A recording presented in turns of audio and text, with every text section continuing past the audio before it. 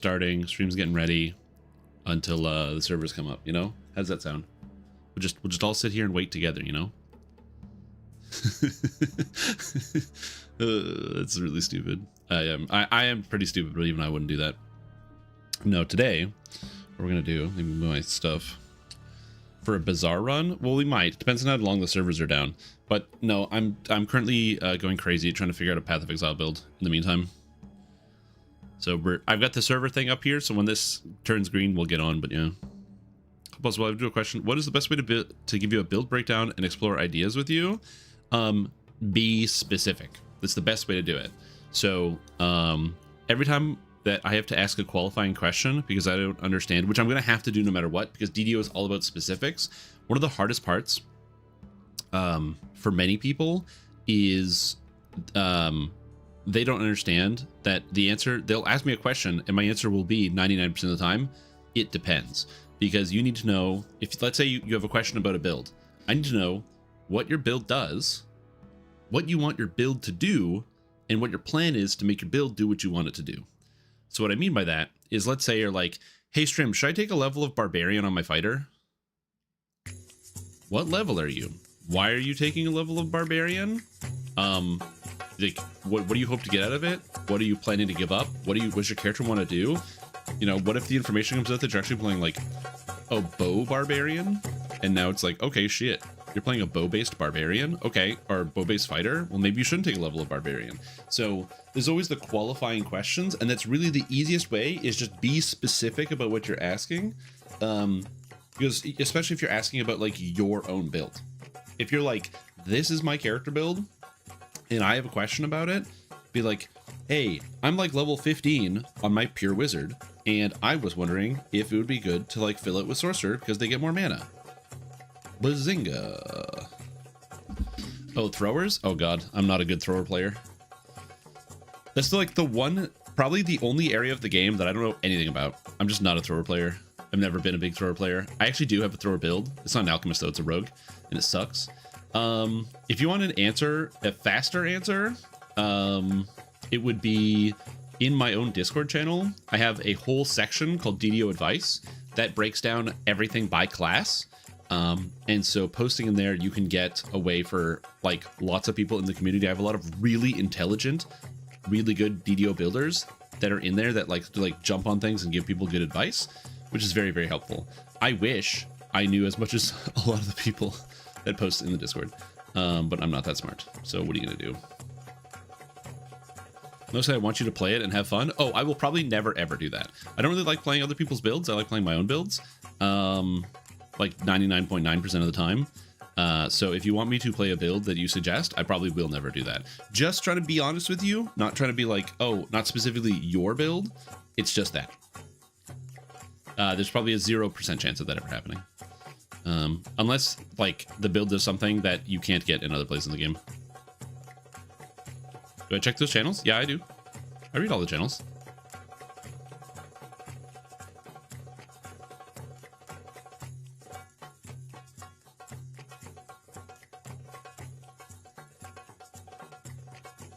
I absolutely do read all of my channels. I'm just like I'm a lurker. This is my personal problem is that I'm a big lurker. So I've never been a big poster, which I do feel bad about because that's just the way that I've always been. But like even amongst like my friends, I have like lots of different group chats with a lot of my friends, and I read everything. I just don't post. I've always been a big lurker.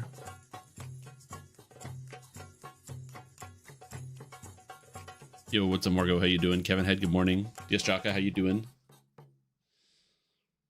Also, you say thrower and fun in the same sentence, and I'm gonna be honest, as somebody who's played a lot of throwers, level 1 to 30 is so painful almost every time.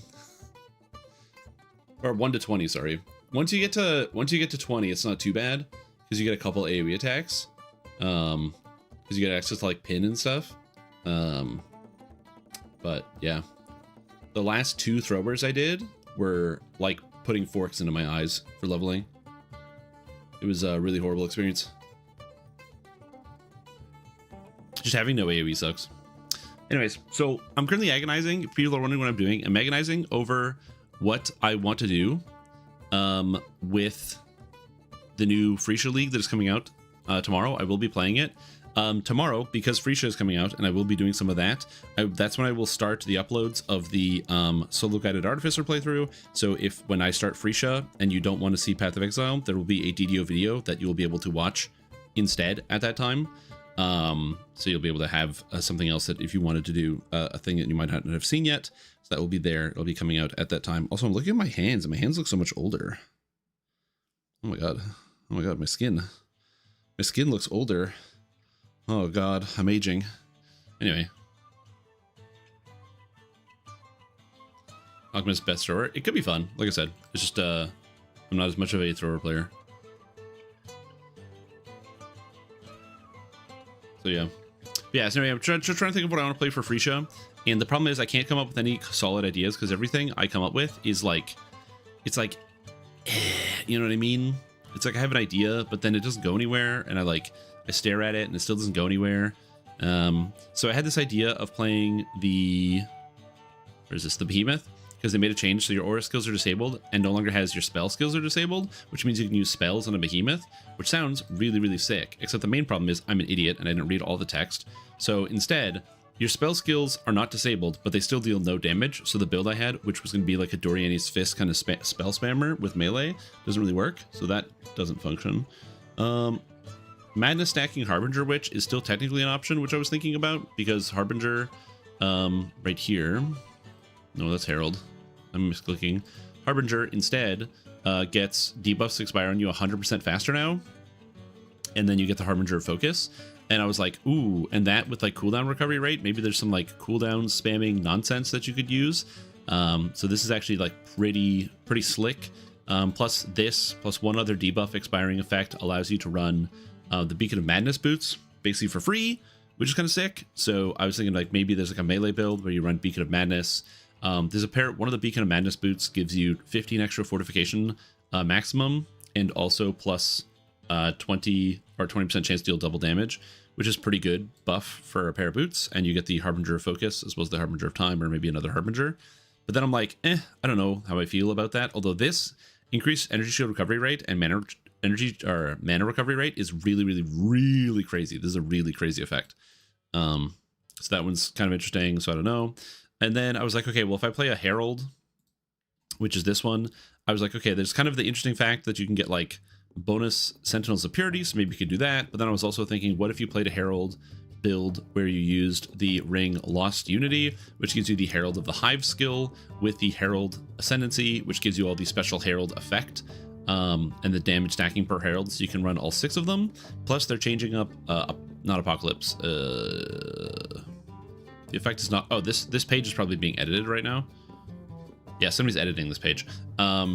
But they're changing it up, so now under Herald Retribution, instead of giving you a 20% chance for Elemental Conflux, it now always gives you Elemental Conflux, which means all your elemental damage applies to all elemental status effects you apply to enemies, and it gives you 50% increased effect of non-damaging ailments, which means shocking and freezing is really easy. On top of that, Herald of the Hive, the way this works is you get stacks when you apply elemental ailments, so you just need to have lots of hits. So I was like, what if I play like a Doomfletch's Rain of Arrows Witch, where I'm doing physical damage that converts into all elements that applies to all status effects on monsters, and then I apply debuffs. I don't know. Minus 14 degrees, it's cold. Yeah, it's like that all the time. You know what's the best part? It says down here, temps to drop tomorrow. This is why I stay inside. Inside is very nice.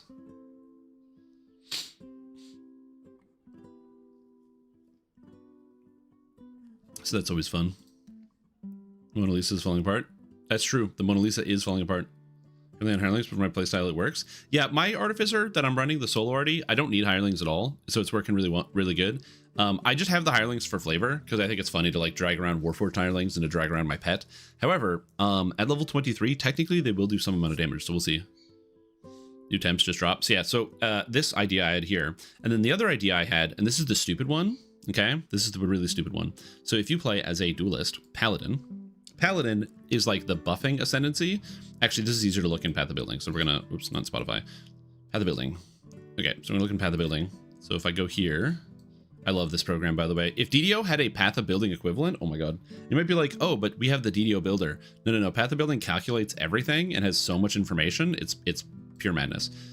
Anyway, so what you can get here with the Paladin is you can get curses are inflicted on you instead of your linked target, and you get increased effect of non-curse auras from your skills on a linked target. But most importantly, they're adding a new thing here, which is to the Paladin. So part of Deep Connections.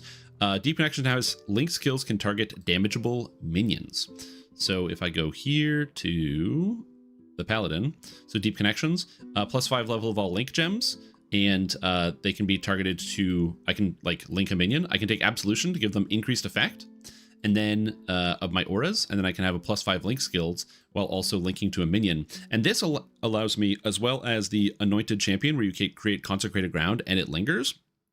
These 3 points alone allow me to have a really, really beastly minion, one single really beastly minion. And the best single beastly minion is the Reaper with Summon Reaper. So the idea is you get Summon Reaper, you have some like other shitter minions around that just do something, and you have a bunch of auras and you link it to the Reaper and it like blows things up and does millions of damage, which seems kind of cool. There's a couple downsides to this though, is that like Summon Reaper is a really annoying skill. I need to constantly have the minion linked, which is also kind of annoying. Yeah, it's interesting. I don't know how to work with this. Plus, I'm going to be honest, I've never used like the links. So if I go to not minion damage, link, there it is, link skills. So like here, where you get like, what are these? Enemies near link beams cannot apply, near beams can't apply elemental elements. Sure, enemies near link targets have exposure. Link skills take twice as long to break. Link skills have one additional target. Links share charges, and your movement speed is equal to the highest movement speed among linked players, which doesn't count minions. But yeah, link skills have an increased buff effect when linked to a target. So yeah, there's some interesting stuff.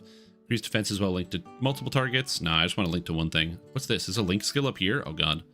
+2 to all link gems and link buff effect. That's interesting. That might be worth it.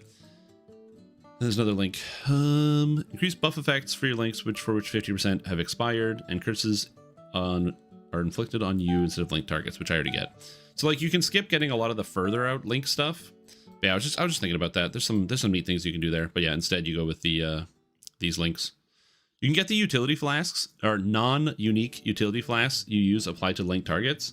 So you can have them like also apply all your flasks. So you go like boom, boom, boom, and then just grab the Anointed Champion, where this also gives increased effect, which means your monster would be regenerating, what was it? Consecrated Ground, I think, is 4% of life regen per second. So you can get that increased by 50% to 6% leaf life regen per second, and then get a lot of minion life. I don't know. It's interesting. I like don't know. But then the problem is then you got to play like the one creature build, and you got to hope that the Summon Reaper is actually going to do what you want. The other option is instead of Summon Reaper, you go with like a singular golem, like a Bone Golem. Actually, I think the Bone Golem's the one that scales with other minions, right? Also, I was looking at Writhing Jar because for the Herald build that I was thinking about, you need to have Writhing Jar, because there's the effect in Herald here that says 20% chance to get elemental conflict for 4 seconds when you kill an enemy. That goes up to 100%, which means you need to make sure every 4 seconds you're killing an enemy. So the Writhing Jar lets you kill an enemy every 4 seconds. Good old Writhing Jar, solving all my problems. Anyway, TLDR, I'm losing my mind trying to come up with a Path of Exile build. There's too many options to think of. That's why I want DDO to distract me, because this is where my mind has been for the past like 24 hours thinking about it. When you start planning around this flask in Path of Exile, the Worm Flask, it's never a good idea. That's how you know your like life is going downhill. So that's why we're doing something else. Yeah, basically Path of Exile is very crazy, but it's pretty fun. It's like, I'm trying to think of the best way to describe it. If you try to look at all of it right away, it'd be really overwhelming, kind of just like taking on a DDO build.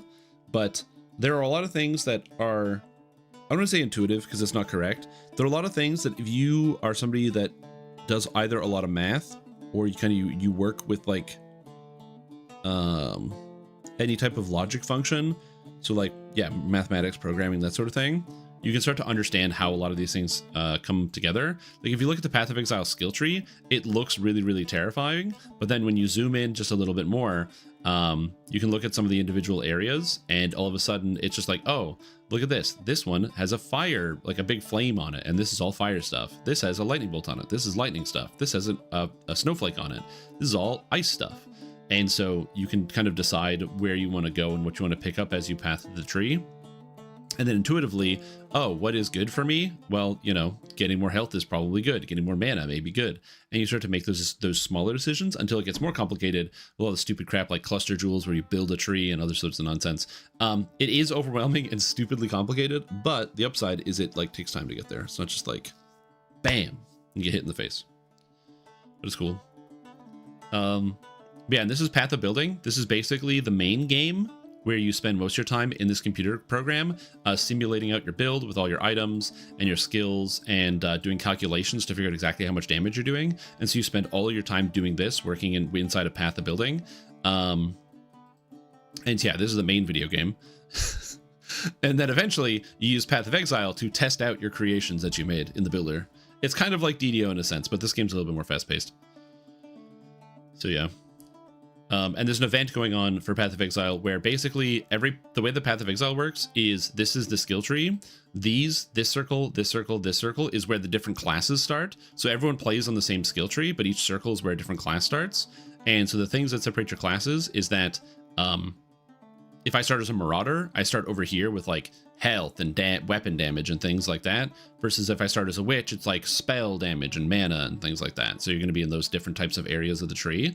But also the classes you start with gives you an ascendancy class, which are basically like kind of like specialization classes. So for example, the Marauder gets the Juggernaut, which is literally just like take no damage, don't take any damage, seriously don't take any damage as like your enhancement. Whereas like a Witch can be like a Necromancer where they get like specializations for like summoning and all sorts of stuff. And that's kind of cool. There is a 2-week event happening in Path of Exile where they're making a brand new character or a brand new league. So you have to make a brand new character. And all of the Ascendancy classes, the upgrades are all changing for those 2 weeks. So everyone gets to play with 19 new classes. I'm trying to figure out what I want to play. Caster Arty? No, the solo Arty I've been doing is melee Arty. So it's been doing melee Arty. It takes combat style improved crit casters, but PvP there's no skeleton to work off of. I agree, that's true. Yeah, like in DDO, every character archetype has like a skeleton. Like if you're ranged, you just take all the range feats. If you're melee, you take all the combat styles and a improved crit. And if you're a spellcaster, you take the relevant meta magics and spell focus feats. And then anything outside of that, you can make a decision. But at that point, I mean, most of the time that's like 6 or 7 feats per character, so you can't really make any decisions. It's actually, a thing I would love to see them do is I would love to see them change it so that we get feats on odd levels instead of every 3 levels. I think that would make the game a lot more fun. It would be some power creep for sure, but it's really hard to justify taking like power attack and cleave, or it's really hard to justify taking like any weird feats that they want to add in or make more interesting. They become more difficult to justify taking because you only get 7 feats, right? So if you only get 7 feats when you level up, I'm a melee. I'm taking combat style 1, improved combat style, greater combat style, improved critical, and probably precision, right? So now I've got 2 more feats to play with, maybe, but oops, I'm a melee, so I want Knight's Training or Swords to Plowshares. Okay, so now I've got 1 more feat remaining. So unless you get like a bonus feat, you're kind of out of feats at some point. Some classes obviously get some ease of this. Rangers getting all the 2 weapon fighting feats for free. Monks getting 3 bonus feats. Fighters getting a bunch of bonus feats. But oddly enough, you can actually play a fighter. And because fighters have like unique feats, you can still not have enough feats for everything you want. Because yeah, fighters do get, I think, what, 10 bonus feats? Because they get 1 and then 2, 4, 6. They get 11 bonus feats. Even still, you're still taking like the weapon focus feats, improved and superior, the weapon spec feats. You're taking the tactical masteries and the possibly the heavy armor masteries, maybe not. So yeah. Path of Exile is too large gigabyte wise. I don't think it's too big gigabyte wise. I don't know how big the game is. I have actually no idea how big the game is in terms of storage space. Couldn't tell you. But yeah, anyway, I'm just like planning. I think the thing I'm most likely to play is probably this, because it's like this neat Herald stack idea.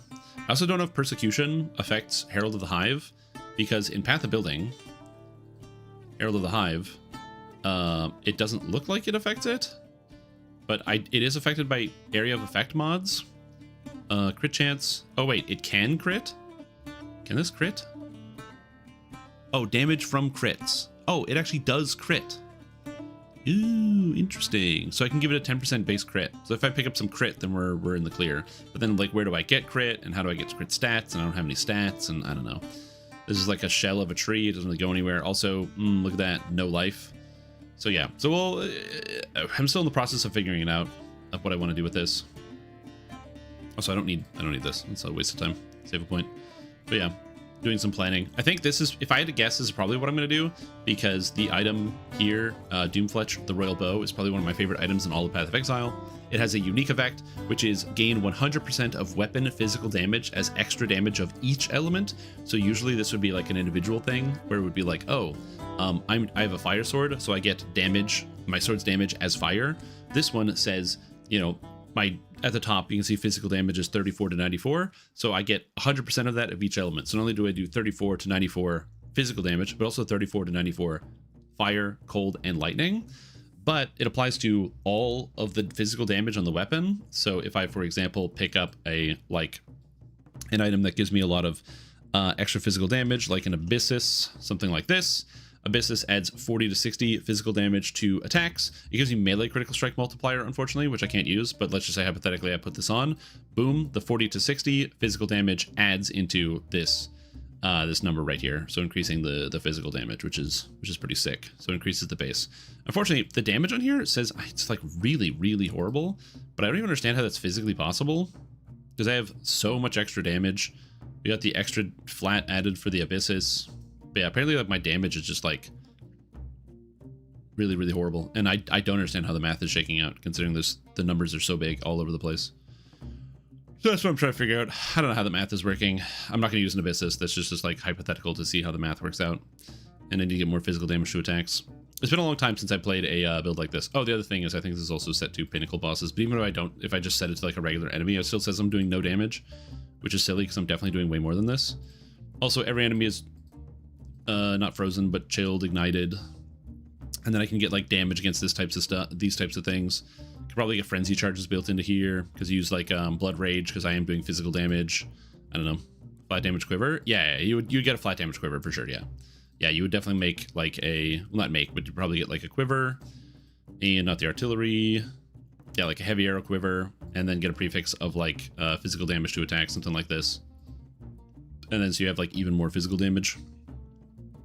And you're just trying to get it, basically you're trying to get as much flat physical damage as you can in as many areas as you can, and then that just kind of multiplies through.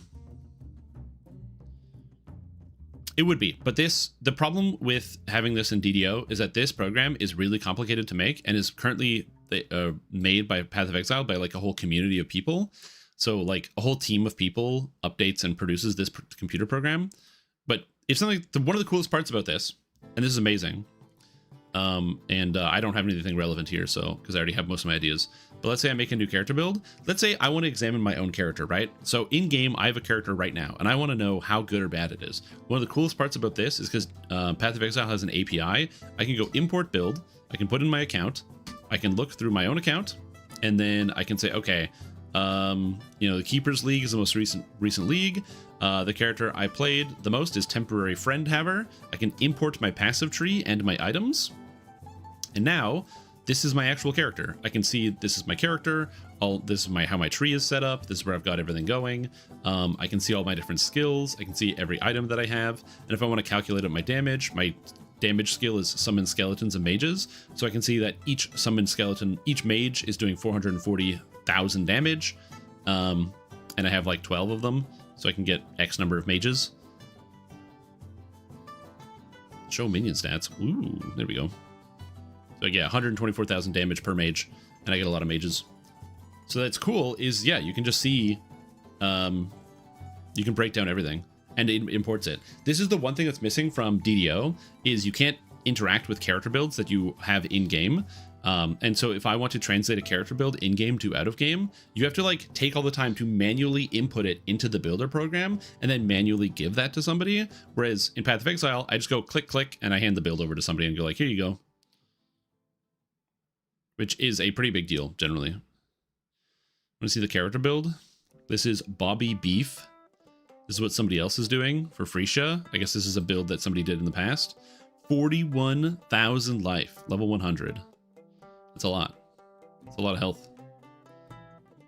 with a Wrathpith Globe, which is fantastic. A Great Wolf Talisman for 60% crit multi and 20% life. Amazing. Of course, we have the Darkseer, which gives you energy shield per level. And I'm assuming we're converting the energy shield somehow. A lot of energy shield here.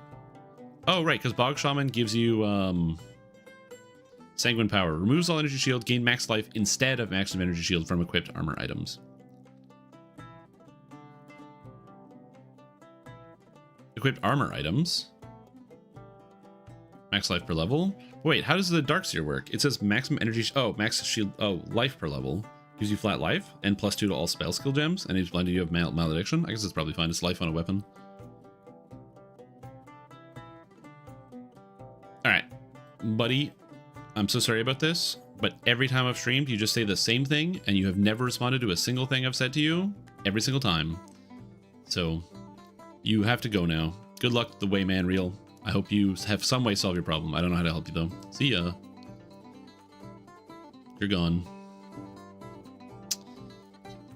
I really don't like banning people, but, like, every single day on my live stream for the past 2 weeks, they've messaged the exact same thing and then never replied to anything I've said or anybody else has said. So don't waste my time. Go away. I assume it's probably just a bot, but yeah. But yeah, no poison here. No, this is not a poison build. This is just a raw damage blade vortex build where you scale everything through and you convert everything into chaos. Again, cool build. Also, yeah, use the sacrifice, so you spend 20% of your life to gain damage as chaos, and then you get Wrathpith Globe, where you sacrifice 10% of your life to gain max crit chance and damage. Basically, you sacrifice 10% of your life, so that would be 4,000, and then as a result, this gives you, it pretty much caps out your critical strike chance just from like one cast. The only hard part is getting your life back. I don't know how you recover life on this build. I don't know how the life comes back. Well, it's not even that, I just don't understand. Like, I don't know what compels either somebody to, like, come into chat and type the same thing every single day and ask a question and then never, like, they just, like, disappear. I just don't get it.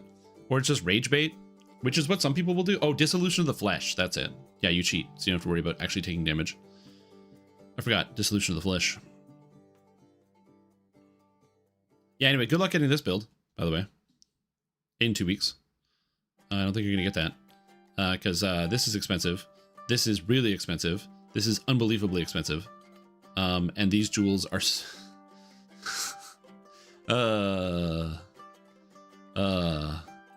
I'm sure you'll get it. I'm sure you'll get them. Don't worry about it. Easy items, dude. Easy items. You'll get those items. Don't worry about it.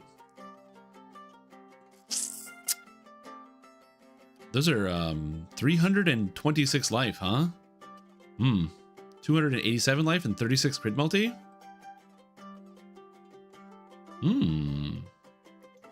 Yeah, Path of Exile is cool. You just have to like the actual playstyle. Bear in mind, when you say get Path of Exile, it's free. So, yeah. Yeah. So to get this, by the way, you have to get the rings with the right stats, and then you hit it with a mirror. This person could have bought this, but you got to hit this with the reflecting mirror and hope to double the life, and double the life. Yeah, Path of Exile is totally free. PoE 2 is also going to be free when the game launches. Do people not play the second one? No, Path of Exile 2 is in early access. So Path of Exile 1 and Path of Exile 2 are both going to be... Oh, here, I'll mess over the neck. Path of Exile 1 and Path of Exile 2 are both going to be free, but... and they're still going to be concurrently in development because they're pretty different games. There's some overlap between some of the systems, but in general, Path of Exile 2 is like... has gameplay that feels more like Dark Souls with a lot of like dodge rolling and specific monster timing, where Path of Exile 1 is much more of the power fantasy of blowing up entire screens worth of monsters.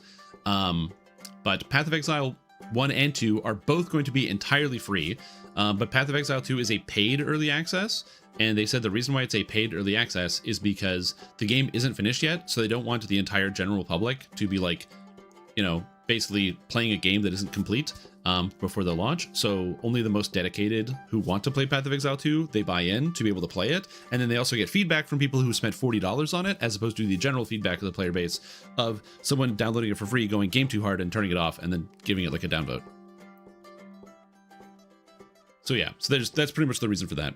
Fun fact, I didn't have to pay to get early access to Path of Exile 2. They gave me a code for free.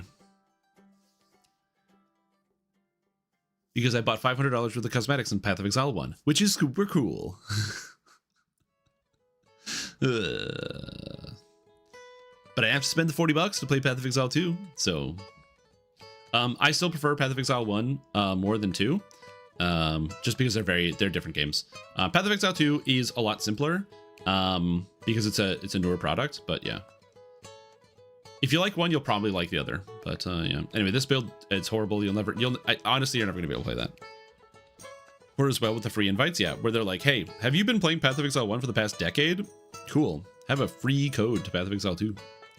Which is also good for them because it means they get the most enfranchised players and the most dedicated players to come in and give their feedback, which is important. How much you spent makes me feel better how much I spent on DDO. Yeah. Well, spending $500 on Path of Exile 1 is like over the course of a decade, right? So for me, I don't feel too bad about it because just alone, like if I go into Steam, Path of Exile, I have 875 hours on Steam, and I stopped using Path of Exile on Steam in like 2015 because it was creeping up to 700 hours, and I was like, I don't want to look at this number anymore. So in like 20, yeah, it was like 2015 or 2016, 2017, somewhere in there, I like stopped using it on Steam and just used the standalone, so I didn't have to look at the number going up. I probably have like 3 to 4,000 hours on Path of Exile. So $500, it's not that big of a deal, considering how much time I spent on it. So there's that. Like if you look at my DDO hours on Steam, that's 583 hours. I only installed DDO on Steam like in July. So since July of 2025, I've put in almost 600 hours, and I have been playing for 20 years. I don't want to know how much time I have on Dungeons & Dragons Online. I'm going to be honest. I don't need that information. But I have it here, so now I can record it, because I'm like, why not? So yeah. Yeah, so for me, it's... I have spent over $500 on Path of Exile 1. But that's also buying cosmetics. So the reason why the game is free in Path of Exile is because Path of Exile, all the content is free. Whenever there's a new league, a new expansion, every 4 months, there's a full content update with a whole bunch of new stuff. It's coming in, I think, March is the actual new league. So this is just a short-term 2-week event. It's all free. Everything is, you don't have to pay for anything. You don't buy expansions. Expansions just add to the game. However, what you can buy is 2 things. Number 1 is stash space. The game gives you stash space for your like storing stuff, but you buy stash tabs in the store. And the argument that Chris Wilson made a long time ago was basically like, if you get to endgame maps, you've probably put like 40 hours into the game on your first playthrough, or if you get to maps. And we think it's totally acceptable that if you spend 40 hours on the game, and then you decide, I actually want to invest and start doing the end game, you spend $5 to $10 on stash tabs at that point. And then you're good. Which I think is actually a totally fair way to kind of put that. I did not spend $500 on stash tabs. I spent it on cool cosmetics that I don't use. Hell yeah. Yo, then PoE1, but yeah, I got PoE2 for free too. Yeah, me too. Oh, I've spent way more money on DDO. Well, I spend like $100 a year on Dungeons & Dragons Online. So, yeah, DDO I spent $100 a year on this game, and then because of the subscription. And then before I became SSG's very special boy and they gave me all the expansions for free, I used to buy all the expansions. In fact, in Ravenloft, I bought 3 copies of the Ultimate Fan Bundle because I bought it for me, and also I bought it for 2 of my friends. So, you know, I've spent some money on this. Also, yeah, I've done some stuff. When I was much smaller, also, I did like some giveaways and stuff to try to like help grow the channel. I've learned that's just not how I organically want to grow. I don't like the idea of doing like some type of special giveaway to like grow the channel. I think I'd rather people like want to watch because they think I'm interesting, even if it might draw in more viewers on the surface. I just don't like the way that the marketing comes through. But I used to do that. And so what I used to do is I would do like expansion giveaways where I would when the big expansion sales would happen. So we used to get codes. So when you would buy like a code on the DDO market, you would be like $5 for an expansion, but you actually get like an actual code. And I used to use those and I would give those away to people as like giveaways and stuff. You can't buy codes anymore, so you can't do that, but still. Also, Gleaser, welcome back to the stream team. Appreciate support for 26 months. Hope you're doing very well. Thank you so much for the support. Hope you're doing very good. Glad to have you here.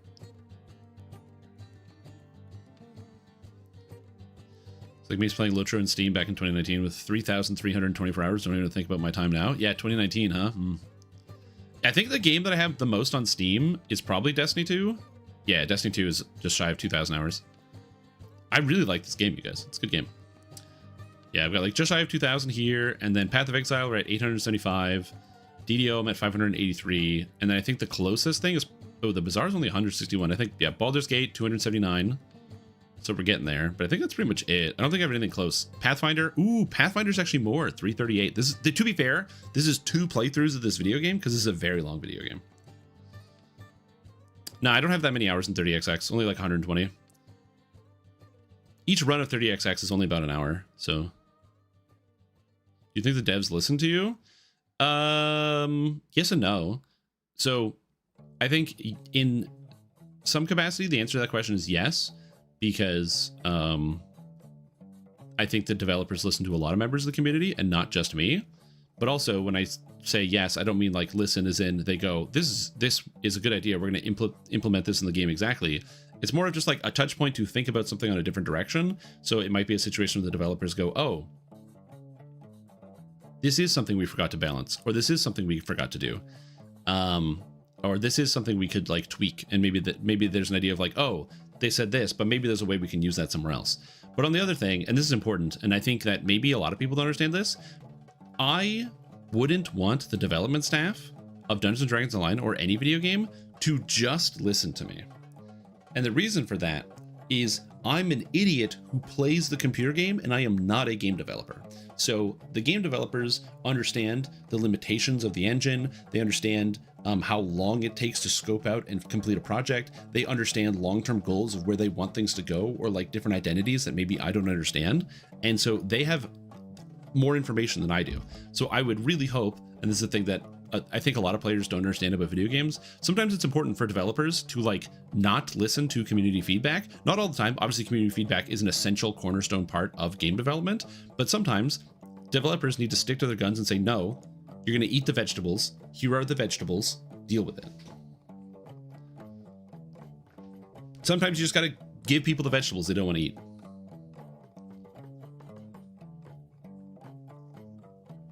Yeah, exactly.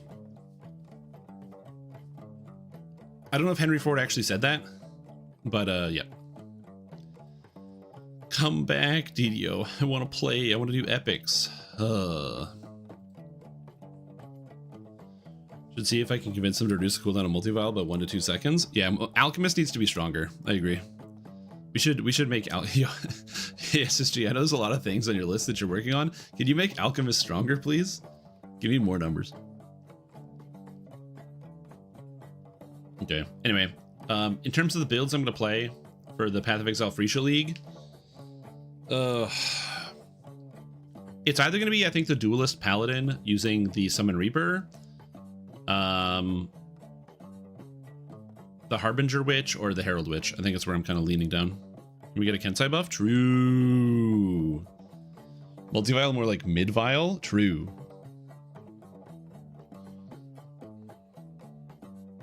Yeah. Yeah, true. We also need to make Kensai cheaper. You know what? Some of the points in Kensai should give you enhancement points. Why haven't they thought about that? It should give you points back. Oh, that's a genius development idea. What if there was a penalty in a tree that would give you points?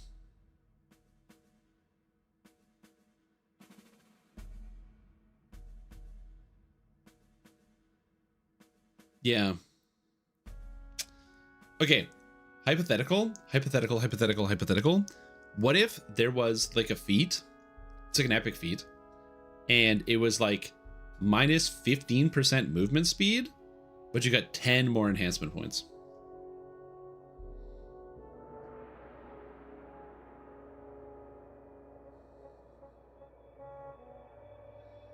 I wonder how many people would take it. Because it's power, but you lose speed.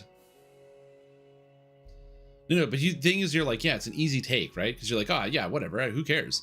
But here's the thing. Movement speed is like the be-all, end-all of the entire game. People take a level of Barbarian on classes that don't even need it just because they want the 10% movement speed. So there's a way that developers can give extra power to the players, but also slowing them down so they don't complete quests as fast.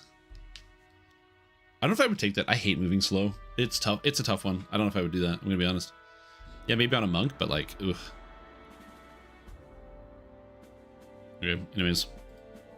Paladin. This link thing is kind of neat. Okay, what do the actual link gems do? Hold on, I gotta figure this out. Link skills. I'm gonna read these. Well, multiple links. Duration. Modifies duration will affect the duration of a link. Links will break prematurely if the target leaves their line of sight for 4 seconds. Links have mana cost per second for the duration when affected by cost modifiers. Okay, and minions. Link damage on minions. Minions link this way, expiring naturally, running out, blah, blah, blah, blah, blah, blah. Okay, so we have all these links. We have intuitive link. Supported skills deal less damage. Wait, target applies buff which links you to them. While linked, their hits can trigger supported spells, so they can cast spells. Terrible. Vampiric link. While linked, they get recovery from your life leech instead of you. Horrible. Destructive link. You give them your crit, which is interesting. This is where you get like the 100% crit weapon, and then you give it to like a minion. It's the auto crit. Frigid bond. There is. Oh, the link literally is a bond, or like the link causes damage. Soul link. 30% of damage from hits against targets taken from your energy shield. Horrible. Flame link. They gain fire damage. Target link gains added fire damage equal to 5% of your max life, or protective link. They gain your block. I feel like you would use destructive link and then use the Reaper. That's what I'm thinking. What if our capstone of Harper Agent was just 10 more enhancement points? Well, yeah, but then it's not worth it. There's no way. You do endgame question. Given the updates around light weapons, next to hit, never for melee Dark Hunter builds that were using scimitars as meta, and I use longswords, so better DPS options. Yeah, probably. You're probably just gonna use longswords or kopeshes or whatever. Yeah. Or warhammers. In fact, if you want, you can now be a dex-based heavy mace build as an Aasimar Scourge, because Aasimar Scourges get heavy maces at the same quality as everything else, if you have the racial points for it. But I go here. Enhancements. Scourge. Nope. Scourge. You get this ability here, Destroyer of the Dead. So you get +1 multi on your Morning Stars, on top of like also getting all this stuff. Strike Down the Dead is a sick attack that gives you +3 critical threat range, which is really, really powerful. And then getting all the extra double strike is also nice. And free weapons that are good. So if you have the points for this, you can get the +1 multi, and you can run heavy maces and Morning Stars, or Warhammers, other stuff if you really wanted to. No. We're in the DDO category, so we can talk about DDO for sure. I'm just like planning on my Path of Exile build. T5 zombie form, you can. There's a bunch of cool stuff you can do. One of the big problems with T5 zombie form is that you get a bunch of damage. So where is it? This actually used to be a build, by the way, because fun fact. So this effect up here in zombie form, your attacks deal 10% more damage, and your melee attack penalty is 10%. Unlisted penalty to range attack speed for a total of -20%. This is here because what people used to do is they would play Inquisitive, because Inquisitive gets critical. You would do Inquisitive, 21 points in Inquisitive, as well as, I think, Artificer. So you would get the Endless Fusillade or whatever from Artificer, so you can constantly shoot. You would get the crit multi from Inquisitive, and you would take Ascendant Shroud for 10% more damage per shot. and the zombie attack speed reduction didn't actually apply to ranged weapons. So this was actually a meta build where people were going zombie form to get 10% more damage per shot on their Inquisitive builds. And it was very interesting. Now, it's not that good. You get 30 melee power and 10% more damage, which is a multiplier, really high damage. And on top of that, zombie form itself just generally gives you some extra damage because it gives you 10 melee power at 4 constitution. Oh, and apparently it also gives +2 strength, which is kind of neat. So it is 40 melee power and 10% flat damage. The one downside is you don't get any crit or multi, but you can solve this by playing a Vistani Knife Fighter. So if you play Vistani, you can basically play a zombie form and still be quite strong. The then second downside is you don't have like a lot of the cool Eldritch Knight stuff that you get, but the character's still good. But query whether you want to be a zombie or not, because a lot of people don't like the animation just generally.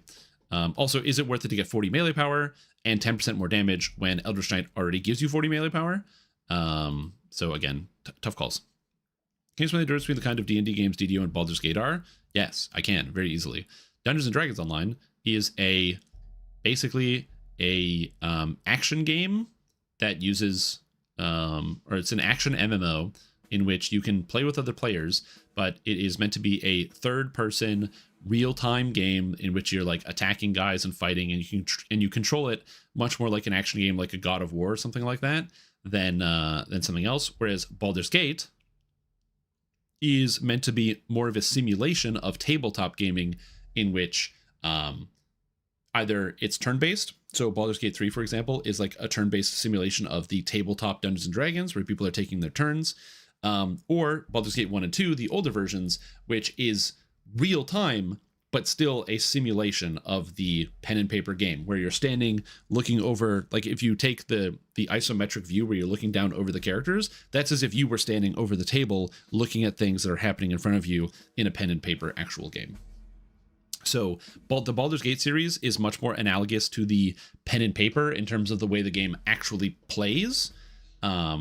Whereas Dungeons & Dragons Online is more of like an action game that uses D&D as a rule system, as like for determining the numbers and stuff.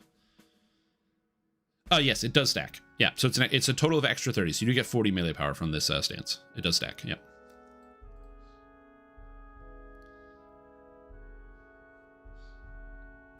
So yeah, anyway, there's some interesting stuff you can get here. The T5 of the Pale Master is just kind of sad. Necrotic Blast is very powerful, but because it's negative, it just like bounces off most things. Animate Ally is only useful for wild shenanigans, which allows you to animate bears or any type of transformation. So anything that has a major form can't turn undead. So for example, let's say you're playing as like an Enlightened Spirit Warlock. You can't activate the floaty form and also be undead as a Dampier at the same time. It doesn't work. But Animate Ally does let you do that. So, and there's no timing on this. You're just alive forever. So if you want to play an undead bear or an undead wolf, you can die, then have your friend animate ally on you, and then when you become a zombie, you can then enter an animal form and you'll be a zombie animal, and you'll be an undead animal or an undead elemental or an undead whatever form you decide to choose. Buggy, useful for fun play. The downside is you have to die at the beginning of every quest. Yep. So then there's Necromantic Focus. This is a +2 points for a +1, which is just behind. This should be like 2 points for 3 with Modern Times. Darkness Corporation, actually insane ability. Not something you see coming up very often, but actually insane power. The problem with this is it's now on gloves. There's a pair of gloves that gives you Darkness Corporation, and people just use that because that ability is crazy. I believe there's also a cookie that gives you Darkness Corporation. So there's that. And of course, Ascendant Shroud is kind of interesting, but like the Vampire enchantment doesn't really come up because you're not going to be meleeing people. The Wraith form Incorporeality is kind of interesting, but then you get Sneak Attack dice, and like, who cares? And the Lich form is probably the best one because it gives you spell cost reduction. But even still, it's not really that worth it. If you're playing as a Pale Master, it's really, really, really hard to justify going tier 5 unless you want the Capstone of Pale Master, which gives you, of course, Embrace the Void for your Greater Death Aura SLA, which is quite good. However, I would argue Archmage is just a better capstone. It's really hard to put Pale Master at like being at the top here. Yes, you get the second aura, but Archmage just seems like it's way better. But yeah.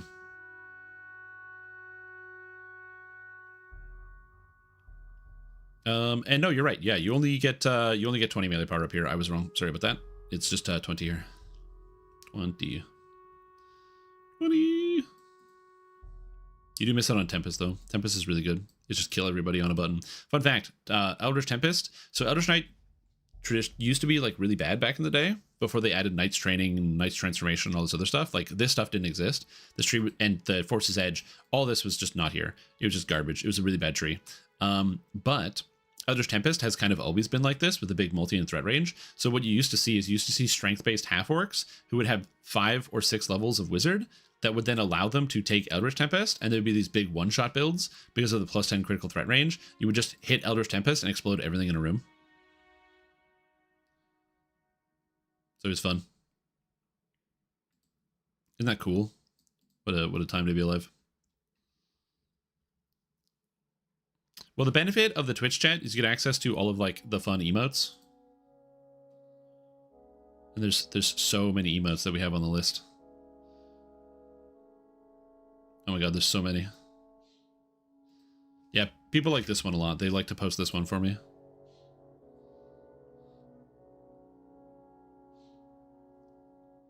Wooden cripple cleaves. Yeah. I don't like adrenaline, so it's easier for me not to use. Good. When I had to draw a bear. But yeah. Anyways. Planning. Mental planning. Okay, so how do you do this? So, anointed champion, increase effective consecrated ground, so link skills damage minions. And I wanted to check out Summon Reaper. So, not Lost Unity, Herald of the Hive. Where is this? Summon. Because this is the hard part about the skill, is like, the Summon Reaper is a really weird creature. Consume skills, damage minions, then recover half-life and applies a buff to the Reaper. The Reaper has 2 versions of the skill. Uses cooldown, grants movement speed, attack speed, area effect, and character size. And the Reaper dual wields and alternates between main hand and offhand for its attacks, except for the player activated dash slash, which is always main hand. This is relevant when the player is using Destructive Link with the minion defensive mastery to target the Reaper. So, if I recall correctly, this says can target damageable minions. How long does Destructive Link last? I just want to make sure I understand this. Destructive Link lasts 8 to 9.9 seconds. It gives my target crit multi, and it gives them crit strike chance equal to mine. The base crit of the Summon Reaper is... I don't know. So let's find out. So we're going to make a new build. I don't know what the base crit of Summon Reaper is. We got to know. Reaper. Summon Reaper. Cool. Calculations. Give me the minion stats. All right. So Summon Reaper. Not consume. Let's go with Ultimate Slash. It is a 5% base crit chance. So the crit is really low, and it doesn't have, and it just has regular crit multi. So if you want to increase the damage of the Reaper, and its base damage is 956 to 1,434. It doesn't deal with armor that well. It needs more base damage. So if we get a high crit item, so what is Trepanion? Is it Trepanion or Replica Trepanion? Minus 500 to accuracy for Replica Trepanion, or 50% reduced attack speed for regular Trepanion. Doesn't really matter, we just put that on here. So this gives 100% critical strike chance. And then you can go here and I can activate Destructive Link. And then this will link it to my target. So this will cause the Reaper to have 100% critical strike chance. If I wanted to do that with a Replica Trepanion or a regular Trepanion, because it has 100% crit on the weapon, that seems bad. That seems bad. The main issue, if I go here, so we go like this, we go to the tree, where are we going? 3.26 alternate, because they're not updated yet. You Paladin, so you grab this and this, plus the link gems. You could probably also get the flask if you want. I'm not sure about that, but you take the consecrated ground. And then you kind of go from there. You might just grab like a free aura. Oh no, it's not a free aura. You still have to pay for it. Oh, never mind. You have to pay for this? That's crazy. Anyway, so you get this, and then somehow you need to get like the minion stuff. So you get like the minion stuff that's here. And you got the minion skill duration that's here. And this also lets you get the link skills. So increased buff effect if you have linked a target recently, which is actually kind of bad. But link cast speed seems kind of good. And then outside of that, you're just going for like minion damage. So you go like up here for the damage. So you can like something like that. And then you pick up all the life along the way. And I just get to be super tanky. So we can grab like this. We can pick up all the life here. That seems good. Get to go pick up the life here. Pick up all the life here. Grab this. We can get reduced cost of auras because that's really important. I don't know if there's other reduced aura cost I can easily get. Technically, there's this. So I can do this. It's not too bad. And you can also pick up the block. You get max block, maybe. Although with your companion, you can't block. So you do it down here. You get the move speed. Oh, ooh, ooh. And then you summon a Reaper that does a lot of damage. But then the problem is most of the damage you get on minions is from like big cluster jewels. They give you a bunch of minion damage. And I don't know how I'm going to get enough minion damage to scale everything that I need. Because I guess I could get a cluster jewel and get like minion damage on that. I get jewel socket, jewel socket, jewel socket, jewel socket. So a lot of jewel sockets and another. So I get 2 clusters really easily as well. And I'm already at 105 life. So I don't need that much more. Interesting. It's not too bad. Plus we're like close to block. So I can get block. I can pick up extra block. I have this minion damage. Oh, there's also minion crit here. So we can go crit, multi. Oh, I'm a rogue. Seems good. Happy Baker's dozen. Also, Tyrior, welcome back to the stream team for 13 months. Hope you're having a fantastic day. Glad to have you here. Hope you're doing very, very good. Thank you so much for tuning in and welcome back. I hope you've been compelled enough by me staring at the screen being like, huh, to want to continue to watch. Thank you for tuning in. What's up? Welcome back to the stream team. And then you just summon the Reaper and then you link it and it gets all your auras. I think that's how that works. Hold on, it's gotta be, let me go back to the link skills. Let's do some reading. Saintour of Benevolence.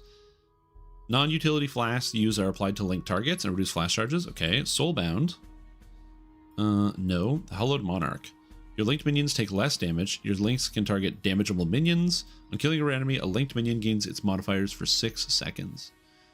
Oh, this helmet is all of the stats of the entire Ascendancy in one.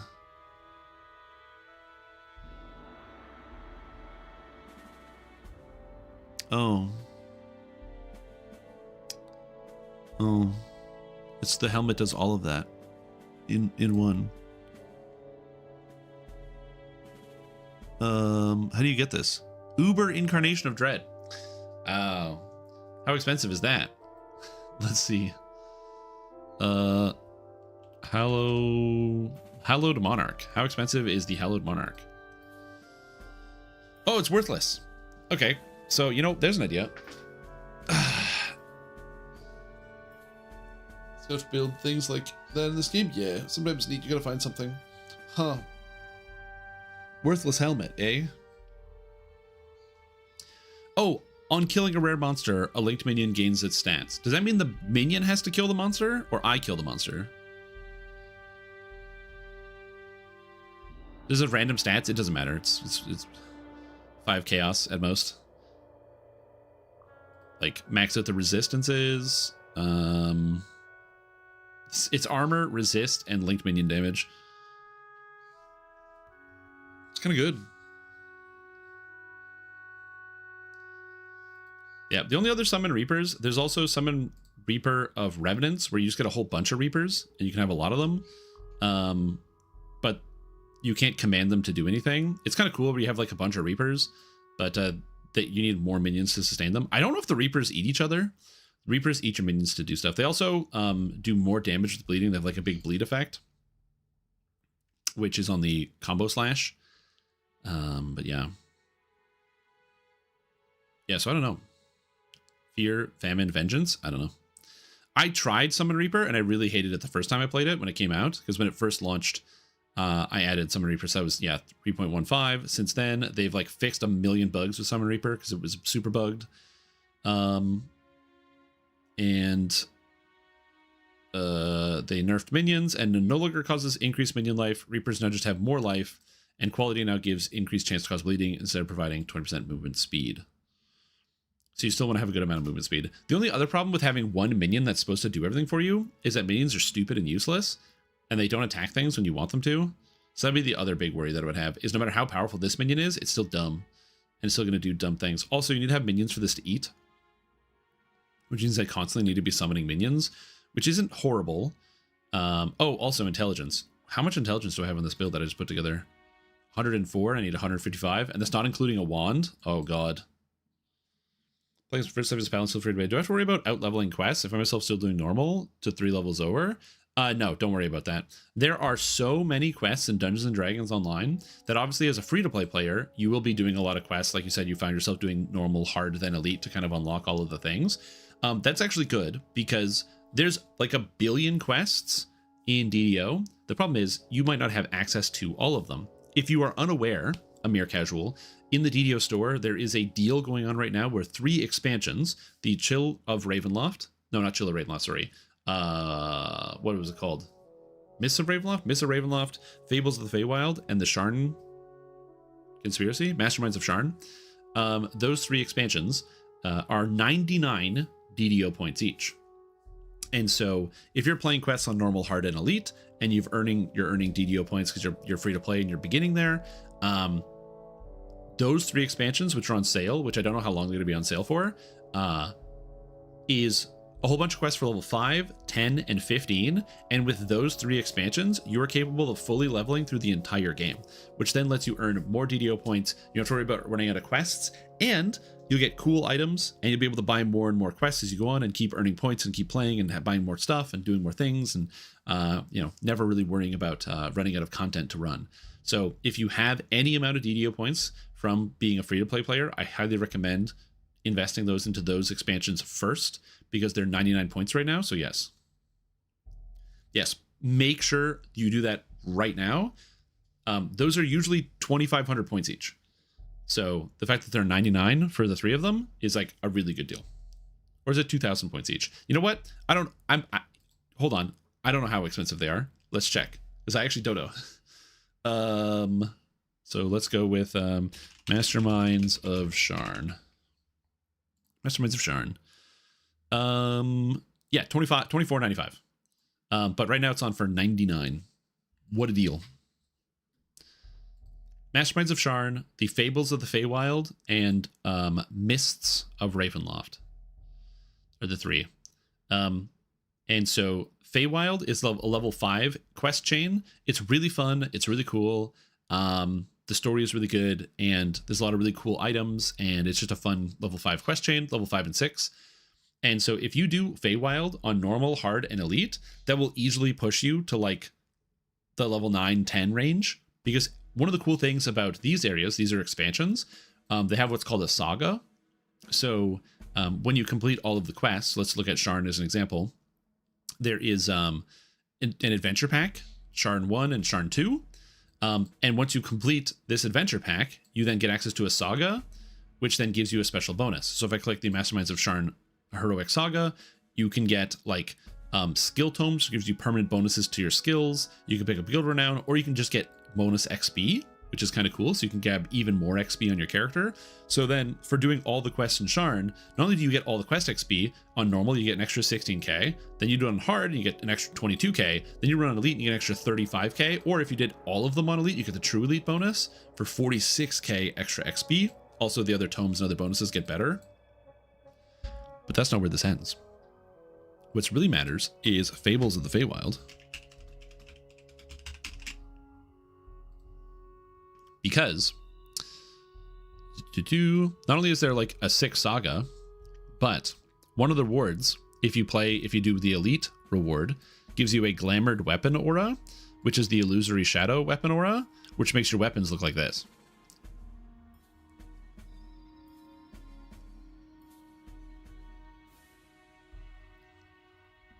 It's a very cool weapon aura.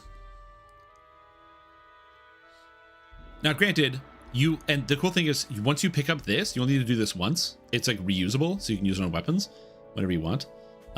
So it's not like some things, or like it's not like you have every time you want to get a new one to color a new weapon. Once you get one of these on your account, you just have it forever, which is cool. Nightbringer's Wake? What the hell is Nightbringer's Wake? Enduring Conviction? This is a cool weapon. What is an... I've never heard of this weapon. Or enduring conviction. Huh? This is torn. Beautiful, beautiful axe. Great weapon. What is enduring conviction? Isn't that a magic card? I feel like that's a magic card. Enduring conviction. Apparently there's an item. I don't know. What's the other one? Nightbringer.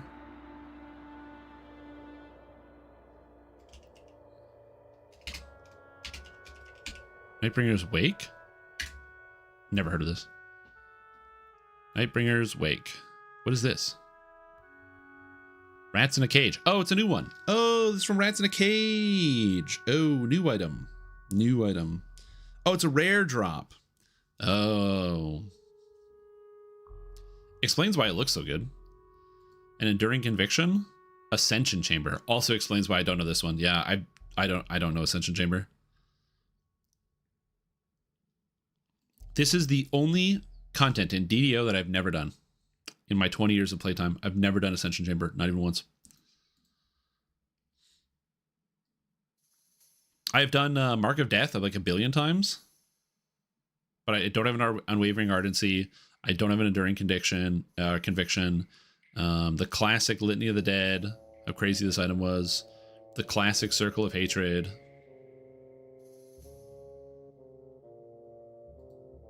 But yeah. All right, cool. I did not know that. It does look sick as hell.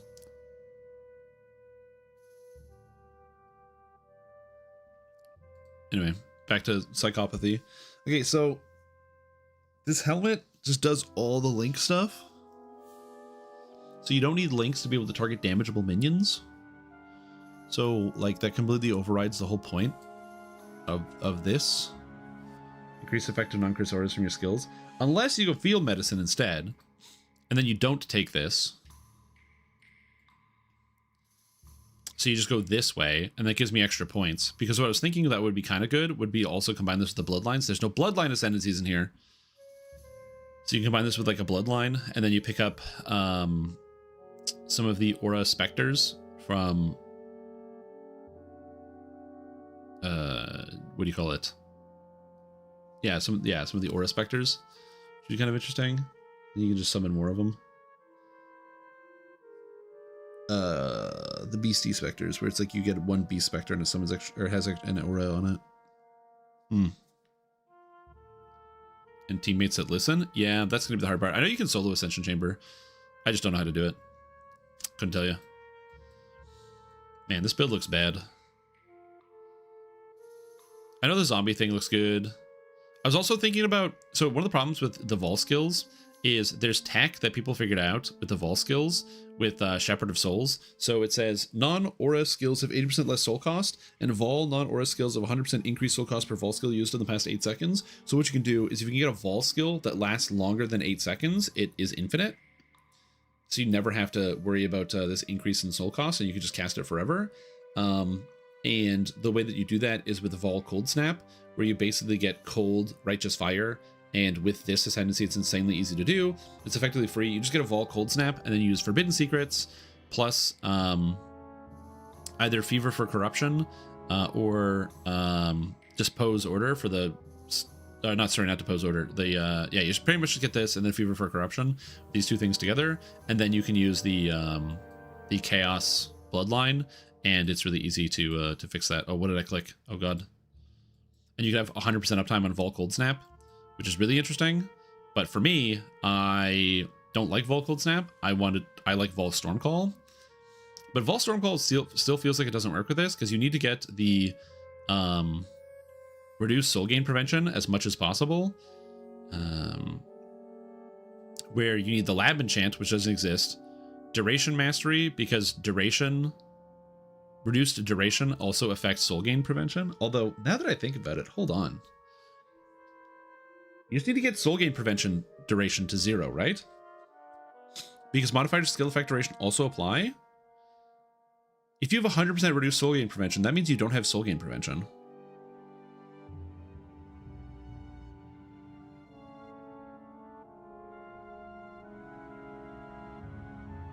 It also means the skill doesn't last as long. But it also means you could just cast this as a primary skill. Wait a minute, what? Hold on. 50% reduced soul gain prevention duration. So then, because this is affected by duration reduction, you just need to get minus 50% duration. And I can cast the skill forever. It always gains souls.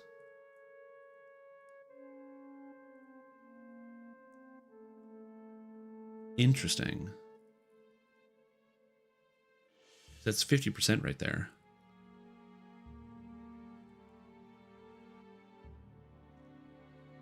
In fact, I could just run all Vol skills if I really wanted to with this 50%. Because if I hold on. We're cooking. Phreesia. I can't remember the name of the thing. Architect of Chaos. Not Phreesia. Bloodlines. I need the Bloodline. Ascendancy class. The Chaos Bloodline, which lets you take false skills require less, reduced chance, reduced soul gain prevention duration, Priest of Yaumak. So you can get 70% reduced soul gain prevention duration, and then all you need is 30% reduced duration, and you're off to the races, and you can make your soul gain prevention duration 0, which means then Vol Stormcall is going to be 30% shorter, but it means you can just kind of blast these out as much as you want, and you're always gaining souls.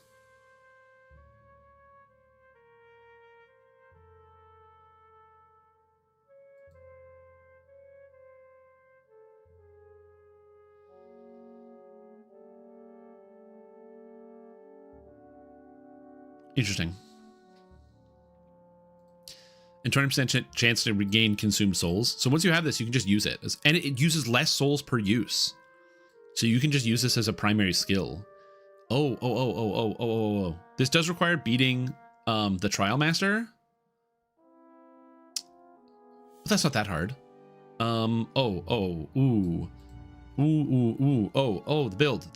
build. Oh god. Okay. And then what else do you get? Outside of that, hold on. So you get this, Depose Order. You get +3 to all Vol skill gems. You get that other thing. And then you can get life instead of mana. Nah. No. Increased life and energy shield per corrupted item is also interesting. So this solves a lot of that problem. And then the problem with increased Vol skill effect duration is you need to have even more reduced duration to counteract this, because effect duration affects the things. So, and 10% chance to get additional Vol soul on kill. Oh shit! Hold on. Am I doing this? Are we doing Corruption Man? And we just go like Giga Vol Stormcall skill, where you can just infinitely spam it really easily because you have no duration. Oh, that's really cool. Does Vol Stormcall do anything better than regular Stormcall? Or is it worse? This has more damage and more base damage. So this actually does like half the damage, but it strikes every 0.25 seconds. But then I don't have to cast it. It's kind of like a totem. But isn't it better to just cast a Stormcall totem? I feel like casting a Stormcall totem is just like the solution to that problem. And you have less duration. And you don't have to worry about Vol Stormcall doing nothing. But this is AoE, dealing damage around it. Sets off any lightning at any other markers from the skill. Oh, so I can cast the Vol Stormcall and cast the regular Stormcall and it'll explode it. And the less skill effect duration will allow me to blow everything up. So I can just drop this and then slam Vol Stormcall or regular Stormcall on people. Will also affect the delay between lightning strikes. Oh, therefore less duration increases the DPS while lowering the soul gain prevention timer. Oh, it lets you blast more often because it strikes an enemy every 0.25 seconds, so it just makes it go faster. So if I reduce the duration, it just blasts.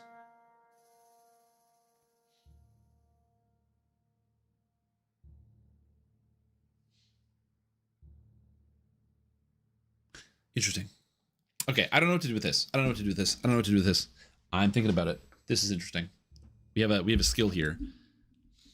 I didn't realize that these strikes an enemy every 0.25 seconds was affected by duration. So if I have 50% reduced duration, this number becomes 0.12 strikes per second. So even though the base duration goes down, it also reduces the amount of time between strikes, which heavily increases the DPS. So let's say I reduce the duration of this skill by like 33%. So it's only lasts 2 seconds. In that 2 seconds, it'll it blasts the same amount no matter how fast it goes. So it's just like, it'll be a lightning bolt or like a lightning bolt blaster machine.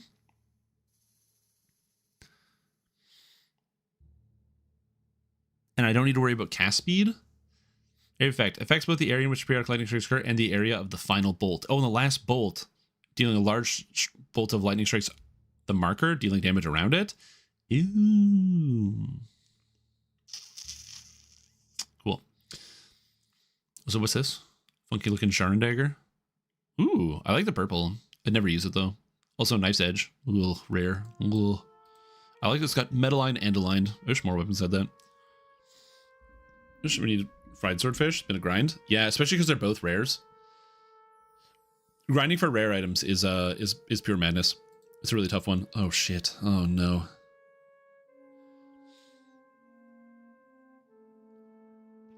Because this also gives the crit to...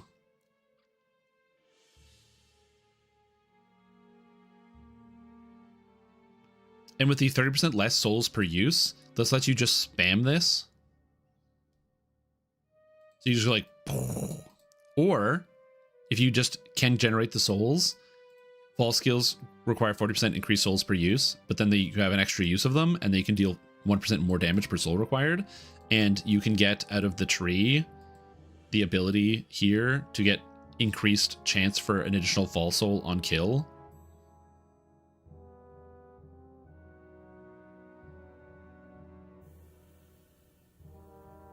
Does everybody get extra souls? No? Maybe?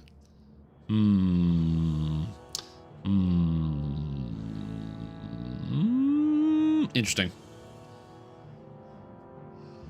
Want the real life experience of putting it together? Yeah, it's a really rough one. The thing about the cooking the book with the fried and frozen fish is that you get it's actually really, really, really good. For those of you that are unfamiliar with the fish, where's Slice of Life? How far back do we have to go for Slice of Life? Fall of the Night Brigade, Mithranor, Pause, and Peril, Rise of Dragonlord, Slice of Life. There we go. Yeah, I'll have to look up Vol skills. Actually, I can just do that. Science, dude. Okay, hold on. The Vol Stormcall build is becoming a thing. Okay, back to work. Here we go.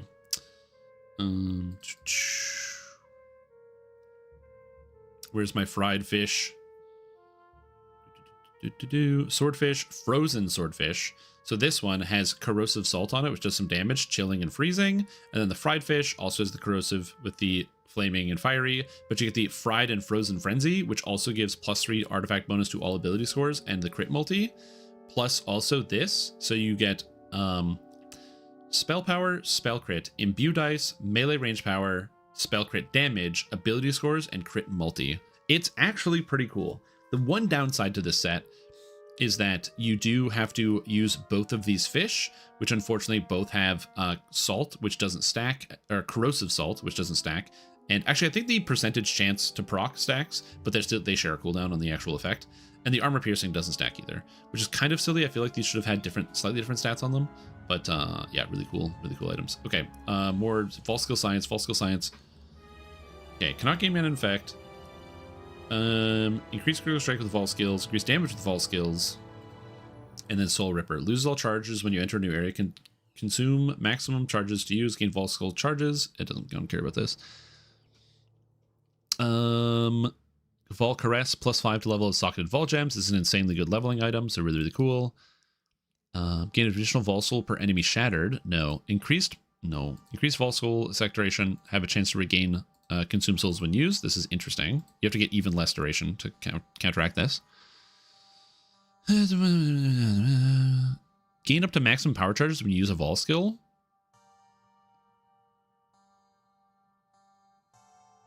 It's kind of cool. Max Accord, reduce Vol's prevention, gain thing when you use a Vol skill, Shepherd of Souls damage. What Shepherd of Souls do? No, I don't want that. I want to spam. We're spamming. Gain Soul Eater when you use a Vol skill.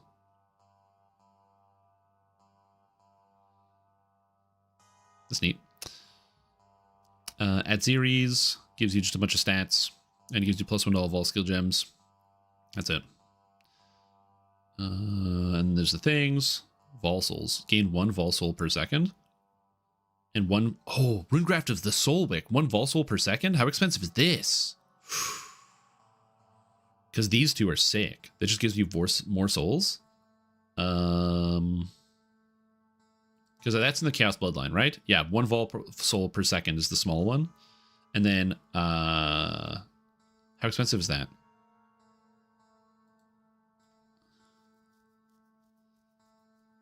Yo, what's up, Okami? How are you doing?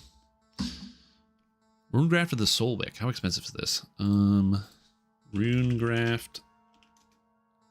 Hold on. Soul Wick. There we go. It's easier. Whee. Right. It's not bulk item exchange. I have to go to Po Ninja. Po Ninja. Economy.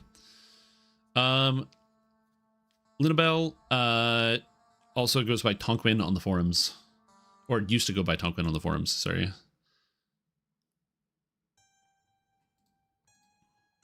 Fate of the Vol.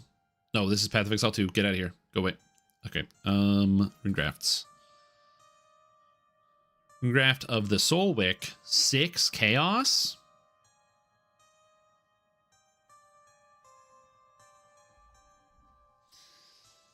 Okay. And 3 more pieces for the full cooking by the book? No, it's on, no, they both count for the set.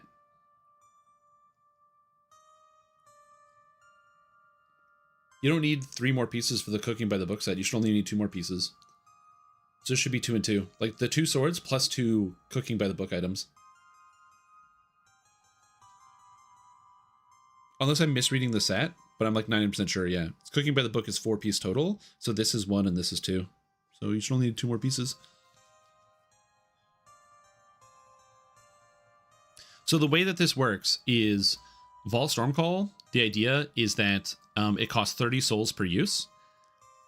And the goal is that I press this button, which then gets me kills, which lets me press the button again, and lets me press the button again, and lets me press the button again, and lets me press the button again, and lets me press the button again. And this just goes and blasts the entire screen constantly. Okay, how do souls work? I gotta do the science on this. Also, a cheap item like Vol Caress gives +5 to the socket level of Vol Gems. So with this, I could just get one of these, get a corruption that is like +2 to AoE gems or whatever, and then slam the gem in here and have like a level 30 Vol Gem.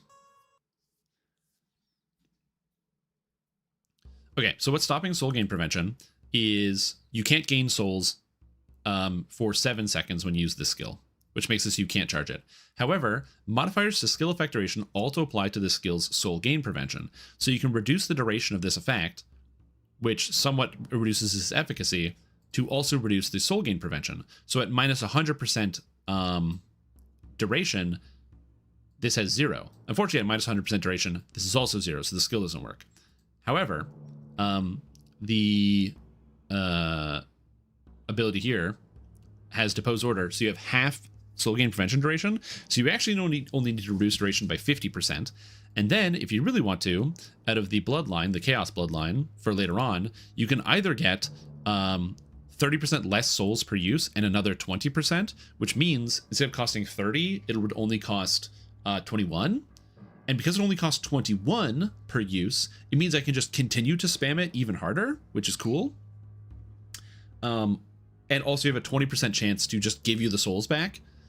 Or you go the opposite way, where you gain increased souls per use, and you can store an extra charge, and they get 1 more damage per soul, 1% more damage per soul required. So if this skill, the Vol Stormcall, its souls per use is 1, and it can store 1 use on it, so it can store 30 souls. Instead, I can bump that up with this later on by 40%, and then also gain the soul cost as a percentage damage, which would possibly be good for bossing or depending on what I want to do. Off the top of my head, all in all, those items are the best set bonus. Oh yeah, they're really, really cool. The problem is you have to get the fish swords. You got to get the fish swords, man. And yeah, too many cooks. Legendary frozen swordfish. Is this a rare item, or is it just like hard to come by? Oh, significantly reduced drop rates compared to the other items. Okay, so these are rare items before we knew what rare items were. These are in fact rares. Kind of cool to play like, yeah. Any what's a dual wield kind of hybrid caster? Maybe you could play like a dragon disciple using this because of all the stats. Crit multi on 19 or 20, spell crit, melee ranged, and then go with like you know, knight's training plus the sword thing.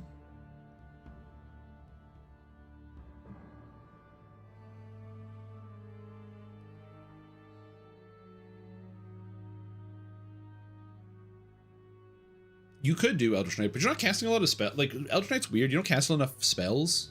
You do cast some spells, but I don't know. I feel like I'm not casting as many spells on an Eldritch Knight. I don't know what you want to do it. Yeah, I was thinking maybe Dragon Disciple. I don't know. I don't know. It's weird. It's weird. But yeah. Huh. Ha. He. Okay, so Vol Stormcall is one of my favorite skills in the entire game. So are we running Vol Stormcall?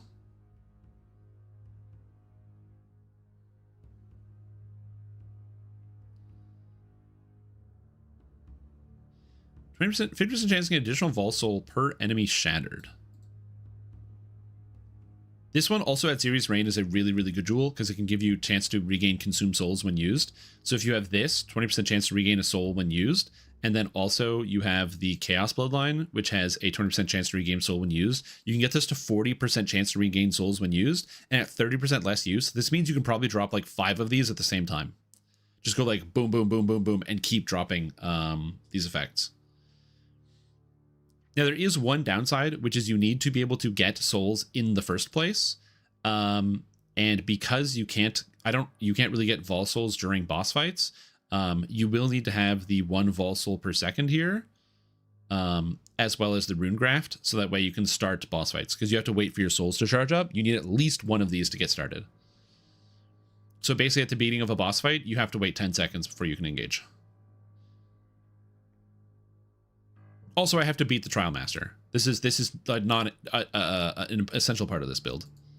But like, shit, man. That's kind of cool. Okay. Okay. Okay. Reduce soul gain prevention duration. Increase crit strike chance. And then just straight up +3 to all gems.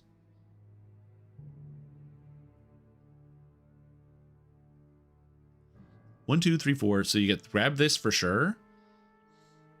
And then you also grab, out of here, you grab the Priest of Yaumak to start.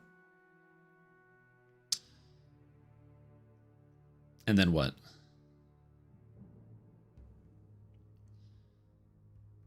Priest of Yaumak plus that plus something. I need like 1 more point to spend. I don't really want Corruption's Embrace. That's not good for me. So there would have to be something here in the tree. And I'm going to be honest with you. They did buff this, so Glimpse of Chaos is 8% max life per corrupted item and 12% energy shield per corrupted item. But they changed it. So now, Architect of Chaos is 10% life per corrupted item and 15% energy shield per corrupted item. So as long as you're corrupting your gear, you're getting 10% max life per item, which saves a lot on the tree, because you can be a lot more flexible. It doesn't mean you have to corrupt everything, but like short league, why not rip Vol Orbs into everything? And in theory, your 6th link can just be the gloves, because +5 to all skills is a really good glove modifier. Because you can just use a Vol Caress. It also gives you Onslaught. When you use a Vol skill, so I'll always have Onslaught, which is fun. So I'll move fast as HE double hockey sticks.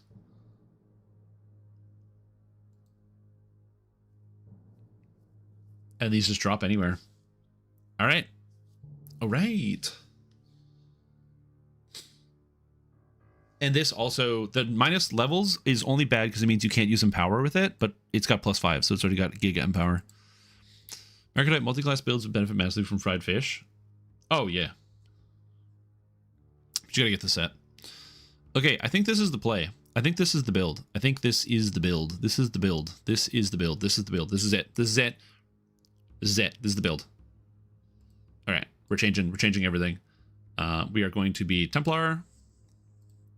We're going to be a Architect of Chaos, which is sick. We pick up all this.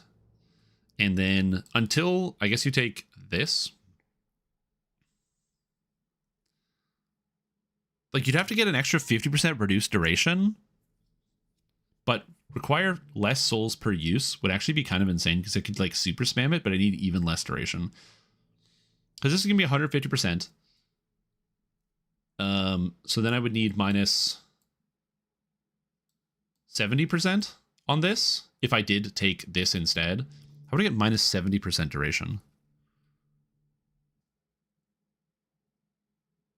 Because less and reduced duration don't work together that well.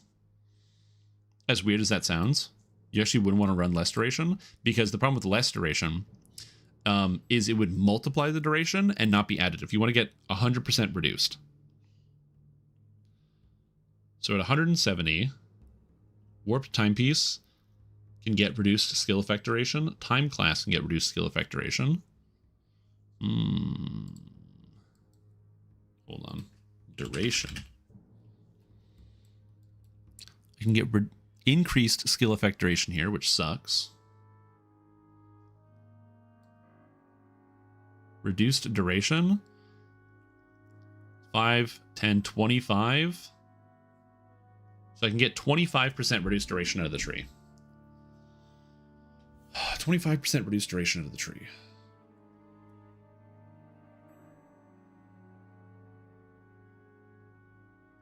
So it would basically be like you grab this. Again, the less duration doesn't really matter. And then plus the 50%. So now we're at 75% reduced duration. And now I need an extra 25%. The last 30% would just come from the Bloodline Ascendancy here, from Priest of Yalmak. Would be, oh, that would be 20%. So I'd be at 95% reduced duration, which is like pretty, 95 reduced duration is pretty good. But I really want that 100%, which means I need an extra 5% reduced duration. And to get reduced duration, how do we do that? How do we get reduced duration? I guess we look up duration. Duration. The missed 7 minutes solo on the R1. Yeah, those monsters in that quest, they really went, that was one of the big, like, health bloats. But they kind of went like crazy with it. And then you need even more for this. So I need time class for an extra minus 20%, which is going to be unaffected by temp chains, but then also increased cast and attack speed and some recoup. Time class seems okay. Warp timepiece is actually a much better item, and I would rather use that.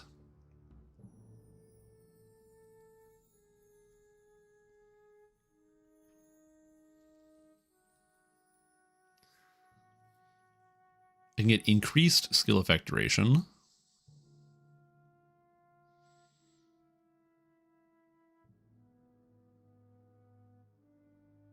Maybe you just could run less duration.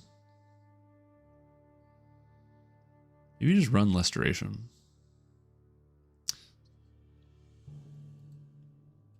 Okay. I don't need this. So if I put on the skill and we go to Vol Storm Call. Okay, and then we look at Vol Storm Call. Soul gain prevention. 7 times 0.25. So it's 1.782 seconds, which is, again, still too long here currently. And then let's say we get a perfect time clasp. So time clasp. All right, I'm just going to use this as an example. And we're going to go skill effect duration minus 20. Head to build.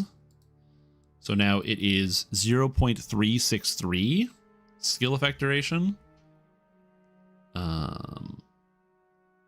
For the Volstorm call. Because we're at minus 55% from this. No, 55%. It's 45% reduced. Yeah. Is that worth it? Is that good?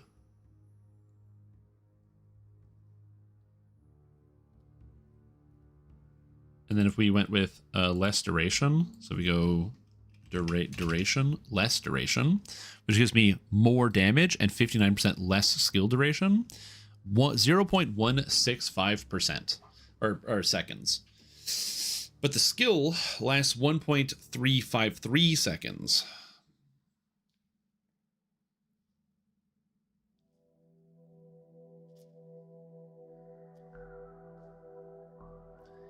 Yeah, I know. I wish we had that for DDO where you could like do the math on some of these things. It'd be so sick. Again, my favorite part about this planner is actually not that you can look at the effects on some of this stuff, but more importantly, that you can just go to the import section. I can import a character from my account, and if I want to share somebody, I can literally press generate a code, and I can give this to you. So do you want to look at this character? Guess what? I click generate, I click share, boom, here's a link, and now I can post this link in the chat. This is a horrible build. And if you click it, it's now on a website, and you can see the exact build I'm running. It's that easy to share a build in Path of Exile. I wish DDO had a tool like this. But we don't. Oh.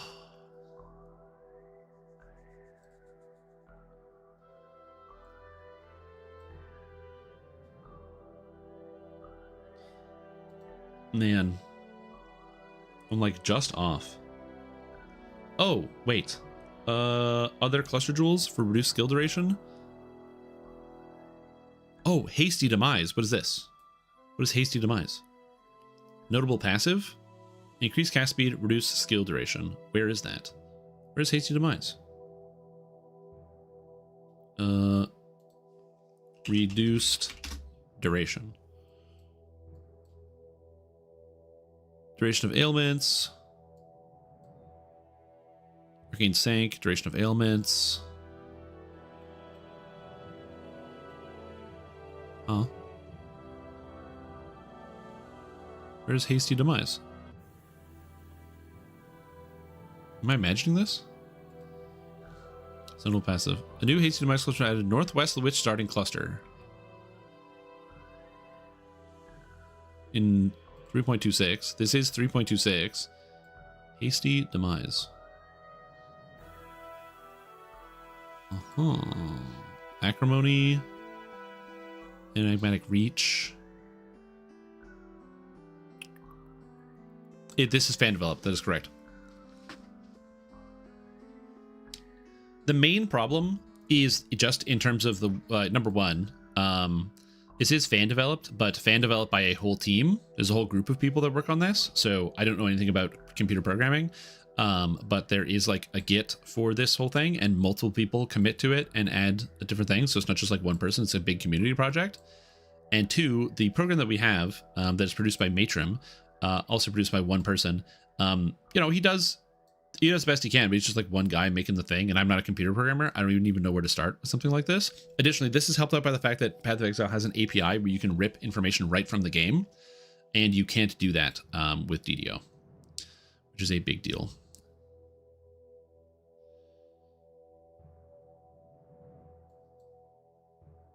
Okay, so this maybe it's just not working. Weird. Okay, other duration. Reduce skill effect duration, window of opportunity, debuffs expire faster. Yes, I knew that. Increase skill effect duration, less skill effect duration. No cluster jewels for duration. That is unfortunate. The time clasp, skill effect duration, or the warp timepiece.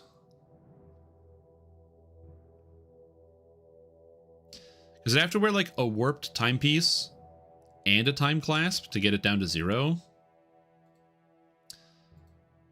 So I have to go warped timepiece. And now this technically has a 0 duration. Oh, 0 is 0.033. The minimum is 0.033. Interesting. But then we can get rid of less duration as a thing, and then just do that. And it's 0.33. So it lasts for 2.4 seconds, and I can just spam it indefinitely. Interesting. Interesting. I did not know that. Rounded up to the nearest server tick. It rounds up. So this is basically the first server frame. If this skill gets a kill on the first frame, it doesn't give you a soul. Which I have to wonder how much of a problem that is.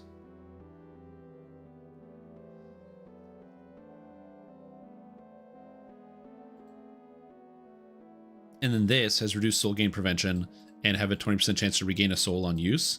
So this 20% reduced soul gain prevention actually entirely cancels out the increased duration from Etziri's Reign.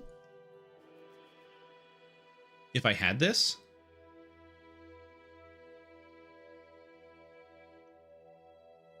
Does it trigger every 0.25 seconds? Oh, no. The triggers are affected by duration as well.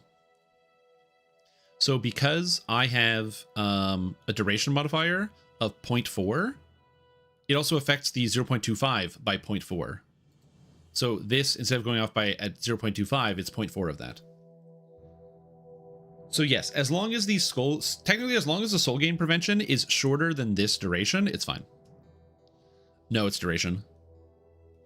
Dreadnought is not a good Destiny for T5 or T5 Destiny for ranged characters, just because a Shradi Champion is the Destiny and it's way better. The only thing that you get better out of Dreadnought is the fact that you get the ability to regenerate action boosts, which is pretty cool. So action boost regeneration is something you can get, although I query whether that actually works. If I recall correctly, isn't there like a bug that makes it so it doesn't work? I think that's the case. But I'm pretty sure that doesn't work with ranged weapons unless something is, they changed it. But the Legendary Rally is a massive damage hit. The problem is you don't really need it because, again, you already have other stuff. And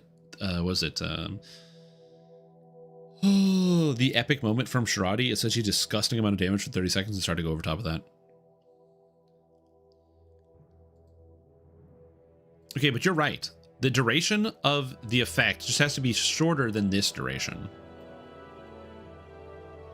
So if I had Etziri's Reign enabled.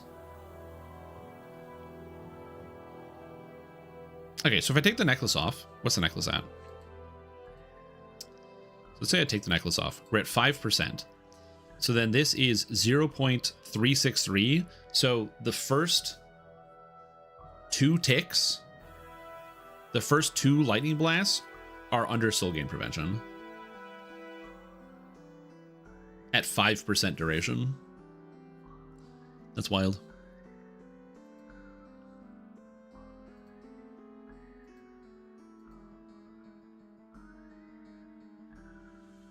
But you can get only 15% on this. And then the 20%.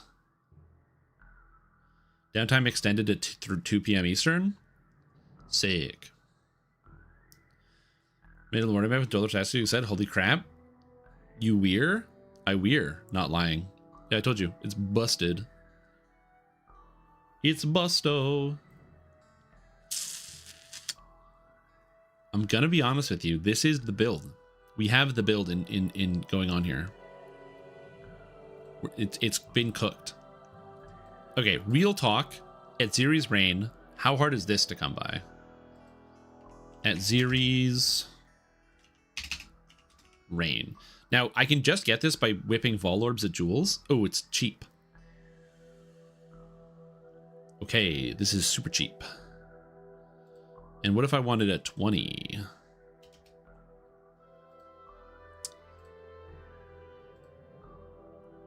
Ooh.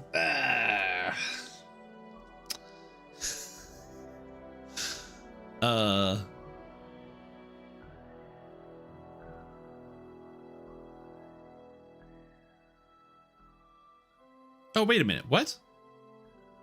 Why is it? Oh, because this is a perfect one is 20 divines and a non-perfect is 1 chaos. 1% off, dude. 1% difference from 15 divs to 1 chaos. God, I love the economy on this game. It's so crazy. So let's say you don't play Path of Exile and you don't know what this is. If 1 chaos is $1, 15 divine orbs is $3,000.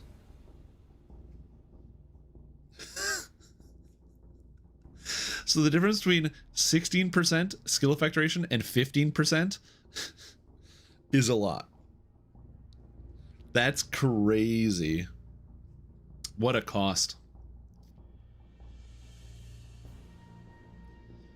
It doesn't make the build entirely, but it would be pretty good. It doesn't work at all. It does work without that missing percent. It's just like, that's wild. In fact, let's see how much it works. So we're going to take this. Control C. We're going to put this. One of the cool parts about Path of Building, I can just write stuff in here. So I go configuration. I'm just going to put a custom modifier and just dump this in here. Cool. So now Vol skills require 30% less souls per use. It's just the text is in here now. So we have reduced soul gain prevention. So we're here to this number. And let's see the difference. So at Zeri, what was it? Rain? At Zeri's Rain. Oh yeah. Let's see here. So we need one of these, which has Vol skill effect duration. And then we'll add another one that is at 16%. Okay. And I need a thing. Give me a socket. So if I have the at Zeri's Rain at 15% and I put it into the build, 0.33 because we're at 0% duration. Perfect. But if we add the 1%, 0.099, which is still fast enough. That's fast enough.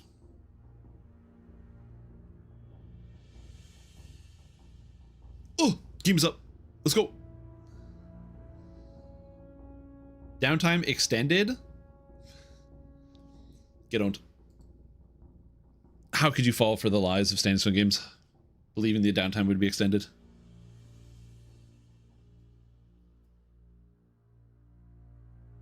Unless the downtime was supposed to be extended and it didn't get extended, I don't know.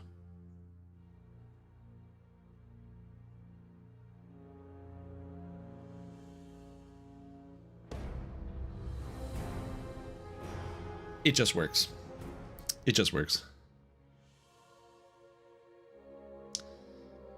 Through all your accomplishments, you have. How many people are online? The title of Oh yeah, there's 2 people online. Talented few who can teach you about what fate lies in store. Sure is the game ever made. Yeah, DDO is a video game, you guys. Don't forget about that. Oh, look at how many people logged in. Oh shit. That's so funny. So many people logged in the second the game went live. Because I too was watching it. So these are all people who are at home right now who are like just waiting for the moment to pounce. Anyway, I'm gonna get another cup of coffee before I get started because I want one. So yeah, I play on Thrain, or I play on the Thrain server. So thank you guys for joining me in my 2 hours of Path of Exile hallucinations. This build looks really sick and does not look difficult to put together. Other than the beating the Trial Master part. That part's gonna suck. But I just gotta figure out how to beat the Trial Master, and then other than that, we're gonna be good. Because yeah, give me a 40% chance to not consume a Vol Soul on use. So I could just spam it. Oh, that sounds dirty. Was there big news? No. No big news. Anyway, I'll be back. I'm gonna get some coffee. I'll be back in a minute. Coffee time. Coffee time.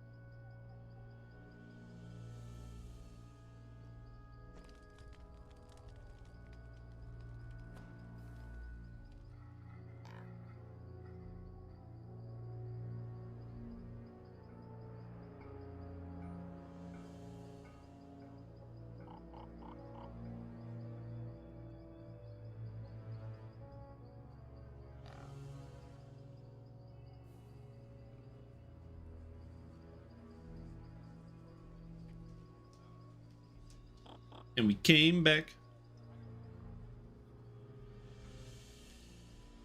Okay. Oh yeah, I still have the DDO music going on in the background, sorry. I had a, there's a playlist on YouTube I was running that was just playing some DDO music. Oh, how long does it take to make a cup of coffee? Not too long. It was also because I stepped downstairs to also, or to make the cup of coffee, and I decided to give the bird a snack. Because there's a bird that's in the house that I live in. Look at all these people forming groups. But I need no group, for I am a solo player. Fun, fun, fun. I also have a collapsed portable hole. I'm going to be honest with you guys. I think I'm going to go earn the little bit of Coin Lord favor before we get started. So I'm going to go do that right away. Because I think it's important. The Sky Rat, correct. So I'm just going to go run Shanticor 1 and 2 real quick. Which is going to give me what I need.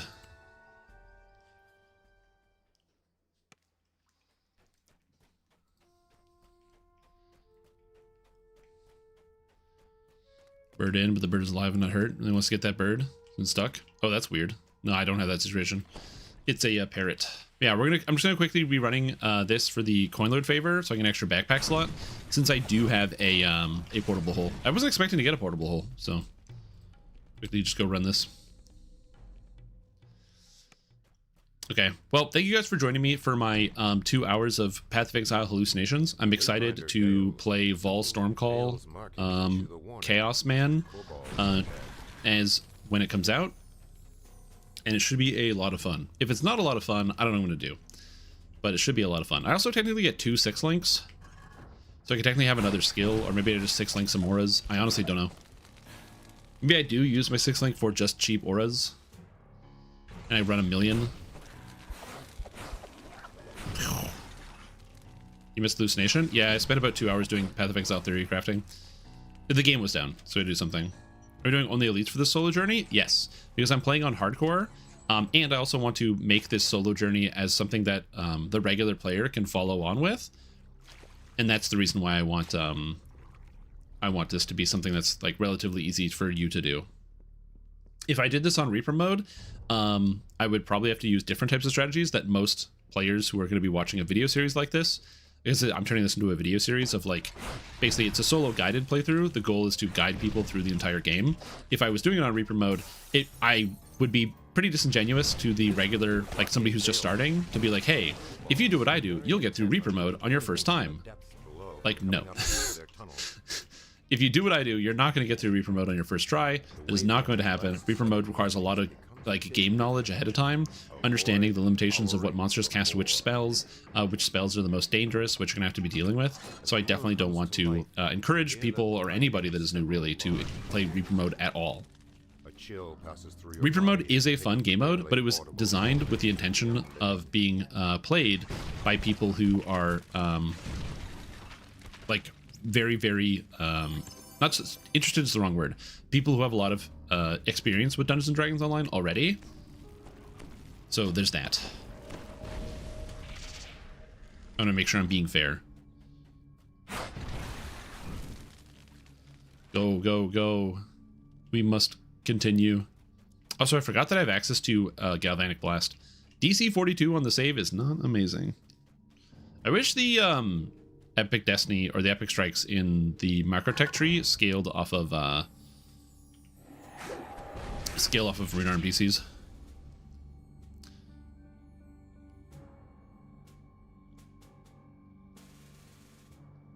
Yes, literally, if you don't own Renegade Master or Macrotech, just use Fatesinger instead. Do this exact same build, but use Fatesinger.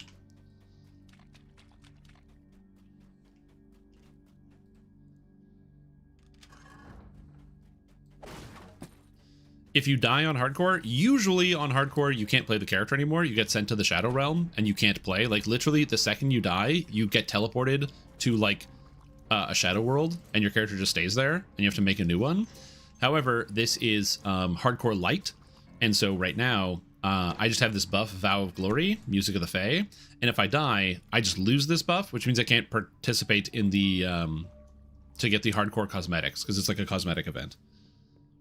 So the penalty for death is very, very lax on this specific event, but I'm doing the hardcore specifically to show you can play through the entire game with a character just like this. So that way, like, I don't have any room for error on this character. So if somebody was to start on episode 1 and watch how I started at level 1, they could do what I do and get to where I am right now without dying. They might die along the way in case, you know, I'm pretty good at keyboard and mouse and I have a lot of experience about what to dodge and what to get away from and what to prioritize first. But they have a much higher chance of making it through the entire game. Hear the sound of heavy It's alive. Can't believe it. Almost there. And then I need to do the next quest as well, and that will give me enough coin lord favor so I can then equip a bigger bag. I should have done this on normal, but normal will count. And I don't feel like resetting because I'm lazy. Normal will be enough. Because the first quest is worth 9, and then this one is worth 4, so that's 13, and I needed 12. I haven't entered a quest on normal by accident in a very long time. That's kind of funny. I also love that. Highest players level 20, adventures level 4. No XP awarded. The area would be reminiscent of a human village. Anyways. If it weren't for the skulls and spikes. But yeah, I'm excited. The Freesia League will be good tomorrow. For a reminder, for people that don't want to watch Freesia, if you're like, man, Path of Exile sounds really cool, but I don't want to watch it because it's really boring. I'm not interested. I will be posting the first episodes of the solo guided playthrough on YouTube at the time, so you'll have something to watch instead if you want. You just have to delete it. You can transfer it off of the server. So because Hardcore used to be its own separate server called Hardcore. So you could transfer it to a regular server if you wanted to keep your character. So let's say you bought a bunch of tomes or something on your character, or you just bought a bunch of things in the DDO store. You could then transfer it and store it on a regular server if you wanted. Or when Hardcore ended, the server would be up for like an extra couple weeks, and you could take your Hardcore character out of the Shadow Realm and like go into its bank and get all the stuff that you might have if you have to transfer more things. But yeah, it's that was it. So once you're in the Shadow Realm, that's it. You're gone. You can't play anymore.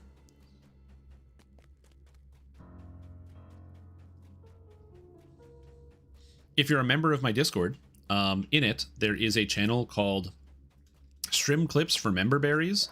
The goal of that channel is just like I ask people to post in there because I don't remember my own life. I honestly can't tell you what happens during most of the times that I stream, like individual moments. My memory sucks. My really bad short-term memory and long-term memory and a mid-term memory. So as a result, people started posting clips, and it was really nice because I actually got to be reminded about some of these things, about some circumstances. A lot of them were death clips from Hardcore. Let me see if I can find a good one. I can show you an example, because there's so many in here. Let's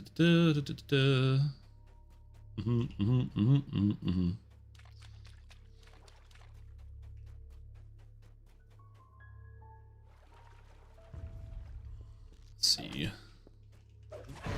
Okay, there's so many. I'm just scrolling through so many clips to try to find a good one, because I think all the death clips came out first, and then I don't think there were that many posted afterwards. That's Diablo 2. I don't know what this is. I don't know what this is. Oh, that's not a thing. Oh my god, please find a death clip. There's gonna be one in here eventually.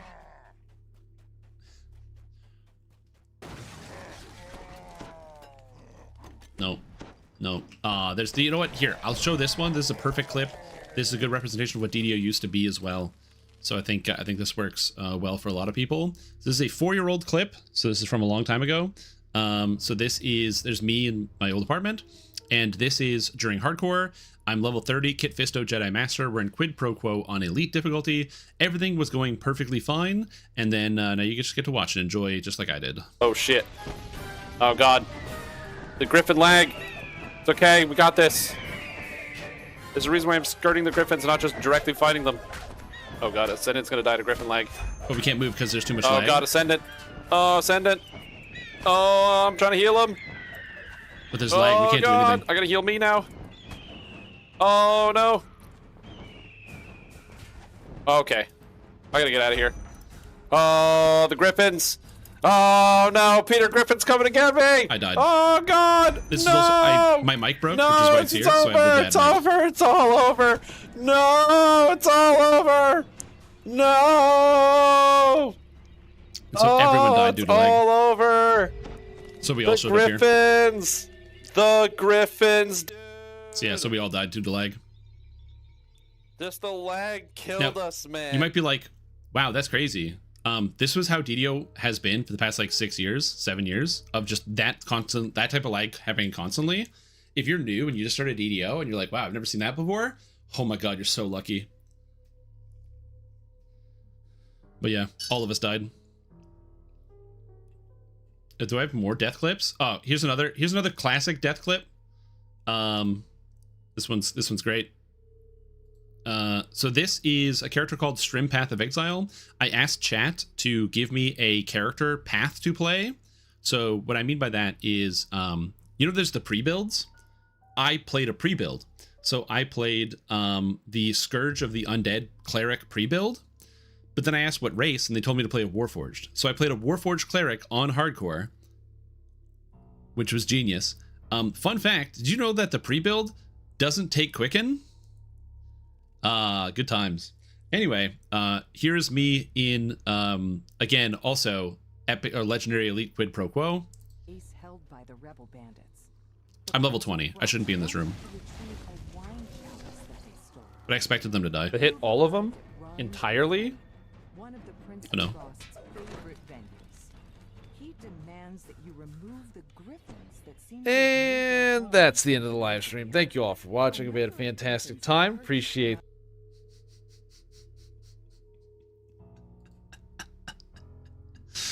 Oh, that's a good one. Yeah, it's a good one. What else do we got here? Oh, this is a classic. If you've never seen this one's also a classic. Okay, so for point of reference, this is hardcore. I'm playing as my character's Cold Warlock Don't Die. I just really wanted to try playing Cold Warlock because Cold Warlock is cool. That's not the relevant part. We're in Reaper 2, Thrashk Arena. Remember, everyone's a first lifer on hardcore. And because I just wanted to play around on hardcore, and this was a Reaper group, I thought it would be fun to play with. My health is obviously low here, so I'm at 38%. I got 52 temporary hit points. We're just going through this door. Trap fire? So Trap Fire. I took a bunch of damage from Trap Fire. What is Trap Fire? I'm in Thrashk Arena. There's no traps in this quest. What's trap fire?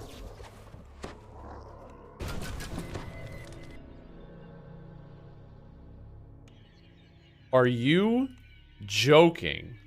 What is Trap Fire? What's Trap Fire is on my left here is an explosive barrel, and this artificer shoots it, instantly killing me. Are you joking? So I got team killed. Unfortunate for Cold Warlock. Unfortunate.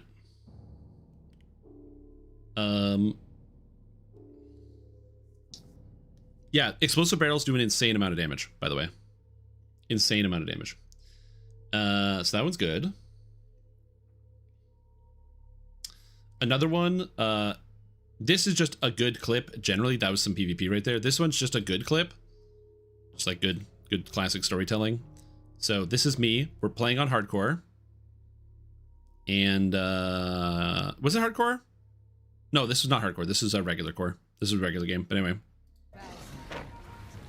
I love that oh god. Oh no. Really short. Just all of a sudden the big alligators running at me and I'm level 2. Oh no. Good clip.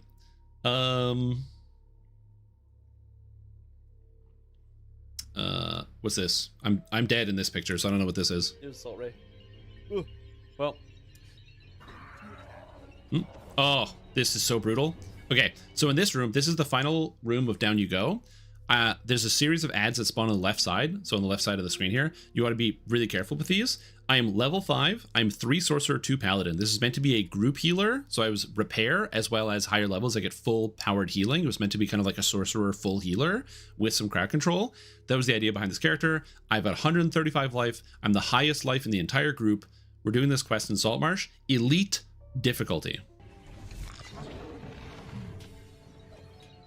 There's the spawns. Champ Shaman. Quest received. Boom. 175. 175 fucking damage from Produce Flame in a level 3 quest on elite difficulty.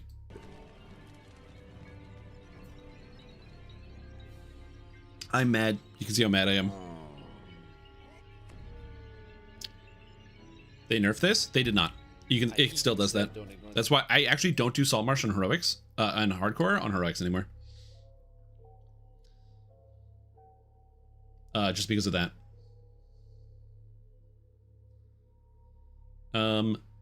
This one is also an amazing clip. This is surprisingly not me dying, also hardcore. So we're in a quest, okay?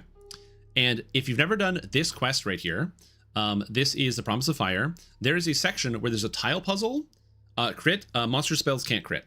Anyway, that's just 175 damage. Everyone in the party would have died, no matter who got hit by that. Fortunately, they killed it after I died.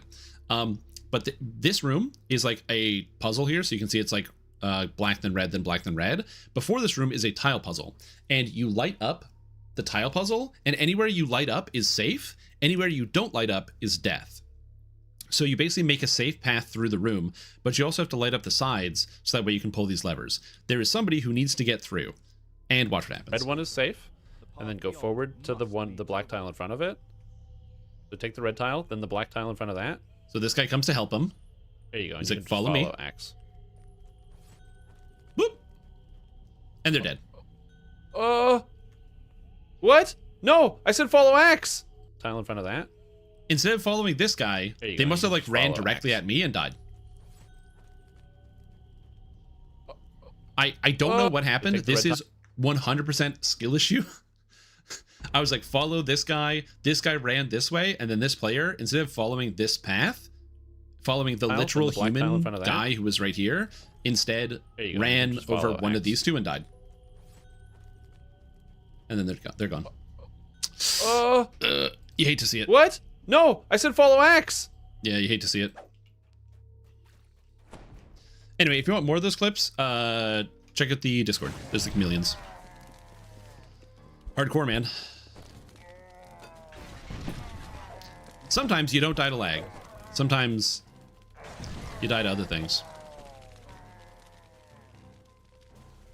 It's like that age-old expression. You know, everything happens for a reason. And sometimes that reason is I'm stupid and I make bad decisions. Yeah, I just need the little bit of favor so I can get bag space. But those are some classics, dude. Anyway, there's so many clips. All right, so that should be good. These wolves can't hit me. My armor class is 76 or 67. What? I guess everybody gets to roll a 20.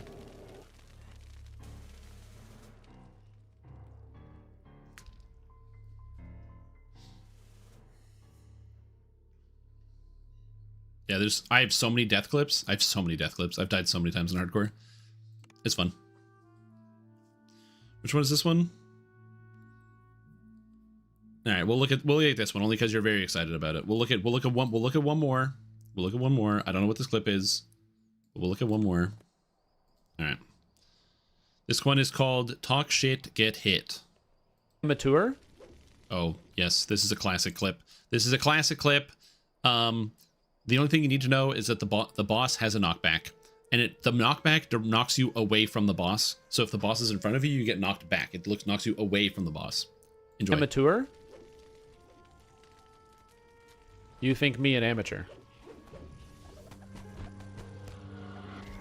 You see someone get whipped into spikes, and you think that of me? No. I am the one who spikes. Oh, fuck. How did he do that? I was on this side. I still don't know. Look at the fucking angles. I still don't know to this day how that happened. Okay? Amateur. It knocks you away from the boss. So the boss is here. No matter what, it would knock me backwards, straight back. The spike is fucking here, okay? Then we move You over. see someone get whipped into spikes. Okay. And you think that of me? He teleports during its lagging. Then he's here. I am still not getting knocked into the spike. I would get knocked this way. Like I'm coming back. I'm going down towards my camera. I even move out of the way. I'm on the left side. The spike is here. I can't get knocked into it. I am the one who Game lags spikes. Oh, and boop. how did he do that? I was on this side. Look at the fucking angles. Right after I talk how that would never happen to me and I would never get knocked in. Unbelievable. The instantaneous instant karma.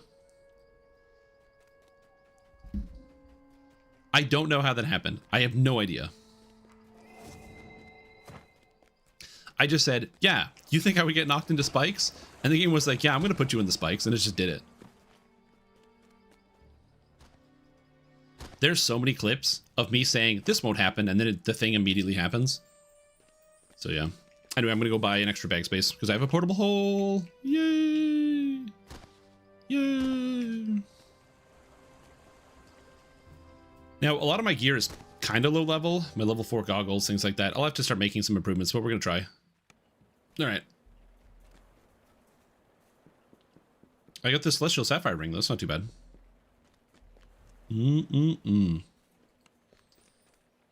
These boots are just better, and they have a blue augment socket. I might see if I can go buy a cool blue augment, although I don't know what I would want as a blue augment.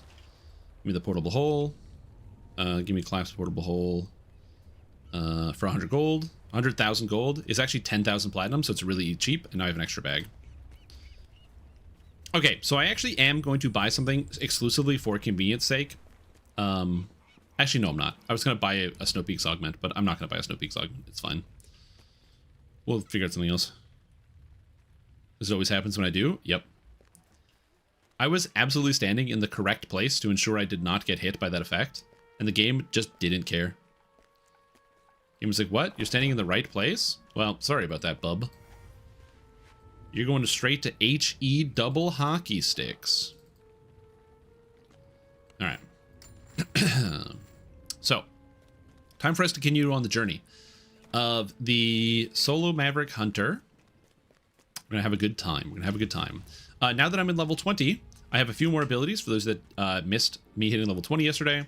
I'm now in Primal Avatar, granting me access to the Mantle of Nature's Sky, which gives me a lot of extra damage per hit added onto my attacks. On top of that, I'm using Macro Attack to grab Galvanic Blast, which hits for about 1,000 right now, and there's no save on it, so it's just going to do 1,000 damage every time I press the button, which is convenient. As well, I'll get more points in Divine Crusader. I'm going to show you real quick why this ability is quite good.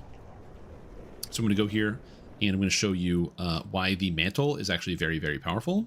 I went to go all the way to the bottom, and I didn't, and now I'm on an airship, so everything is loading, so I'm going to get stuck, and I'm lagging. I'm so good at making decisions, you guys. Anyway, doesn't matter. We go down to the basement, and in here is the training dummy. So, if I turn off the Mantle, when I attack, you can see I'm doing 94 plus 18 plus 26 plus, like this much damage, right? So, 94 plus 18 plus 26 plus 93 plus 16, so about 210 damage on a non-crit per strike. And that's going to be pretty consistent. This one's a lot lower because I didn't double strike. So if I double strike, it's about that high. So yeah, that's kind of the damage. If I turn on the Mantle, now you're going to see an extra 1,000 got added onto there. Actually, more than that, 1,500 damage. I got 500, 400, and 400.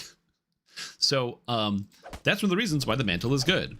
It adds an extra 800 damage. Big numbies. A lot of people don't realize that the Primal Mantle applies to melee attacks. So that's just going to add huge amounts of damage, basically tripling my melee damage. So that's why we use that.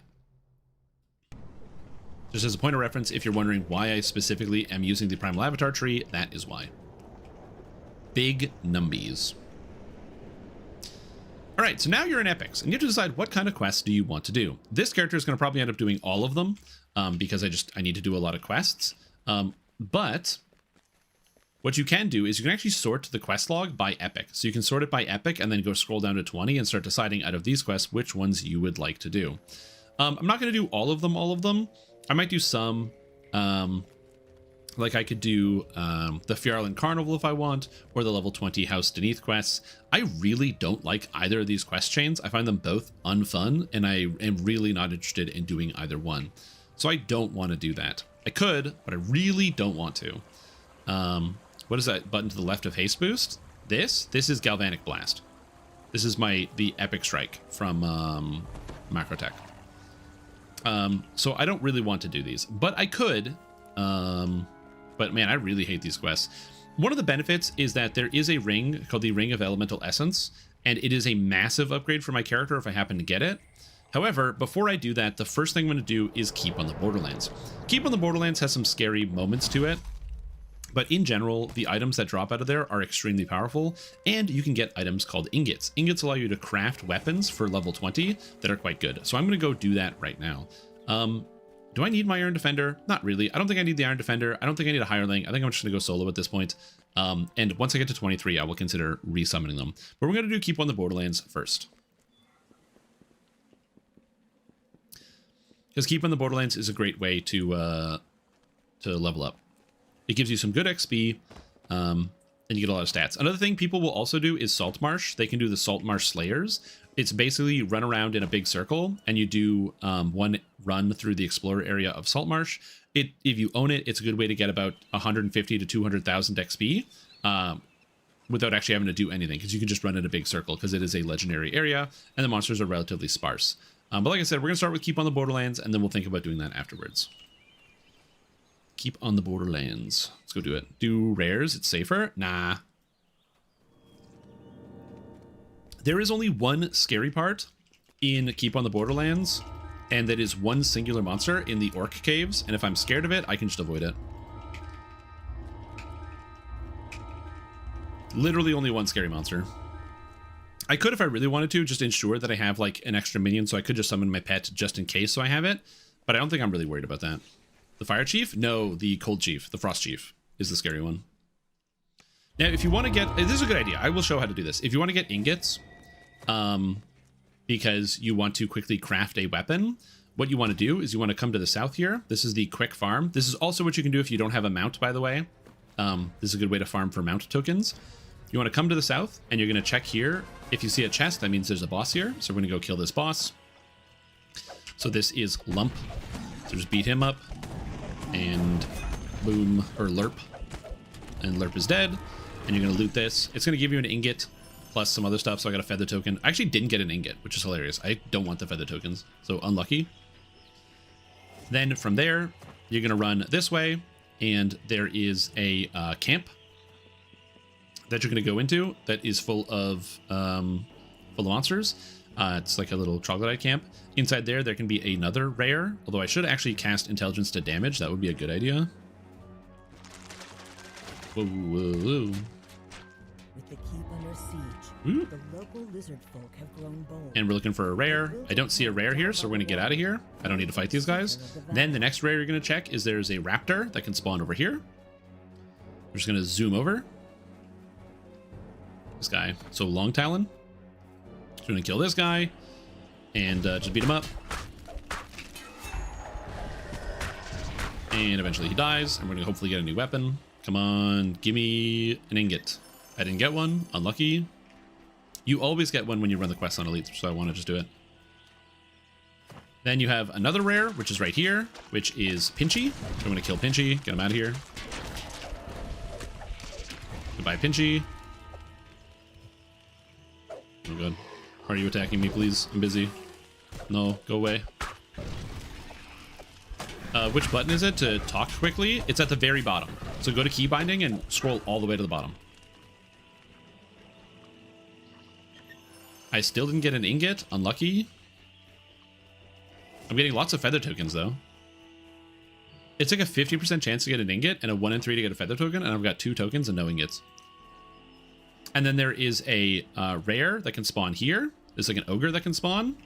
And then afterwards, if you haven't gotten anything, you just recall and do it again. This is the fastest way to farm out feather tokens if you want to get them out.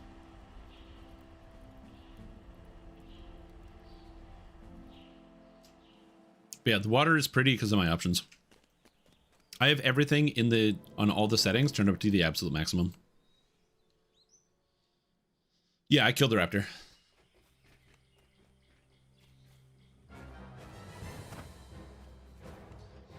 Yeah. Anyways, let's go do some Borderlands. If you're nervous about the Borderlands, you can start on normal or hard. I'm just gonna go straight to elite because I have almost 1,000 health, so I'm not worried about it.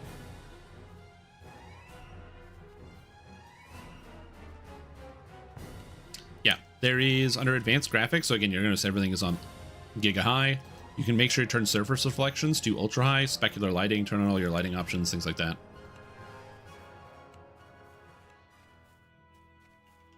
Right now, I'm currently rocking 450 FPS, 400 FPS, something like that. Just a ridiculous number. These must be the caves of chaos, where the cultists and their monster allies have made their base. Oh yeah, also don't forget, you might be like, wow, your game looks really good, Stream Tom. Your game probably looks like this. And you're like, oh, I can't see anything. What? Who put grease on my screen? Why can't I see? Take your bloom intensity, put it down, and then more down, and then more down, and then the game looks so crisp. So crisp. Also, unfortunately, I'm currently lagging. So hopefully I don't die during this, but we'll see. Eventually my dog will catch up. It looks like the game was also lagging at the same time, so it's weird. I find a lot of the lag that I've been experiencing recently has been like server lag. So not only is like the server lagging, but you don't die during the lag. Like also the game is stuck. For me, it is Control F. I don't know if that's a default, but that's the button I press to show the frame rate. The door behind you seals shut as you enter. There's All right. now only one way to go. Forward. That's fine. See how this goes. As this cave is said to contain How hard treasure. is elite keeping the Borderlands? And since I got the first kill there, I'm not terribly worried. Guarding a pile of treasure. Can I disable traps? That's a real question here. Whoops, I actually need this because I have a search item here. So I can search it. Can we disable it? I failed. Uh-oh. Woo! I succeeded. All right. This crest matches Keeping your trapping skills up is a challenge. So make sure you're monitoring that when you can. What's my favorite mount? Favorite mount in DDO? Which one do I use the most often? Good question. This is the hardest monster in this quest. It's the skeleton guy. So you just beat him up. Monsters and epics tend to do a lot more damage, so you just monitor your hit points and don't let your health drop at all. That's another thing you want to be very mindful of when you're doing epics. If your health goes down even a little bit, just heal immediately. It is not the fat dragon. I do like the fat dragon, but it is not the fat dragon. I'm going to be honest, currently I really like the wolf mount. I think the wolf mount looks sick.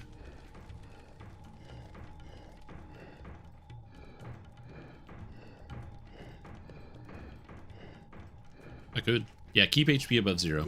I'm usually pretty lax when it comes to my hit points. Monsters and epics, the damage like skyrockets for the most part. Like all of a sudden monsters start doing a lot more damage. So that's why I'm just like, just be mindful about that. Also at this point, I don't really need my rune arm for AoE, so I want to upgrade to a single target rune arm if I can get one to really ramp up my single target damage. I don't have any single target damage, unfortunately, right now. But that would be nice if I could get something like that.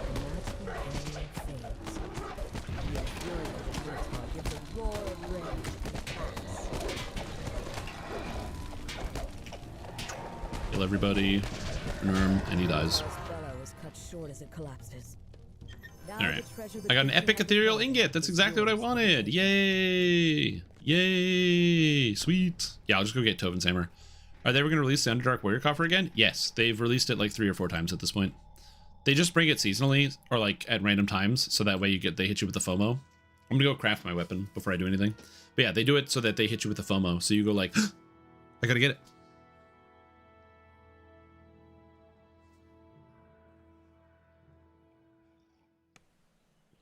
Some people associate Bloom to high fantasy magic. Interesting.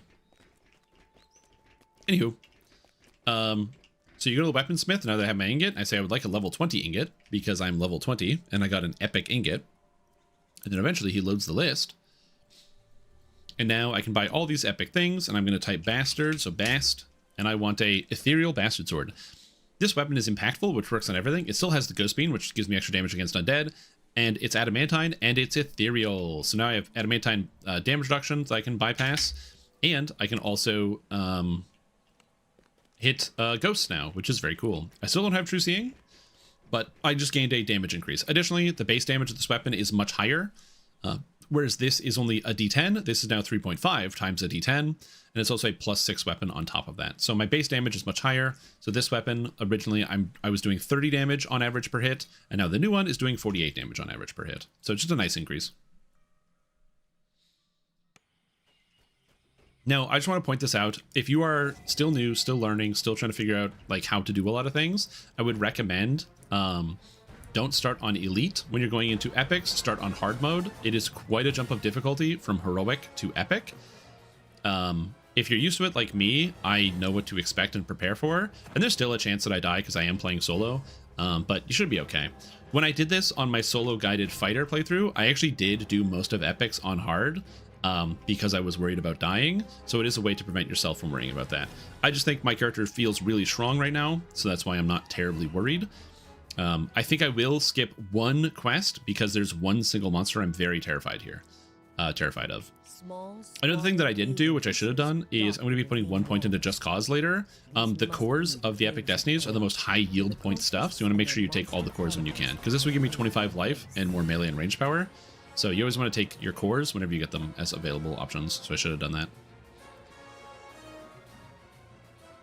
Video charge is crazy, yeah, but it's all like cosmetic stuff. That's the only reason why like I don't get on SSG's case for the Ultimate Fan bundles, is it's all cosmetic stuff, except for like the tomes and things, but you can buy them with the points in the game. I don't know. It is literally pay to win.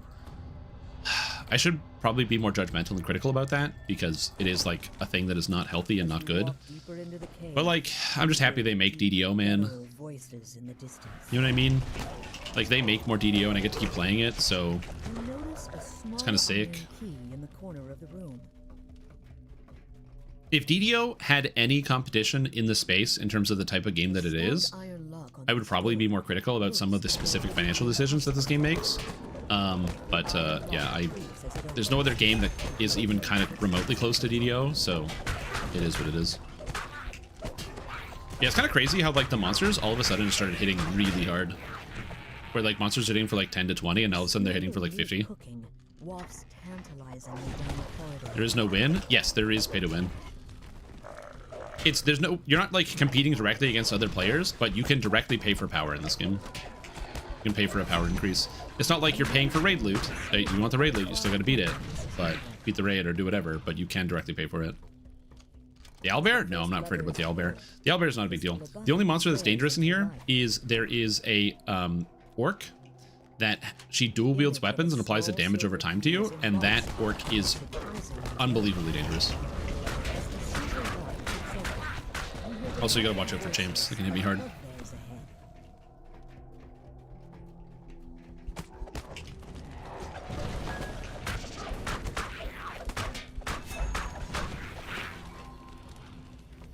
Tomes are raid loot. Just ignore that. They were premium items first. Yes.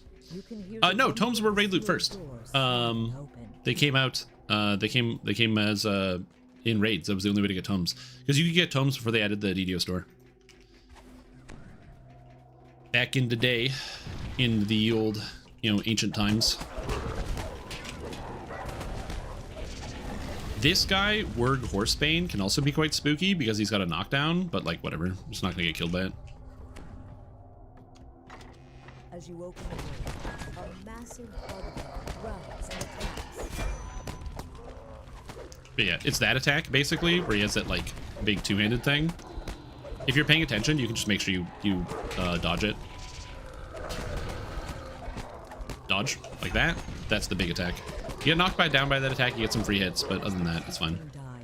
You notice a small ornate key on the table in the My +3 tome, TOD for the chance of a +4. Yep. It was actually a big deal. The door to the treasury opens with a satisfying click. Ring of Wicked Insanity, intelligence item. All right. I'm not gonna lie. Of all the items to pull out of Keep on the Borderlands, I will admit this is a little lucky. Intelligence, spell saves, +1 to all stats, 33 stacking life. This one's a little lucky. I'm gonna be honest with you. That one's a little lucky. I'll admit it. I'll be the first one. Lock on this chest looks like it could be There's a ring for every stat. So I could have pulled the con one or the strength one or the wisdom one. I pulled the int one for my int class. So yeah.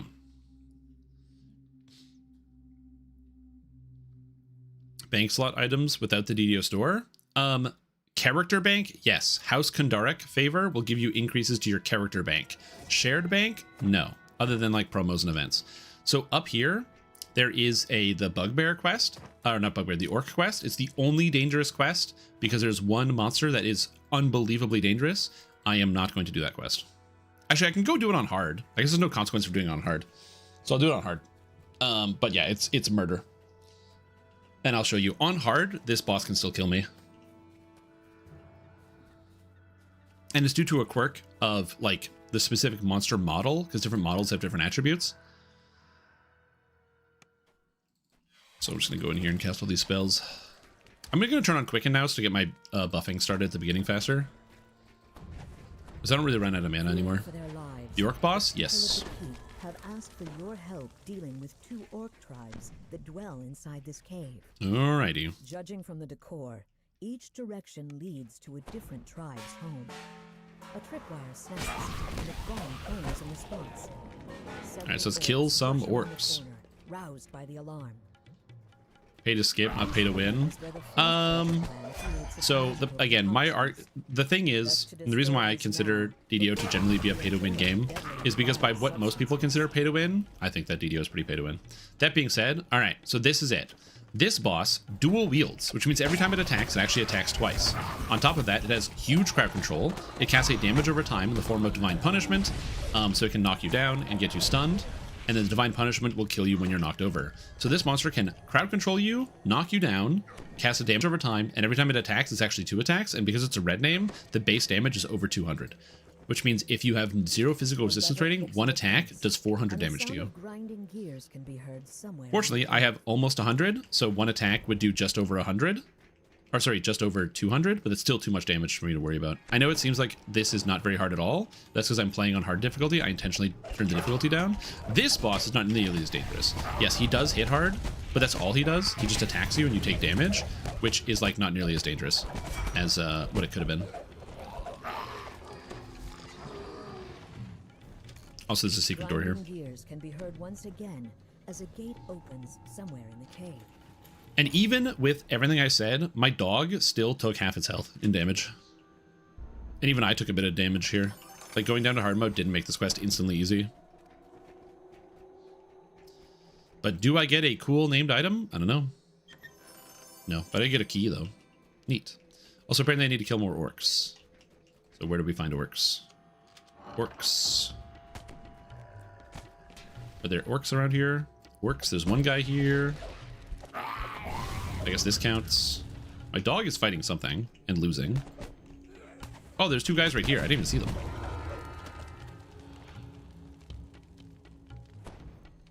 Yeah, what goes up heroic is dramatically easier than anything I'm doing right now.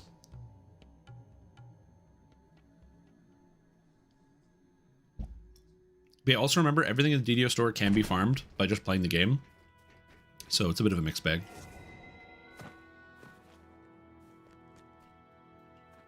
Okay. Into watch your step. So get you to sit still, and I'm going to use sneak mode because I'm actually going to go and disable a trap ahead of me. So I'm going to use sneak mode for that so I don't get caught out by some of the kobolds that are here. I don't use sneak mode generally, and my stealth is very low, but it's just so that way they don't aggro right away. JK, they aggro right away. Anyway. Alright, well, let's just kill all these kobolds that are around me. And then we're gonna disable this trap. I failed? Ooh, that means I can explode this on myself. That's not good. I'm surrounded? That's bad. Fortunately, the kobolds aren't terribly dangerous, so it's not too bad. All right. The clip of Cruiser in here, where he fell. I mean, I'm pretty sure I was there, but yeah.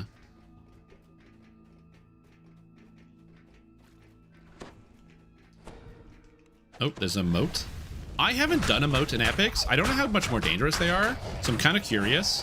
After the quest is over, I will try the moat, which will give me the opportunity to flee in totality. So we'll give it a shot later. There's a bunch of kobold shamans in here. You want to kill the shamans first. Kill all the shamans as quickly as you can, because they are dangerous. Once the shamans are dead, then it's just up to this guy. And, you know, he hits hard, but, like, it's not that big of a deal. I heal way too much for this guy.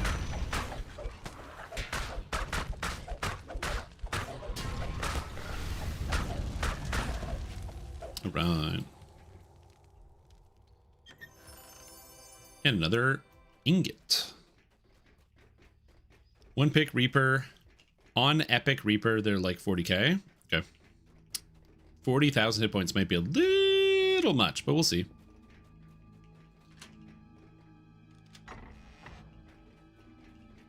Yeah, so we might return to some other quests that have lower difficulty. I might have to do more things to level up.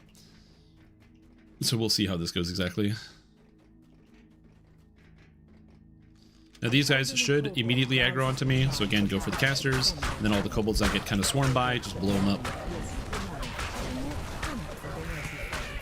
And again, my rune arm that I want is I want to change my rune arm into a mostly single target rune arm. I think that will help me out a lot when it comes to damage. Also, you're gonna notice I'm going for every single chest here, and that's because a lot of my items are still like low level, and so finding more gear will be good to increase my character power. So I'm still gonna be looking for a reasonable amount of items. Finding almost exclusively armor kind of sucks, but what are you gonna do? All right, let's give the moat a shot.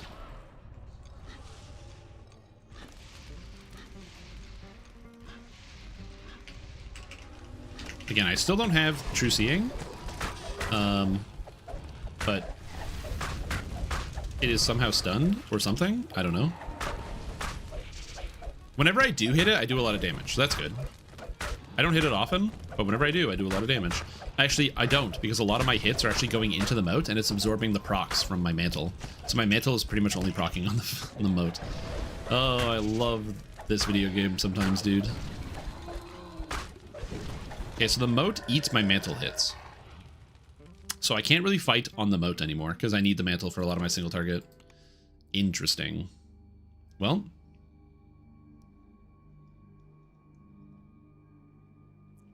good to know. All right, let's continue on. Small, squalid cave entrances. When quests come up that I think are actually quite difficult, I'll make note of them. But again, for the most part, most of the stuff isn't too bad. This final boss does hit hard, but I have a good amount of physical resistance rating, so I don't think I'm going to take that much damage. Some of these rooms with the goblins can be very dangerous if you're doing this on Reaper mode, or if you just get really swarmed. So I'm going to make sure I don't get swarmed in some of these rooms. I'm going to be actively working against getting swarmed. Eliminate another threat to the residents of the keep. Also, the Hezru can be quite dangerous. In general, I'm going to be trying to save my knockdown Thundershock weapons for when the Hezru appear, because they are probably the most dangerous things that can spawn. In the debris under the makeshift wooden walkway. Please don't have things spawn health pool that can be damaged. Yes, I agree. The moats being damageable is really frustrating for a lot of builds. They can also eat like chain lightnings and a whole bunch of other stuff. If you cast chain missile, it eats all your chain missiles. Just like good stuff. Yo, what's up, Kentos? How you doing? Any rune arm have stun? Or do I have the rune arm stun? Oh, no, I do not. You're talking about the Mighty Slam, or the Power Fist, sorry? I do not have the Power Fist. Get out here, Shaman. There's another Shaman around here somewhere. Or Bow Goblin. As the door opens, Yeah, because for whatever reason, the actual model is really large, so you have to hard target or else all your attacks are going to go into it. the goblin falls. Looking around, you spot an iron key in the back of the chamber. Like I said, most of this quest is not very difficult. Avoiding trips is going to be the hardest part, but my reflex save is fortunately my highest save. But all my saves are relatively low, which is, again, not ideal. So I got to be a little bit careful about that. But again, for the most part, it's not too bad, I would say. This heavy iron-bound door. No, don't make my blood burn. I don't want that. And I'm an idiot, and I did not save my knockdown for this. And I got knocked down instead. And it's a champ. Okay, cool. So that's why I need to be more vigilant about saving my knockdown for that. If I had my knockdown, I would have been fine. But he immediately knocked me down, and there's nothing I can do about it. So my dog is dying. Rip. Once they turn this floating diamond shape, which is also a waste of a freeze. True, it is very annoying when you waste your freeze on a moat. Oh, fun fact. You know how you see the monster's eyes glow and you think to yourself, oh, that means it's going to spawn a monster? No, that's actually a local effect that's applied on your PC. So if you and your friends are in the same group, you'll actually see different monsters glowing with their eyes. Whether a monster spawns a creature out of it is just a random chance when they die. It has nothing to do with the eyes. I always thought it was the glowing eye ones. It's not. It's just random chance. The key to opening it. Why are Hezru's just appearing? Because this is the cult of evil chaos, and so they're making sacrifices to like evil chaotic creatures, which then imbue some of them with extra chaos powers, but then as a result, when they die, their soul gets sacrificed to a demon, which then summons it to the real world. As per the story of the Keep on the Borderlands. So the short answer is to why is this happening, and the answer is it's the story of the zone. So we're out here to stop the cult of evil chaos, so they stop summoning demons. Goodbye, Hezru. That's dangerous. Also, if my character might seem weak, it is. Every level that you get is a major increase in power. My damage doubles by the time I hit level 25. Without anything else, just because every level you get 6 melee power, and the cores of my trees give me melee power. By level 26, I will go from my current melee power of 30, I'll be up closer to 90. I'll be doing way, way more damage. So just keep that in mind. If the damage on the character seems kind of low, you gain a lot of damage just from levels in epics. And that is a good thing, that as you level up, you will just kind of get a pretty steady increase in your character power. Also, you might notice these Hezrus are chain casting. Oh, there's another one. Okay, I gotta make sure I'm careful. Don't die. Okay. Hezru, very dangerous. You might notice that these Hezrus, not only do they do a lot of damage, they're also chain casting Chaos Hammer. If I was lawful, 1 Chaos Hammer is an instant kill. Which is one of the reasons why you might have wondered, how come every single monster or character class that you put together in your beginner basics is chaotic? That's why. Almost every demon, not every demon, but a lot of the more dangerous demons spam Chaos Hammer, the spell, making it very, very dangerous to go up against. And that's one of the reasons why we choose chaotic for almost every single alignment. All right. And now the final boss. Again, kind of dangerous, hits kind of hard, but the goal is just kill it before it kills me. Basic stuff. No knockdowns, no crowd control, it just hits me. So like, as long as I kill it, it's fine. It can crit, but just keep my health up and everything's good. And a Dretch spawned when he died. Get away, Dretch. Also, this can drop a trapping item for my goggles. We'll see. I'm curious, what kind of spell power should I be looking for at 24? Oh my... Oh! Oh!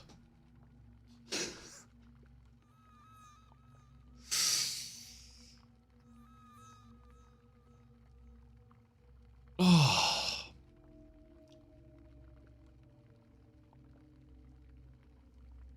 Wow. Wow. Wow. Man, I really gotta unplug my Game Shark for this, huh? Okay, I don't have any resources, so I really think I shouldn't do this moat. But what if we did it anyway? I'm feeling confident. Let's just do it. Screw it. I will run away if it gets too hairy, but let's see how it goes.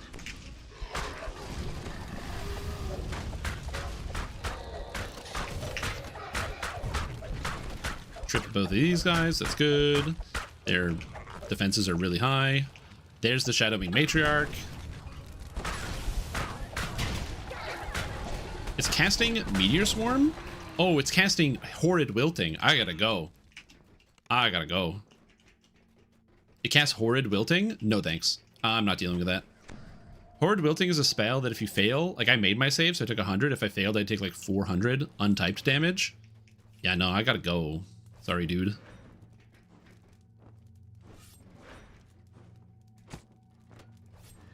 Can I go, please? Oh my god. I have to run to the beginning of the quest? Fine, I will leave the entire quest.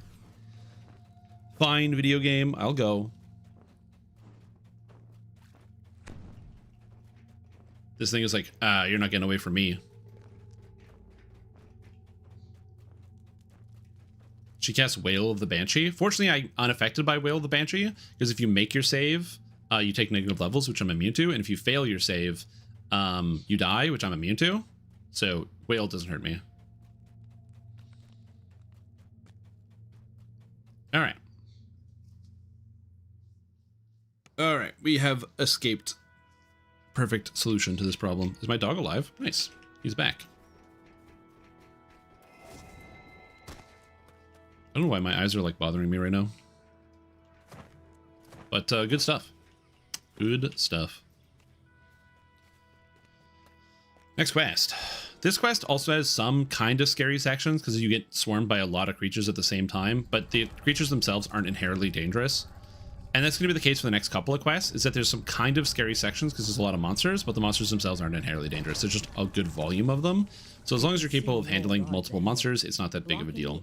As a reminder, if you're playing this and you're not playing on the hardcore version, or if you're scared, you can just do these quests on hard and have a similar experience here.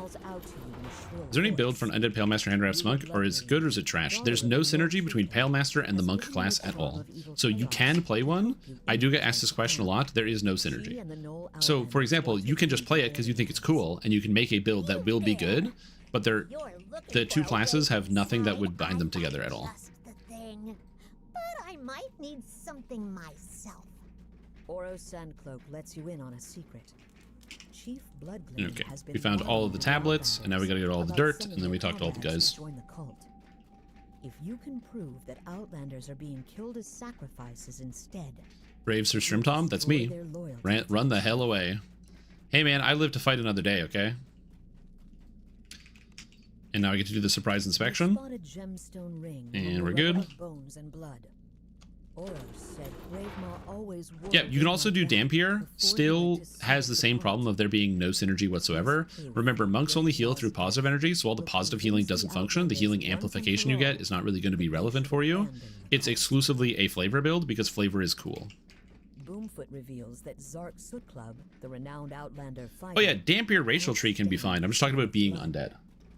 Time to let Zark know what you know. And this is not me trying to say, like, don't do it. Just, like, you have hoops to jump through if that is what you would like to do. The Knoll nods in agreement. All right.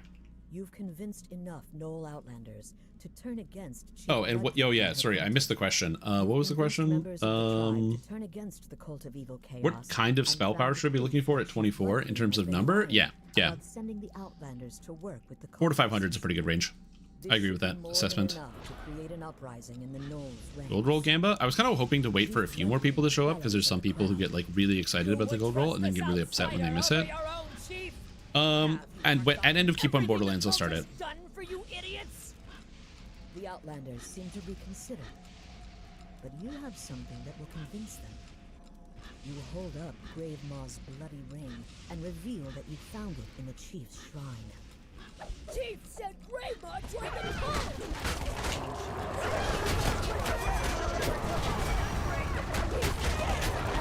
Yeah, this thing hits really hard.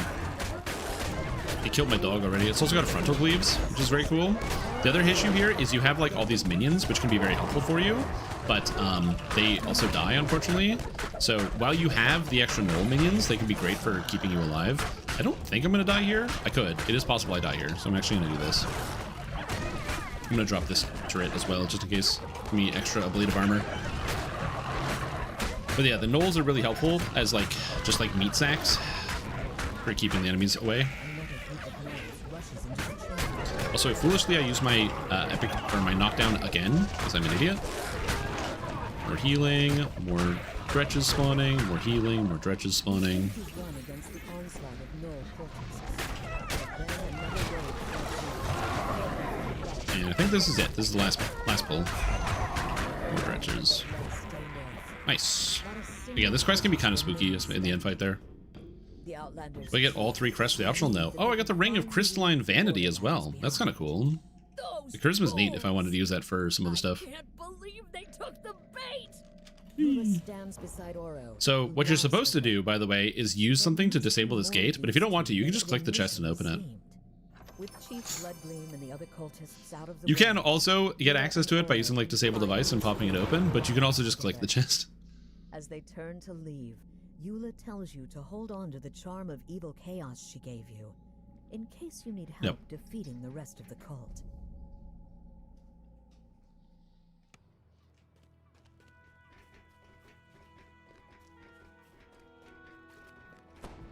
Alright, now we continue. You went macro, but I think Fate Singer is probably better for the massive temp HP. Yeah, it's gonna even out though. Like I'm gonna get a lot of hit points and a lot of defensive stats. I just need a couple more levels. Whispery voices and Hey, zombies. announce the Again, rooms that with monsters that are not terribly dangerous, but they are numerous. So if you get surrounded or swarmed, you can take a lot of damage. Just gonna be mindful about that. Like my dog took half its health because it got swarmed by the zombies because it's not very smart. And this is another reason why pets are kind of useless. I can't reduce the damage the dog takes. It just takes so much damage. It takes like probably triple the amount of damage that I do easily or more. So it makes it really difficult to be like, oh yes, I'm gonna, you know, my dog is gonna be the one tanking for me. Like no, it has no physical resistance rating. It's very difficult to get a physical resistance rating. If you're a Arcano technician, you can get it some defenses, but that's also quite annoying. Yeah, they need like 3 times their level in PRR and MRR. You know what? Sure, why not? Let's try another one. See if we can get this one. If it's another Harpy, I have to reset the quest, but we'll see how it goes. And he made his save against my knockdown, which kind of sucks.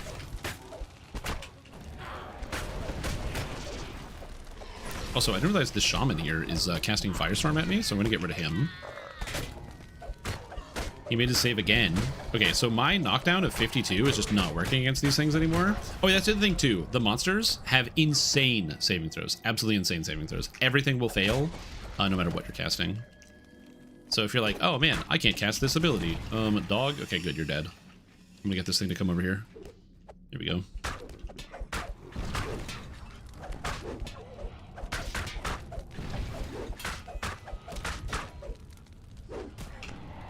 Spell damage, let's go. One of the reasons why the Macrotech Epic Strike is kind of nice is it has no saving throw on it, so I can always hit the monsters. Nice. Alright. This is not going to be easy without True Seeing, which I can get. I should probably go get Scrolls of True Seeing later on, which will help me out pretty tremendously. Right now I have UMD of 30, which is probably enough to use a Scroll of True Seeing.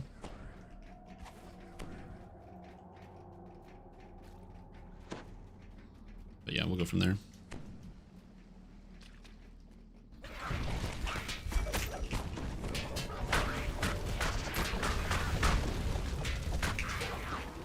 Again, the monsters hit a lot harder than I want them to. No, my Dorg, he's dead. Especially since they don't know how to dodge around the champions. You're gonna notice me skirting a lot of packs and playing a lot more scared. Where I used to just dive straight in. I'm not even gonna resurrect the pet, it's a waste of time. It just eats up resources. I'm playing a lot more scared, and that's exclusively because monsters hit way harder now. Way, way, way harder. When you have lots of dodge, armor class, more physical resistance rating, it's not too bad. But yeah. They also kind of screwed up. SSG did a rebalancing of monster stats, but a couple of stats they missed. Attack is one of the things they missed. So monsters, unless you have a ridiculous armor class, will basically just hit you every time, which is unfortunate. Because armor class is, throughout most of the game, a very useful skill to invest in. But once you get into early epics, the monsters have like plus 500 to hit. They just hit you on everything. Monsters in early epics have the same hit chance as the monsters in legendary. Why? I don't know. Should I hear Forge much at all? I haven't been really into it. Again, the tools and models. Okay, so The answer to that question is I haven't done that. However, when I ran my D&D campaign, several of my players used Hero Forge to like craft cool custom miniatures that they could use that describe their characters pretty well, which is a neat way to do it. The only downside to Hero Forge, from what I can tell, is that the puzzle time. I am puzzle master. The only downside I can see is that the resin that they use is really, really brittle. And so if you're using like the Hero Forge miniatures or whatever, like you actually have them make them for you and ship them to you and color them and everything, they break very easily. Like really easily. Like all of my friends had their figures in like in bubble wrap in cases.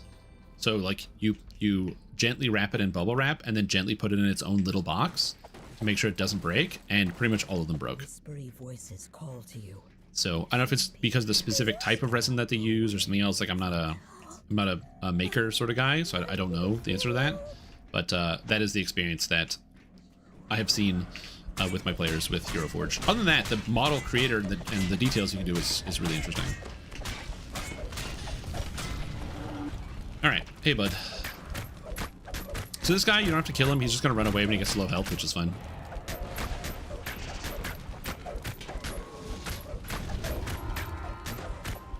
And I don't think I have the damage to actually kill him. I don't have like a damage over time effect or anything. Oh, maybe I do. Hold on. Nice, we got him. Let's go. Turns into a scream and is then cut short. I got the Whispering Ring. Assassinate, Insightful Deception, Quality Accuracy, Quality Deadly. Dang, that's cool. Give me some items, man.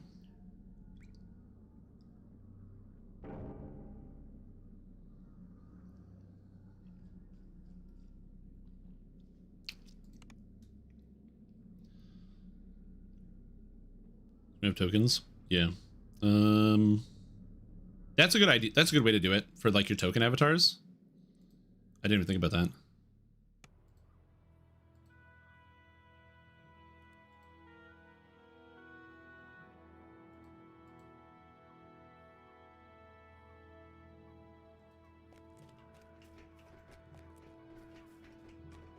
Oh god. Oh god. Where am I going? That was the Cult of Evil Chaos, and the last one is here. The Bugbear is supposed to be dangerous. I've never found the Bugbear to be totally dangerous. If I die here, that'll be really funny, but I've never found this part to be dangerous. Oh, Baldur's Gate 3 is another good one to make a token. True.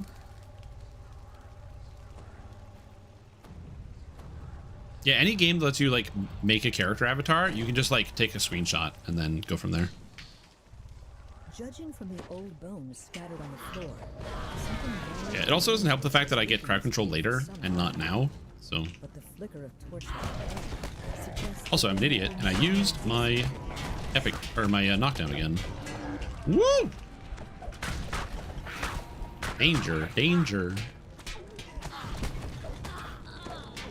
Again, the monsters hit relatively hard in these quests. Why do they hit so hard? I don't know. People in the Borderlands is just relatively tough. Other quests that are difficult, Catacombs, Epic Catacombs, and Epic Delirious are also quite difficult. I will oftentimes do both of those on my first time leveling through. So, like, I like to do those now when I do, like, my Epic Lives and stuff. But just bear in mind, those are, like, very dangerous adventures. Ezreal, I missed the knockdown, so I'm just going to get out of the room. I don't even care. I'm just getting out.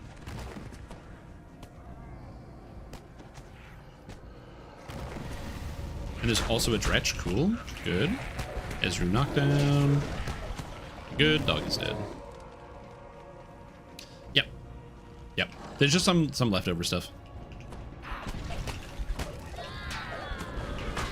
Again, Keep on the Borderlands is relatively dangerous for its level, especially soloing it on Elite with no prepped gear.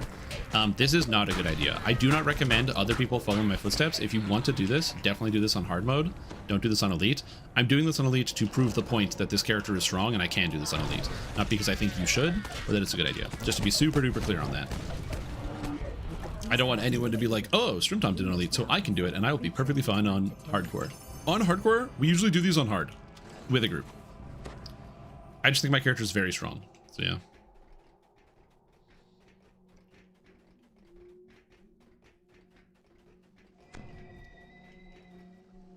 Yeah, AI images are also very annoying because a lot of them look kind of bad. They also look really, really samey too. you can't get that many actual like real facial expressions if you wanted to use something like that, because they all kind of draw from the same sources, which is again a very annoying feature of the product. I mean, you call it a feature, but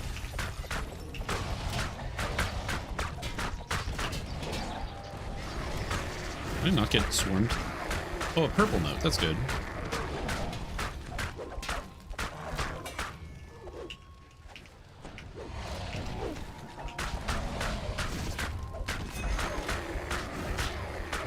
Alright, Owlbear's dead. Because I don't really get scared too much of the owlbear, but the purple moat, huh? There is something I can do about this, so I am going to try it and see how it goes. Because worst case scenario, there is a water pool I can run to escape it. So we're going to give it a shot. We're going to try the purple moat here.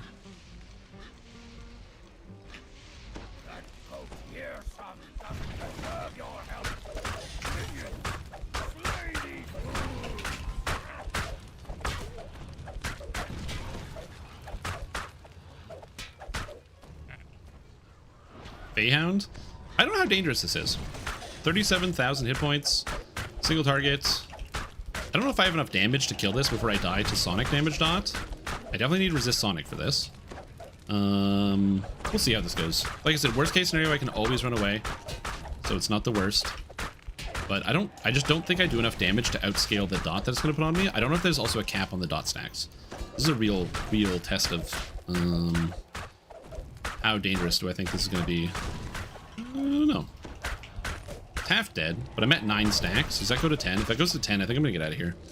I want to kill it, but 10 stacks of dot is a little too much for me. So I think we're going to go here, and we're going to go here, and... oh, that doesn't go anywhere. We're going to go here, and we're going to go here, and we're going to go here. Again, I just don't have the damage to kill it before it kills me. Did I mention I really hate this event and I don't think it's fun?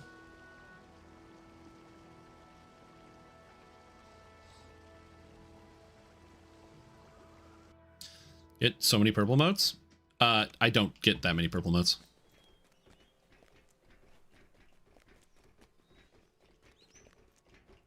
Alright.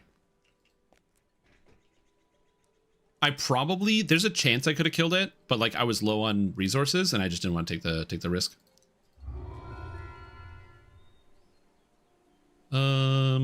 Neat necklace, but not good. Bad chest. Bad everything else. I'm just gonna take this so I can sell it. Charisma Cloak of Feather Falling is kind of interesting, but I need the Constitution from my cloak currently. I don't have a replacement for it, but I like the cloak and I like the charisma. But we're just gonna wait. One at a time, not all at once. Yes, the stacks fade one at a time. That is correct. It is pretty aggressive. Dodge 9 is kind of good. Con 9, Shatter 11 is a fantastic belt. Oh my lord.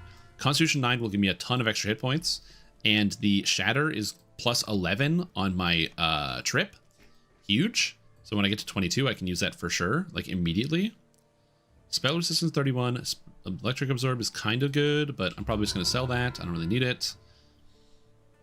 Con 10 ring, but for higher level, nothing here. All garbage. Bluff. Hasty. Double Strike of Shatter is also interesting. If I get a different con item, I consider it. Do I have a full build? Yes. Exclamation point solo Artie in the chat will give you the full build, as I've already written it. And yes, Warforged is mandatory for this build, simply because if you're playing it on hardcore, the amount of immunities you get for being a Warforged is massive.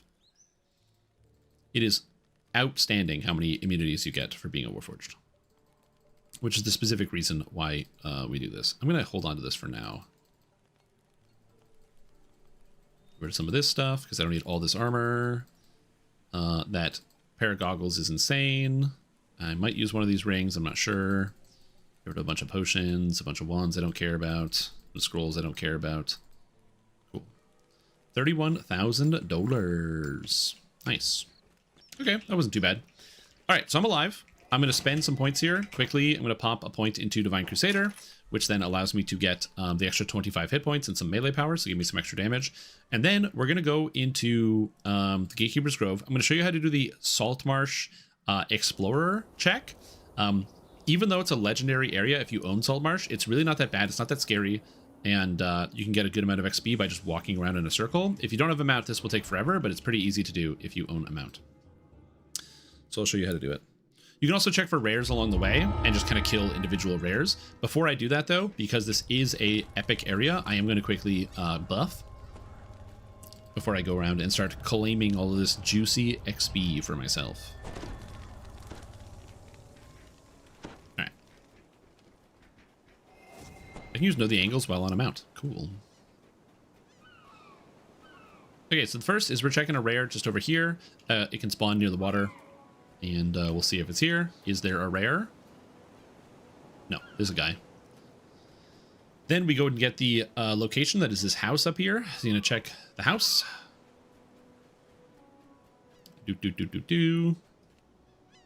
So that's 3,000 XP just for walking up to the house. Getting all of the locations gives you a good amount of XP, so that's why we're doing all of this.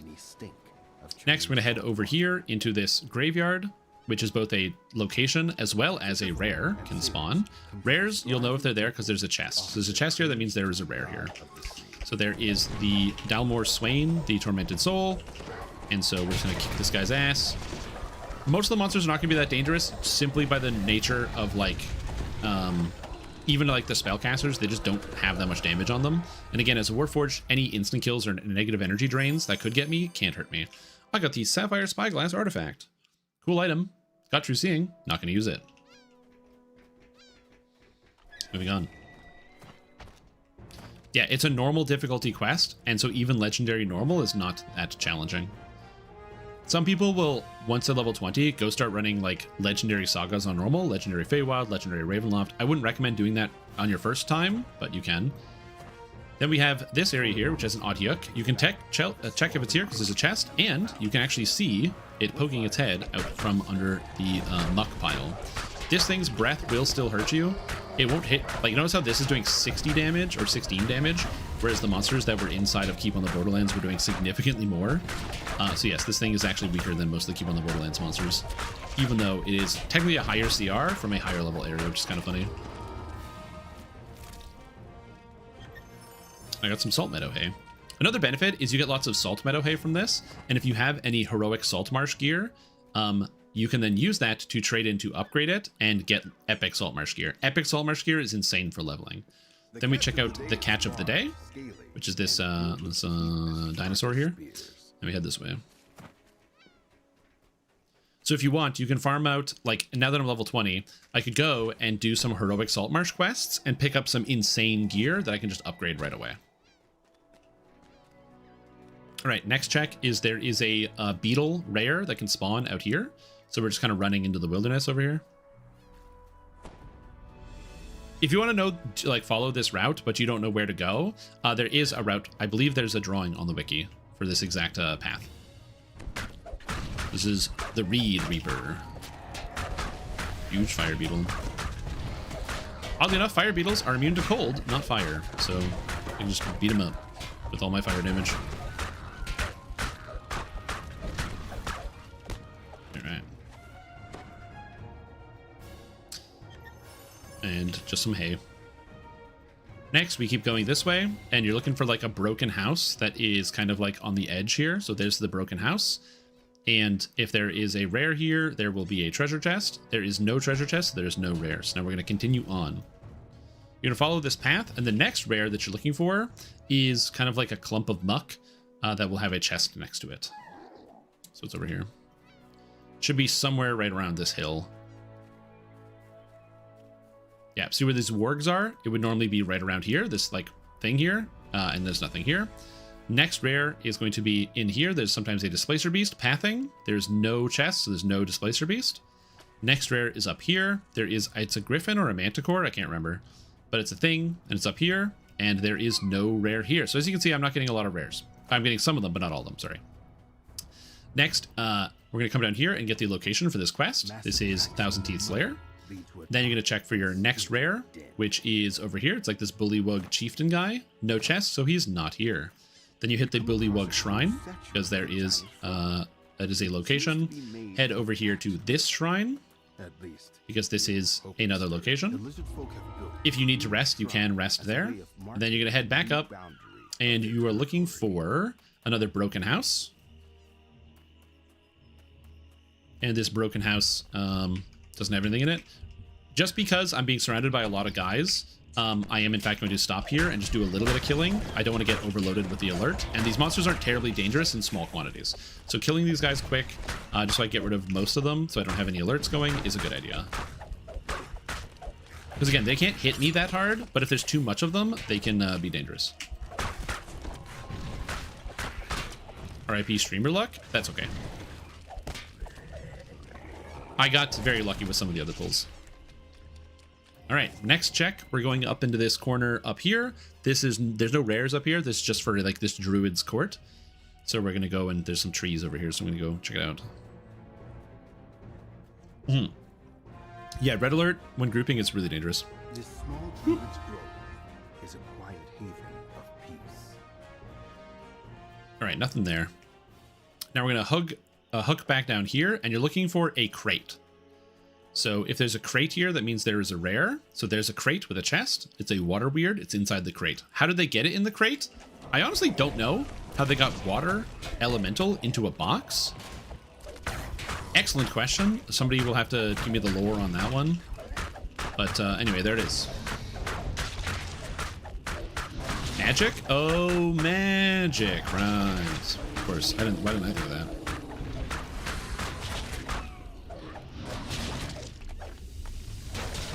Anyway, like I said, monsters are not dangerous out here, so you just kind of beat them up. Even if it takes you a little while, it's fine. Monsters are not dangerous at all. I get a purple moat.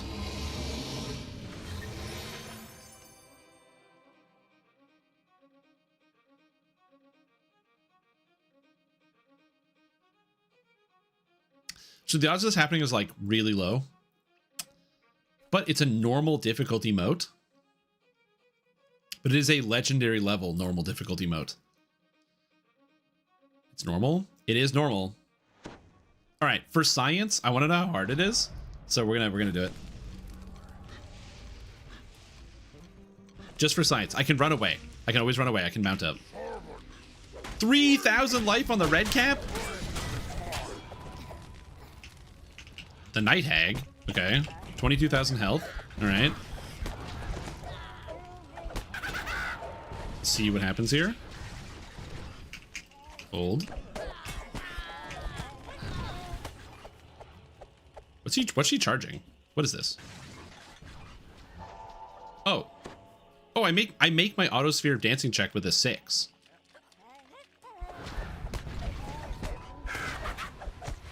Okay, this seems fine. Oh, her spells don't do any damage. What can she get me with? What can I die to here? I'm immune to hold. What can I die to here? I don't think I'm going to die to anything, I'm going to be honest.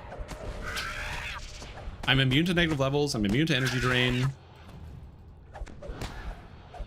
She's immune to fire, so I'm going to swap my rune arm. Again, another reason why I really have to get another rune arm at this point.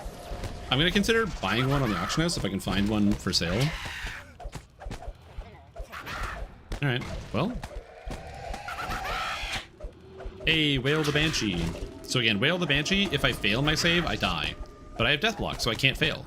Or I'm immune to that.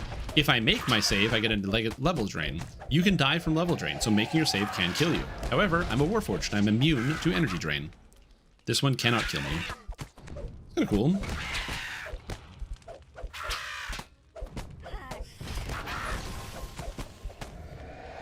Okay, I'm going to be honest with you. I was mildly nervous about that. But we go from 1231 up to 1241. That was worth 10 for the purple. I'm upset about that. Unbelievable. A large hole leads down beneath the 10? strange sounds and a stranger smell. Anyway, you're gonna get this, and we're gonna keep going. I know it's normal mode, but are you joking? That basically means if you play this event on normal, you will never finish it. Anyway, you check this rock. You're looking for a rare here. There's no rare on the rock. It's fine. That's crazy.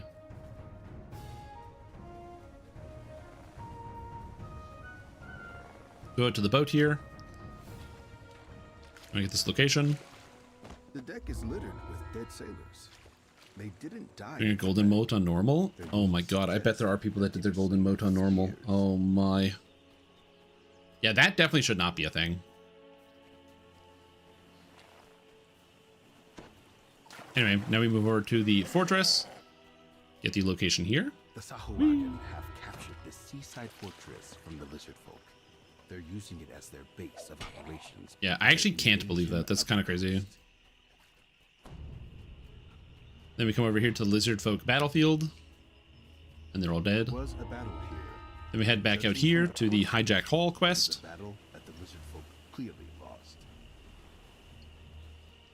This ship seems to have sunk very recently. Yeah, unbelievable. I actually can't believe how low that is. Completely intact. The whaler always spawns, so this is a very easy rare to get. It's just free. There's no worries. You just get the whaler every single time, so you just beat it up. Again, there's gonna be a lot of kind of guys surrounding me. Oh, I'm like, she's caught me. She's caught me in a web. Reminder: there's a lot of elemental damage that I'm taking.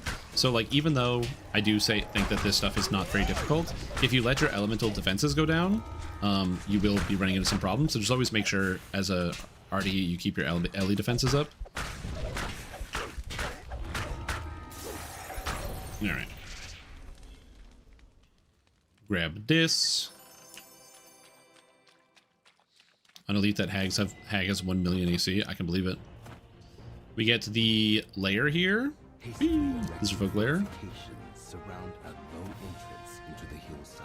Yeah, we're doing salt marsh, salty marshy, as I like to call it. All right, now we're gonna hook to the right here, and you're gonna see a giant skeleton, which we're gonna walk over. I'm already at 83,000 XP just for walking around. Remember, there's like no challenge out here. This is one of the reasons why this is good. It's just XP that you don't have to think about, which is why a lot of people do it. The surface of the water.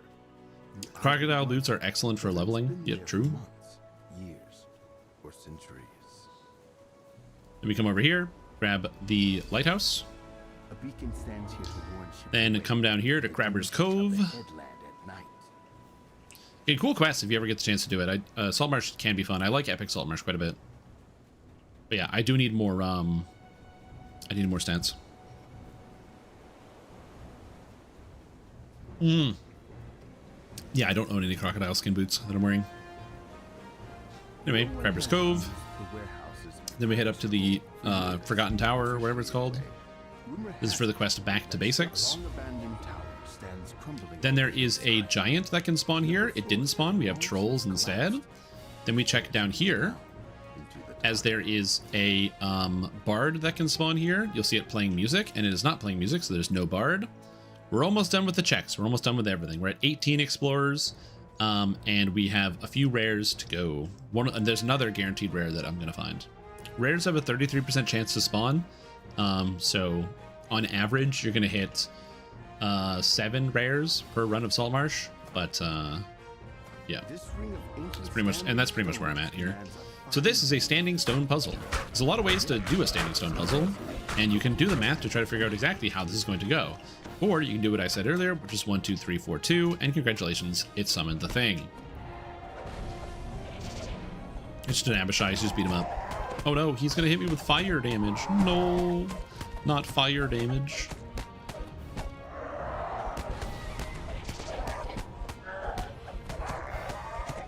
And he's gone. I got the legendary salt portal ring. Cool, an artifact. A bunch of items I just can't use. There's high levels and they're not helpful for me. Then we're gonna come down here, and there is a crocodile that can spawn in the water here. So you're gonna be looking for a treasure chest right around here in the water for it to pop out. There is no treasure chest. There is no crocodile. So you continue on. There is a little abandoned cottage here. So run up to the abandoned cottage. And then lastly, there is a campfire which we run up to,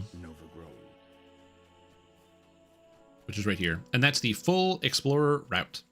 By doing all of this, I have earned, while fighting basically no monsters that can fight back, 126,000 experience points. But on top of that, one of the cool things is once you finish off the explorers, you can see the whole map, which is fun. It's nice that you can just see the whole map when you finish the explorers.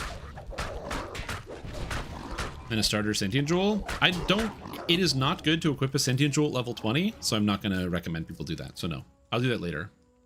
But whatever weapon you have at level 20, you're going to replace, and then you have to buy sentient toolkits, and I really don't want to be like, hey guys, open up your DDO store. Seems like a bad way to get started. Anywho, let's take Rune Arm use. So now we can get an extra +1 stable charge tier. Ooh, stable charge tier 4, let's go. 18, true, yeah, it's level 18 is when you want to equip a jewel. Alright, so that is basically how you do all of the Salt Marsh Explorers there. Again, pretty straightforward.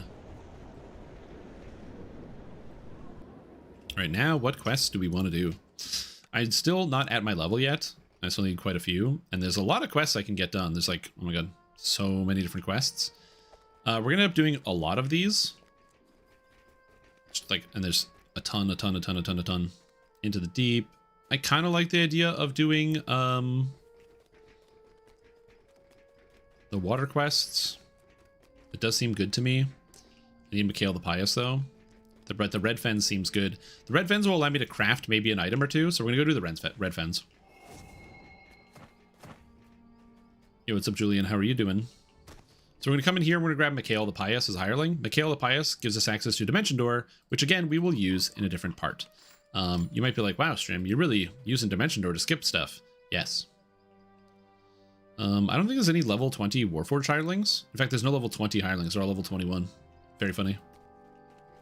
I guess there are level 20 hirelings that I could pick up. Like I could get Wyo or Albus or Ulga, but I don't want them. Might have overslept through your PT appointment. Oof, that sucks. Let's go do Red Fens. What about Full Metal? He's level 18 and also not good. So I would call it a mixed bag if it wasn't for the fact that I just don't want him.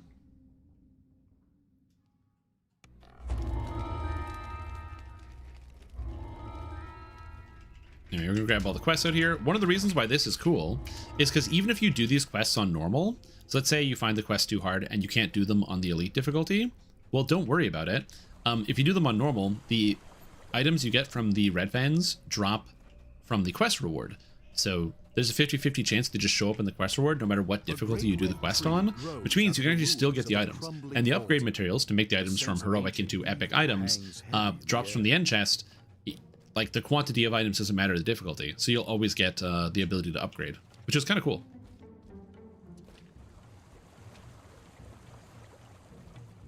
Oh, I forgot to check the auctionist to see if there was another rune armor I could pick up. I should probably have checked that. Flickering braziers now show Not good is a massive understatement, correct. of the fire giant's territory. All right. As a reminder, you should not start on elite difficulty. I'm just doing elite difficulty because I feel like it. This is not my recommended start for you. Also, I didn't buy True Seeing Scrolls. I hope that won't come back to bite me. For every level that you gain, you also gain +1 to all your skills. So my use magic device is not great now, but by like level 23, 24, I will have enough UMD to basically use all the buffs that I want. And so I will start incorporating Greater Heroism, which will give me fear immunity, as well as True Seeing. So I will be incorporating those later. Also, this guy's rude as hell. This giant. He's like, silent slaves! And then he starts killing them all.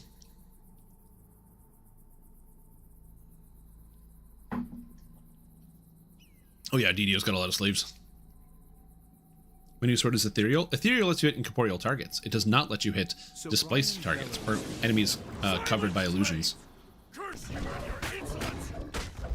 Anyway, this guy can be pretty dangerous, but any single target is not a match for me because I have a knockdown, and they can't do anything about it. Alright, Iona's staff. Now we pick up all the scorpions, get in the bag, get in the bag, get in the bag, and I believe I missed one somewhere. Get in the bag. Iona whispers from your backpack. I bet I can there we go. Good luck. Always go for champs first. If you don't know what monster you should be attacking, go for the champs. Champs are always the more dangerous thing to fight. Again, you might notice that these monsters do hit a similar amount of damage to Keep on the Borderlands, but these are giants which hit extra hard. Again, the Keep on the Borderlands monsters just hit like crazy damage. There is a big fire trap in this next room. How do you avoid it? Number one, you prevent the giant who's gonna here from charging up and actually hitting it. So I just whack him so he gets knocked down, and then I kill him. So now we can't actually activate the trap, which is a big deal. Alternatively, stand in between pillars. So, or not in between, like between pairs of pillars. So the fire traps go here in between the pillars and here. So if I'm just standing here, even if he activates it, you still don't take any damage. So if he had run past me, that's what I would have done. I don't know why I'm using my fire blast on this guy. He's just trying to have it, basically. Stand inside the mirror in the first room. You can stand inside the mirror, but if you do that, there is a possibility for there to be a boss inside the mirror. Iona whispers. Iona whispers. Careful. I sense many guardians near. If you can All right. And this quest, you just land on here, and then you climb your way back up. A lot of people get lost in here because they don't know where to go, because it is like a confusing 3D maze. That is how you get through this quest. You just land on that little bridge, and then from here, it's just a line. You just go straight up. Also, always kill the nesting scorpions first. Use whatever abilities you have to crowd control them or prevent them from doing anything, because the nesting scorpions constantly heal even while they're underground. It's just a passive effect, and they will make the guardian scorpions more dangerous. As a reminder, one of the benefits of being a warforged on this character is I am basically totally immune to poison, which is very, very convenient. Also, I am learning from watching my mana usage, I am probably going to get the effect that gives me infinite mana called Evergreen by the time I hit level 23, because I need to heal a lot, and having more mana for healing will make my character a lot more flexible. I should probably also get a mana item, but it's fine.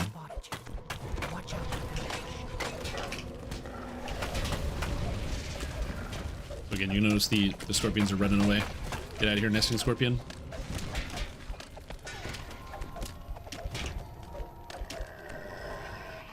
Iona whispers. This is a light bear, which is a very dangerous scorpion, or whatever. Again, same thing. Fight it, knock it down, beat it up.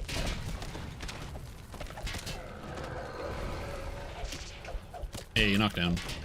Oh, I missed the knockdown. This sucks. God, these things do so much damage. And I can't kill all of them because they just are not... I don't have any strike through. And my saves are not high enough. When I get to 22, I get a massive increase in my Sunder DCs, but I'm not there yet. Alright, so it looks like I'm going to have to actually hit one of the shrines in this quest, which is not that big of a deal, but I will need to use the shrine because I don't have enough resources to get all the way through without it. Purple motes, and then I get 2 purple motes in a row. The universe is listening. That's always how it works, though. Just complain, and the universe does whatever you want. Like, notice how I hit them for like their entire health bars, and then both of them just healed back to full instantaneously. Very fun.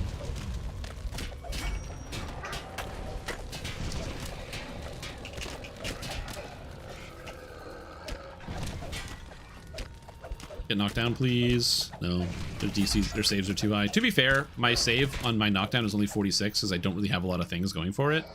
So it's just kind of hard to get the stats high enough. There is a scorpion still. There we go. Yeah, just take stuff slow. Be careful, be measured, and you should be fine. A lot of scorpions in these quests, a lot of damage, but it's good. I'm honestly probably not going to do any epic motes if I'm going to be honest with you guys. I just think that it's a little too hard for this character. I don't have the damage. If I get the Feyhound, like in Heroics, I could kill anything. But with this, if I get the Feyhound, if I get the Matriarch, if I get Scath, there's so many things I can't kill, and I also can't really escape. So I'm just not gonna do it. So yeah. Because again, if I hit it, I wouldn't be able to use this shrine as an example, and I don't want to have to deal with that. So yeah, I'm just not gonna do it.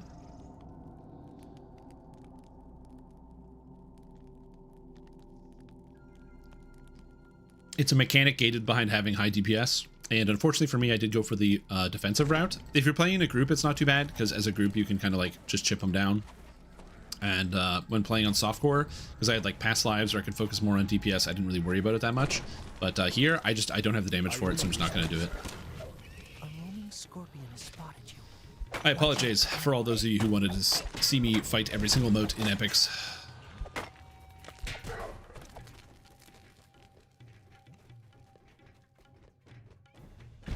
Iona whispers.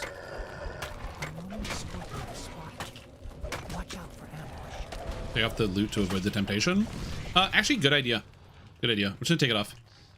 So yeah, so we are done with moats or loots now for the rest of the entire hardcore session. Again, I know that's kind of like one of the whole points of the mechanics, but like again, I just don't have the damage for it. So I will just sort of die. And I wish there was another way around it. There isn't. So.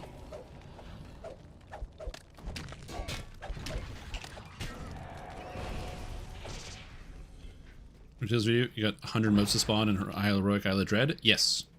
There was like a really weird bug that caused a lot of moats to spawn. It was like really hyper specific. I do recall seeing that. There's some weird bugs in DDO sometimes, man. Climb up here. Whee.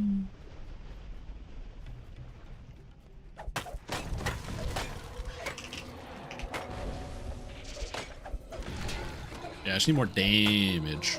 Getting to 20, depending on your type of character you're playing, can feel like a bit of a slog, but your damage really ramps up as you gain a few levels, so it's going to take me just a little bit to get there. Oh, there's a scorpion here. I didn't even notice. And my Iron Defender died. He's going to die a lot. There is a trap in this room. I should be able to disable it in the event that I can't. Oh, I can't even find it. What's my search? 57. I can't even find the trap in here. Okay. Well, I can't even find the traps anymore. So the solution is if you jump up here and I pull this lever, I can avoid the traps. So my character is no longer capable of dealing with traps, which is a bit of a problem, but surprisingly not as much as you might think. There's ways to get around basically every single trap in the entire game. Bear in mind, I have a plus 17 or plus 15 search item, and it is not enough. So yeah, we're gonna have to think outside the box here when it comes to finding ways to get our search a little bit higher.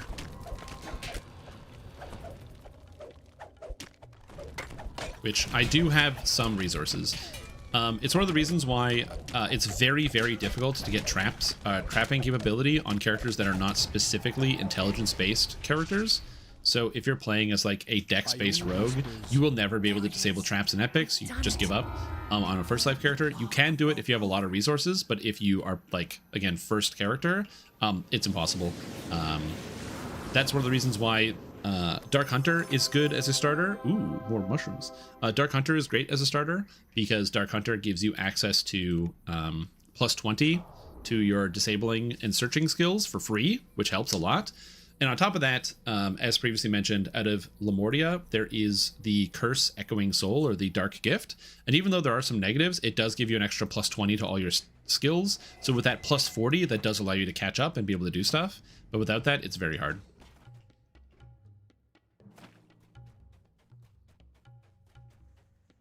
So yeah, goggles on. I'm not high enough level. I think once I get to level 21, I will be able to disable some traps again. Some, but not many. The toadstools have grown to a gigantic size, feeding on the rich swamp soil. Yes. And even in legendaries, if you're a pure trap focused character, you still won't have enough unless you get specific certain types of gear. One of the solutions that I've done in the past is just to run Shadow Dancer as one of your trees, because Shadow Dancer does give you an extra plus 6 to your trapping skills. But I kind of need the extra effectiveness, so I'm not doing that. But that is something you can do if you really want to focus on the trapping. Reminder, if you're also playing on hard mode instead of elite, you will find all of the traps. Giant magical barriers enclose this space. Alright, so now we summon Mikhail the Pious. My buddy, my boy. Oh, he's already here. Mikhail is fantastic because he's going to help me skip most of this quest, which is good. Actually, it just occurred to me that the final boss of this dungeon casts Disintegrate. Like repeatedly, they like chain cast it.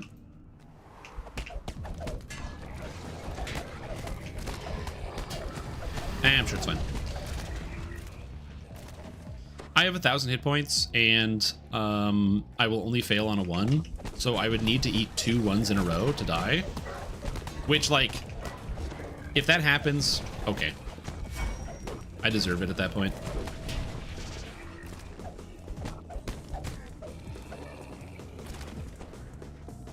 Oh, we'll see what happens. You failed the Lamortia trap with 122 disable? Yeah. Something that if you play a lot of Dungeons & Dragons Online, you will learn is that the numbers don't really make a lot of sense. The skill numbers are just absurd in certain areas of the game. And Lamortia, the most recent content, even though I like Lamortia, I think the quests are really, really good. I think it's really, really fun. The numbers in Lamortia are insane. The amount of stats you need to overcome some of the challenges, not on Reaper mode, on like elite difficulty, is madness. I didn't talk to Foxpaw. That's okay. You can talk to him later. I did forget to talk to Foxpaw, but you can talk to him when you come back.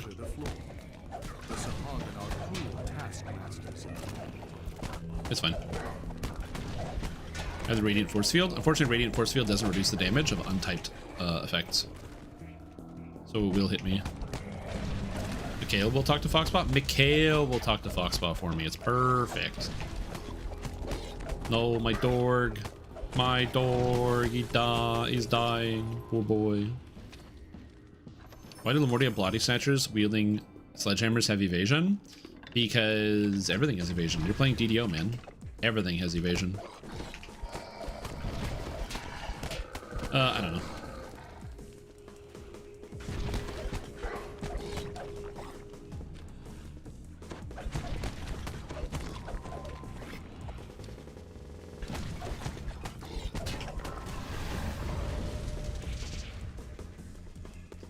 Another way I can make this easier is by using Quick Cutter. Quick Cutter is a epic strike that just does a disgusting amount of damage for free in an AoE, and it would make my leveling process and my journey a lot easier. However, I am choosing not to use Quick Cutter because it is, I don't think, necessary to do this. And also, as previously mentioned, I mostly just want to have fun, you know, playing a Macrotech and playing an Artie and kind of focusing on the rune arm stuff. So we're going to be doing that instead. Even though it is numerically worse and I could probably use all the numbers I can get, it is still just something I'm choosing to do. However, if you are watching this and you're like, man, this character looks slow, I would like to play this stronger, please. There is a way to do that. Because they multi-class 2 rogue. True. I do love me my 2 rogue sledgehammer build. Also, this thing hit me really hard. What the fuck? Get out of here, buddy. Hits me with a slow, and he does 1,000,000 damage. Alright. Give me a necklace I can't use. Give me another necklace I can't use. And then we summon Mikhail. Good guy, Mikhail. So what you're supposed to do is like pull this lever and it floods the whole place, and then you have to like swim out through a bunch of traps and fight a bunch of guys and do a bunch of stuff. Instead, if you have Dimension Door, you can lower the water and then climb through the Dimension Door, immediately putting you back at the beginning of the quest. The only downside is this room can be quite dangerous when you pop into it, especially if you don't have like elemental resistances, because these water elementals are a little bit scary. If you have elemental resist, it's not that big of a deal. If you're not playing on Reaper mode, it's even less of a deal. Also, Comet Fall. I don't know who Comet Falled me, but whoever did sucks. Is it the channeler that's there? Okay. I'm swimming. I don't want to be swimming. This guy looks like it's him. I missed on my knockdown, but that's okay. Oh, Mikhail, don't fight. Dismiss. Mikhail was going, he wanted to get in there. He wanted blood, man. But it's, this is not a good place for Mr. Pius. Is there a shrine in this room? Because it just occurred to me, I don't really have a lot of resources right now. Anyway, talk to Foxpaw. Hey, what's up?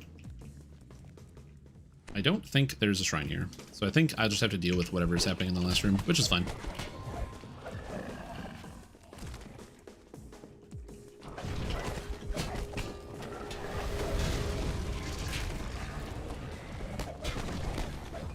I really should be playing on hard mode.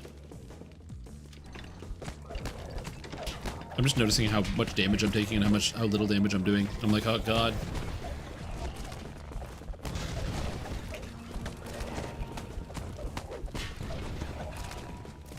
Alright.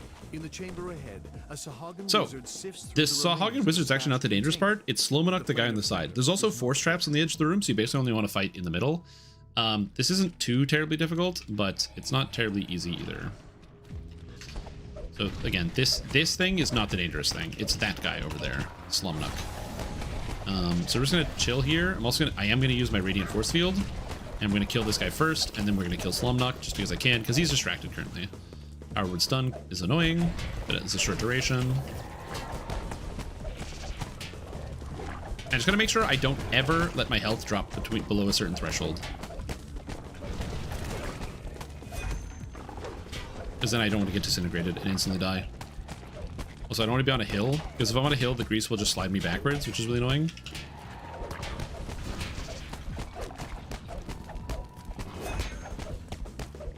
And again, this is why I want to have a rune arm. Nope. Screw you. This is why I want to have a rune arm that will give me like extra single target damage, because that is literally the stat that I'm missing, is single target damage right now.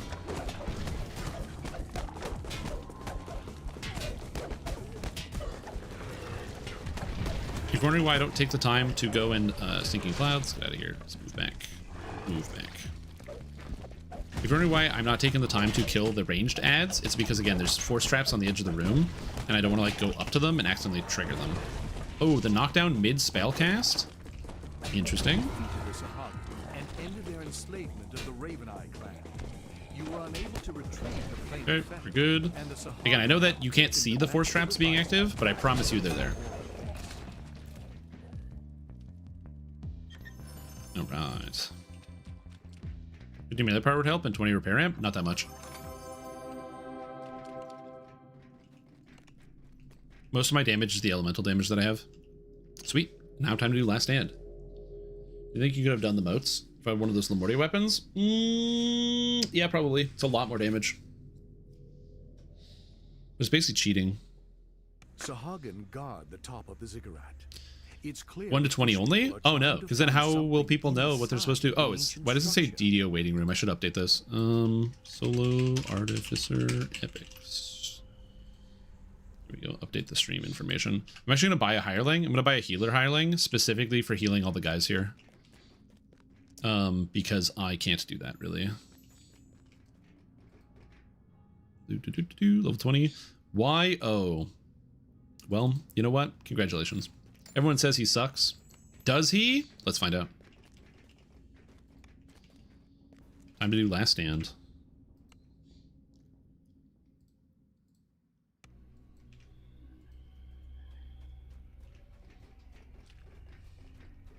No, you can't use YO.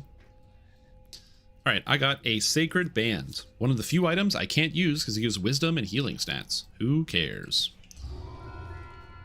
And then this one, we have the Siren's Charm, a Constitution necklace that I can upgrade, and is the only item on the list. Damn, unlucky. Is he the one that runs to enemies and melees them until he dies? Yes.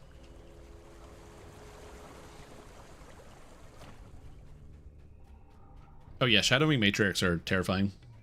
They are the raid boss.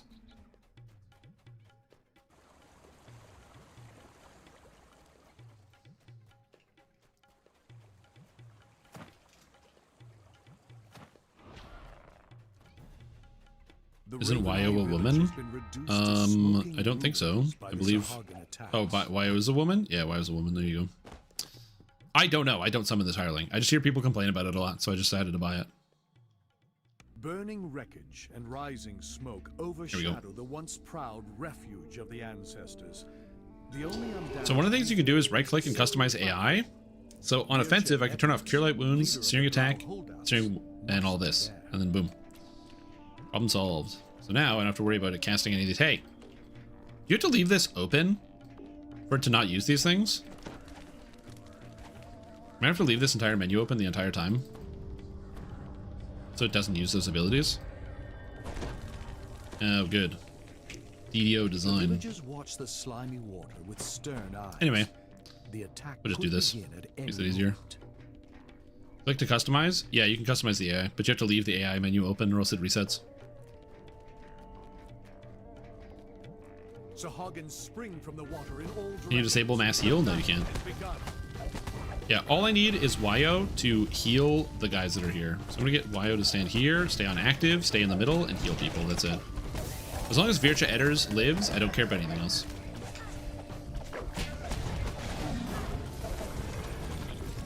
Because I have enough damage to kill most of these little small guys. I just can't like heal people and protect them and keep them alive. So hopefully YO will protect people and heal people. if YO doesn't do that, then I don't know what to do.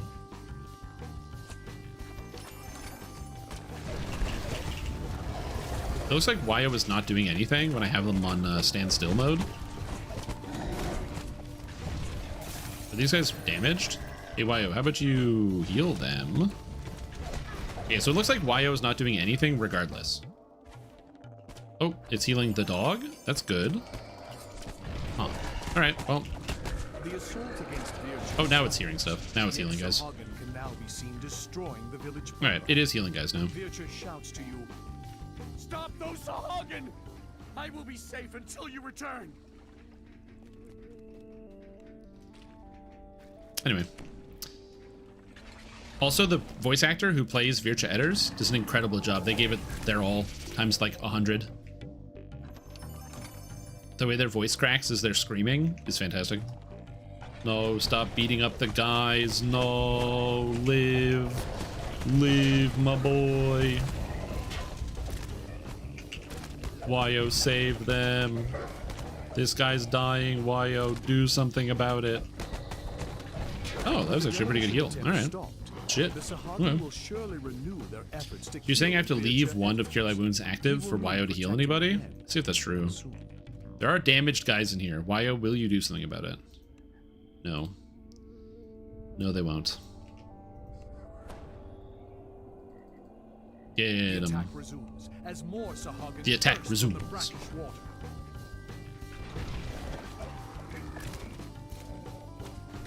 What did you expect? I don't know. Sadness, for the most part.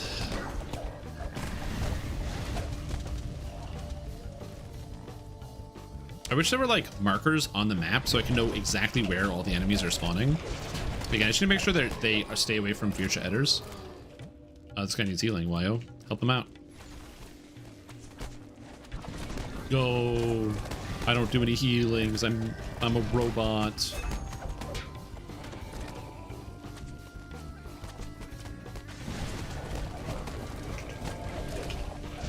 Again, my AoE is not too bad.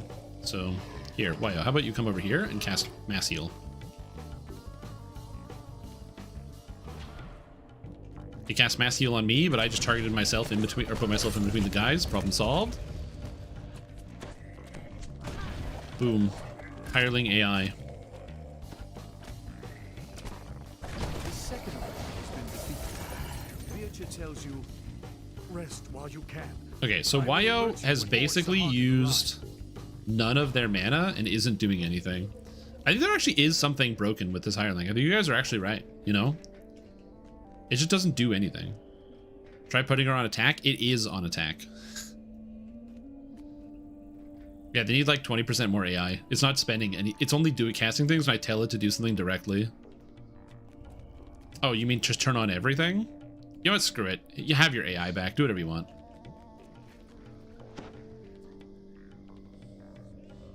Rest for the night would be nice. Yeah, exactly. It'd be good. The Sahagin have resumed the battle. Fight! Fight! Fight! Fight! Like I said, the voice actor for this quest just like gave it his all.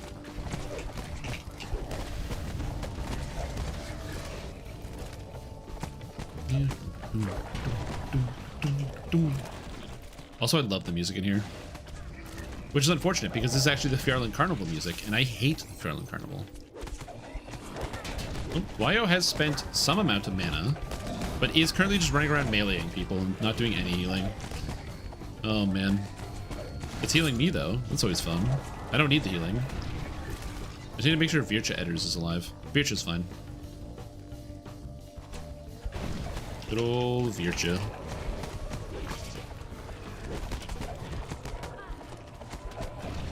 Oh, healing the dog. Okay. Heal Dorg.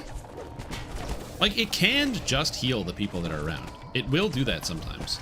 A third wave of Sahagin has been destroyed. They press for one more attack. Vircha, where you at? Where you at, buddy? Nearly full life. Nearly full life. I mean, you know, they seem to be alive. So I think maybe everything is fine. I don't know. Maybe I'm just doing too good of a job protecting. How is the mana going up? How is YO getting more mana? Huh? Yeah, but they didn't even run out of mana at all. Are they just preemptively using SP potions? Yo, that's some pay-to-win level nonsense right there. Drinking SP pots before you run out of mana. Dude, if I had DDO points for that, holy crap. Quest complete. And I leveled up. Sweet. Drinking on the job, true. The drowned zombies collapse as well. The refuge of the ancestors. Alright. Tactful of evocation 2. Cool. Alright, so I get 21, which is a pretty big power boost. I got a lot of neat items now. YO Nepo baby confirmed. True. I know that they have mana potions, but usually they like get low on mana and then they drink a mana potion. They don't just go like, I'm at like 80% mana. And just chug it back. Anyway, that's the only time I'm ever going to summon YO in my entire life, and that's it. Alright, let's go take level 21. Actually, before I do that, because I have enough materials to upgrade an item, I'm going to see if the last reward here can upgrade an item. Which is this guy. Hello, give me something cool. We have Raven's Sight, which is actually a very good item, but not one I actually need for my build. But I will take it because it's cool.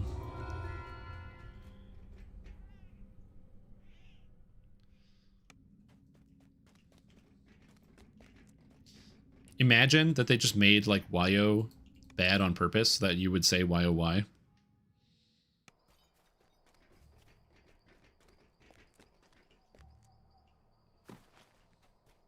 Whoop, whoop.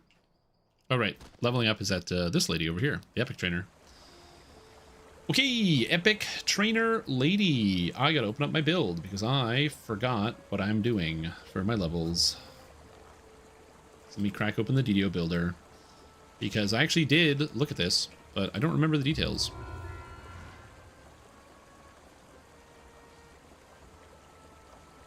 I'm gonna look here.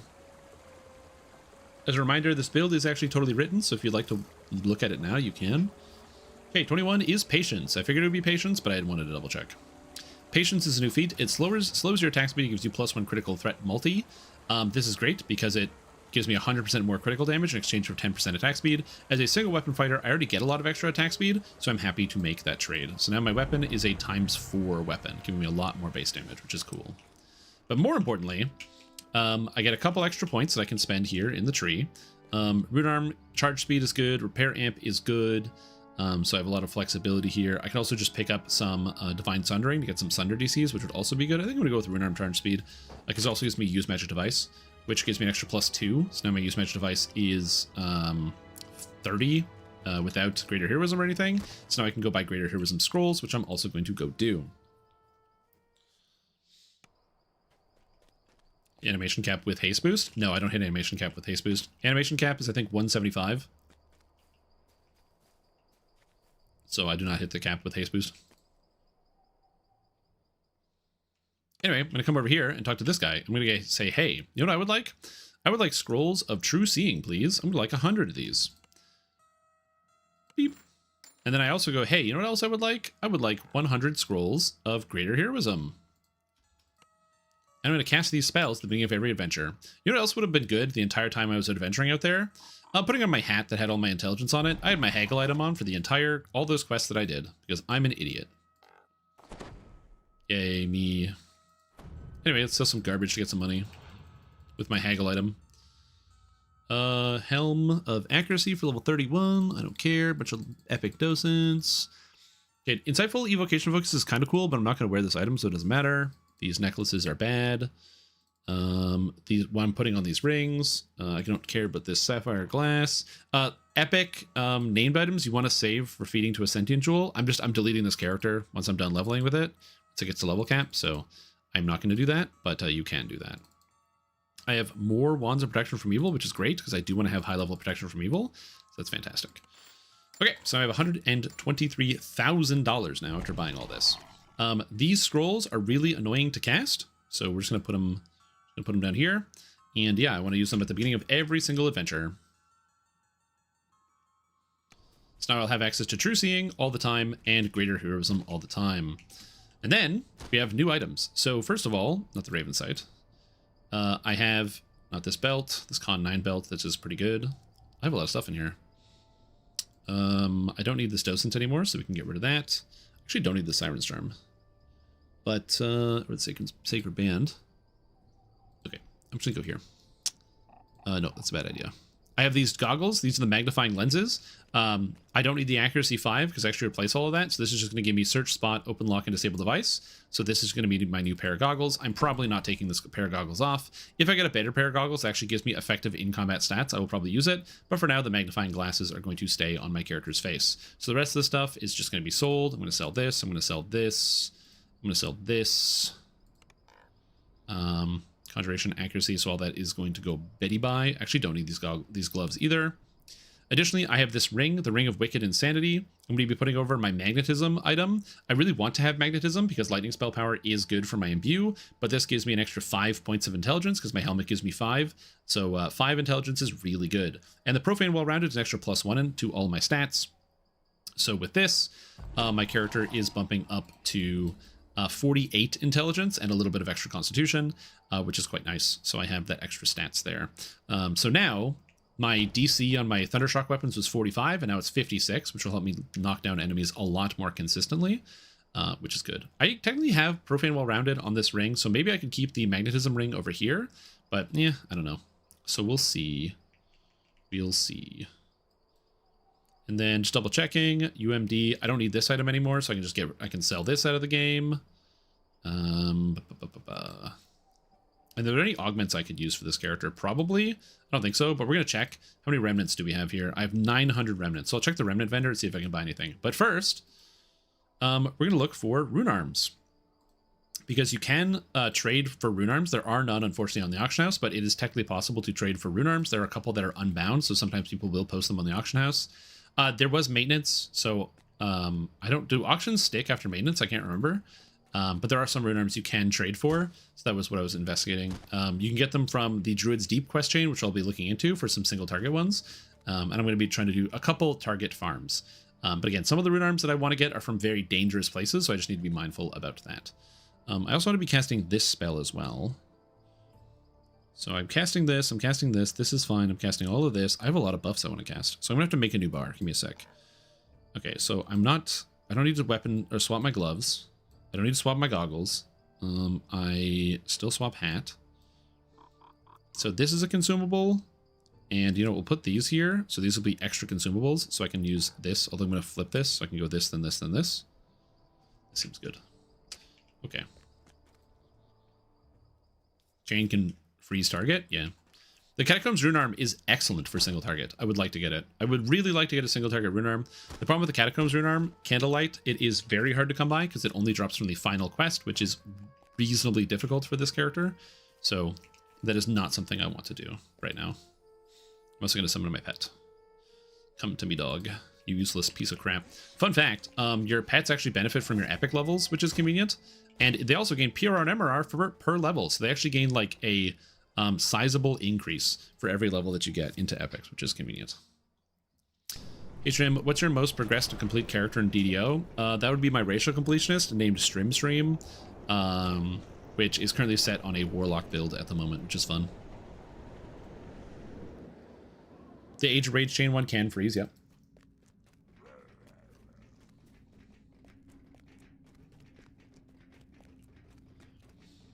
So yeah. Anyway, I'm going to sell out some of the garbage in my inventory, so I just have some extra space. I'm tempted to like maybe upgrade like one of these items, like the Constitution item, but honestly, most of these items just feel kind of bad that I have. So I think I'm actually not going to keep any of these. They're just like, ugh. So we're going to get rid of this. I don't need this. I'm going to get rid of these. The Salt Pearl Ring, again, just garbage for me. You might be like, oh, just put it on another character. I don't need it on my other characters. I'm just going to get rid of this. That's Sacred Band I don't need. I'm tempted to use like the Ring of Crystalline Villainy for the +10 Charisma. Even though it doesn't do anything else, it's +5 to my Use Magic Device, which actually just lets me immediately cast all my spells, so I don't have to like try to cast my spells, but in exchange for 8 dodge. And technically I get +8 enchantment resistance, which does stack. I can also just use the Equality or the Whispering Ring, which is also not a bad idea. You know what? I actually think I will do that. I think it's kind of crazy. I am going to, in fact, use this instead. I could actually, you know what I can do? This is the worst thing I've ever done in my life. I can item swap this ring, because that's the swap slot, is this the right ring slot. So I can do this, cast all of my things that need UMD, and then swap my rings over. Oh baby, well that feels real bad. I really don't want to do that. All right, I'm gonna go check the vendor to see if I can get an augment, anything interesting, and then we'll go from there. And never remember to swap back. Actually, a good augment is I could put lightning spell power in my weapon, so I don't have to worry about getting lightning spell power, because it has a red augment slot, and I'm not replacing this weapon anytime soon. They added Iron Man mode. What does Iron Man mode mean? Is that like you can't turn the game off, and if you turn the game off, it deletes your account? All right, Megan. Okay, so 12.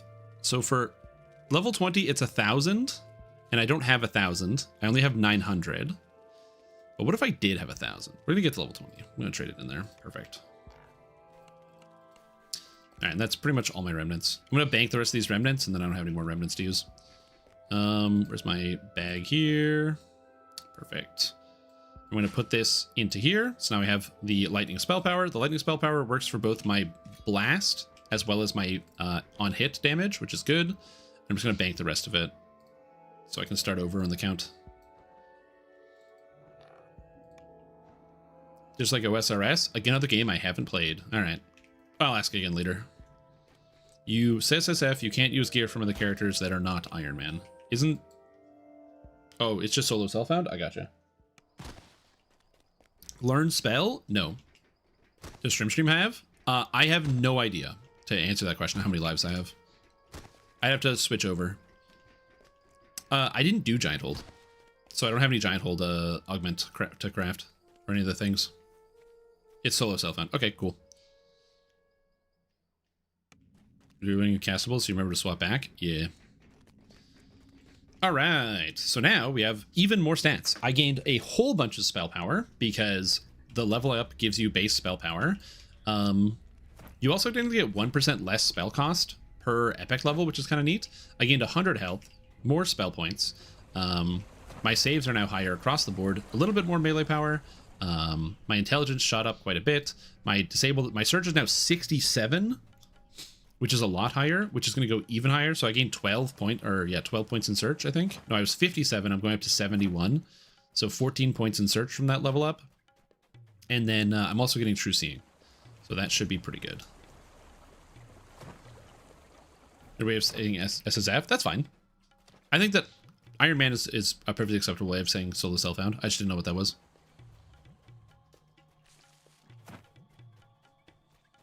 It's just different terminologies for things. It's the same thing where, like, in DDO, some people had a knee-jerk reaction to me calling the regular, like, non-hardcore servers, so the softcore servers, because they don't like the idea of being seen as soft or not hardcore gamers because they're not playing on hardcore, which is just a term I'm used to using from other games, and not meant to be, like, a drag on other people. All right, is Into the Deep dangerous at all? I don't think so.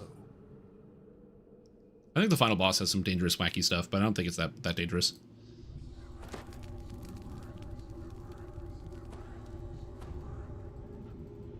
All right. You do Reaper now? Oh yeah, for sure, for sure. So now I can cast Greater Heroism, which gives me +4 on my UMD. Then we cast True Seeing, whip out the wand, use the ring, and then we're all set, dude. Let's go.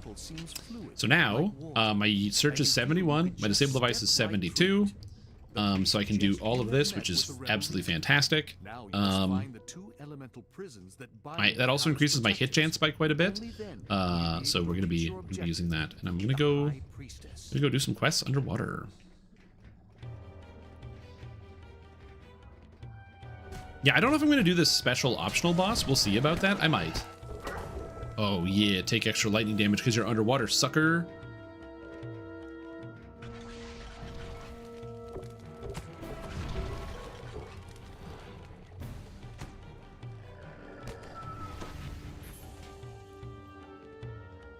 Yes, that is correct. Warforged do not need to breathe, so they don't have to worry about that.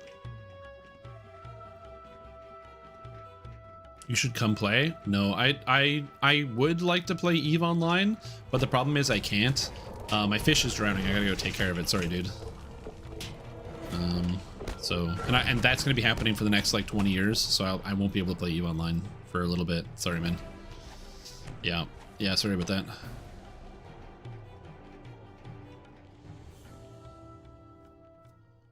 Yep. Alrighty, underwater. Let's go. The shadows. She beckons you closer. Just trying to say when I was asked that too. Yeah, it's crazy. It's really horrible that it's happening to so many people. Another reason why I'm doing this quest is this quest does in fact have a rune arm that can come from the end of it, and it is a single target rune arm. So even though this quest is, you know, kind of horrible and a lot of people really don't like it, it does drop a rune arm, and as previously mentioned, I need a rune arm. So I'm going to be doing this slowly and painfully.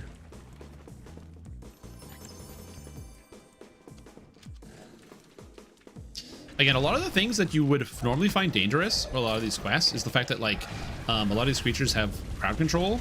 Hold Monster is a really big spell that a lot of the epic creatures get, and so you need a way to have like high will saves to become immune to paralysis. As a Warforged, you just get to cheat around. I don't have to care about Hold Monster at all. I'm immune to paralysis. I just ignore it. It's great. Another reason why Warforged is very, very good for hardcore, just generally.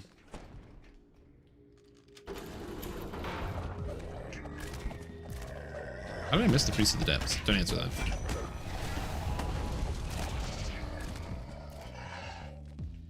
You're free now.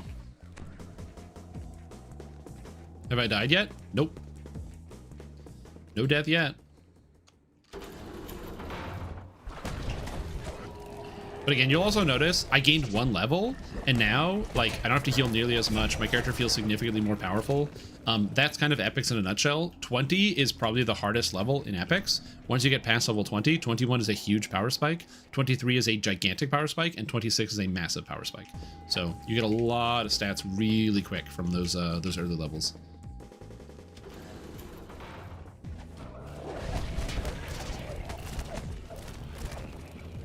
Job prisoner. He's paralyzed. He's paralyzed. Okay, I think that's it. Door should be open. Beautiful. I could go do Restless Isles. I'm not going to do that, but I could. If I really wanted to. But I don't. So I'm not gonna. Another issue I'm going to run into at some point is hit chance. I do need to make sure I have enough hit chance to be able to hit all the monsters. And that is something that will become a problem as time moves forward. Hey, buddy, what's up?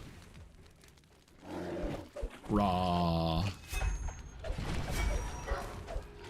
Royal Guard Mask? No. What if we didn't do that?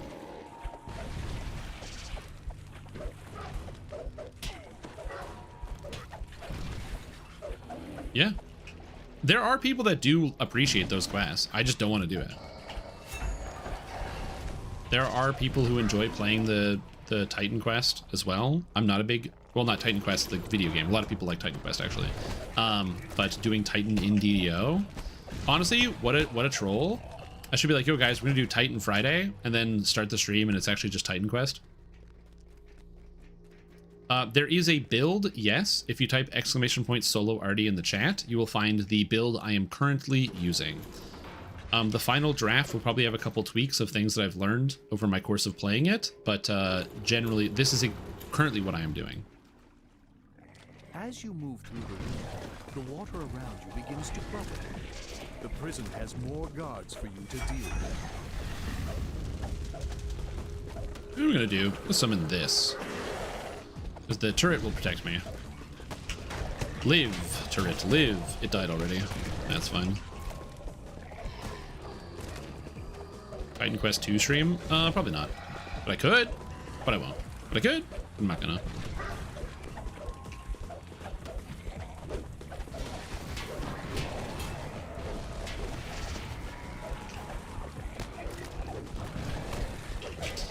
I just need a slightly better rune arm and everything will be good. Where's my slightly better rune arm? I don't know. And in all Titan streams? True. Yeah, monsters just having like 40,000 health is annoying. Fortunately, there is a shrine in each one of these little alcoves, which is why I'm not really worrying about my resources. Usually in quests, I'd be like, when am I going to find the next shrine? But here, I don't really care. There's always another shrine. Correct. We are level 21. So there's a shrine right here, so I'm just going to get the chest and the shrine as well. And again, banking on hopefully getting a rune arm from this quest. Please give rune arm, video game. Isn't PoE2 Ascendancy Titan? Played that on Friday? Then I would have to play a Titan, and I don't want to do that. So I'm not gonna do that. Thank you for your time.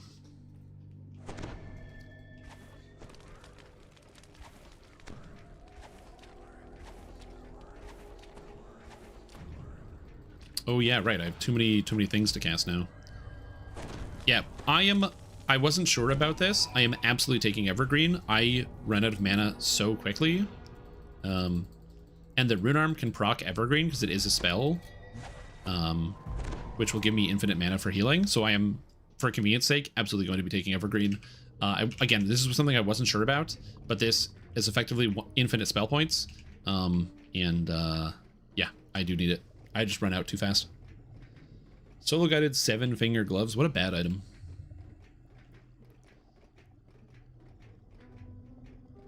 There are some items in DDO that are just like shocking in how bad they are. And 7-finger gloves is one of them. And suddenly the possibilities for boots are endless. Yeah, it's a pretty good feeling. Don't forget your sword, bud. I don't need the sword. I can cast spells on my opponents with my wand.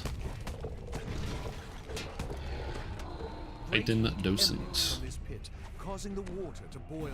Hey, what's up, aggravated proctologist? How you doing? Are there any really good items that give all spell powers and all spell crit? No, because if it gives all spell powers, the numbers are lower. Like, for example, there are some items that can do this, and have reasonable effectiveness. Like, I can't remember the name of the goggles. There's a pair of goggles from Sharn that give potency and insightful potency, which is all spell powers and insightful bonus to all spell powers. It's not as much as you would get for an individual spell power, but it's pretty good. One of my favorite, actually, items in the game is called the Sunken Slippers. They're a pair of boots that give insightful potency and quality potency, which means you can have, like, whatever main spell powers you want. So let's say you have, like, a repair item and a magnetism item, whatever you want. And you actually have main amounts of that. And then the insightful and the quality cover just extra stats on top of that. So stuff like Sunken Slippers I'm a big fan of. There are technically some items that give some really good stats. So for example, a lot of these spellcaster armors for the higher levels actually will have some of those stats. So like as an example, you can get spellcaster armors that grant exceptional bonus to spell power and exceptional bonus to spell crit that stacks with everything except for another exceptional bonus. And those ones are great. So again, it's really just going to depend on exactly what numbers you're looking for. But if you're like, oh, can I just use that instead of a, a specific one? Where you're like, yeah, I don't want to have just one spell power. I want to have them all. You can do that, but you're just going to have lower numbers. All spell powers are about 65% of the value of individual spell powers. So for example, if an item would give you 150 spell power towards one, it'll give you like 106 towards all of them. If that makes sense. Or like 111, I think, towards all of them. Drunk Souls when? Possibly never, but we'll see.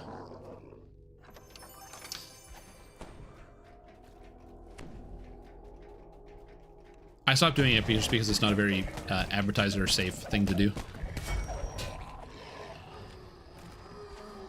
Not that I'm advertiser unfriendly, generally, but, out of pure fear.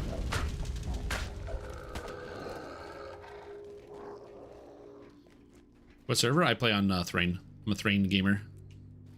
Thrain, baby.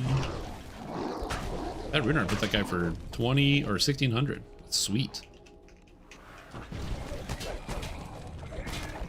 Yeah, it's just one of those things.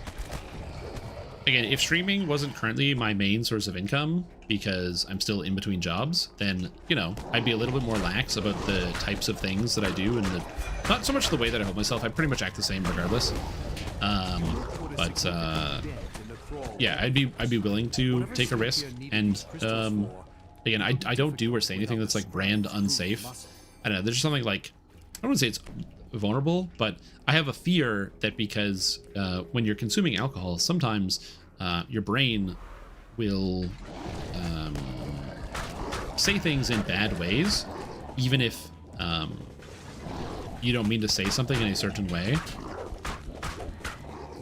A really simple example is like, sometimes we'll have like a playful back and forth where somebody in the chat makes a disparaging comment about me, but they do it in like, they're trying to like be funny, you know, they're trying to tell a joke, you know, they're trying to have a funny moment, and that's fine. I don't mind that.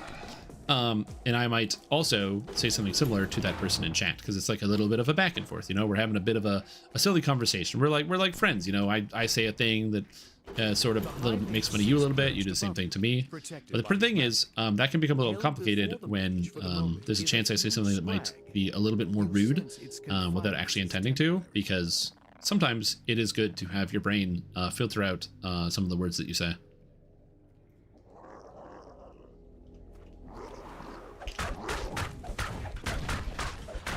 You have to be careful of that whole no such thing as a dishonest drunk is a very skewed idea. I agree. I think it's completely wrong. I used to think that when I was younger. I was like, oh man, I can like unfilter my thoughts if I drink alcohol. Like if I have some beers, then you know what? I can like understand what I truly think about certain subjects or certain ideas. And I did genuinely think that was like correct. As I've gotten older, I've learned that no, that is completely incorrect. What a lot of people don't realize is that the filters that prevent you from saying certain things are the person that you are. Like, I don't hurl insults at people I don't know randomly on the street because I know that's a bad idea, and I personally don't want to do that. It's just not, I don't want to do that. So it's not like, oh, I would, you know, if I have a few drinks and then I'm like, I yell at somebody through a car window, is that because I want to do that? No. The person that is me knows I shouldn't do that, and I don't want to do that, so I don't do that. That's who I am.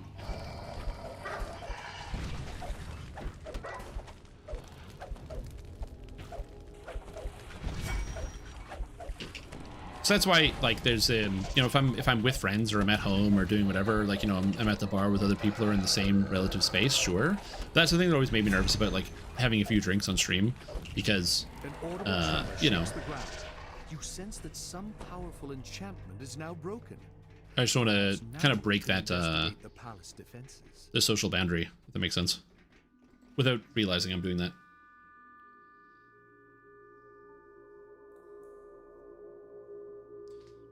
Now, some people, there's like the situations in the past where there have been certain like Twitch streamers or content creators or personalities who end up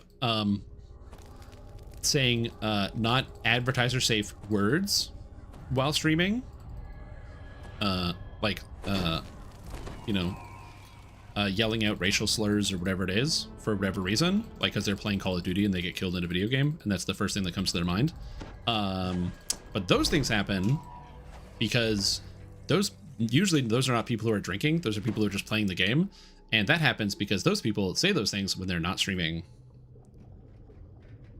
That's why they say those things.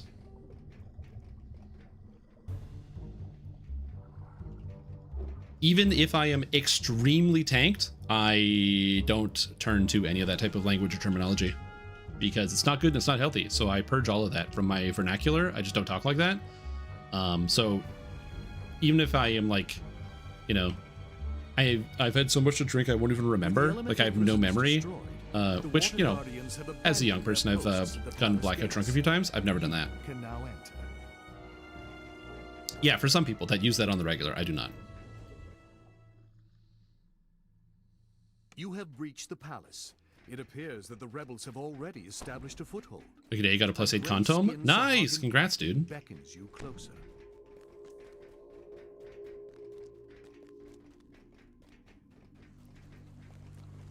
But yeah, I'm still young. Yeah, but I am a little old to be like getting blackout drunk in public. And not famous enough. Why have I been here? Yeah, unfortunately, if that was something you were hoping that I would eventually get to that point, no. You're a little late for that one. All right, don't run out of resources, team. Don't run out of resources. I don't know how difficult the final quest of this is going to be. It's against a pretty dangerous enemy, so I'm kind of nervous about it. We'll see. Maybe I don't get the final chest, but I do want the final chest. I will try, just because I have a teleport item, so I can escape no matter what. But, it's probably a bad idea to go fight the Hezru. He's got like 48,000 hit points, I think. Should I fight the Hezru? Excellent question. Just talking about how fast Joey Chestnut could be. Well, yeah, but that's a different thing. It's the question of if Joey Chestnut and Usain Bolt were in a 100-meter dash race together, but the requirement was you'd have to start, before you could start running, you had to eat an entire hot dog as fast as possible. How many hot dogs would there need to be for Joey Chestnut to win the race? Because he's not going to beat Usain Bolt in a 100-meter dash. Just normally. That shit ain't happening, you know? I'm going to get out of here because I'm taking too much single target damage. Let's go over here. But like, you know, if they got to eat like 2 hot dogs, Joey Chestnut can put those things down in like 5 seconds. And even if Usain Bolt can eat hot dogs fast, it's going to take him a little bit. And then you got to sprint with the hot dogs in your body. Literally just one? No, it's probably not just one. Usain Bolt's really fast.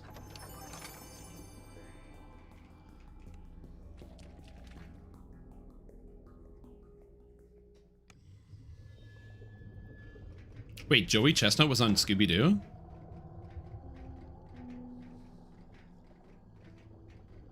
That's wild. If you'd be familiar with Shafted on Cairo, many people from that server? No, I don't know.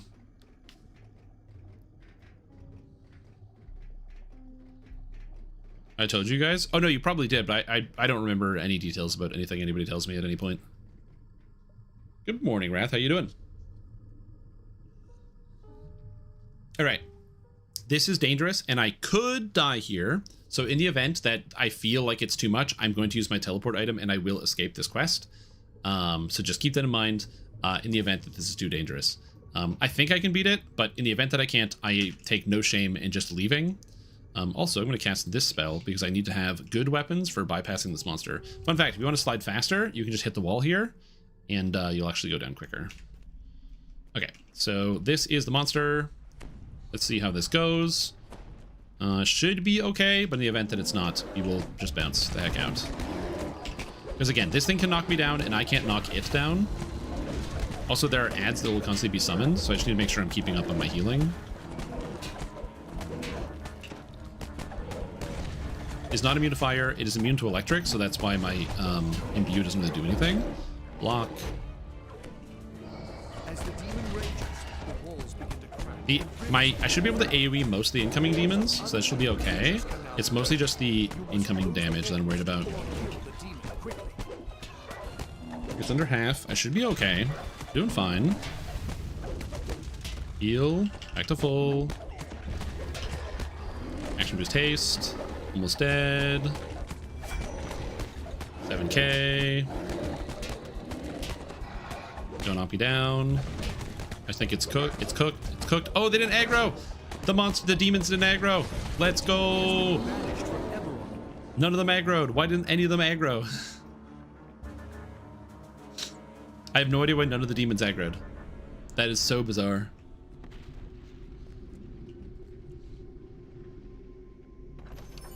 And I got the Soul Eater. Nice.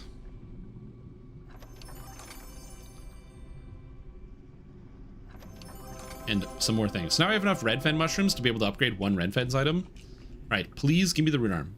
Give me the Rune Arm. Actually, I don't think you can upgrade the Rune Arm. But yeah. Give me the Rune Arm. I'm trying to think of what's up. Is there an easy to farm Rune Arm for this level that I can just like go get for free? I'm trying to think. Let me check the Rune Arm list. This is going to be a tough one. Rune Armadillo. The underwater base is clearly visible in the inlet below. All right, we got the Elder's Cap. I did not get the Rune Arm, but the Elder's Cap is a reasonable item. It has intelligence and is technically part of a set. Although I don't think I want the Epic Elder's Cap, but I'm just going to double check. Epic Elder Cap. Saltmarsh Rune Arm. Sir Squillum. I don't think there's an Epic Sir Squillum. Okay, so the Epic Elder's Cap is useless, so I actually don't want that. All right, we're just gonna look at this together.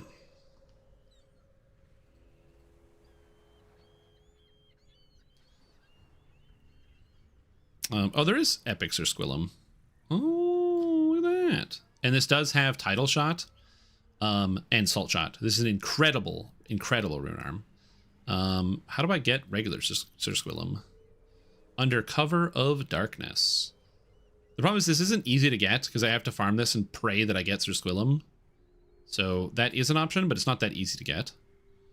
Lucid Dreams, chance in every third completion of Mind Sunder. Tovin's Hammer. Vecna, a lot of rune arms in Vecna. I forgot about that. I didn't do Vecna. That would have been a good option. Anything that's like more guaranteed.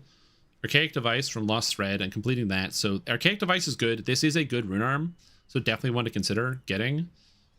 Night Revel is not option. Corruption of Nature is also really good. So there's a bunch in Evening Star that I can get. Corruption of Nature is easy to come by because you get these from like the Saga reward from the group quest. So that is also a good option. I'm never getting St. Muray's Fire in my entire life. So yeah.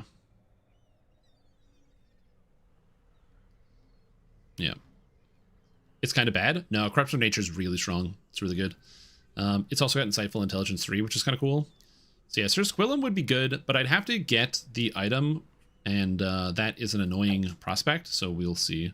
Ring of Venom has Dex and Deception. I'm just going to double check Ring of Venom. DDO, Ring of Venom.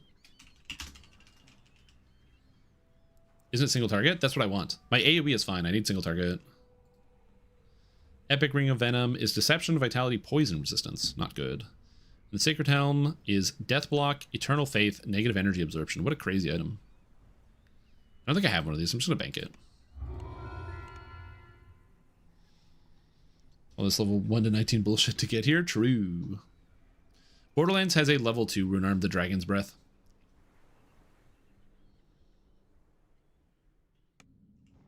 Alright. Cool. So, fun quest. Now I have another point to spend. Where do I spend my points? I do want to be able to get points up here. I want to get, like, basically all of these cores, and I also want to be able to get up here. So, I am going to... What are my stats here? 18, 48. I'm going to put a point into Divine Sundering here. And I'm probably going to try to get enough points so I can take like boom, boom, boom. It's a little bit lower power curve, but I really only need this and this. And some of this stuff, the cores. So we're going to do that. So that should be pretty helpful. Should be pretty handy.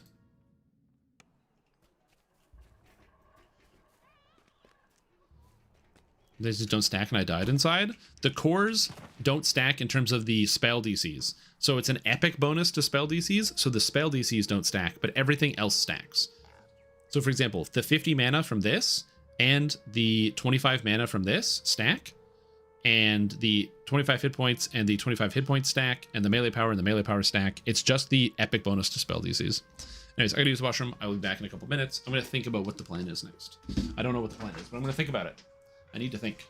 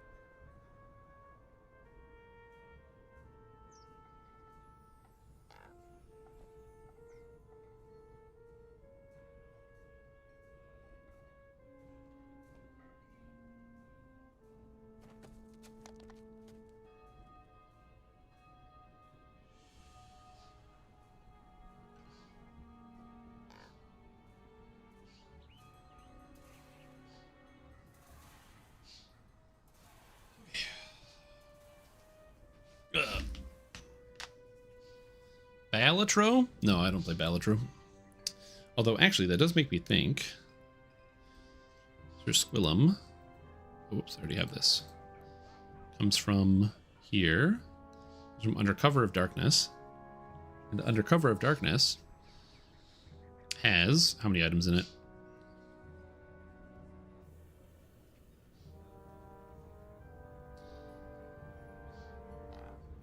One, two, three, 4 items. So it's a 1 in 12 to rip it out of the quest. And the cloak is sick.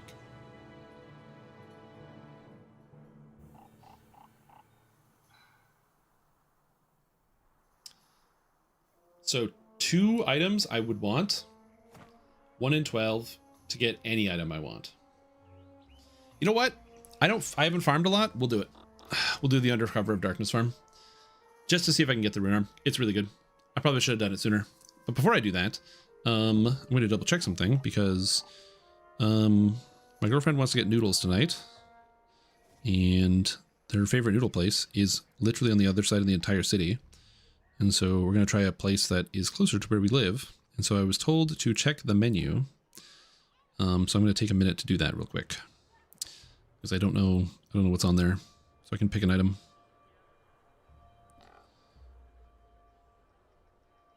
I've never seen this before. So I need to pick something that is good.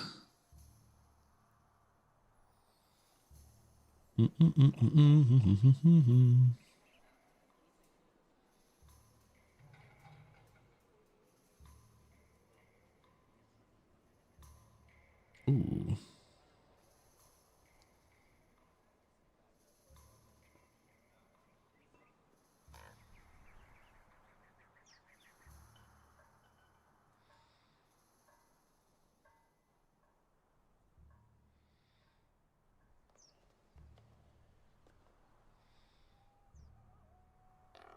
Oh, sick. Okay. What's this? That's an option. No.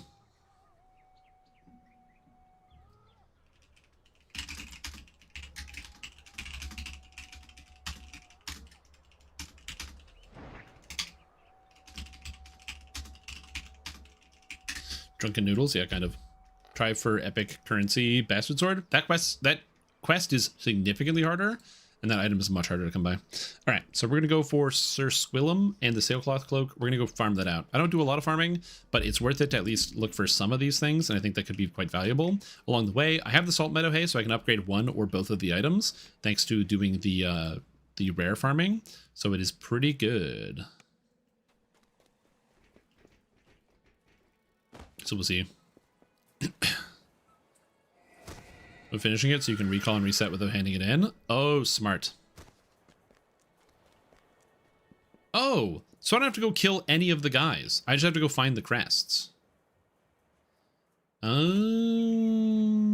smart. Smart. Ahaha, don't complete the quest. Gee, that's actually kind of genius.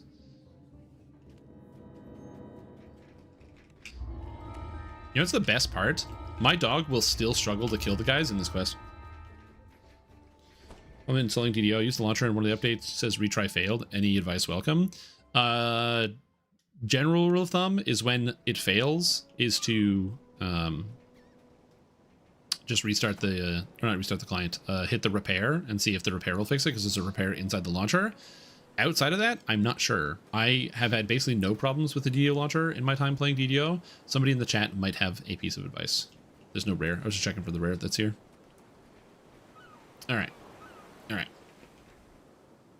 Heroic elite, not legendary. If I pulled the legendary rune arm, I wouldn't be able to use it. So I don't want that. Sent by the city guard await you. You tell the deputy to send the expected okay, so I just go find all of the things. Easy to board, as they will expect a boat of their comrades to approach them. I don't care. I'm just ignoring these guys. See you later. Stops rowing to ask you. Port or starboard, Captain? Not seeing the you have to fight some things, but I'm gonna ignore almost everything. The surprised crew demands okay, this guy's in here. There's no crest here. So again, all you have to do is find the crests in this quest. I love that my dog is trying.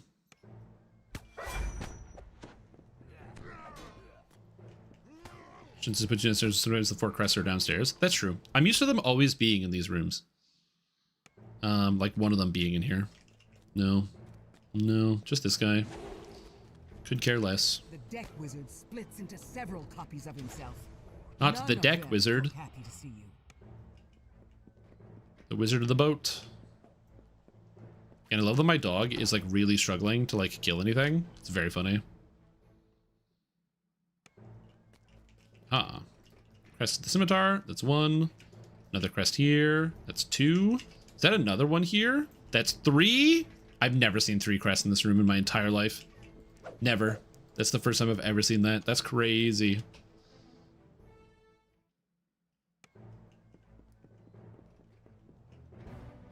Alright, there's the last one. We're done. Sweet.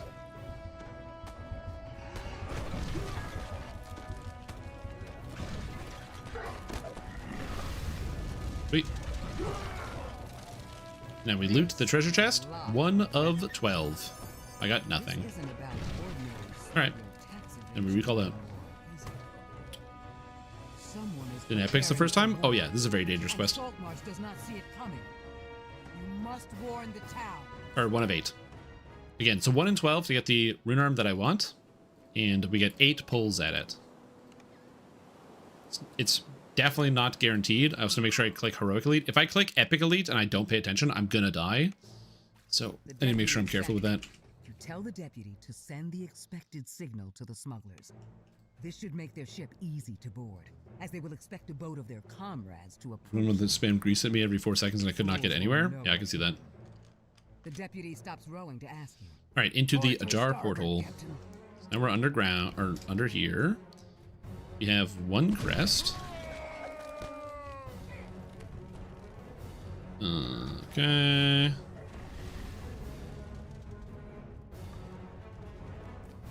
And I don't see any others. And now we go downstairs into the below decks. It can also be in here as well. There's another one. That's 2. The bosun. I don't know what a bosun is. Yo, what's up, Dorn? How you doing? You see a family of ugly-looking rats in the piles of refuse. It's another one. And then there can be another one over here. There is not.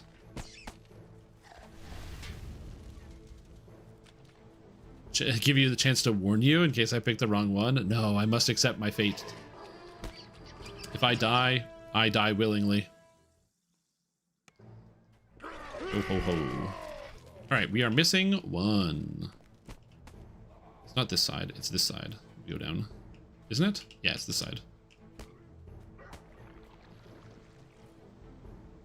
Oh, you can get a Glimmet in Pokemon Go right now? Oh shit, I gotta do that. A senior non-officer on a ship? I'm learning something today.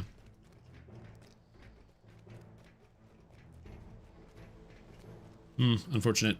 It's not here.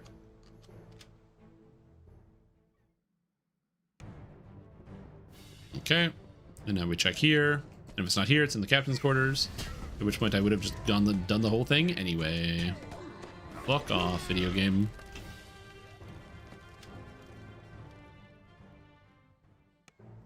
Okay. Hey, that's the last one. Time to go.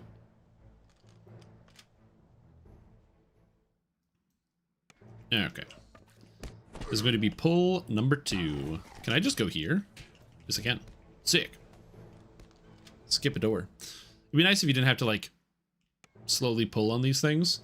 Or if my dog did any reasonable amount of damage. I love that, it takes forever to kill these guys, and these are, like, level 3 enemies. Oh, my poor boy. 2! We've got nothing. Alright, round 3. Round 3. Someone is preparing for war, and Saltmarsh does not see He's still fighting one guy. My god.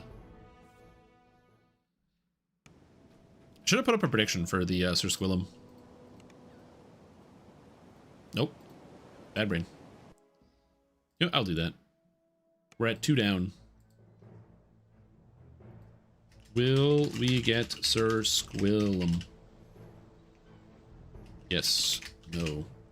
I have 6 more pulls at a 1 in 12. The Deputy Enjoy. sent by the city.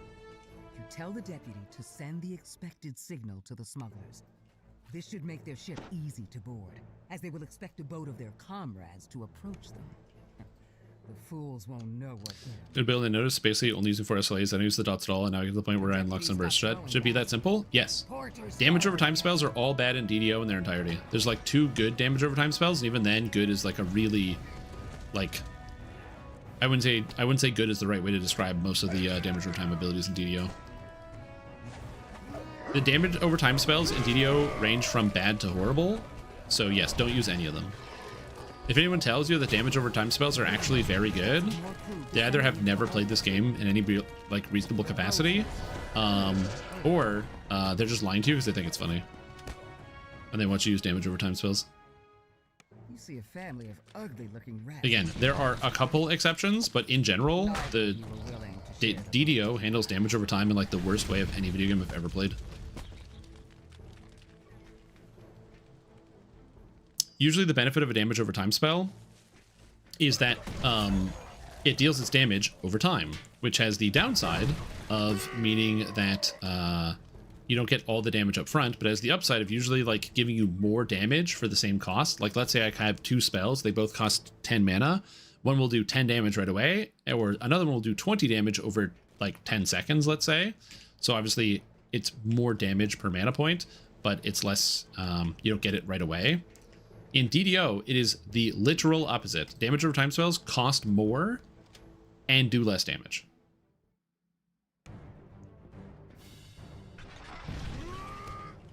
It's completely baffling. I don't understand it at all. Ah, there we go. All 4. Reliant Burning Blood Warlock SLA and was very frustrated. Yeah. So if you're like, man, my damage over time spells suck, that's because you're playing Dungeons and Dragons Online. Dungeons and bad damage over time spells.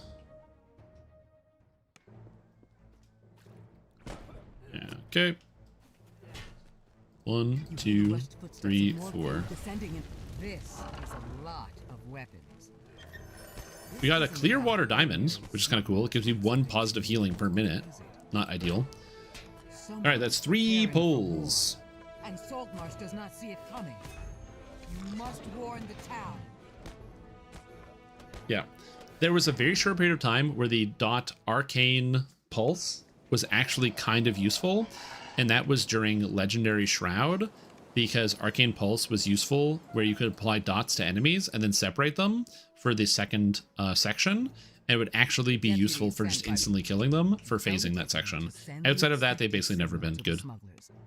This should make their ship Again, the only other one that's like kind of good, if you have the DCs for it, is Carrion Swarm. But the problem with Carrion Swarm is if the enemy saves at all, the entire dot falls off, and you have to stack it up to 3 times. So if it's not like they save and they don't take damage from the effect. No. It's if they make their save, the dot spell falls off of them instantly, and your damage goes to 0. And you have to stack it up to 3 times. So if your DCs aren't high enough, the ability is literally useless. Which, you know, not ideal quality. It's this way that I want to go. Is it this way I want to go? This way I want to go. And just making sure you stand up if you go unconscious. It can be good for that, yes. No, not more crew. Yeah. It's just so horrible now, because even if your DCs are infinite, 5% of the time your spell just stops working, which is really bad for damage over time spell.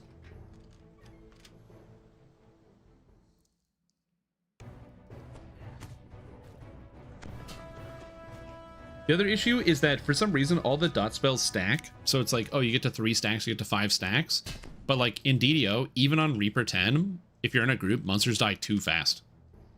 There's not enough time. If you join an R10 group, there is not enough time for you to get to 5 stacks of your dot on the highest health bosses in the entire game outside of raids, on the hardest difficulty.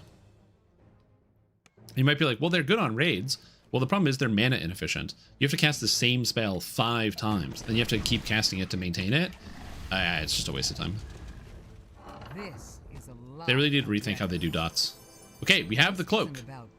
So we're at 1 of 2. It's not Sir Squillum, but I did get the cloak, which is cool. But the bet is for Sir Squillum. Saltmarsh does not see it coming. You must warn the town. So at the very least, I'm pretty happy with that, because the Sailcloth Cloak is very powerful and gives me a lot of stats that I want. It also lets me entirely replace my Docent, which is cool. So I will take it. The deputies sent by the... Again, I don't do a lot of farming, but sometimes I really want to get a better rune arm. My character's main weakness is single target damage, killing bosses, and a single target rune arm would be good. And Salt Shot is an excellent rune arm shot. Nothing, zip and zilch. Nothing. Okay, there's nothing down here. Can you not attack me? What's the point of having armor class if the monsters just hit me anyway? Bro, your guys are level 3. Stop having such high hit chance. It doesn't help that Saltmarsh is one of like the most overtuned areas in the entirety of DDO. This quest is very dangerous. At the beginning of the stream, I showed up a chunk of a video in which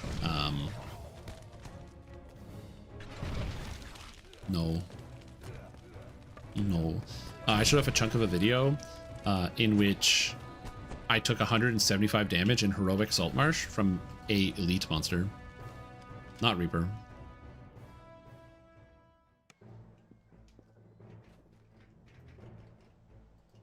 Okay, that's 2. All right, so that means both the other ones are up here.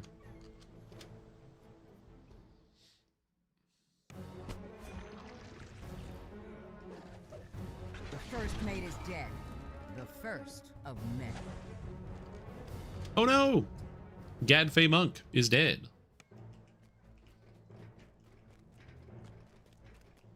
The deck wizard splits into several copies of Heroics for the rune arm gloves and disable device and open lock.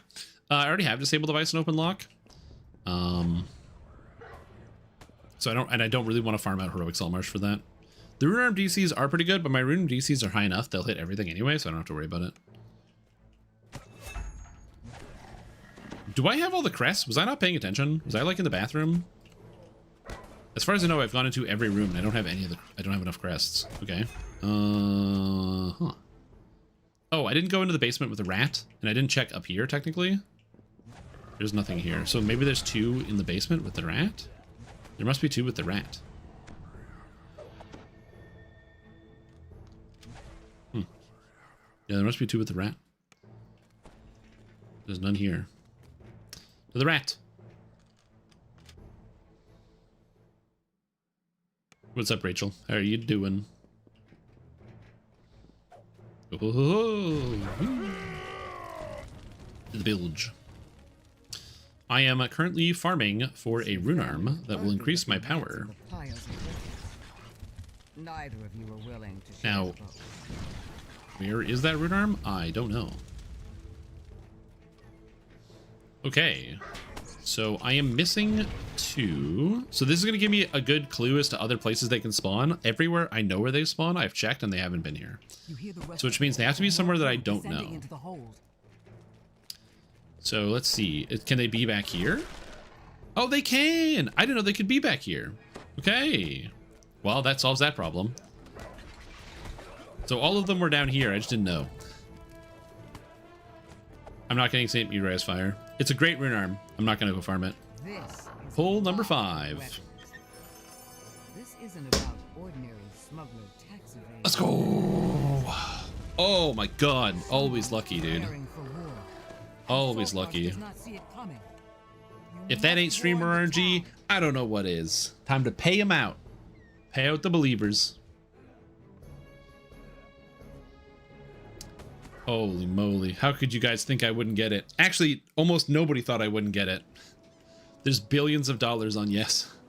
Oh my god, 379,000 flasks on yes, 62,000 on no. Will we get Sir Squillum? Yes, we will. I got both items I wanted. Odds of that were not... The odds I got one item were pretty high. The odds that I got both in 5 are like, I don't know, less than 10%. I'll take it. No, it's not less than 10%. Probably like 30, less than 30%, somewhere in there. All right, and now we go to the 12 to upgrade them.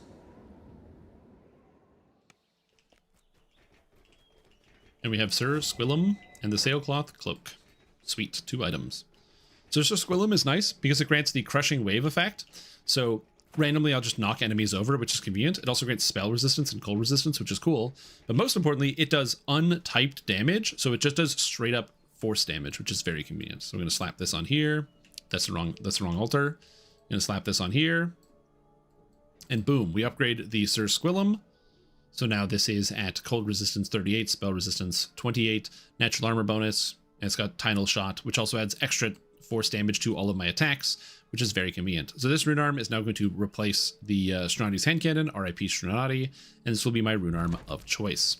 Then the cloak here, the Sailcloth Cloak, is going to become Insightful Deception, Accuracy, Deadly. I need all of these stats, so we're going to get it. I'm not going to use this right now because my cloak is currently my Constitution item. However, I have a belt that has 10 Constitution on it, or 9, that I will be wearing later. So we're going to swap into the Hardy belt at 22, and then I can put on the Epic Sailcloth Cloak, which will give me Accuracy 15, Deadly 8.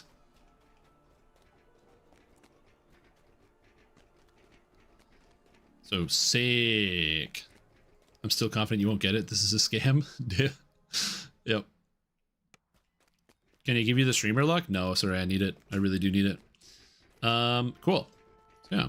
Now we have Sir Squillum. Fun fact about Sir Squillum. It's a squid. Anyway, so this is the blast that it does. This is a single target blast. The damage is actually relatively high. And I have tier 4 charge as a passive, so I'm always going to have the blast here. It's very, very convenient. The one downside is I don't have any force spell power, I don't think, right now. Do I have force spell power? No, I don't think I do. I think I have 0. So, yeah, I'm at 99 because I don't have any items that give me spell power. Getting spell power gear is going to be a tough one. If I could buy another augment, I could probably just augment the Sir Squillum. No, he's got green and yellow. You can't augment the Sir Squillum. Wow, unlucky. It can't take red augments. Anyway, come down to the training dummy.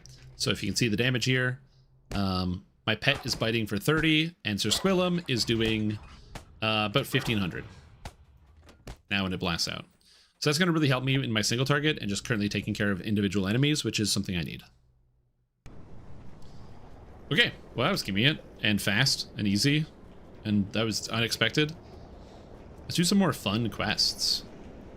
It's a good quest chain I want to do. I guess I could do Spies in the House. People like Spies in the House. I like Spies in the House. I could do some Desert as well. I usually do a certain series of quests and epics, but I kind of just want to like do full chains. You know what? I did talk smack about it. Let's go do the Fairyland Carnival chain. It's kind of fun. Let's go do it. It has some ridiculously dangerous portions, but I'm going to do my best to alleviate the ridiculously dangerous portions and show you how to do it. Where's the 4-hour sands farm? Yeah, we're not doing that. From 4 to 5 to 3 to 4 to 5. Oh, that's funny. You'd think it'd be the other way around because like the older squid should in theory be like the stronger, more powerful one. Anyway, this quest can be really dangerous because there are monsters that chain cast Dispel Magic on you. And you know how I feel about that. So yeah. You'll get a distinct impression of being watched. Oh, I don't need this spell anymore, so we can just skip casting this. Put on my charisma item, greater heroism, and true seeing. Do I think ping matters in DDO? It matters a little bit.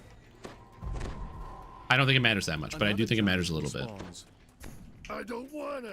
So it is not like, for example, if you're playing like an FPS game, any FPS game is going to obviously have a bigger impact on your ping than something else, but you're not going to desync and miss something because another player has an effect or does a certain thing.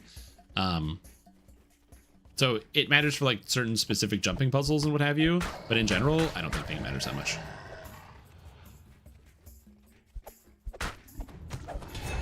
Oh god. I'm gonna get knocked down by lions. I'm gonna eat alive.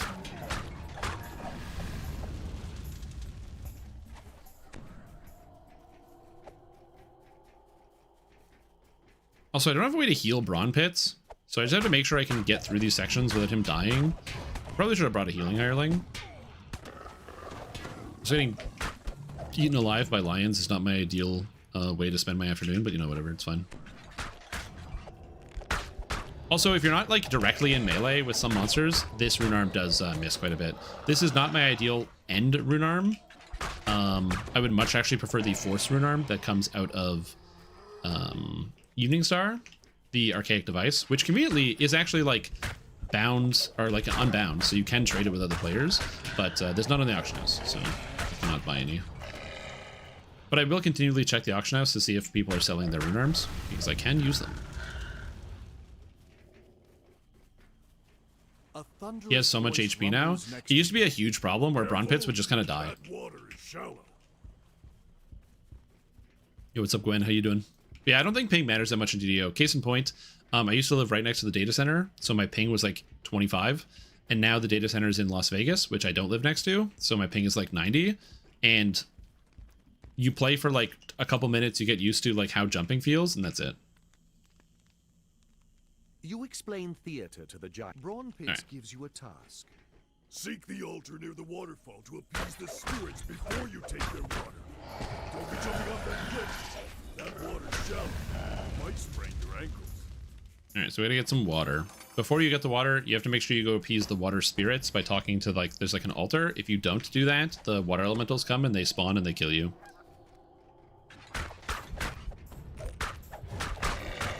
Yeah, feel free to charge me an arm and a leg for it. I don't mind paying for stuff. Yeah, just check the auction house for like rune arms. Also, if you ever find those rune arms, remember you can sell them to artificers and make some hard-earned, good platinum.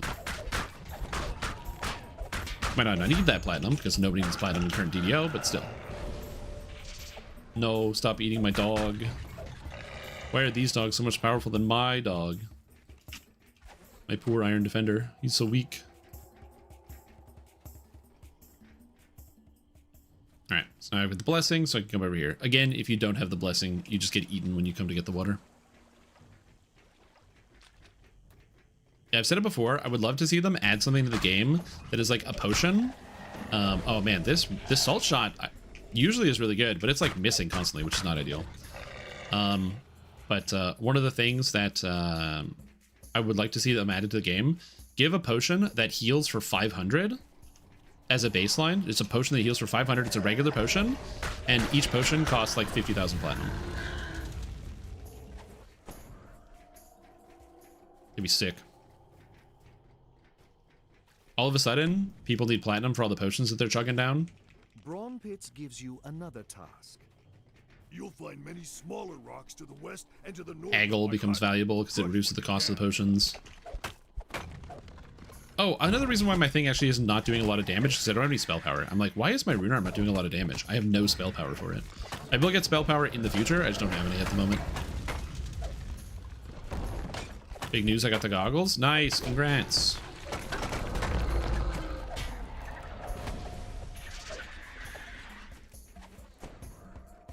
Alright, let's break some rocks.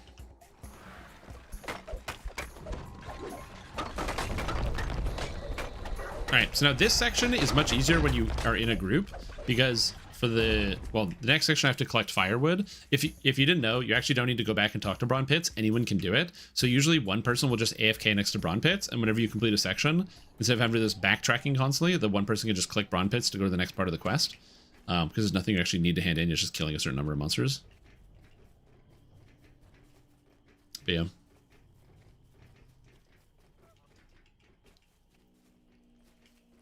Brawn Pit says, if Brothers Grimm don't have any firewood, check up in the hills northwest. Anyway, let me go up here. The fire elementals that spawn can be quite dangerous as long as you don't, unless you have fire resistance, which I do have, so I'm not terribly worried about it. I'm just gonna beat them up. Beat them up. Also, I now have spell resistance 28, which will just make some spells bounce off of me, which is kind of cool. Get your wallet and go to the DDO store. I could buy a rune arm in the DDO store. That is true.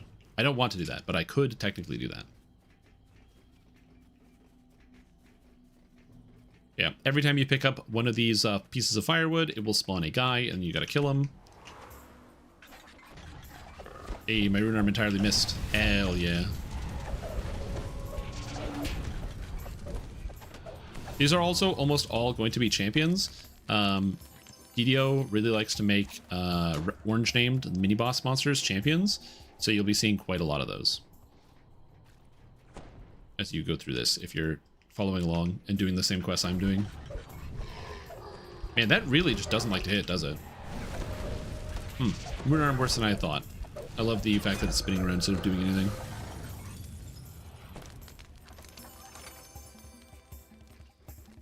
I never use Sir Squillum. I'm learning that there's a reason. Alright. Need more firewood. But do you get a soul of cruelty? Yeah, I don't really want to wait for that. Yeah, literally not doing anything. Alright, so maybe Sir Squillum was surprisingly not the play after farming for it. It's not even hitting, even in melee range. Not ideal. Alright, well, we figured it out. Apparently this the salt shot is not as good as I wanted it to be. Everything else is fine. Character's good, but that part sucks. Okay, so now we have to go talk to Brawn Pits. Conveniently, we are above Brawn Pits, so he's actually really easy to talk to. Just come over here. Come over here, and you can just drop down right over top of him. Wherever he is. Where's Brawn Pits? Oh, Brawn Pits is over here. Just come over here, and then drop right down on top of him. Whee! And then the Hearth Spirits actually spawn in, so you gotta make sure you kill them. I don't know if it's possible for Brawn Pits to die here, but, you know, champs can do a lot of damage.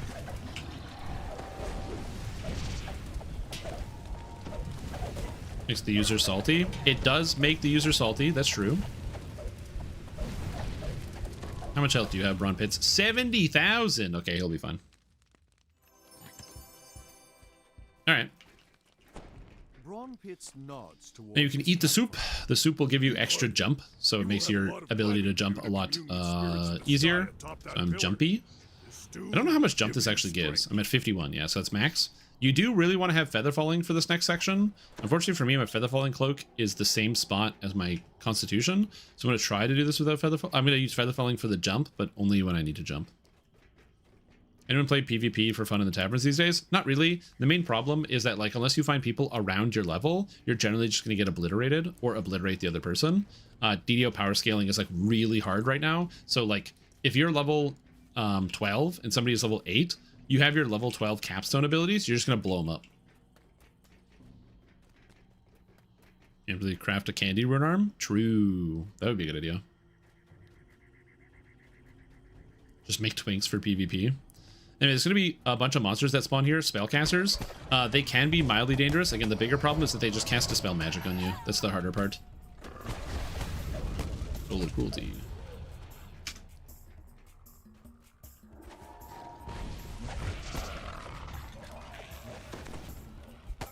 When the monsters are just fleshies, they're so easy to kill because they can be critically hit. I don't have a good way of critically hitting other stuff. Alright, so here, there are no monsters spawning, so I'm going to use my Featherfall to get across this gap. Same thing here. Once I'm across, then we turn off Featherfalling.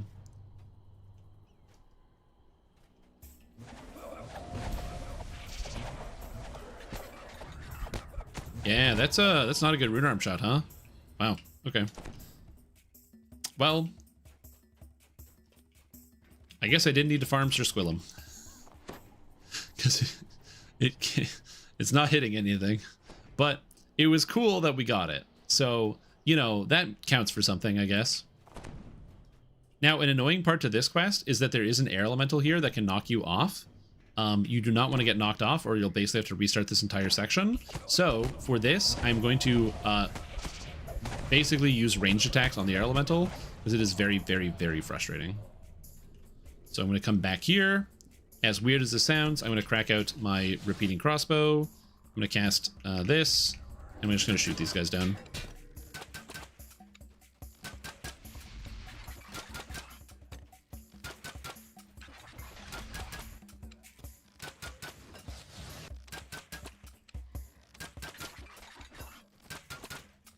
God, that is so useless.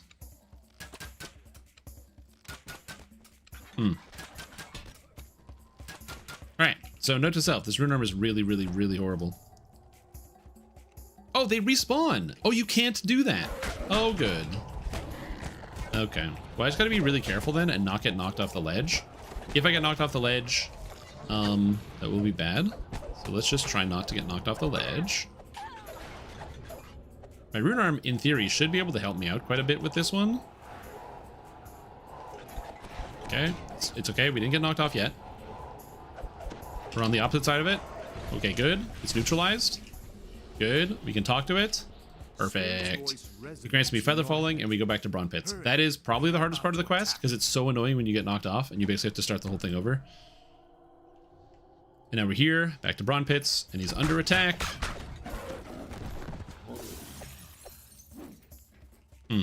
Anyway, it's good. Alchemist's ability Death Self can target heals negative, but if you use on a hireling and hit them with harm, they die. That's extremely funny. Ooh, a chest.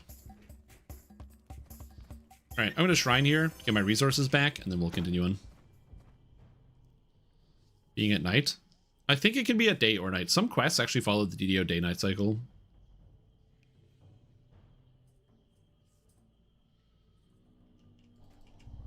Anyways.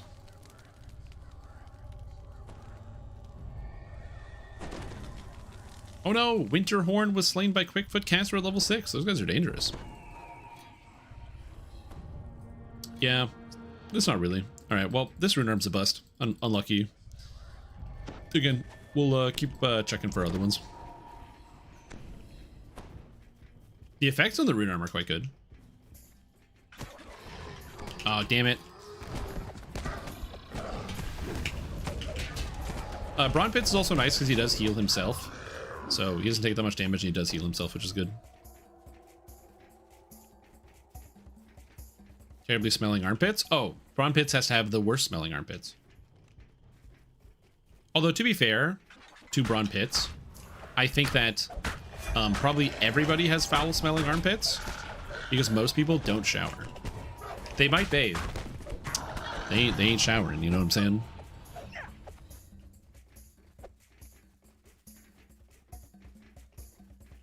Working on the cloak. I wish you the best of luck. The cloak on Reaper mode, because you need to get the Reaper or do all the quests on Reaper, is a little spooky. I find Light Spirals works way better in melee range. At least I've had good experiences with Light Spirals. Okay, there's going to be more elementals that are spawning on top of my boy. My boy, Mr. Pitts. Don't hit my dog. Get away.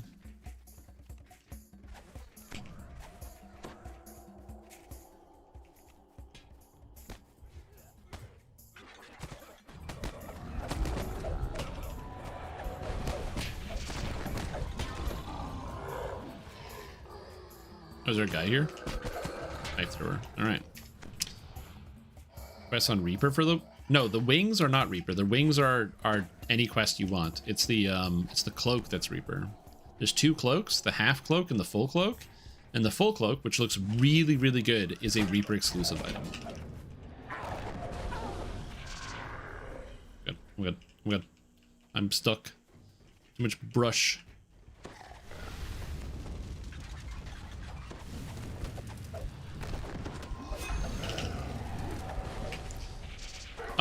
It's pretty likely to get the rune arm on quest reward, but it's not guaranteed. If you want the cloak, if you are playing on hardcore and you didn't pick up the loot for whatever reason, then yes, you'll have to make a new character. But that's why they give you the option to pick up all of them right at the beginning, so you don't have to make a new character and you just pick them all up at the same time.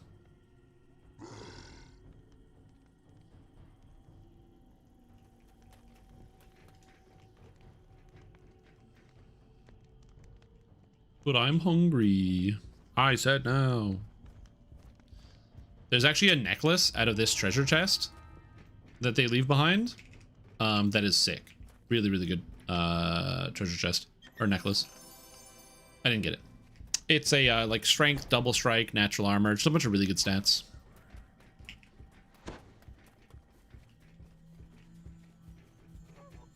Hey, I got you.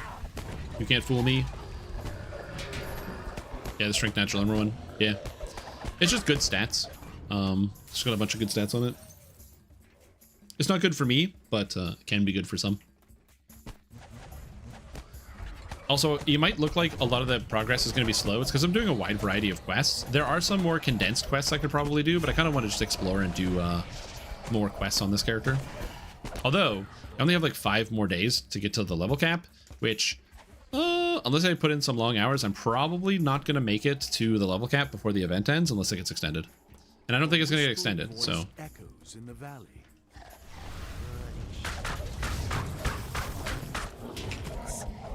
Hey, get out of here, buddy. It's over, old man, says the messenger of the pits.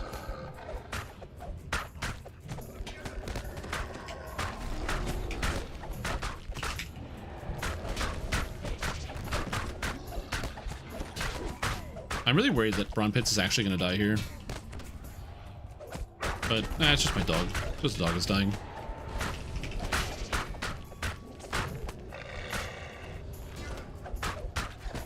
Oh, good. He's just healing himself. Oh, Brawn Pitts is healing me.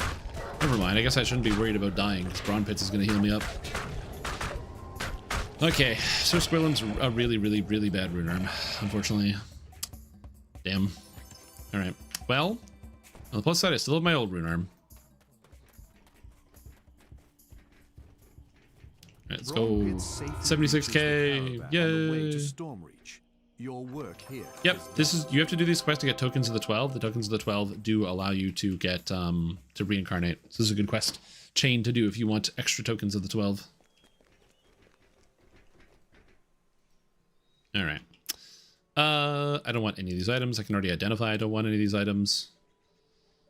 I like how the repair amplification is on this other chest piece and not on this one. Gives equipped healing amp, and this one is also equipped healing amp. I don't want healing amp, I want repair amp, video game.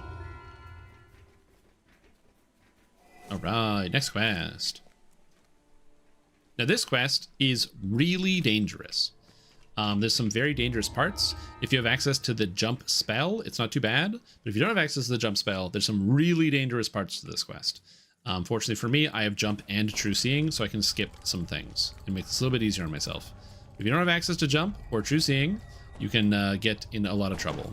You want to jump because it allows you to skip some very dangerous trapping or trapped sections. And you want true seeing so that way there are several areas where you have to basically hit a symbol and you don't know which one is real. And to be able to determine which one is real, you can bypass all the illusions with true seeing. So that is what we're doing here.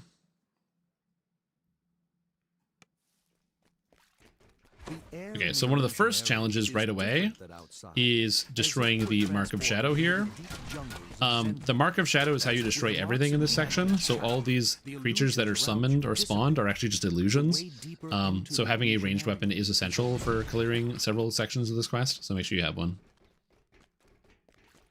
The air suddenly shifts from yes, if you do hardcore, you should get the softcore rewards, in my opinion. I think it would alleviate the pressure for a lot of people. Anyway, this did.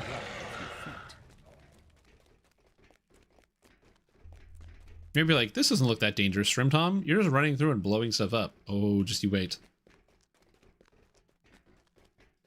Okay, I don't know where, but somewhere around here, are they simply decorative? There's a bunch of traps, and I can't remember exactly where. There it is.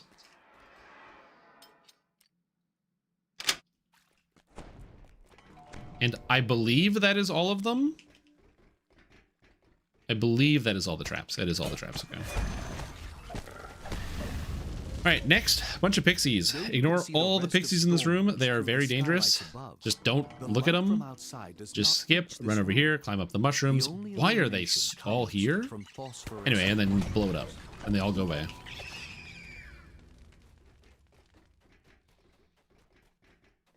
Again, this quest, if you don't have true seeing or the ability to disable traps, gets real sketchy. All right, so this next room, this is a nightmare hallway. It is force traps that ignore all of the damage reduction that you have. And there are also these air jets. By using this control panel here, I can disable the air jets. And then one of the other things you can do is you can actually shoot the Mark of Shadow from outside the room to spawn everything ahead of time. The Mark of Shadow created now, once I do that, I can actually see Only destroying the real one will whoop. end this Through the death room here, I can see that this is the real one based on the color. So I just have to shoot this one. And it's over. You don't want to move when you're in this room, because if the traps spawn on top of you, it means that they'll only hit you one time. If you move, you can get hit by multiple traps, because when they spawn, they hit you. And I have 1,000 hit points. I can eat a single trap. Anyway, kill this scorpion. Boop, boop, knock him down. And should be done lickety-split. The destruction of this make-believe scorpion has also extinguished the Is your will save? Yes, they also can't be evaded. Yeah, I would just eat the damage. It's one of the few things where having a low will save is bad for, is force traps. And I just don't have a way to fix that. -1 wisdom. Not good. Anyways, that's all the traps for now. But then we have more traps you get to deal with. So I gotta get some more water later. But we'll do that later. Alright, there is an illusory giant here that the only way to kill it is to destroy all these marks of shadow on the outside of the room. So I'm just going to shoot him, because actually going to most of the marks of shadow here, it's quite dangerous. They will have like traps or other garbage that spawns on them. Oh, he's using overrun. If a giant is using overrun, always be careful, because they will wreck you. That's when the ground is shaking. That means they deal damage while they are moving, and they will try to auto knock you down with no save. So if you just the ground is shaking when a giant is near you, just try to stop moving so you don't get killed by its movement. Anyway, now that that's done, I can now just shoot the giant and kill him.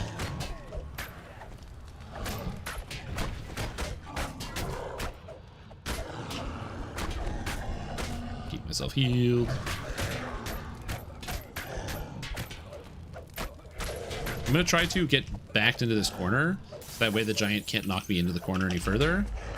And then, yeah. I can just always hit him. Oh, am I too far back? Oh my god. I have to keep running into the giant. It's very annoying. And yeah, unfortunately, I still don't have any single target. I need to get a better rune arm. This is where I should definitely go get quick cutter and just like cut my losses. There's a reason why we all use quick cutter. There's a reason.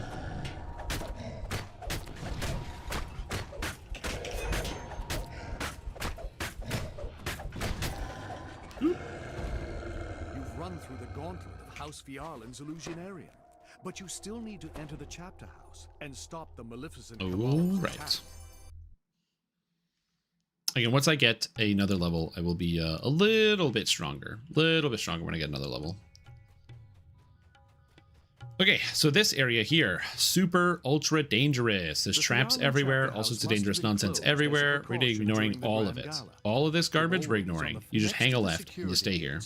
If you go through anywhere through these sections, there's super giga traps all over the place, giant monsters, a whole bunch of nonsense. Instead, we're going to come through here. I could use my spells. Which spells do you mean? Anyway, I'm going to come through here, and I'm going to climb up this section, which is where you want to have jump. If you have jump, you can actually just easily climb up these ramps, and you get to ignore all of that nonsense. Or you don't, because my character doesn't grab. Or my character doesn't grab. Hello, grab boy. There we go.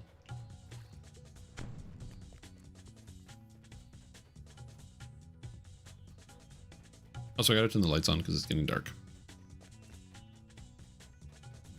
It's getting dark. Here we go.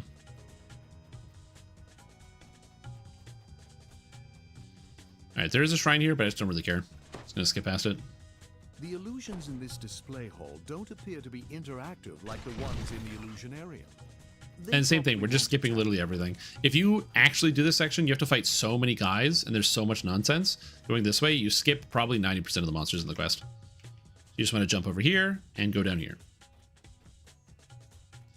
Yeah, the Iron Defender, I only have it summoned just because it technically resurrects whenever I start a new quest, so it's kind of funny. You finally reach the But that's about it. Fiarlan Grand Gala. Now, to find the guest list and add Cyan's name.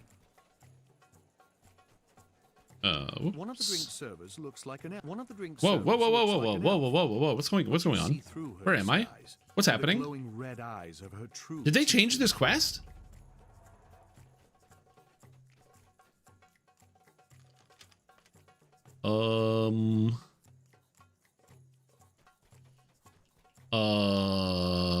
Okay, this is entirely new to me.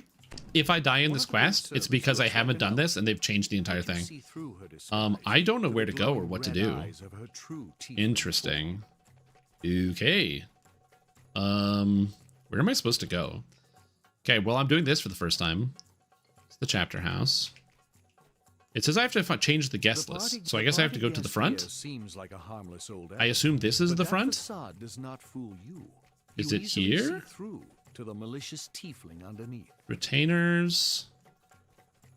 Fairland Chamber House. Where's the guest list? It's gonna be somewhere in here. Yeah, this is crazy. Oh, there we go. The guest list. Add Cyan's name and my name. Okay. Speak to Cyan in the Grand Gala.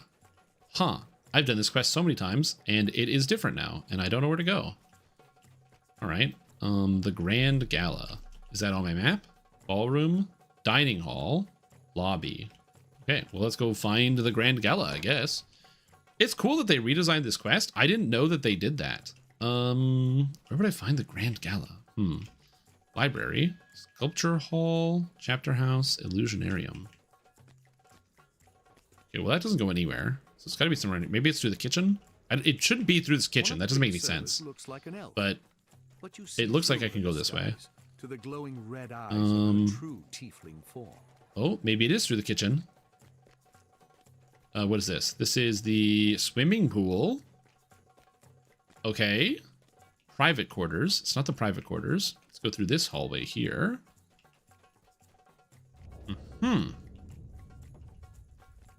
Oh. Interesting. I will figure this out. I'm gonna find her in the Grand Gala. I don't know where the Grand Gala is. Sculpture hall, swimming pool, ballroom. It's gonna be in here somewhere. Sculpture hall. Okay, it's not there. Makes sense. It's not there. I think I went there. I'm kind of going around in circles a lot. Find her in the Grand Gala for further instructions. Is that Cyan right here? Oh, she's just right here at the beginning. Oh, I just needed to wait here.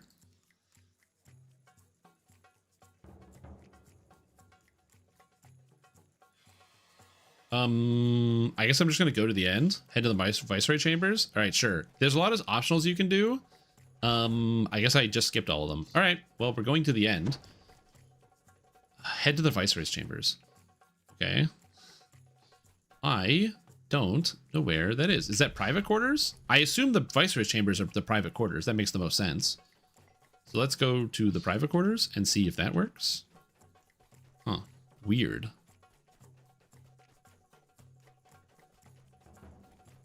You update scope because of how terribly the lag used to be? That makes sense. But yeah.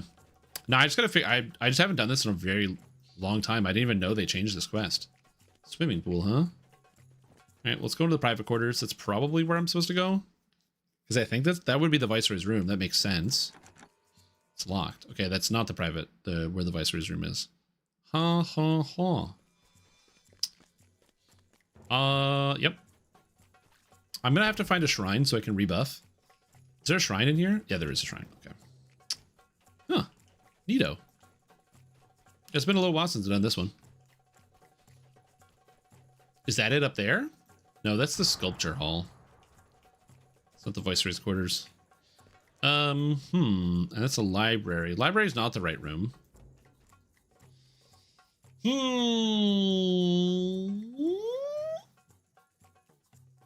don't know.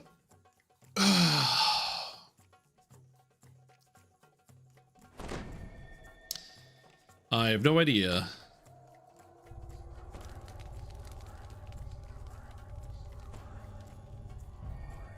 Is that? I assume the Viceroy's room would be a room that is here, called the Viceroy's room.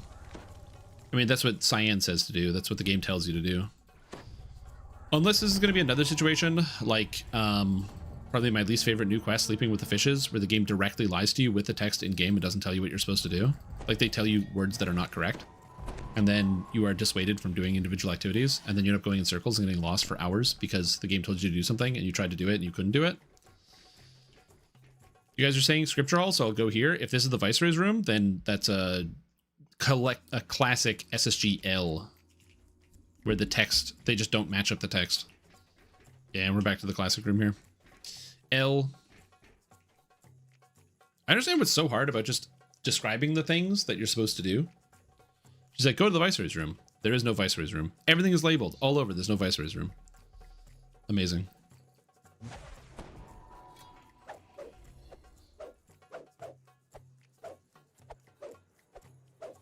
It's just weird. Anyway, I'm gonna beat up all these guys. Drop a turret so it takes aggro off of me, takes the heat, and then everything should be good. Oh yeah, the Viceroy dies, right? Because we didn't save him. Just poison. Bah, ha ha ha ha.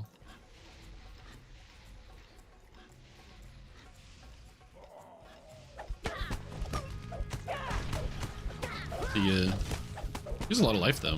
It's unfortunate. There's this guy. I think he has like sneak attack damage, so it can be quite dangerous if you don't have like fortification. Eventually a bunch of guys are probably gonna spawn like on top of me, so I'm gonna have to drop another one of these. Make sure it takes the aggro off of me when it comes up. The guards have arrived, but they're actually charmed. Woo.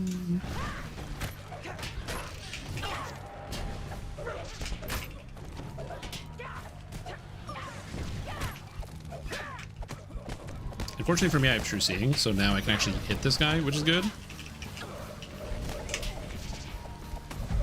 And by actually hit this guy, I don't mean actually hit this guy, because my accuracy is too low to beat their armor class. But we're trying our best here. We're trying our best.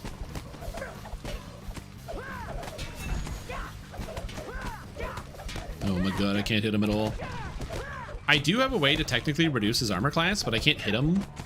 It's the one downside when you need oh my god, that's so many guys. Oh my god, there's so many guys. Why are there so many guys? Oh, there's like a million guys in this room. It's actually really funny. But yeah, it's the one downside when you're using first life characters is that you just don't have the hit chance. One of the epic past lives you get is called it's not primal attack. What is it called? Ancient power, and it gives you plus 12 to hit, which is really, really nice. Die, everybody. Hey, he's dead. Don't I have tactical detonation? I probably do. I didn't equip it. I just assume the DC is going to be too low.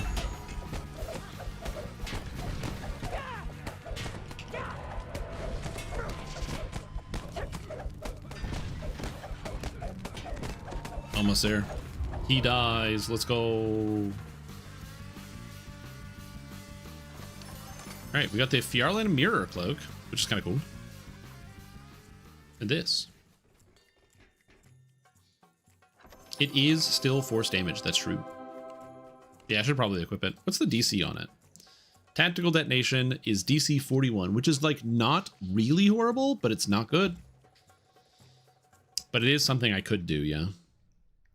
Same with Arcane Tempest. The main problem is I don't have any force spell power, so I can technically use this spell if I wanted to try to add a little bit of extra oomph, but yeah. Plus 10 to attack if you're minus 10 AC. Yeah, well, that's the thing is I use Shatter Defenses, which is my own Artificer Sunder.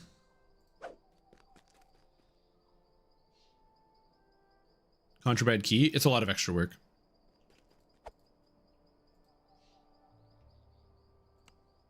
Oh shit. $150,000. I don't have it.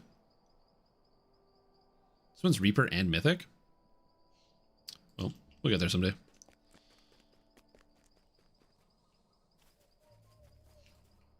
Oh no, I need to get the quest. I might be able to sell and buy that.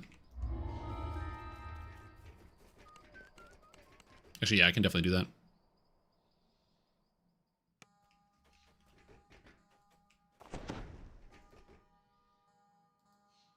No names is a long walk, yeah.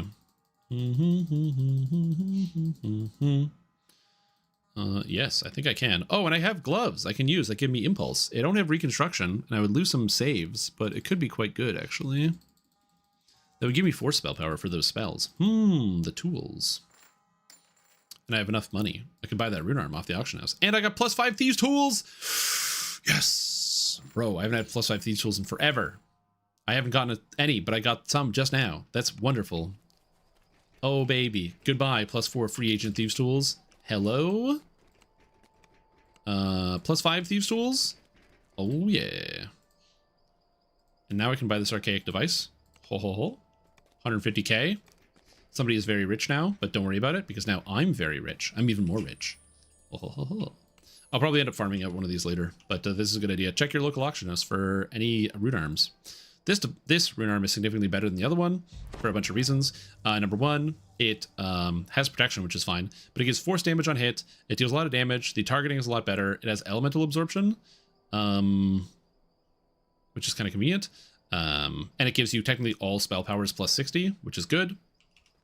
And then I can now replace my gloves with these impulse gloves, so I have extra force damage. So now my force damage is, for spell power, is 250, which is quite good. And then when I get to 23, I'll be able to add even more damage. I can also add this here, so maybe I can cast Arcane Tempest. The issue I have with casting some of these spells is I just don't have like the mana for it.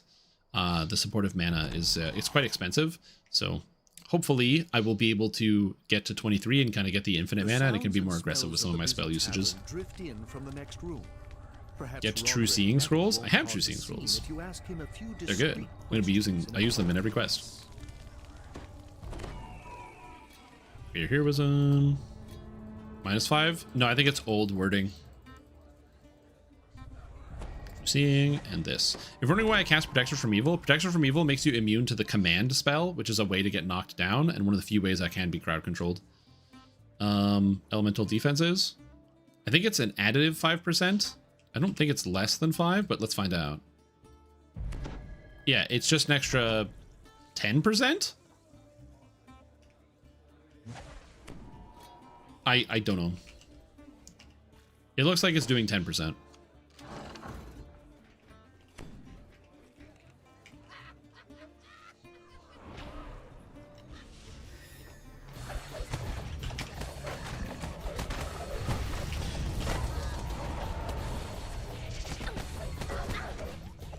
Every monster making their saves, eh? It's not good for me. I'm going to pick up a lot of rune arm DCs. At 23, I get +7 to my rune arm DCs.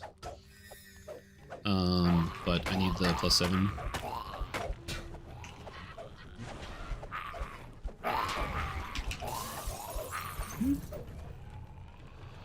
Alright. -7% is in 10% more. Yes, exactly. So this quest has a reasonable number of traps. I'm going to show you where they are so you can avoid them, but there is a reasonable number of traps in here, so just be careful. So down here there are oozes. He's going to summon them. The way that you can kill the oozes is by doing damage, or if you pull this valve, it shoots fire traps, which also burn and kill all the oozes. So that way you don't have to actually fight them. They just die to traps. Unless they like make their saves. The monsters in here have really high saves, so you're going to notice them live quite often.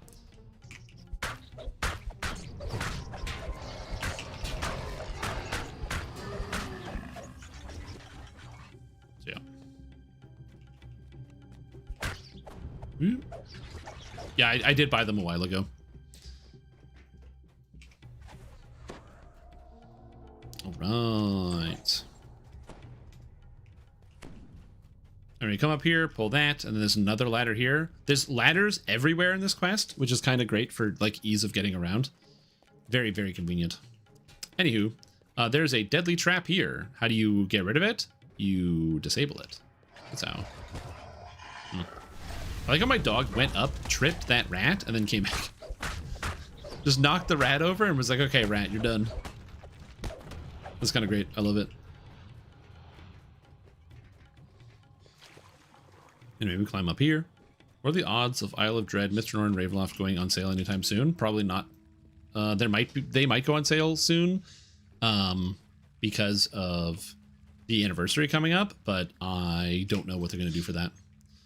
We haven't gotten any notifications about what's happening. Yeah, and also Christmas just passed by, which is when a lot of the expansions would have been on sale and were on sale. So it was like Black Friday and then Christmas, and that's kind of like the big sale time. A closed door. If you could lower one of the nearby ladders, you would be able to climb up onto the right. I'm gonna go grab banked gears. You level up. No, because the benefit of grabbing the banked gears you level up is you have gear that's banked. That's really good. And it's nice to have really good gear when you level. Yeah, I can go whoosh and knock everything down. Tactical Detonation is quite good for at knocking down enemies, so it's a useful ability. I probably should have been using Tactical Detonation sooner.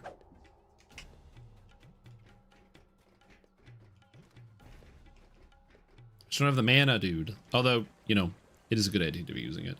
Actually, if anything, I probably don't need this ability. I could probably just Tactical Detonation. There's a trap here.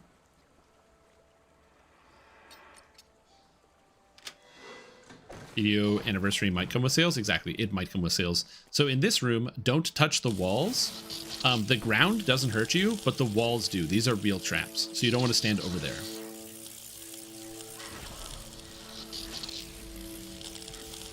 Anyway, now we're gonna fight Kratos, which always makes me think of Kratos from God of War. One button. Is that thing screaming?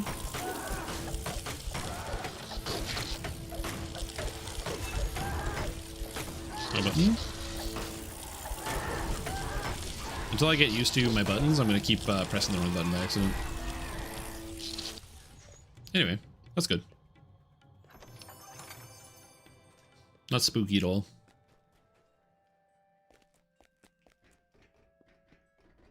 Right. There's a shrine on my left that I'm going to ignore, and there's more traps here. The solution to these traps is to disable them. If you can't disable these traps, you can actually skip these. If you walk along this ledge, they don't trigger. So they actually do build in a way for you to like skip past this section, which is kind of nice. Yeah, I can do this and then knock down all these guys. Tactical Detonation is great if you have the spell DCs to be able to knock people down. I was kind of worried that it wouldn't work at all, but it seems to hit everything, so probably should have started using that sooner. Tactical Detonation is also very cool. It is a knockdown. Knockdown is not a trip. What a knockdown means is if you hit a target with a knockdown, they are knocked to the ground. You can hit flying creatures with Tactical Detonation and they will hit the ground. You cannot trip a flying creature, so a Mephit cannot be tripped, but it can be knocked down. It's the semantics of the thing, but if you're playing a D&D type game on the computer, you probably really like the minor semantics. Well, a knockdown's not actually a trip, so it's different. Your pursuit has led you out of Tanner's Alley. It makes me think of like playing Magic the Gathering, where, you know, playing a card is not the same as placing the card. It's actually very different text and means very different things. Watchdogs dream peacefully in the sunshine below. If you're careful, you can catch up to Roderick Nettle and still let sleeping dogs lie. Boof. Oh, crap. I thought I was going to come out ahead on that exchange, and I did not easily. Exactly. It gives the sundered effect, but it's not actually a real sunder. They should go on the other way on that. I think that all of the sunders should count as sunders, just given how bad, or not how bad, but how underused a T5 of Legendary Dreadnought is.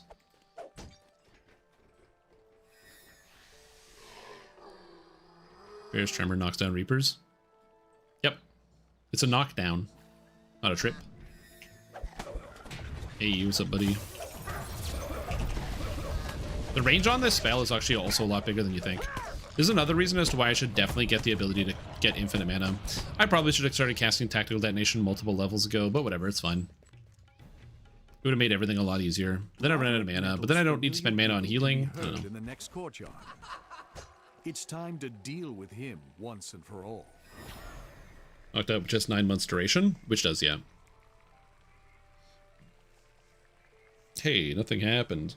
At least you promised that this one would protect me. What a liar. And since Felicia's not around and the Swan seems to be busted, I'll be willing to tell you about her and the Cabal for a price, of course. Of course, it's summoned to this guy who's like, "You will do no such thing," all capital letters.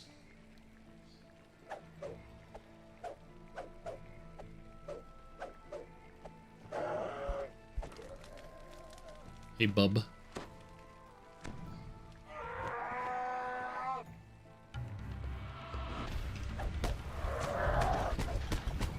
Anyway, remember now it's going to do an extra 1,000 damage every once in a while, which is just nice.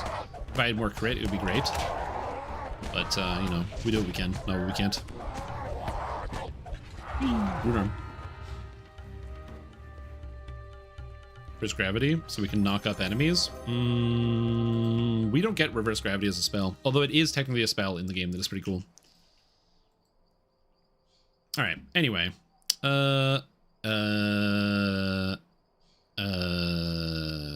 Insight for repair and sacred. It's not that good, but it does give insight for repair, and I don't need the other stats. So more healing is usually pretty good.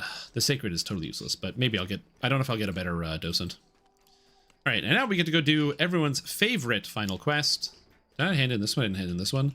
Under the Big Top. Under the Big Top is a quest that can be kind of scary. There's a lot of dangerous moments inside the quest. So you gotta be, you gotta make sure you plan your fights accordingly.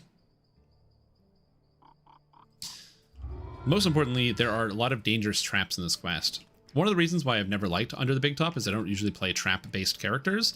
And inside of it, there are several wheels that you turn to get through sections. If you can't disable the traps on the wheels, they basically just kill you, which is not ideal. So if you're playing a trapping character like I am, and you have the ability to disable traps like I do, good place to go. If you're following this video series and you're like, man, I can't disable any traps yet. My stats aren't high enough. I didn't get lucky like you did, Shrimp Tom. Well, don't worry. You don't have to do this quest, or you can do it on hard. It's also a good option.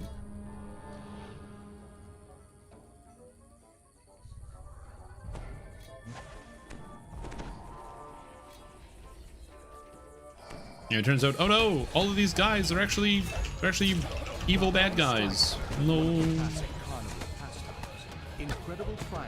Anyway, also the place which you disable traps from is just like absurd.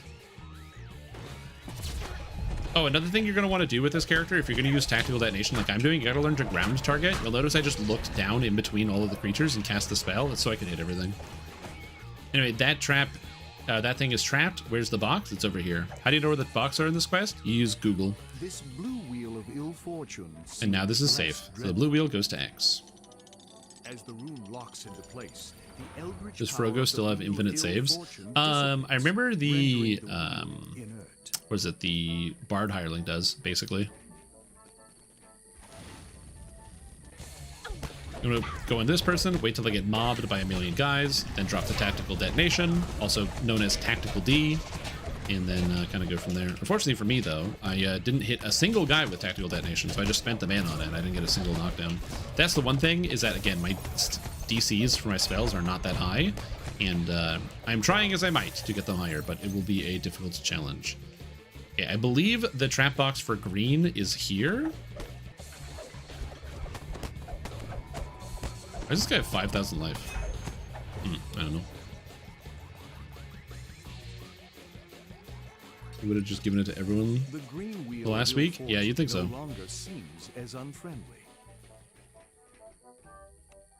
Okay, the green wheel of ill fortune is fine. I actually didn't check the what I needed for this. Green is triangle. Also, some of the trap boxes are just absurd in their locations. And orange is diamond. Is that the red one? I think? Yeah. Well, I say red one. It's more like tan.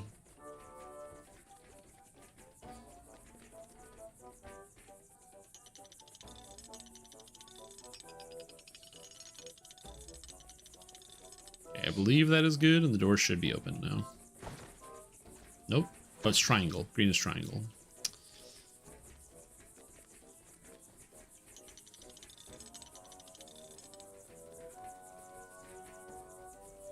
Yep, that's good. Yeah, it's actually crazy that Cormier never actually finished it. And they didn't just like give it away. On the one hand, you could make the argument and be like, well, they shouldn't just give it away, you know, people should have to work for it. But on the other hand, the bonus just is like entirely bad. So it's really funny that you didn't even get to have the bad bonus. Ouch. Take this, lady. Man, my saves are like not working at all in here. 58 and everything's making their save. I can't trip anybody. My dog is somehow able to trip literally everything, which is funny. But not me. So I love the performing hellhounds. How they are like riding on top of the flame spheres. Oh, oh god. Oh god, what is happening?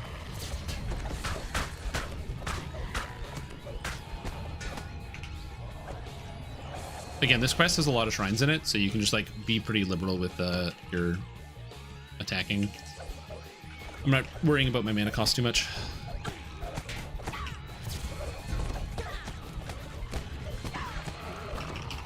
But yes, I should have been using tactical detonation a while ago.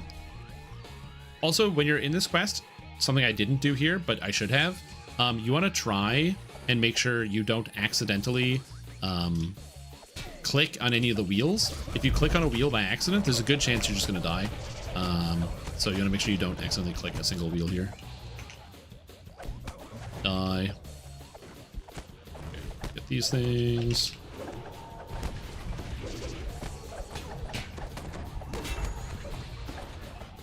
Alright.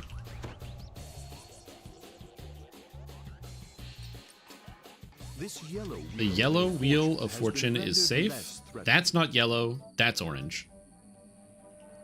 Don't remember where this one is. Unless this is yellow. It's literally orange, so I don't trust it. That could be the right one, but I don't remember. I'm like sussed right now. I'm sussed out. That could be correct. Honestly, you know what? I don't even think I need to turn this one. I don't think I have to do that. It's been a while. I know there's a trap here. And I believe this leads to the orange one. The nearby red wheel of ill no, that's a red one. Okay, that's this. That's good. That's good. Anyway, we're just gonna go check. Come around the corner and see what we gotta do. I need purple and orange. Well, we could just instantly die, but it's purple and orange. So where is purple? Where is orange?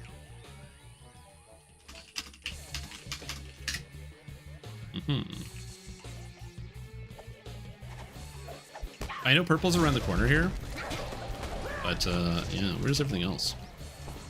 Also, I'm gonna have to go back for a shrine pretty soon.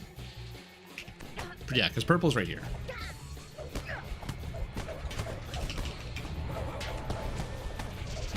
And this one, if I recall correctly, this is also one of the ones that's just in an absolutely silly spot. This purple wheel, I think, is like somewhere back here is where the trap is. I'm trying to remember.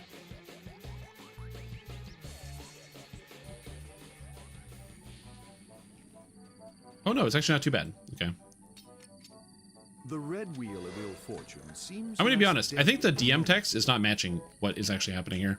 Okay, so orange goes to circle and purple goes to square. If I die here because I'm doing this wrong, let's find out.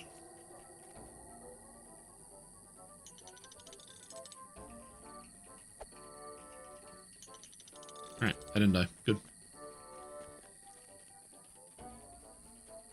Kronzek is not up. Yeah. I'm excited to check for Kronzek. Kronzek is a creature that has a very rare drop. It's a scimitar that is relatively powerful. It used to be really, really good back in the day. It is no longer good, but it used to be a long time ago. Get me out of this hellhole. Yo, what's up, Lom Slinger Raiders? Hello, everybody. Welcome, welcome, welcome. Hope you're enjoying your day. Hope you had a good stream. Welcome to the stream. Today, we're doing some solo guided playthrough of Artificer. So I'm playing the game solo on hardcore, using only items that I can find, and showing how to find and get specific items for you or anyone that wants to learn how to basically get through the game and be successful on a character like this. This is not the best build of Artificer you could be going. The goal of this series here is to just show that, you know, hey, you got a cool idea and a fun idea in your brain. All you have to do is find a way to make it work and find the right tools to get through different types of challenges, and that's currently the goal of this. Why does that guy have 6,000 health? I don't know. Quite tired, so ending early. That's fair. All right, there's a shrine here, so we are going to use it. Also, I love men's, women's, and warforged. Women's and warforged. I get my own bathroom. Hell yeah. I need to play a dagger thrower build? I would play a dagger thrower build, but I hate dagger throw. So I'm probably never going to do that. There might be a time when I do that. The only reason I would ever play dagger throw is because I would like to use the cosmetic for return to sender, which is a letter. So you can whip letters at people. Or because I would like to use, what's the other cosmetic? The cards from Ravenloft. All right, we're shrined. We're back to full. Everything is good. And we're done with the wheels. Oops, I didn't buff my dog. Poor boy. That's okay. Oh, I'm using where's my path to Kronzak? It's up here. The rune I'm using is the Archaic Device. Archaic Device just fires force damage, and it's also single target, which is why I'm using it. Got a heavy lean towards single target, which is why I'm using it. Why do Warforged need to pay? So you gotta do an oil change, man. Is Kronzak here? No, it's not. Oh no, dogs. Maybe the best way to make one? If you're gonna make any type of dagger thrower, an easy solution is to make sure you're including some amount of Alchemist. Alchemist gives you the ability to play an intelligence-based dagger thrower instead of a dexterity-based due to some of the feats that they get. However, you don't just have to play an alchemist. I think you have a lot of flexibility. I think rogue can do well. Another thing that's really nice is max 3 levels of bard basically becomes essential. Not essential, but it becomes really nice. Oh, I got stunning blow. I rolled a 1, I get stunning blow. Am I dead? Am I dead? Am I dead?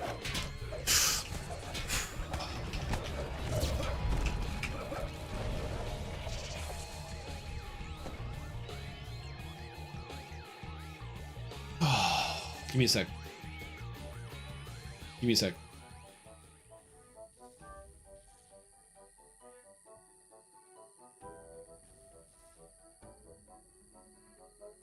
All right. Well, I'm not dead.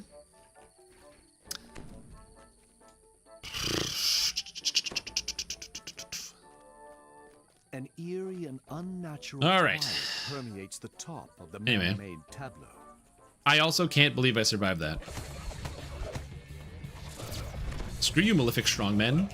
Your stunning blow. Oh my god. I was mashing that button, dude. I was mashing.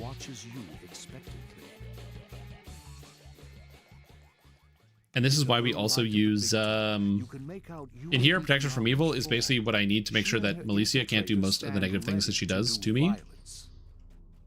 Oh my god. But anyways, TLDR, if you want to play any type of dagger thrower, Vistani is basically the main tree you're going to want to use, including Alchemist can let you have access to not just simple thrown weapon expertise, which is a feat you need, but allows you to scale it off of intelligence if you want to play an intelligence version. However, if you would just like to play a dexterity-based dagger thrower, which is not a bad idea, you don't need any Alchemist, and you can instead play with, as long as you make sure you take the simple thrown weapon expertise, you can play with Rogue or Bard or any combination of characters that you wish to go for.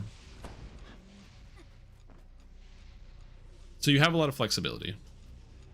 Yeah, Alchemist gets multitude of missiles for free. It's kind of like Ranger, where like 6 levels of Alchemist is really, really good for any type of dagger thrower, much like 6 levels of Ranger is for any type of bow build. So it does save you a lot on feats, but it's not necessary. Ranger can also be quite good because Ranger gives you a lot of It doesn't give you the multitude of menace, but you do get a lot of good ranged feats just generally, which is helpful. But you also gain access to Sniper Shot, which is an incredible attack out of the, whoops, I didn't want to do that. I want to take that off. Whoops, I didn't mean to do that. Oh good, Malicia is not attacking me. All right, great. This quest is not that scary, but after that one incident, I was like kind of spooked. You know what I mean? All right. Ain't nobody knocking me down, buddy. I'm getting stunned here.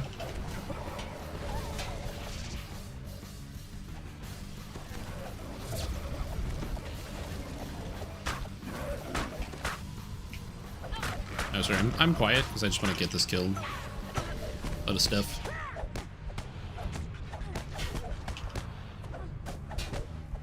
And we got it. Nice. Melissia screams and curses as Anyway. the planar anchors binding her to Eberron are broken, banishing I push her block back while stunned. Yeah, I held it. Eberron. I got the big top. Hell yeah. The top hat. There's actually two top hats in the game now, but the big top is nice. Alright. And anyway, that's how you do this quest chain. One of the reasons why the early levels, I didn't mention this before, but I probably should. A lot of the quests in the early epics, give you these epic chests. The epic chests give you tokens of the 12, which is how you can reincarnate without paying real human dollars for it. So they're right here. So I have 4 tokens of the 12 collected on this character. And so that is how you reincarnate for free. There's a list of quests on the wiki if you want to know which ones to do. Almost all the quests level 20, 21, or 22. I think it's like one level 23. Lowest level you can raise dead or a variant of it. Cakes can be used at level 1, and scrolls can be used at level 7. I think it's level 7, and then Undying Call is a raised dead that comes from being a elf of the Undying Court and a religious feat, which is level 6. I think level 6 is the lowest level you can get a raised dead, but I'm not certain about that. Fortification, insightful fortification. My god. All right, now we're not done yet because I have an option here to grab the item. Rouge is the final quest person. She can give me a Ring of Elemental Essence, would be nice. Nimble Grasp, I don't want. Full Radio Ring Leader, I don't want. And all this stuff is bad. Damn. There's a couple items that are like kind of good. Utility Vest is fine if you want that. Same with the Plate of the Ring Leader. These are fine. But the rest of these, I was hoping I would get something I could upgrade into Epic, but I did not get anything good. Unlucky. It's not that unlucky, but... Okay, so when I get to 23, I'm going to spend here and here, and I'm going to go here, here. So I'm trying to think, I'm just going to mentally plan this out. Because I'm going to take this, and I'm going to take this. So I need 1 point here. And then how many points am I banking?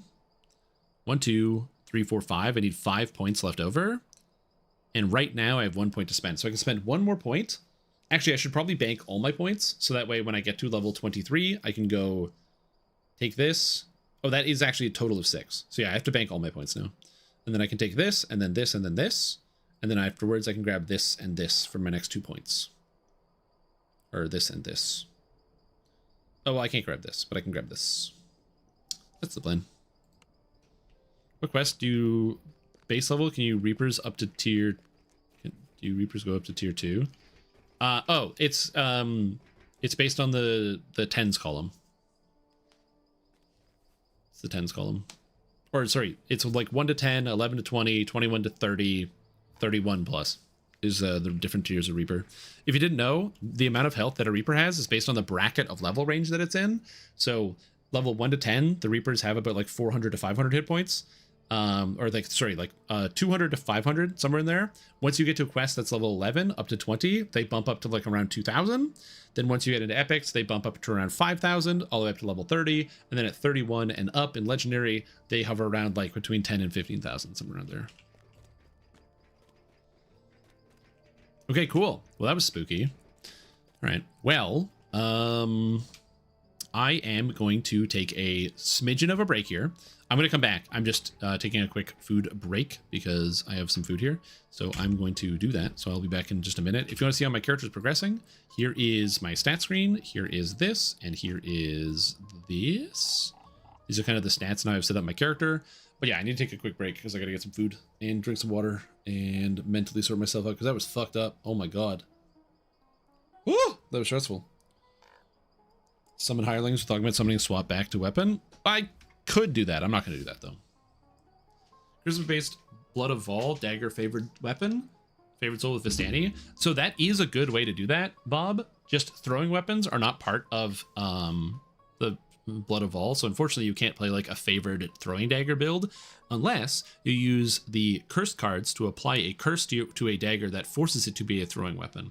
It's very uncommon. You have to curse a lot of weapons to be able to get that, but it is something you can technically do, but it is not an easy thing to accomplish. Anyways, I will be back. Enjoy staring at the screen for a little bit, and I'll be back in a bit.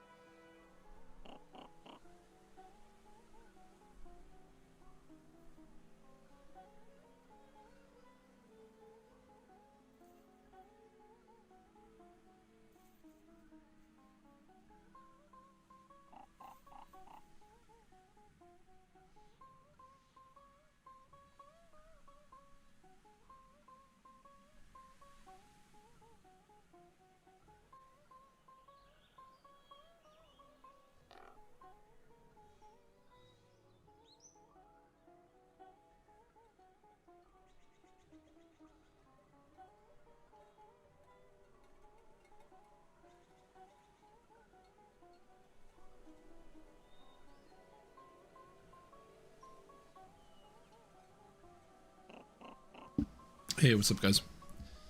I have returned. Returned. Come back. That was good. Took a bit of a break. Got myself some delicious food.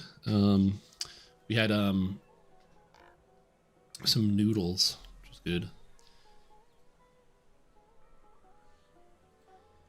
All right, coming back. One whole chicken and a slice of toast. No butter. No, it's not one whole chicken. It's 4 whole fried chickens and a Coke.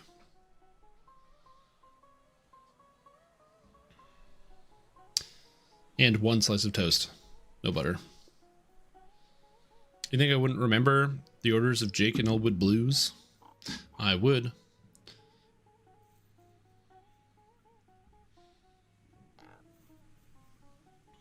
Great movie. Yeah, what was I doing?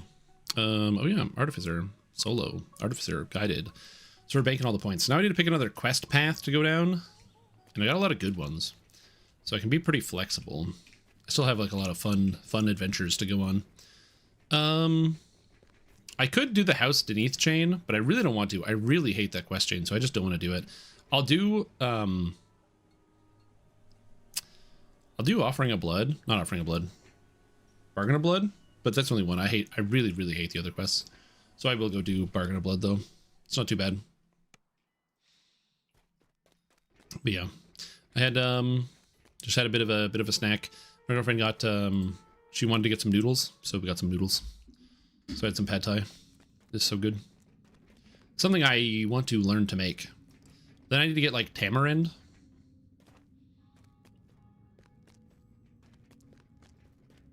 Yeah, I don't want to get one-shot by the ballistas. I also just deeply dislike these quests generally. So yeah. Anyway, you get the quest here, and then you can teleport to the Searing Heights with this lady, Vera Denise, which if you didn't know, you can do that. Not a lot of people know you can do that, actually. Because you used to have to walk. Actually, when I say not a lot of people, I mean a lot of people do know you can do that. But if you're old like me, and you used to walk over here to do this quest, you might not know. Doesn't everyone dislike them? No, there are some people that really like this chain. With the Blood Tide invasion. I really don't like it, but some people do like this quest chain. But you have to understand, there are people that like every quest chain. Simple example, some people actually like the Cult of the Six quest chain. I am some people. I really like the Cult of the Six quest chain, so I'm talking about myself. But, yeah. Just disgusting stuff, you know? Disgusting stuff. Alright, this quest has a lot of insanely dangerous traps. So I'm going to teach you how to avoid the insanely dangerous traps so you don't die. Because dying is embarrassing. Because you're on camera and people can watch. So 1, you got to make sure you have a ranged weapon for crashing your way through doors. So this closes, use a ranged weapon, and we move on. No, come back here, guy who's running away from me.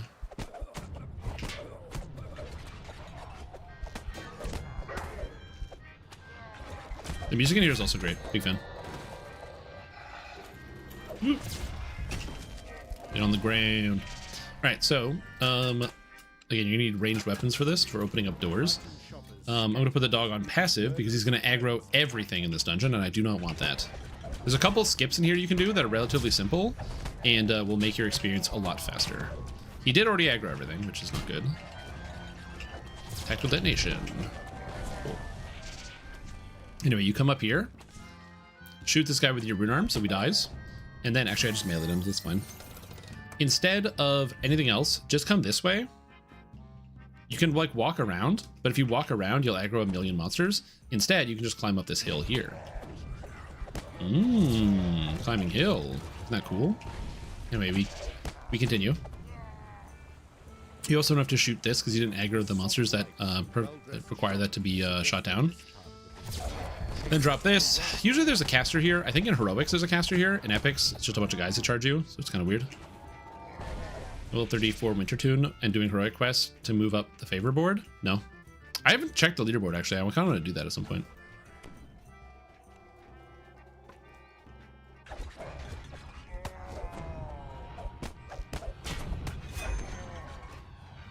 making it for 1,000 now.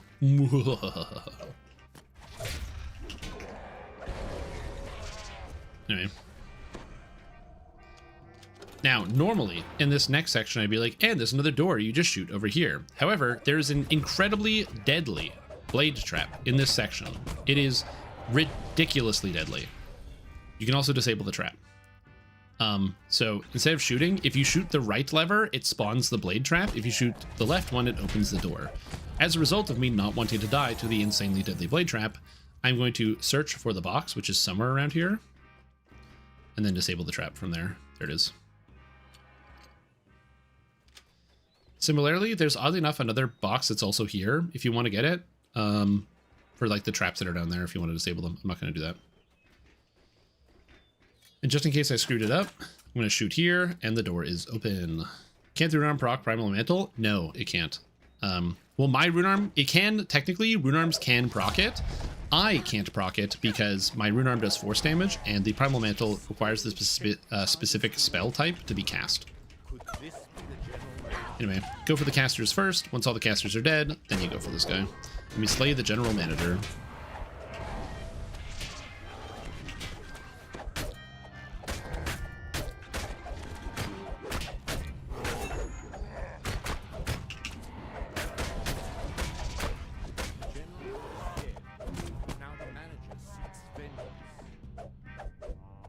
And then we kill the manager. I do appreciate that General Manager is actually two characters, one named General, one named Manager, standing on top of each other. I kind of love that in terms of a character design.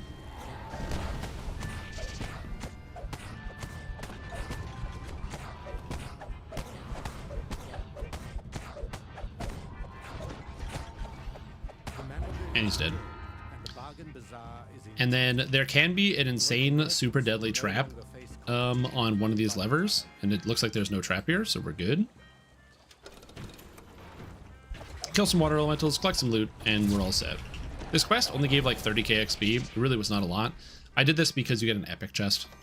Epic chests give you some more tokens, which is why people do this. If you ever want to farm out tokens quick, Bargain of Blood is, for my bad character, 4 minutes. You can get this bad boy done in a minute and a half or less. But yeah, theoretically, rune arms can proc the Primal Mantle if I just had the damage type. For example, if you use some of the multi-damage type rune arms, you can actually proc multiple damage types. It's taken from the 3rd Mad Max Ruby. Is it? Well, there's a thing I didn't know. Like Master and Blaster? Damn. This is what happens when I don't watch any movies. And I'm uncultured. That's okay. You guys still watch my content, surprisingly.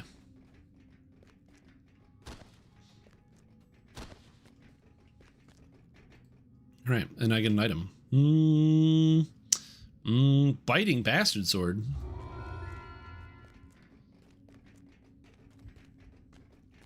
Yeah, the only Mad Max I know are the new ones. I'm not familiar with the original Mad Max series of films.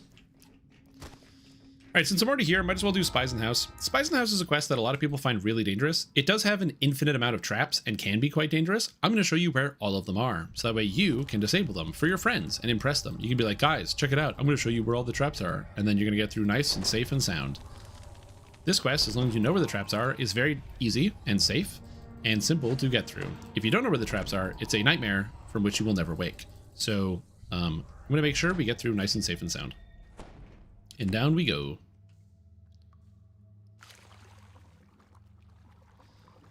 Anyway, make sure you have jump potions on you. If you don't have jump potions or feather falling, at least one of the two, you will hate this entire experience. And I can't really do anything about that other than say I told you so.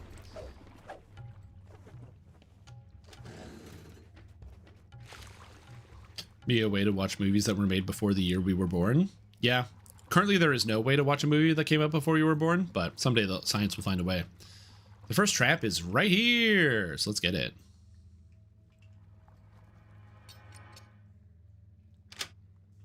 All right. Swim at the bottom, because that disables these traps. However, above me is even more dangerous traps. There's 2 more boxes right here.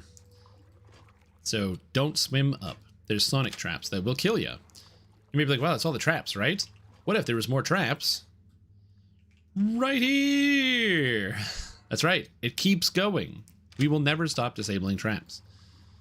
Pull this valve, and then we're going to go get out of the water. You may be like, wow, good. I'm glad I got all the traps, except for all the ones that were right here, as previously mentioned.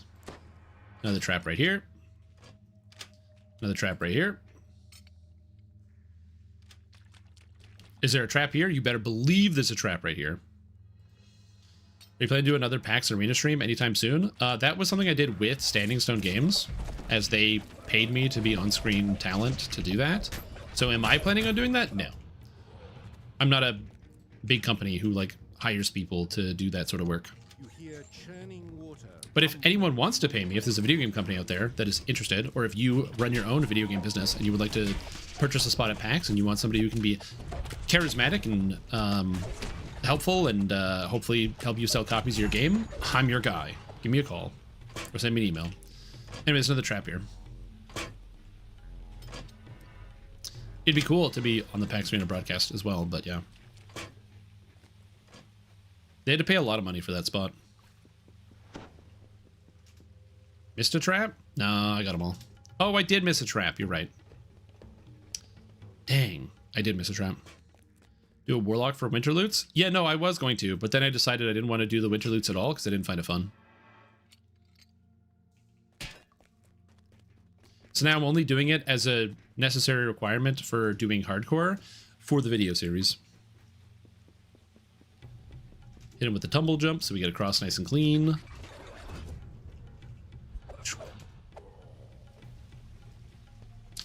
Alright, so now this section, you want to turn this 2 turns. 1 turn, 2 turn. Then we go back. Now, if your jump is 40, you can just jump up to here. If your jump isn't 40, jump up to this section, and then jump from this section up to this section if you have a lower jump. Jump around the corner, jump around this corner, and then run here. Up we go! Whee!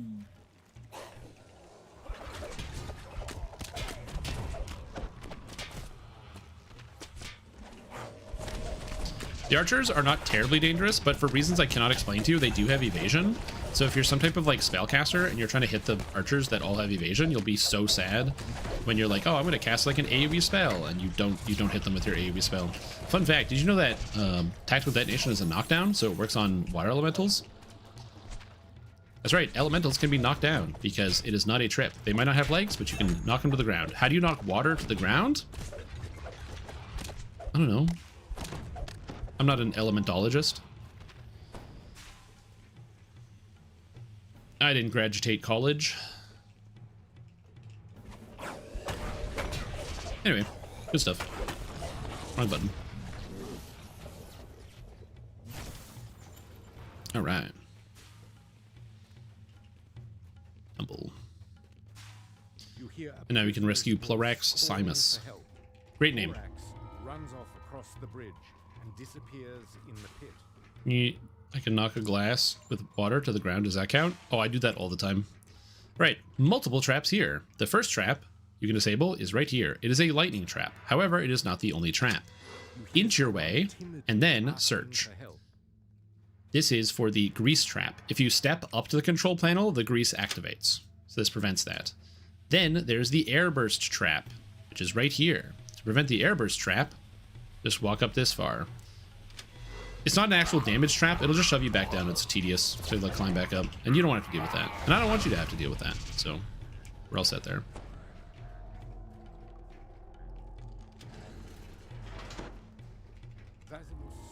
Look at little baby Plarax. Yep. Disappearing down the tunnel the way you came.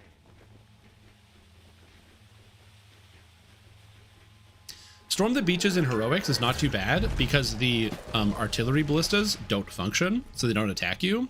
In epics, the artillery ballistas are in full force, and if you are not prepared for it, you just kind of stop existing because they hit you for like 4,000 damage. Anyway, there's more trap boxes here. If ever you're doing this quest and you're like, oh man, I think I got all the traps, you haven't, go get more trap boxes. Can you stop spawning, please? Oh my god. Please! Please don't have 5,000 health. Just stop spawning. I beg of thee. Please. 10 D100 plus 1,000 damage. Good number. Control panel is blocked. Control panel is blocked. From biology into physics. True. Yeah, if you're ranged, you can outrange it because you just stand really far away and shoot all the ballistas down. But yeah. Can I complain about the favorite soul spell list? No, I have no interest in complaining about the favorite soul spell list.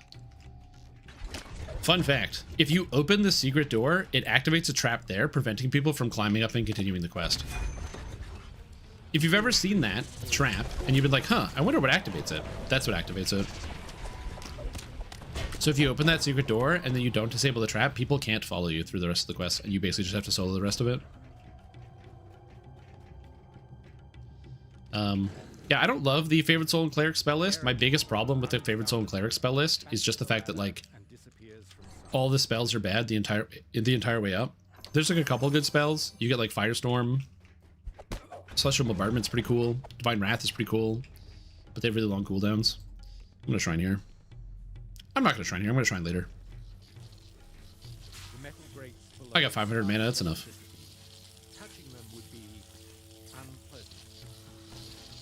My Dorg is dying. Goodbye, Dorg. Well, you know, that happens.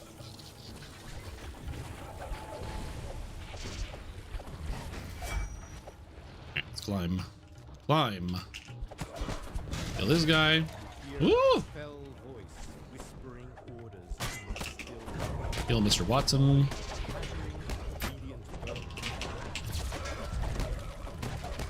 The acid damage is not that big of a deal. It's more the fact that, is that a symbol of stunning? Yes, it was. Fortunately for me, I don't care much for symbol of stunning because I have much higher saves now.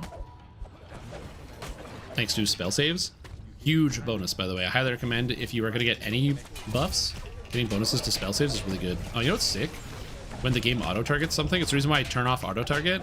The game auto-targets something, or your mouse is hovering over something when you cast a spell, and so therefore it casts the spell on the monster, who then slides behind you even though you didn't target anything. Love that. Yeah, they have no single target damage, which is another big problem. If you want to kill one monster, you got to cast your AoE spells, and there's no cheaper way to do that. If there was like a Thunderstroke, or like Sunbeam is a great example. Sunbeam is technically a spell you can get on Cleric. It's not actually a Cleric spell, but you can get it on Cleric, and it does suck, and it's not very good. But at least it like kind of does something, kind of. And that's really all you're missing. It's like a spell that kind of does a thing sometimes. You don't need a lot. You just need a spell that kind of does a thing sometimes.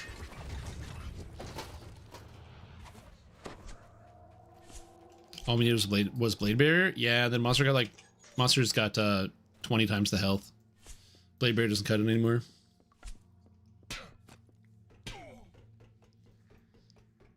Right.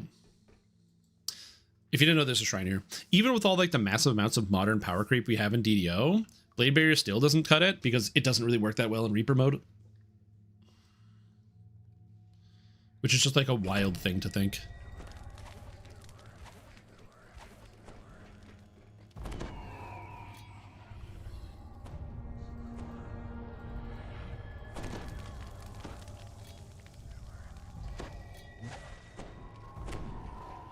This scrolls into buffing, by the way, playstyle. It's something that a lot of people might not like. So if you want to try to play this character, the Great Tomb of Nazarick. You hear a woman's voice asking for help up above. In Destiny 2, there's a character called Nazarick who has the tomb, which is a place. Is that related, or did somebody? Is that a reference to a character I don't know of, or a person? I do not know who Nazarick is. Anime? Oh, anime. Okay, I gotcha. Alright. Anyway, you can get shot up here. Lightning floor. It really hurts. Ow. Ow. Anyway, it's gone. This air elemental is annoying. So I'm going to hit it with tactical detonation so it can't move, and I'm going to kill it so it can't knock me away. To make sure you don't die to traps, these steam vents will kill you. You stand on this side to prevent you from getting knocked off there. And you stand on this side, the inside section, to prevent yourself from getting knocked off here. That's how you avoid those two different trap sections. The fire elementals can't really do anything meaningful to you other than prevent you from walking up here because they're jerks and they get in the way. Get out of the way. Also, if you want to avoid the dangerous traps here, just walk on the lower section. There are horrible, like, traps along the edges, but it's not too bad here. Anyway, now they have Blood Road elementals. Die. Man, did they fuck up something with rune arms? I don't remember them being this bad. But, like, they are just not hitting at all.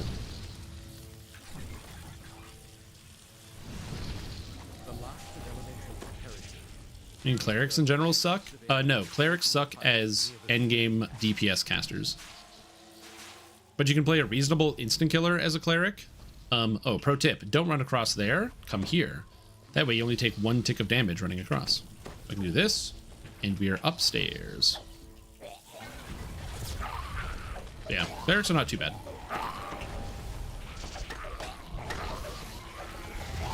Anyway, I'm gonna ignore this garbage because I don't want to fight it. I'm gonna go up here. I'm going to be pelted constantly by water elementals, which is why we have all of the resistances, because you need them. So you don't die to the elementals.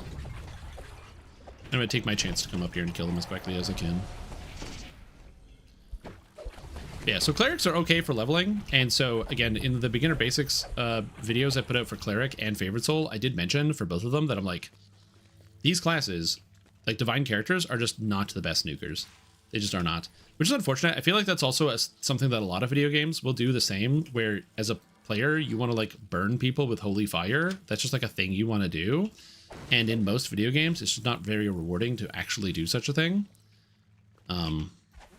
Like, I've been playing some Guild Wars 1, and it's pretty cool. And I decided to play as the monk, which is kind of like the holy class, and they have smiting prayers.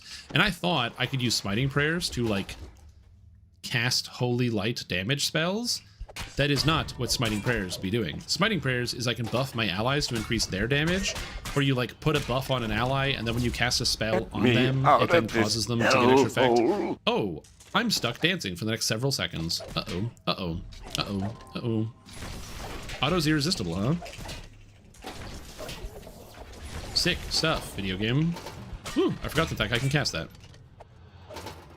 Also, welcome, Tough RPG Raiders. You almost watched me die. What's up, everybody? Hope you guys are all doing good. There's a trap here, so always back up in case you pull the wrong one. And you're good to go.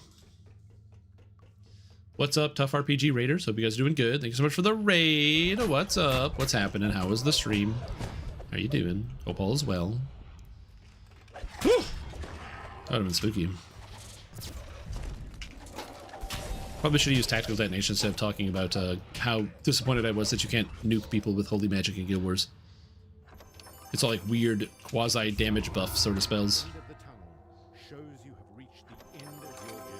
All right. Found the far end of the blood road.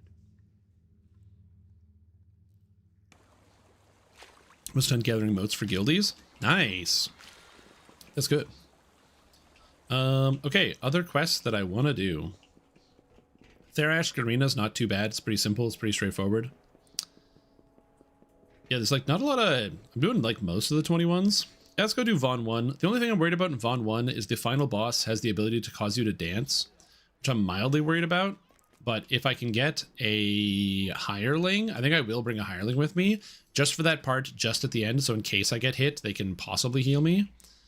So I could get Celis, who... a sibilant angel of an ancient snake cult. Celis has favored you for a mysterious reason of her own. So that could work. Grobin. This guy's name is Grobin. Grobin Half-Inch. What a name. Are there any... Oh, Shale? Is that a Warforged? I think assume Shale's a Warforged. Wizard Magister. Power word blind, power word stun, power word kill. Sigil of negation. The art is quicker than the blade. Wow. Cool spells. Oh, also, Tarlov Snowtrack is one of the best hirelings because it is a Shirati champion hireling that uses melee weapons. But yes, I'm going to go here and grab Celis. Not that Celis will be useful, but in the event that I somehow get stuck, they will oftentimes have break enchantment, which can get you out of bad situations. It is the only part of this entire dungeon that is at all scary, is the fact that there's a monster that can cause you to dance, and it is mildly spooky. I will be doing Vaughn 3, which features a lot of beholders later, because I'm not very scared of it. It shouldn't be too bad, actually, thanks to tactical detonation. However, I want to get a couple more levels. 23 would be where I want to be before I go back there. So I'll probably end up doing that to Lords of Dust Chain or something first.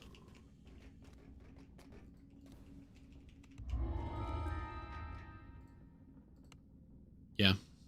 I actually really like Caster Artificer. The main issue I have with Caster Artificer is the fact that all of the rune arm stuff is not in the caster tree, but rune arms are inherently caster sticks.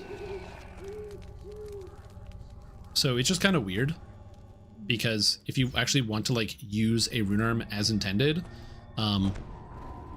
like using it as like a pure caster item, so getting like lots of evocation DCs and what have you, it doesn't really work that well with the actual melee tree. If you want to use a rune arm as a caster, you have to put a whole bunch of points into the melee / range tree to actually get rune arm effectiveness. It's weird. I don't really love it.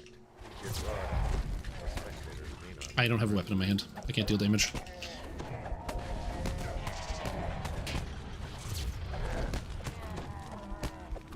Man, tactical detonation is so good. Who knew?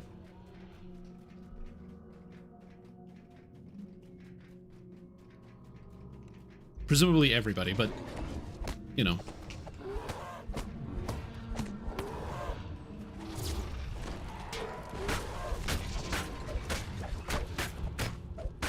Has a lot of health. Too bad he doesn't anymore. And this guy, if you kill him, he gives you the password, or you can give him 1,000 gold. 1,000 gold coins is 100 platinum, and you get the password. And I have lots of platinum, so I don't care about the 100 platinum. Especially considering I just spent 150,000 buying a singular rune arm. These bugbears are also surprisingly dangerous.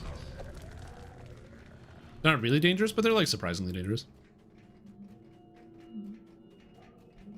The gates of Chaos Arena loom ahead, guarded by a yeah, we'll get some more stats. Again, leveling up in epics is kind of weird because monsters also in epics generally don't tend to do more damage as they level up. Sometimes they do, but they don't always. And so you can have this weird spot where you can start out with low hit points taking a little bit of damage. When you get later, you're still taking the same amount of damage, but you have way more hit points.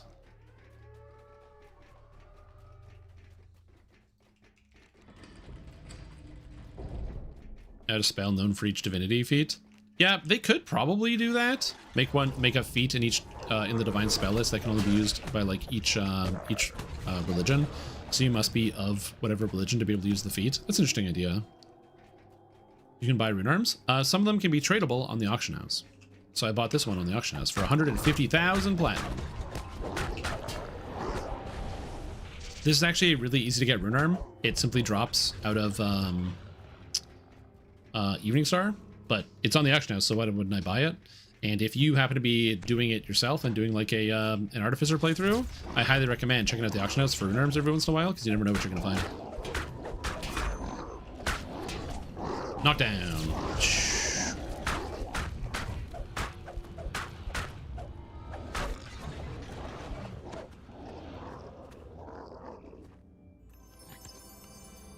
Into your monster manual. True. You can add him to the monster manual when he dies. 2 melee attacks.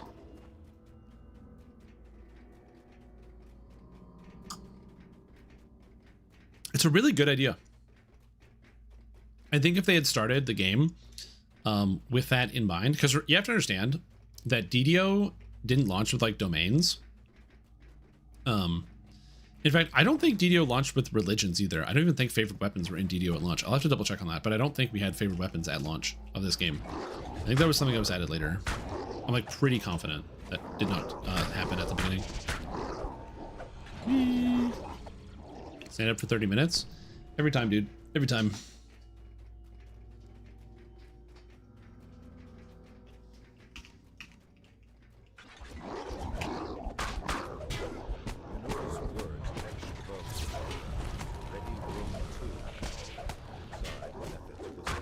No, my dog.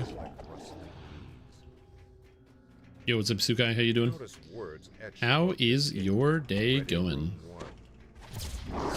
You do have to keep the blood moving. That is true. I just finished eating, but like, you know, whatever. I will stand. Helps the body digest, you know? I am going to shrine because I'm low on mana. Gold roll? Yeah, we can do that. I can get that set up. Gold roll. Go crazy. Gladiators in ready room 1, get moving.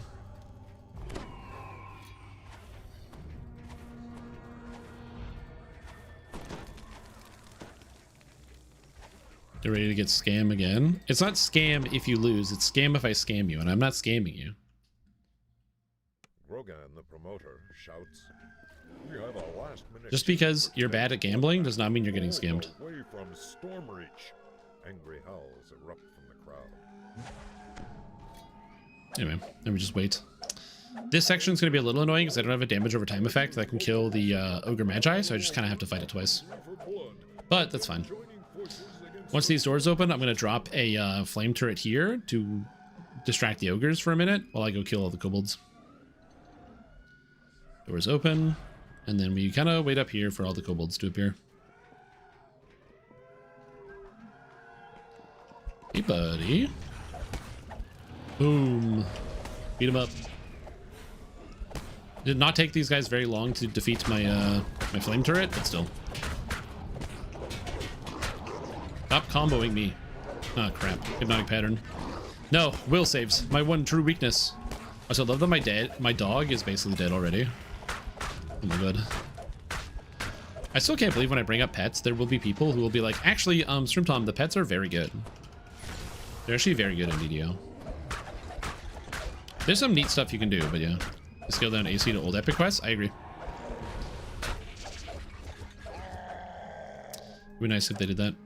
Buddy of mine wants to take Dark Boss 8 from the cleric and he thought it would be an evil cleric, but roadblock theme-wise, none of the gods letting you pick are evil. Yes, you can't be evil in DDO. You're a hero. You're not allowed to be evil.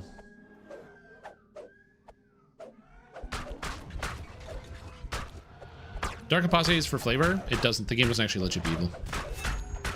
So you can't pick an evil alignment, and you can't pick an evil deity.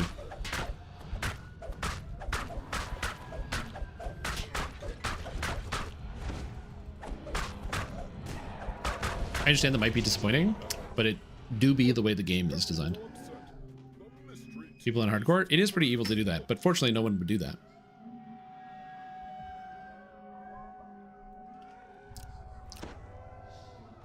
Their luck has run out. The horns of fury and the maelstrom princes have slain hundreds of their kind. All right. This should be the shortest fight we've ever seen. Let the slaughter begin. Doors. Come on, doors. This quest will let me take 22, which is another pretty reasonable power boost. Uh-oh. Lag. You hate it when you get lag-a-giga. Vaughn 2 is also not too bad. It's only the final boss fight of Vaughn 2 that's even kind of dangerous. How the fuck did that guy jump backwards up that hill? What the hell? I want to be able to do that. Holy moly, what parkour. Of such my eyes have never seen. He was just like, and jumped backwards over that wall. That was wild. Free Lasik. Your wife left you to go to the Dominican Republic. Honestly, the good idea. If I was your wife, I would do the same. And not just to get away from you. It's also nice because the Dominican Republic is a fun place to visit. Their horns are sharpened and their weapons are drawn. Our brave fighters are entering the arena. The battle is on. All right.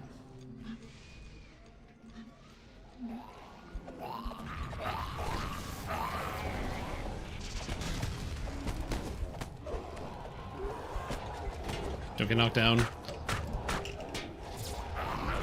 do you mean I'm not facing Ogre Magi? I'm absolutely facing Ogre Magi. He was in front of me. Get out of here, video game. You can't tell me what I'm not or not facing. You're not my real dad. Anyway.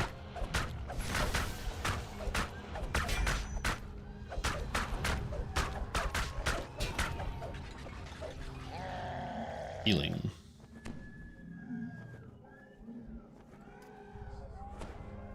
Damn, that's a low blow.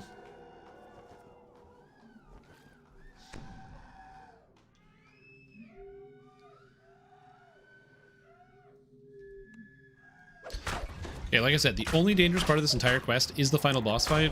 If I get danced and then I never get break out of it, I'm just dead. But hopefully that doesn't happen. Are all liches by requirement evil in D&D? It depends on which edition you're running. But the short answer to that question is sort of, and the long answer is no.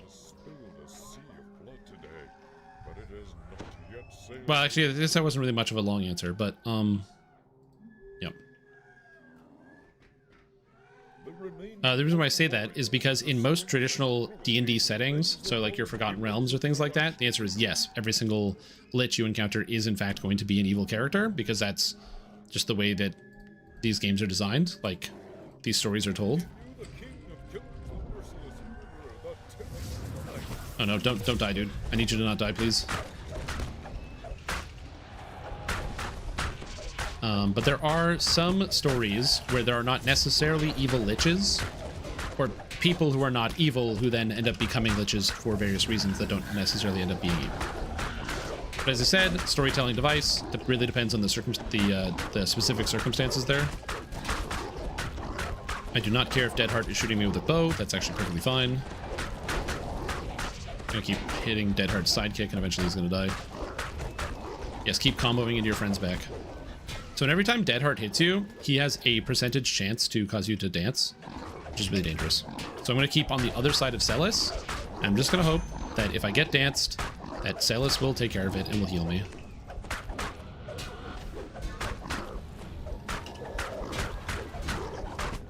I will devour your children. Yeah, we'll give it a, keep trying, buddy. Maybe you will someday, but not today. A little bit of Baelnorn. Yeah, so for example, there are like lich type characters, like Baelnorns, for example, or the Undying, where they are people who become undead for a purpose that is meant to be like for preservation reasons, where they're not necessarily evil. I think it's all about the way in which you become undead. Is also a big part of it. So for example, in the Undying Court in Eberron, there are the Undying, which are those who pledge themselves to the service of their kind in undeath.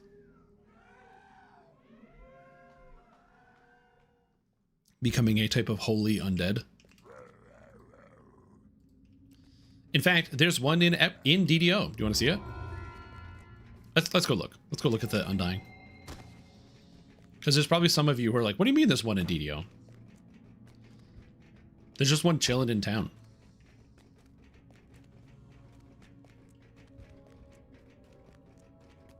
Yeah, there's also one in Too Hot to Handle as well. That is correct, because you have a member of the Undying Court who helps you with that. Yeah, but I'm talking about in town. I can't go into Too Hot to Handle, you guys. I'm level 21. Actually, can you go into Too Hot to Handle at 21? I'm not doing that anyway.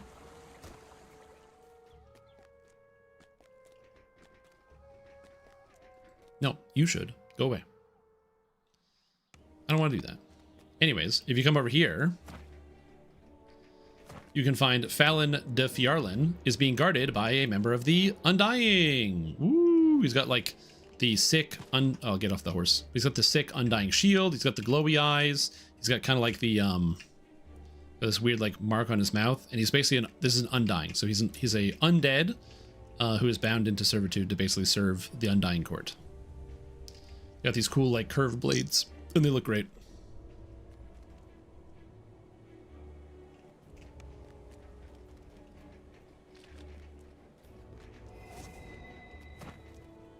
That guy's not a lich, but there are basically Undying liches.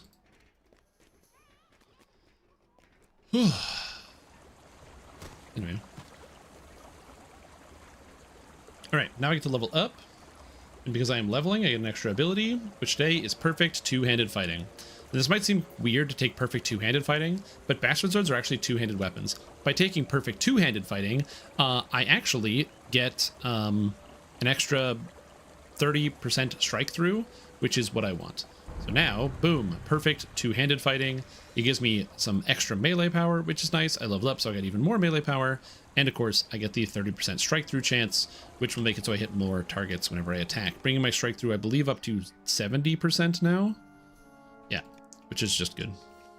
A solid, flat increase in stats. And we're now a little bit stronger. His eyes, golden eyes signify holy deity power? Probably. Two-handed fighting, bastard sword, two-weapon fighter. Yeah, if hand and a half weapons would allow you to strike through while dual wielded, that would be very cool. They do not allow you to do that, so that doesn't work, but if you could, sick. Why do people not play Undying Court a lot? Because there's a lot of reasons not to. So for example, if you want a specific religious weapon, like Undying Court is scimitar and requires you to be an elf, and a lot of people don't want to play elves. Like if you want to play a Tabaxi, or you want to play a Shifter, or you want to play a Warforged, you can't pick Undying Court. It's a pretty big reason. Slid on an old cardboard box in an icy hill. Oh my god, I'm so jealous.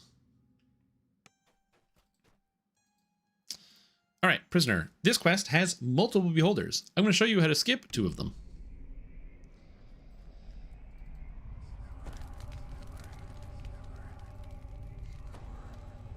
Maybe you're like, where's your anti-beholder, Crystal Strim? I don't need it.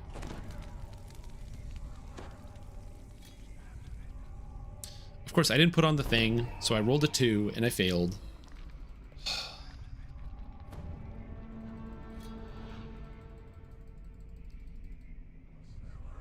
Unlucky.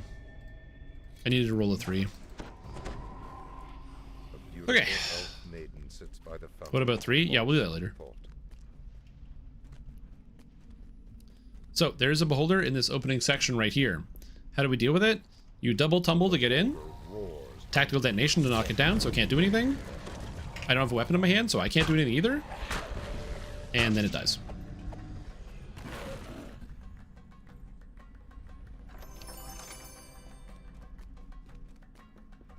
Teamwork. Okay, teamwork. So you double tumble. Double tumble, use all your tumbles, get the extra movement speed, get behind them, tactical detonation. Problem solved. Alright, next up. You come in here. In this area, you actually have to do this maze. If you have a double air dash, you can skip the entire maze, but I don't have that because I don't even have any air dashes. So instead, we're going to come in here and just start twisting runes. We got to twist a total of... Ooh, remnants. We got to twist a total of 3, so that's number 1. Now, I have too much health, so the traps aren't dangerous anymore, but I still want to be able to disable them for the extra experience points because I need it. Well, you only need a single dash if you have good movement speed. I just don't have good movement speed because I'm playing as an artificer. There could be a trap here, but there isn't. And then we come up this way. So I don't know what's going on outside, but there's a lot of lights. There's a bunch of trucks in the parking lot. There's also a sneaky dog somewhere in here, usually. Looks like there is not one here. Hey, we got another rune. And a treasure chest. If you don't want to play an elf, this is the wrong game. You don't want to be happy until all races are elves. There are a lot of elves in DDO. There's Corvair elves, wood elves, half elves, drow elves, sun elves, and Eladrin are like kind of elves. You could argue they're elves. Hey, and that's the 3rd one. We are done. Heck yeah. Elves that climb on rocks.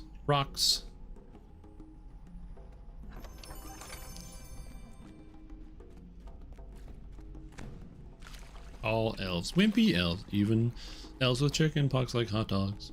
Armor hot dogs. Sorry, my brain is broken. Anyway, there's another force trap in here. This is the only dangerous trap in here, but even still, I just have too much health. It can't kill me. I'm too tanky, man. Where's the box for this? Oh, it's right here. Undead elf? We don't have any undead elves yet. I mean, Dampiers do have an elf-like appearance. They do happen to have them pointy ears, which I don't know if that's a wait, is that a vampire thing? Do vampires have pointy ears, or is that elves that turn into Dampiers have pointy ears? Like, if you're a human and you get turned into a Dampier, I guess Dampiers are born. I don't know how Dampiers work.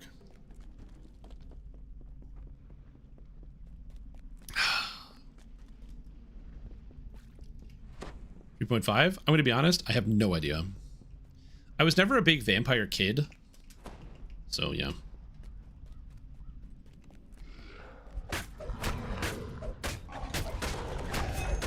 Yeah, I'm thinking about what kind of kid eats armor hot dogs, man. What do you think about?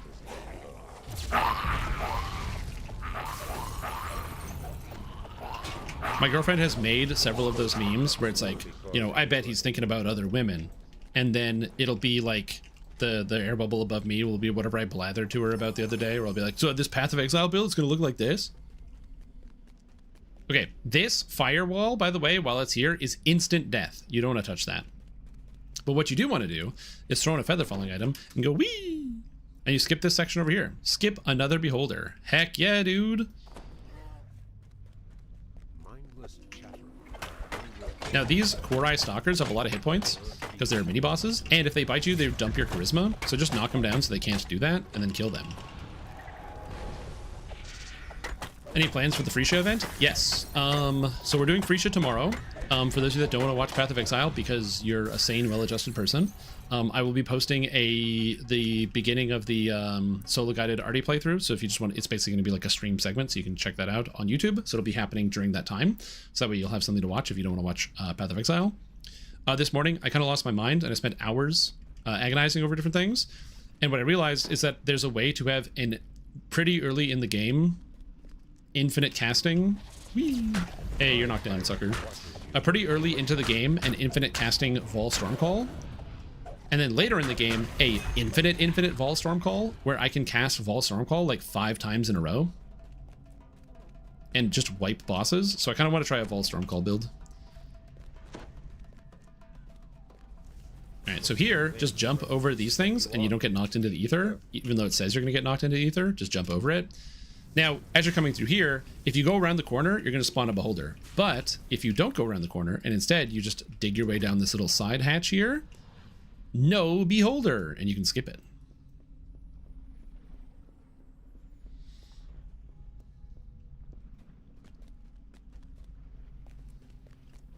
Isn't that neat? Yeah, so I'm going to be the Chaos guy doing infinite Vol Stormcall spam. The reason why I want to do Vol Stormcall is when Vol skills first came out, Vol Stormcall was my favorite of them, and I loved playing around with it, and I want to do it again. Anyway, I'm just kind of hang here, climb over this. Instead of fighting all these oozes, because that sucks, if you just do what I just did, if you have jump, you can climb on this rock, and then jump up onto this rock, and whoa, we don't have to kill any of that. Anyway. And I'm going to wait here. All right, and double tumble to get past. Speed. I actually don't think you need a tumble to get enough speed to move past that. Boom, and that's Vaughn too, everybody. Nice and easy. And now I'm going to dump this here in case it can serve as a good distraction.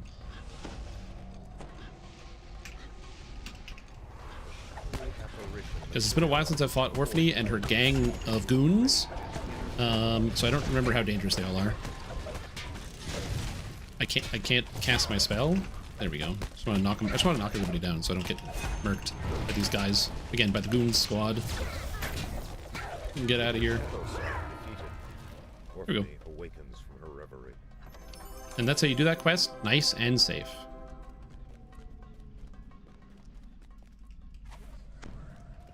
There's also a secret chest here, which then you can disable the trap on and get an extra thing. Or you can just rip it. Also an option. Oh, I forgot to make some changes to my build because I got level 22. Ah, huge mistake. Classic blunder. So my cloak was giving me Profane Life Force, which I don't need, and Insightful Magical Sheltering, which I don't need, as well as, I guess I can be losing out on the Artifact Magical Resistance rating, which kind of sucks, and the Constitution. We're going to change it, so now I'm going to put on the Epic Sailcloth, which gives me Accuracy 15, Deadly 8, Insightful Deception 3, plus some Dex, which is just fine. And then I can wear my Belt of Shatter, which unfortunately dumps all of my Strength down, so I don't have any Strength anymore, but I didn't really need it. And in exchange, I got plus 11 on my tripping, so now in town, I've got plus 69 on my trip, which is huge. And I gained even more Constitution, so my health has now gone up. So I will take that. I forgot to make that change. All right. What other quests do I want to do? I could go and do Tomb of the Wizard King, but I really don't love Wiz King. But I could go and do it. I don't love Wiz King.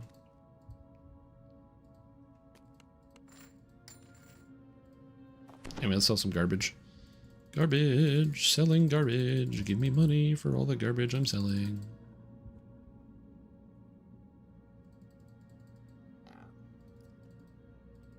Whatever.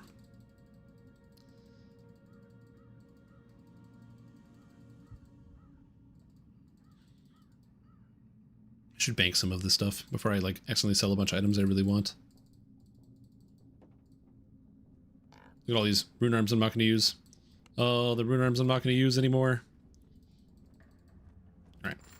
I'm going to bank a couple things. I'm also going to buy another 200 haste potions. I'm going to be drinking haste potions till my character dies, which will hopefully never happen. But so I'm going to be just buying a bunch of haste potions here. And it might be silly to have so many haste potions, and I kind of agree, but they're good. All quests in DDO or Wiz King.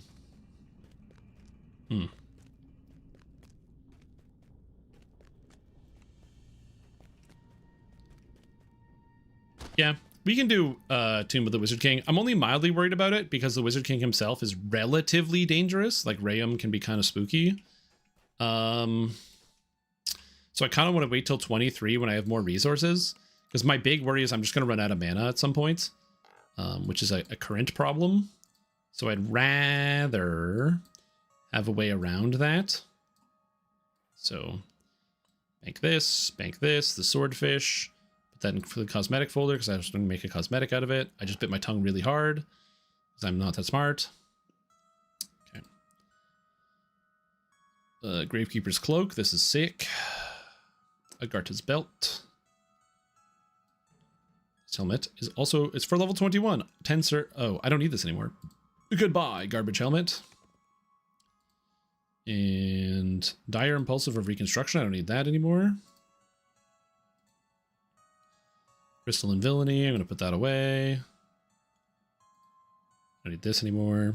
Whispering ring. I'm going to put that away. At some point I'll clean out the bank, but not yet. Is wild? Yeah, man. Can I have your shared bank slots? No, they're mine. Crucible solo and hardcore character? Yes or no? I've never done it before. If you've never done it, I would say definitely no. Oh, I forgot to do Crucible solo. I said I was going to do that. I guess we're doing Epic Crucible later. So I can show you guys how to do the Crucible solo. Okay, we're going to come back to Wiz King at 23. So I think at this point it's time to go to Lords of Dust Chain and head into Evening Star. So I believe that is what I will do here. So it's time to go do Lords of Dust.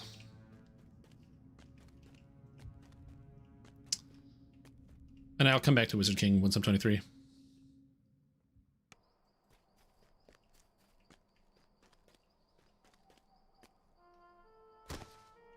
And that criminal Anna. I wouldn't describe Anna as a criminal. Just because you might find some elements of her quest chain annoying. But you know what? Yeah. Why is she in jail when you find her? You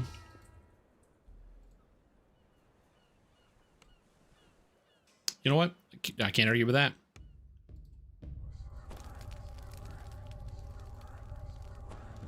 Oh, I forgot my ring that I actually needed for this stuff. Well, whatever. I don't need the charisma item. It's fine. For you near the entrance, an irritated scowl on his face.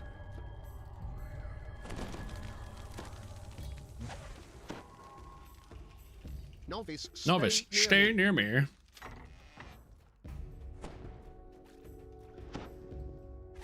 God damn it. I keep forgetting to put my sword on.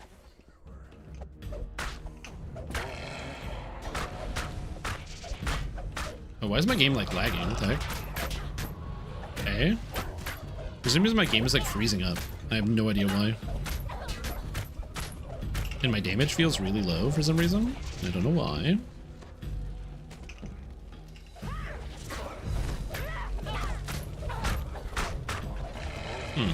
Well, we'll figure this out. I might do the Spinner of Shadows on hard mode because Spinner of Shadows is quite dangerous and there's a lot of monsters, so I'm probably going to do Spinner of Shadows on hard. I'm just going to put that up ahead of here. Get ahead of that, so in case you're like, Strim, are you going to Spinner of Shadows on elite difficulty? Probably not, no. Spinner of Shadows is a little dangerous.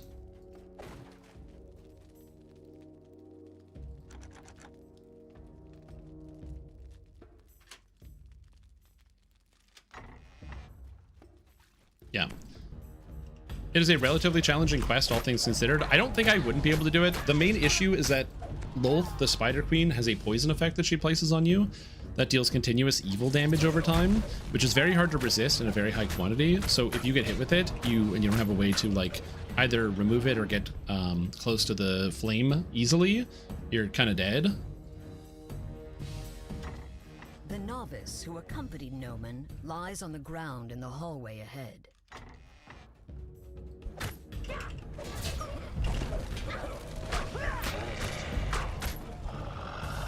Ooh, Snowpeaks. Yep. So we'll just do that on hard mode. Again, if you're on your hardcore, don't be afraid to do the odd quest on hard mode here and there. Again, I know obviously I'm doing basically everything on elite, but if you're like trying to follow along and you're like, actually I need to tone this down to hard, do that. It just means you have to do a couple of the quests, which is not that big of a deal. Like doing one extra quest so you get to live is kind of important, because living is good. As the path leads down, right, so we tumble past this and then disable the trap. Oh no. Thanks to tumble, my reflex save was 55 against that trap, and I made my save on a 6. Cool. Forgot to buy jump potions, which is a little foolish. That's the reason why I recommend tumble, because you can just like go like tumble, tumble. And even though I took 100 damage going through that, I made my save, so I didn't really take any in comparison to what I could take. Scepters, daggers. I mean, it depends on what weapon you're using already. Oddly enough, the Death Knights are just immune to lightning damage, and I do not know why. A woman's voice drifts up from somewhere below. That dropped 2 times the shards? Really? Is that true? Inquisitor himself replies. It's faster on normal difficulty? You will do no such thing. The Silver Flame has caused enough trouble. Soon nothing I can say will throw them off the scent. No, you will stay here. Interesting. I actually did not know that. I will go below and assist our guest. Hmm.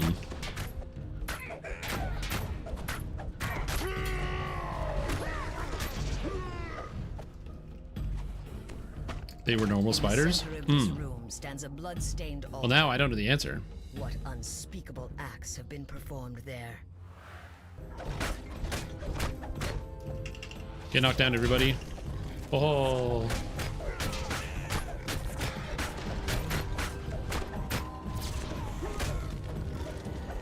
Good old tactical detonate. Someone is bamboozling you, most likely. No, I don't want to get bamboozled. Like, even on elite difficulty, I'm still taking a fair amount of damage from these quests. There's a big trap right here. Fortunately, it's hitting these guys, because they're just going to walk right into it. I probably should shrine, but I really don't want to. My small mana pool is now starting to be pretty noticeable as I want to cast more spells. So, level 23 can't come soon enough. And like I said, as an option, you're always capable of like turning off, not turning off, but kicking the difficulty down. If I do want to, I could just start doing quests on hard mode, and then as a result of doing quests on hard, I would have the ability to just kind of like walk through these quests without really worrying about casting too many spells. Anyway, the trap box is on the other side of this trap for some reason, so I'm going to tumble through it. Tumble is also cool because it moves you fast enough that sometimes you just don't get hit by the trap. Like, you don't intersect with the like hitbox. Same thing with this side.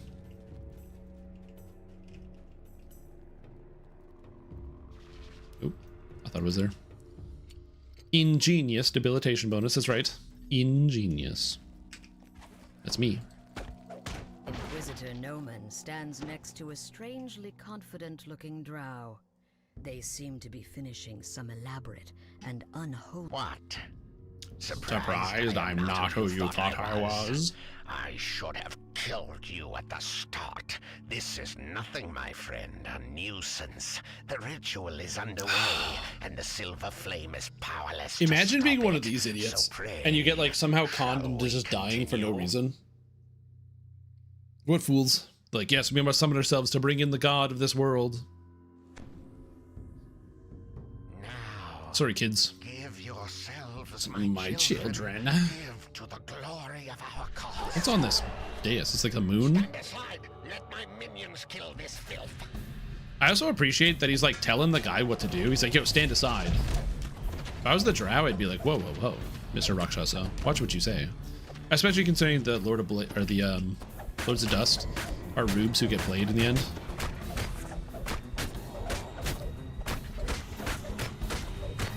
Divine Punishment is annoying because I take damage over time and I don't want to take damage over time. I can't continue, Karis. You must finish the ritual. You mean the church? I mean, when you put it like that.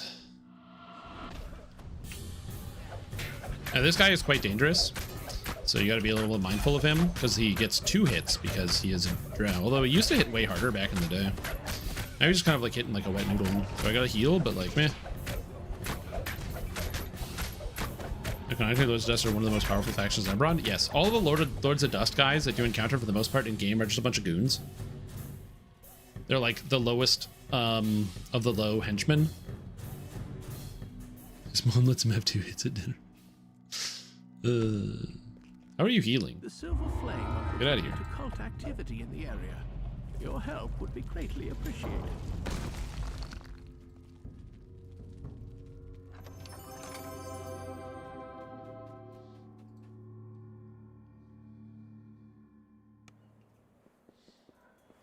Okay. Now this next quest is also kind of difficult, so... Oh, crap. So before I actually... Oh my god, please, video game, please. Before I go do that, I'm going to do the gold roll, because I keep forgetting to do it. So, are you guys ready? We have a bunch of people who put in a lot of sunflasks. Gold roll!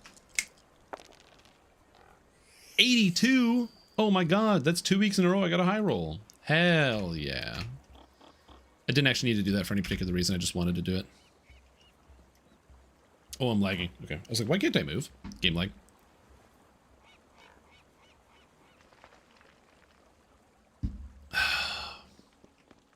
All right. Movement speed boots of strength. Interesting. Alluring cloak. Blasting goggles of concentration. Evocation 4 is kind of interesting. I don't hate it. It's helpful for my evocation DCs. Anyway, time to go to the next quest.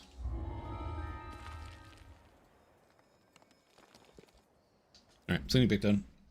Whee!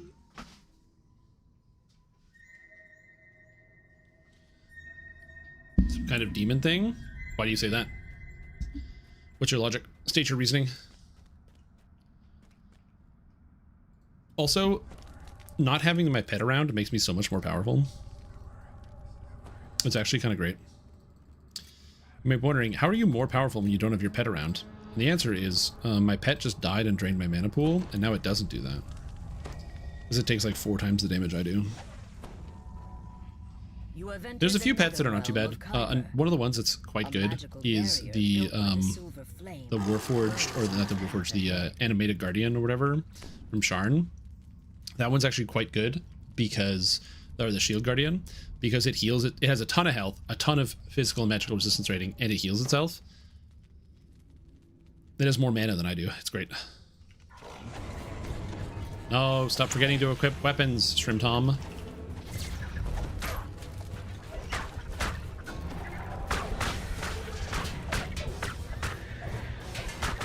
Fortunately, this quest also has a boatload of shrines, so I can just be aggressive with my shrining. The only reason I don't like shrining is because it takes like a minute and a half to like get my character ready to go again. That's the reason why I don't love shrining when I do quests. I don't really have that many spell point problems. If I just used every shrine I came across, I would have no issues. Lie in front of a sealed stone door on the far side of the room.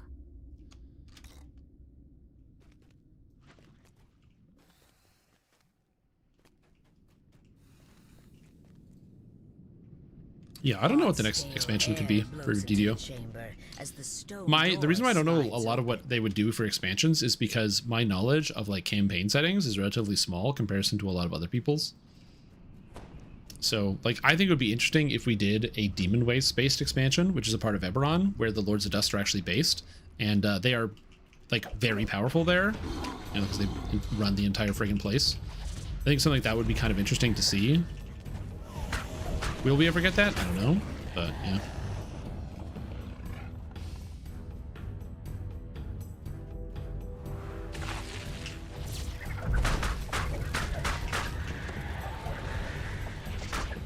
right, this room is one of the most dangerous rooms in leveling DDO. Tactical detonation. And now it's not. There was a time when this room was absolutely insane, because dealing with spell resistance is a really annoying part of playing through this quest.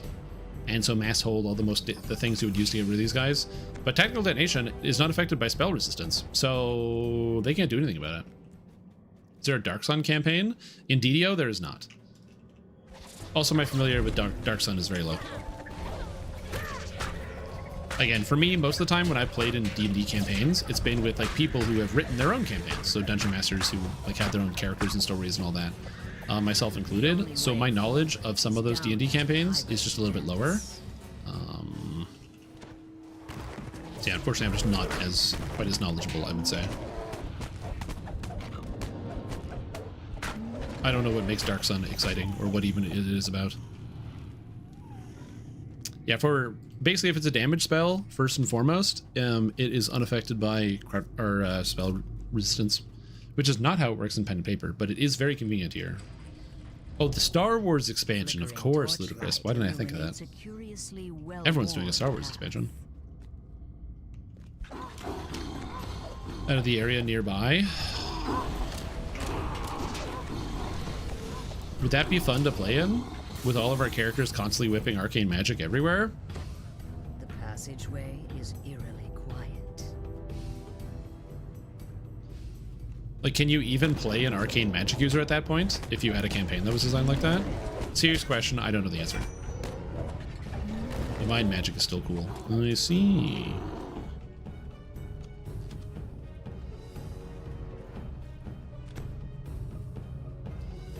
I think they will do Sigil and give us a real hub. Yeah, we probably will get Sigil at some point. I think it'd be cool to actually have a new main city outside of Stormreach, but yeah. Dark Sun is basically Dune. Obviously, I didn't watch the movie or play the video game or read the books, so my Dune knowledge is like not up to par. Which honestly, I blame Ipsum for that, for not forcing me to watch Dune.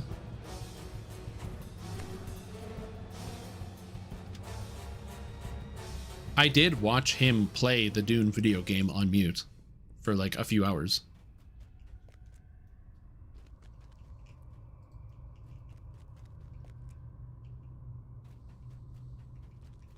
Is there an EK swashbuckler with Runearm Macrotech Primal build that makes a lick of sense? Kind of, probably. Eldritch Knight does work with Runearms pretty well because you can get the extra, what do you call it? The brain? Come on, brain. You can get the extra evocation DCs out of the Eldritch Knight tree if you want to, and especially if you went with Wizard, you could do something. I think it just depends on how you put it together. Swashbuckler, hit or miss. It could be good, might not be good. It really depends on what it is specifically you're doing. Hello? Hello? There we go. I probably wouldn't go Sork. I'd probably go Wizard. You could. Yeah, I think Sigil is like a shoe-in for where they will actually take us next. It makes sense to give us like a good home hub place to go. We've had Stormreach as the main city for the past 20 years. It would be neat also if DDO, because Dungeons & Dragons Online is turning 20 this year, right? So if Dungeons & Dragons Online is turning 20, it would be interesting if they gave us a kind of like a bigger roadmap for the future of like, you know, this is coming out this year, this is coming out next year, and this is coming out the year after, to kind of get people excited about the next several years of Dungeons & Dragons Online. Because a non-zero amount of times, people will ask me and be like, yo, is the game dead? Are they still gonna make this game anymore? And like, DDO is like a cockroach, man. This shit's been around for 20 years and it ain't going anywhere. They are still making DDO, they're still producing DDO, they're gonna keep doing it. So, but it would inspire a little bit more hope in the regular player base, because, you know, obviously it's an older game. But also it'd be cool to just have like even a general outline of like, here's the plans of things we're going to be places we want to go, what we want to do. Obviously they might not have that, and I'm not a video game company, so I don't know how difficult it is to produce something like that, like a roadmap a few years out, but it'd be nice.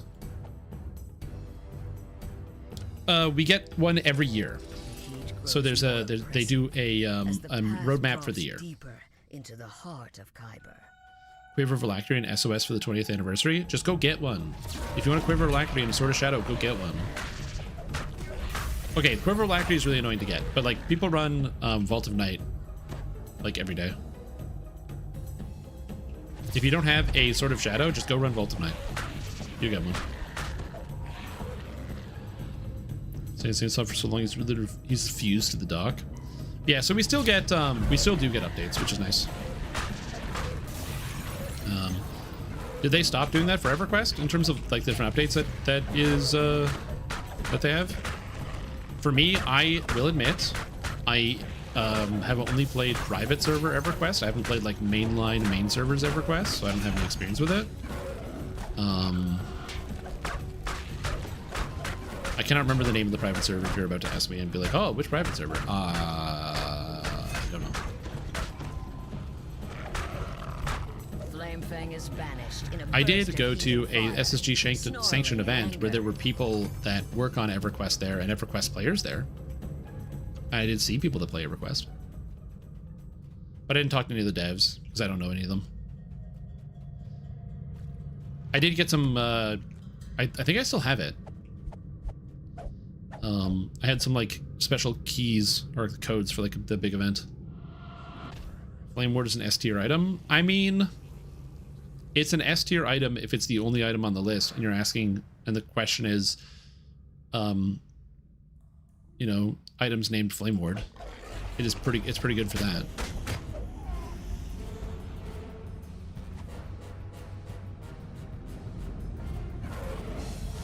I'm gonna be honest, I'm you know, I like where you're going with that, Bobby, but I'm not sure I follow. Do you think the company makes Cordo consume all the alcohol? You can't give the tickets away too? No, I don't think that's how that works. I did enjoy being at the SSG event, and that was a fun experience where there were extra drink tickets. So having Cordovan, community manager for Dungeons & Dragons Online, slide up next to me and be like, hey, you don't look like you have any drink tickets. Did I forget to give you some? And I was like, oh gosh, I think you did. And he's like, no problem. Sorry, here's a couple. Sorry I missed you. And then like 45 minutes later, to be like, hey, I've just noticed you don't have a drink. Did I forget to give you drink tickets? And I'd be like, you know, honestly, possibly you did. He's like, oh, sorry about that. Here you go. Have a couple more. Oh, yeah. I did get sufficiently tanked at that SSG event. It was a good time. And then I'm like 99% sure, because I actually went to the event with Ipsum. I'm pretty sure we went back to his place, and then he showed me like vintage magic card, or not vintage, but like his magic card collection. And we drank like expensive whiskey. It was a good time.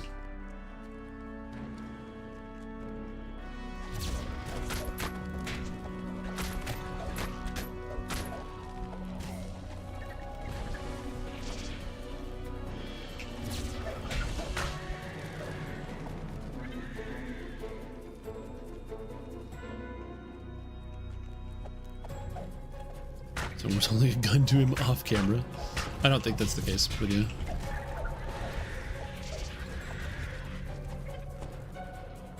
An idea for a deck card that might be good in my deck. Oh no, not more magic card recommendations. I only have so many wild cards, man. I only have so many wild cards. In this quest, I'm not talking a lot about what's actually happening here because it's kind of like par for the course. Once you get into epics, it's don't die. If you see a champ, be careful. So I apologize if the commentary about specifically what I'm doing kind of lags in some of these quests. Again, it's very, very generally just like don't die and do stay alive, which I know is like not the greatest advice, but for the most part, like, I don't know, the demons are scary, the monsters are hard. Fight them, hit them, beat them up. In theory, I could probably be using a cold iron weapon here instead of my lightning weapon to bypass immunity on these guys, but I'm lazy. Okay, Siege Ship Impact. 1 and a green for a card. Destroy target artifact or enchantment. If that was 2 mana 2 or less, create a lander token. And that's the one that searches for a land for 2 mana. I don't know how I feel about this card. It looks good, that's for sure. Actually, don't know which one of these is more dangerous. He is more dangerous. The Hezru. Actually, so we're just gonna kill this bad boy.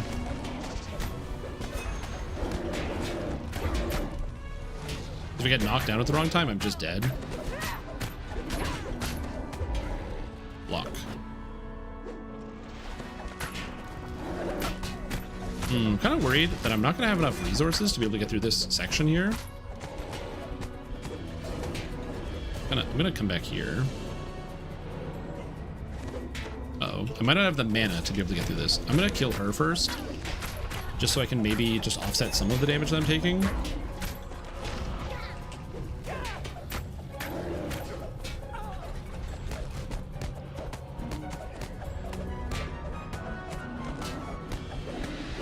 Nah, we're fine. Heal. Yeah, I'm fine. Ooh. Alright. Well, that was scarier than I wanted it to be. That's fine. Again, interesting card. Hard to say if that's good. I do like the idea of having targeted enchantment removal. This is basically like a modern Terra Sunder. So I do kind of like that card. I'm not gonna lie. It's Terra Sunder with upside. And I do like Terra Sunder. Great card. We got the Darkstorm Helm.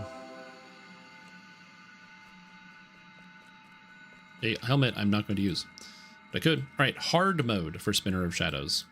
You're going to notice how much easier this is, actually. The reason I'm going to hard mode is because you know those Hezrus that are really dangerous that knock me down and beat me up? Well, guess what? This quest has like 5,000 of them. So as a result, I want to make this a little bit easier. Yeah, so we are in fact going down to hard mode. Gift a card. You may promise an opponent a gift as a card. I'm gonna wait till I get to the section to do this. Siege ship. Your Gaia's Cradle? What's that? Is that an expensive card? Strange glowing spiders are locked in battle with some kind of spirit made up of pale flames. You have saved. Oh my god, I forgot how easy everything is to kill on hard mode. It flickered. The Spinner of Shadows. It's a very expensive land. While below her, the spiders consume the last of the flames. All right, so let's see here. We got Wear Down. 1 and 2 mana, part of, which is Bloom Burrow. Gift a card. You make promise an opponent a gift as you cast a spell. If you do, they draw a card before its other effects. Destroy target artifact or enchantment. If the gift was promised, instead destroy 2 artifacts or enchantments. Oh, interesting. Versatile remover.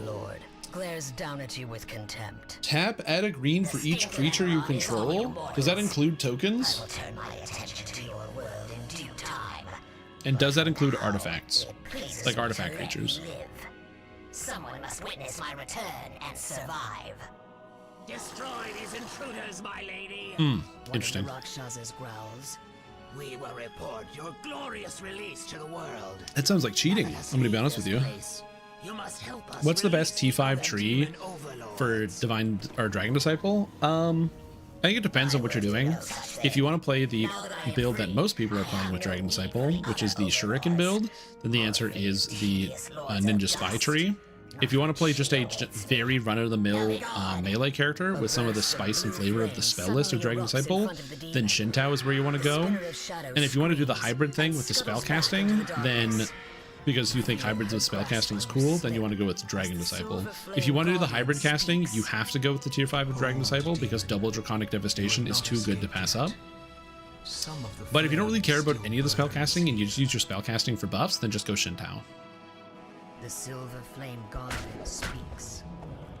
We have driven her back, but it will not last. Any decent rapier builds? No. Destroy her spiders. You can just use a rapier in your build because you think it's cool, but no, there's no special rapier builds if you can light out there. The wards again, she will be imprisoned once more. Quickly now, she returns. Rapiers are just not as good of a weapon type as some other weapons, so you can use rapier as a swashbuckler or just generally use a rapier on different types of builds. One of the benefits of rapier is it gets a very high critical threat range and multiplier at a very early level as a swashbuckler, which is pretty cool. Outside of that, not terribly relevant much. Silver Flame whispers in your mind. Come here, Spinner of Shadows. Yet I can feel the spinner's pain. Shouldn't be martial. Rapiers are definitely martial weapons. Unless you think it should be like an exotic weapon.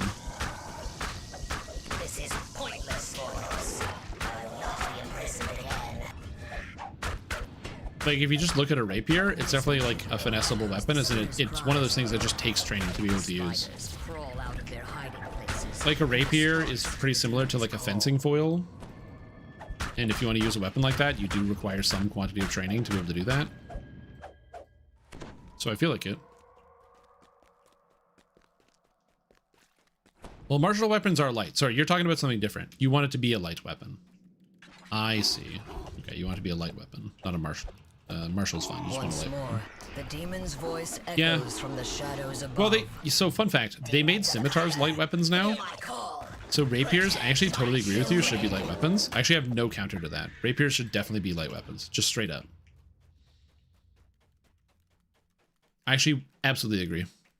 And normally I wouldn't agree because I'm like, well, scimitars aren't light weapons, but scimitars are now light weapons, so there's no reason for rapiers not to be light weapons. It's kind of funny.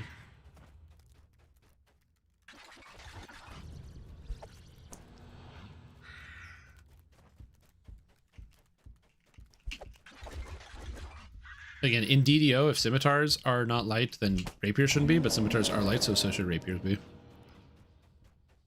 Hey, wounding and puncturing rapiers were uber? Oh, hell yeah, dude. I still have a wounding and puncturing rapier on an old character somewhere. It was really fun going through, for like the transferring all my characters over to one server, going through all of the old characters and looking at all the old garbage.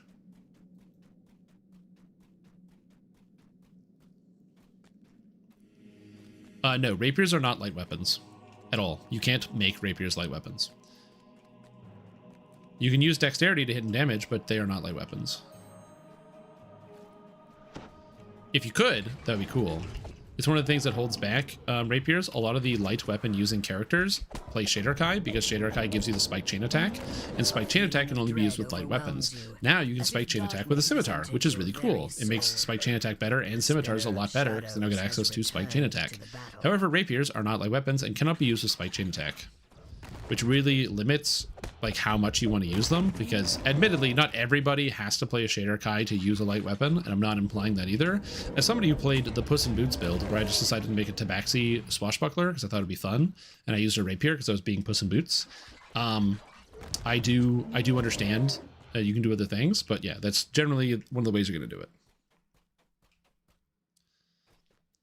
Is the Fell Blade a light rapier? I didn't know that. Neato.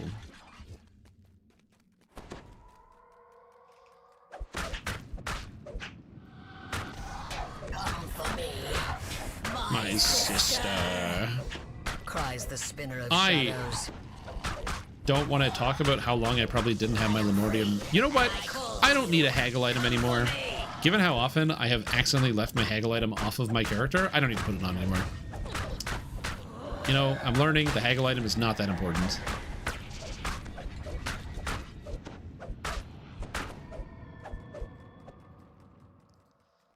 Get out of here, Spinner of Shadows. Get out of here.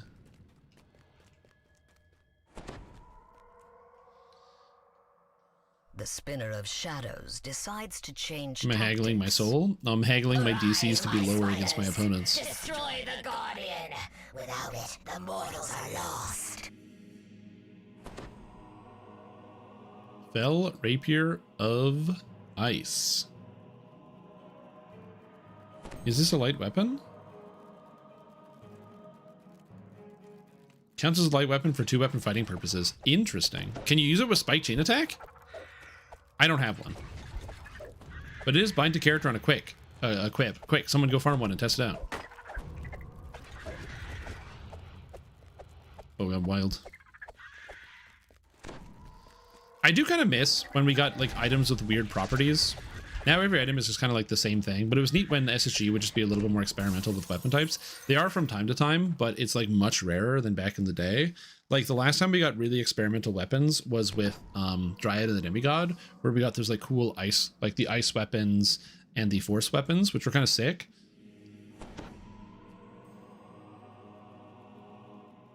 I would love to have some of those. Give us like a great axe that's actually considered like a light weapon, or because it's like a highly, call it like the the extremely balanced great axe or something or whatever. Just like add some meat touches, some meat flavor. Like the short swords with glancing blows, yeah. But like for more weapon types, I don't know. I think it'd be kind of cool. Because right now, one of the hard parts about every weapon always just being like a numerical change in terms of how powerful it is, you run into the simple problem of like any player can look at a new item and compare it to the raid gear they currently have and go, do I want this or do I not want this instantaneously? But when you have weird properties, it's like,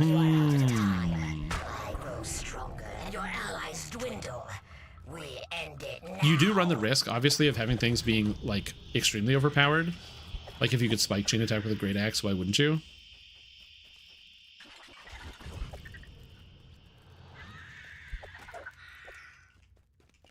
No. Okay.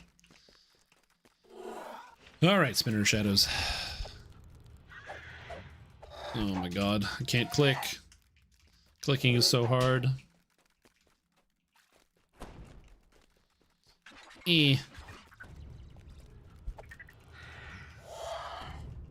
Don't dispel my magic, I'm busy. Trying to collect crystals. Again, this is one of the reasons why I don't want to do this on elite difficulty, because you have to bounce the Spinner of Shadows for quite a long time. Because I need, how many? 36 crystals total, and I have 25. So we're getting there. It's gonna take me a little while.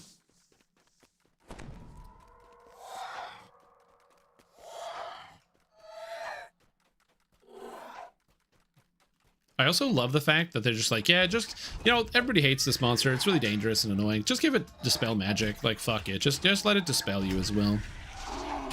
Like, thanks, DDO.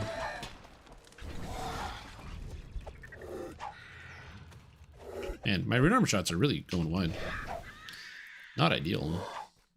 We're at 29. 7 more to go. Die, my pretties. Alright, come here, do that, webline trip. I made my save because I rolled a 20. Good job, me. Drinking water. So we can get this cup out of the way. I had a cup in front of my keyboard, so I couldn't move my hand as quick.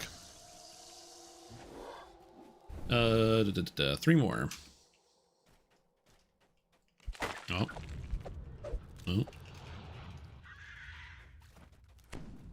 Drag what's your hot part? You can easily see how many you have. Yep. Highest rated card on the bazaar? What do you mean highest rated? What does that mean? What does highest rated mean? Is there a rating system? Is there like a website where people track rating?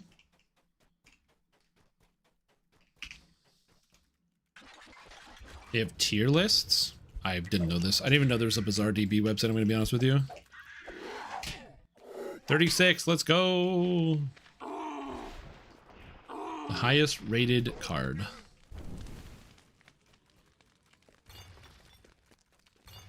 I'm going to assume it's Iceberg.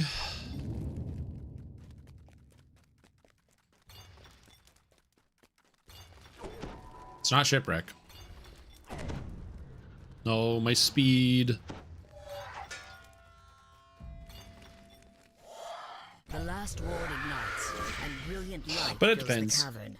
Like, that's the thing that I love about a game like Bazaar. Even though it's technically possible for there to be some type of meta in that game of people like picking the same stuff and trying to choose like what is like the best item, because there are obviously better decisions you can make and better play patterns on average. Because of the RNG element of the video game, it's actually not possible for the you to play the same thing. You can't force a build. So even if it's like, oh, this is like the best strategy, you can't do it every time. So you do have to deal with like other people also doing stuff at the same time. She's here.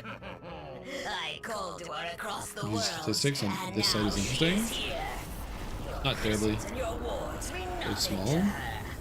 Tremble, mortals. Tremble before Lord. 2 items. So like the silencer probably.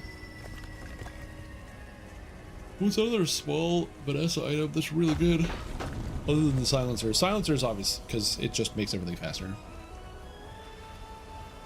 A voice of vast Part of my brain is like it's probably dive weights, but I don't like dive weights. It's not the catfish, even though I like the catfish. not the ice Did you pick. collect the dragon shards as I commanded? I have, replies the spinner of shadows. I click on reaction? Really? Is it the narwhal? I don't always buy a narwhal. I usually buy narwhals. What shall I do with these irritating mortals? Yeah, I'll be honest, I don't know, dude. Loth commands. I can't come up with what you want me to come up with. And them along with it. Now, bring me the dragon shards. There is much to do. A lot of waiting here. A lot of waiting. Thorsid and holsters? Oh yeah, I always take Thorsid. Holsters? Holsters? I like holsters, but there's a lot of games where you don't buy holsters. I actually disagree with that. There's a lot of games where you don't buy holsters. I guess technically if you have like the, you know, the 10 small item Vanessa and you just instantly kill somebody with holsters, it can probably be pretty good. But like, there's a lot of games where you just don't click holsters. Damn. Out of this chest, you can actually get a really cool bastard sword that can drop here, the Templar's something, and it is actually a better item than what I'm currently using. I was hoping to get it. Templar's Retribution? No, that's the Dwarven Rax. Templar's Justice? No, I think that's a shield. Anyway. Also, when you click this guy and you say watch the cutscene, after the cutscene, once it goes to black, just hit the inventory screen and it will close it so you don't have to watch the cutscene. A lot of people don't know that, so instead they like blow their eardrums out as it goes like boom and shows you the intro cutscene, which is a cool cutscene. Don't get twisted, but we're not doing that. Yeah, Zorsid's good. I agree with Zorsid. I just don't think holsters is the way to go.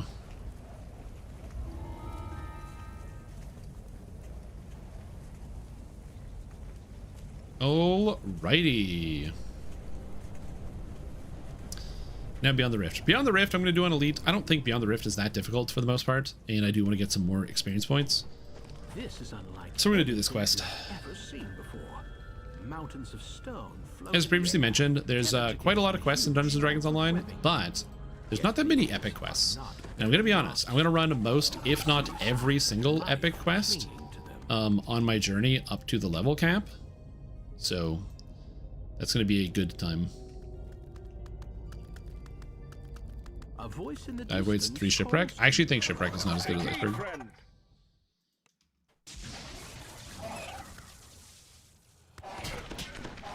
No, we're not doing all of them, but we'll be doing a lot. I'm thinking, what brings ye into the demon If you web? DC at the Xenomorph fight, it's dangerous. That's true. I mean, if you DC at almost any fight, it's going to be quite dangerous. Precious Cargo? Yeah, we're going to do Precious Cargo as well. Perhaps ye have come to Oh mend god. it. Okay, fine. I'm not doing any of the Delirium quests or any of the other nonsense. I can aid ye in all this, but it will So there not actually is a be skip easy. where you can run faster Come with and me. skip ahead of some of this section, and you don't have to listen to Elminster talk. However, the downside of doing that is somebody in your group does have to walk with Elminster, because if you don't, Elminster doesn't walk forward on his own. He will just stop, and then he despawns.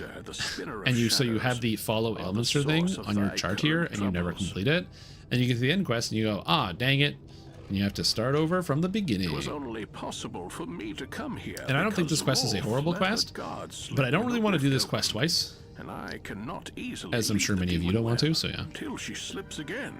Yeah, up here, you can actually either go around this section, you just kind of dash to the side, and then you can start climbing all the walls and skip past a bunch of things. The Demon Web was kind of interesting, because of the way they did the geometry, inherently as mobility has increased, there's a lot of ways to just like skip around certain elements of some of these quests, which makes it a lot faster. This is not the only one, there's actually several quests in the Demon Web you can also skip using similar methods, which I will show you how to do. This rift and that war are Yeah, bound you can just together climb, in even if your her jump plan. sucks, you can climb up here. So are you, I just go suspect. in this corner. Hark! I sense that she has dropped her guard again. Hark! Occupied with her sister, most like.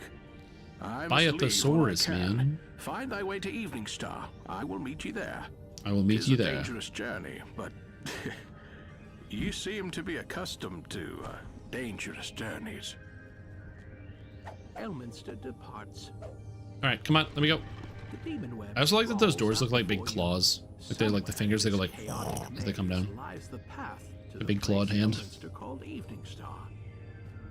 The hunched creatures ahead make some strange, disgusting sounds as they leap low. Alright, demons, immune to lightning. One of the downsides about demons, immunity to lightning.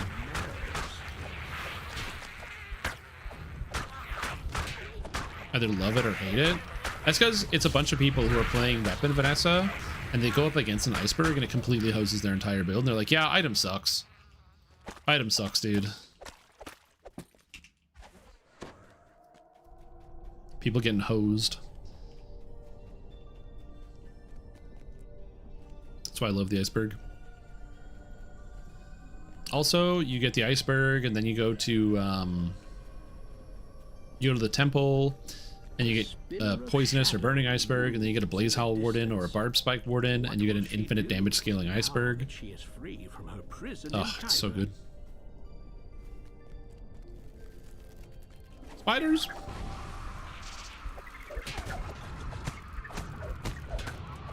All right. So for the most part in these quests, I'm kind of just like running through what do you call it? These quests are kind of fun, but I find that like right now, I'm just trying to make sure I'm being as conservative with my spell points as I can be, just because I don't really have a lot, and even though there are some shrines, I kind of just want to get to level 23 so I don't have to be, so I can just become very heavy on the spell spam. If I did get myself like an extra mana item or spell point item, that would probably help me out quite a bit, but yeah, we gotta get there. Only the strong survive in the demon web. And these treacherous The top 10? Interesting. I mean, the injectors are quite good. Oh, Oozbaw's here. You know, we might as well fight this little boss. I like fighting Oozbaw. He's fun. Knock these guys down, take them out, and then kill this wretch. Oozbaw the Unwholesome. What a name.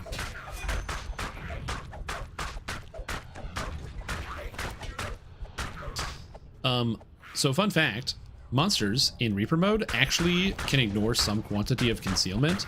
So if you happen to have like displacement active, monsters actually can avoid your displacement. However, they can't avoid clouds. So on the higher Reaper difficulties, you will actually see people casting spells like fog cloud, stinking cloud, things like that, because, well, not really stinking cloud, but mostly fog cloud, because fog cloud applies a 20% concealment bonus to your party that monsters can't avoid. There's no way for them to get around it. Isn't that neat?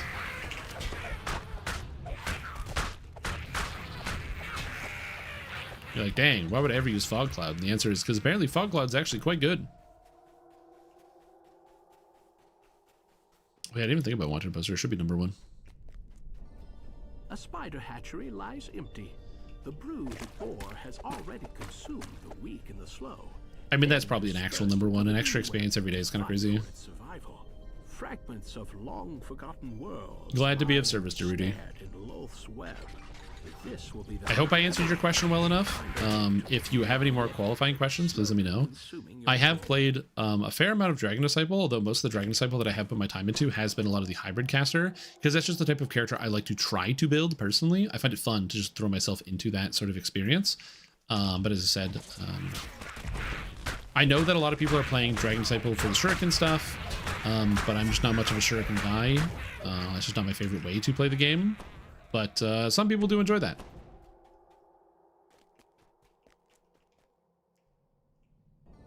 On a distant shard of the demon web, Loth greets the spinner of shadows. It is time, my sister. The dragon shards are in place. So let us begin the ritual. I promise you power beyond imagining. I mean, I can see that. I'm gonna be honest. I've been getting a lot of 10 runs playing Dooley, and I haven't used a lot of Monitor Lizard. Or better than Monk as a full hand wraps melee. I think if you're just doing hand wraps melee, they're pretty comparable. The benefit of Dragon Disciple is that you get access to pretty much the same things as regular Monk, but you're a little bit slower in terms of the general movement speed because you don't get access to Abundant Step. You get the Dragon Leap instead, so you are a little bit slower than regular Monk, which some people would say is a bit of a minus, and you don't get as many base melee stats, but it's not bad. Hey, get out of here, Macon.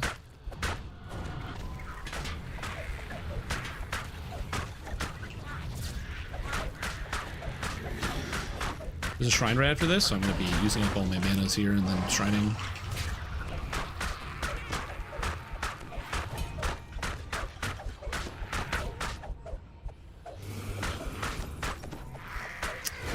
Feels good.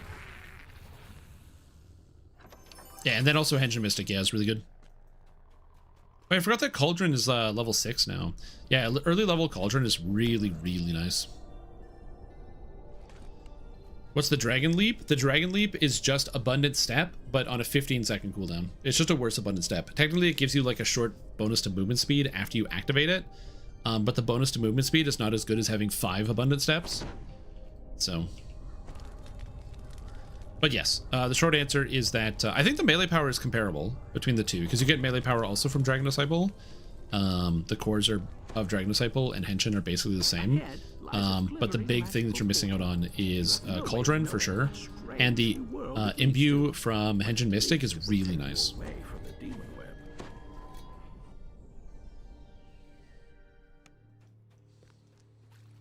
You find yourself in a vast cavern of stone deep below the surface. Yeah, if you're not interested in doing the spellcasting thing, it's really hard for me to justify like recommending playing a Dragon Disciple, because the half-caster thing is sort of Dragon Disciple's main appeal. If you don't really want to do any of the casting, you would just be served by going as Monk, not the least of which because Monk would give you a better past life, because Monk past life is +1 to damage on every auto or like every attack. And as it turns out, having a little bit of extra damage on every attack, if you're like a melee player, is a good thing. Versus Dragon Disciple, which gives breath DCs? I think. I'm gonna be honest, I actually don't even know what Dragon Disciple gives. Or is it Dragon Lord that gave breath DCs? I have to look it up.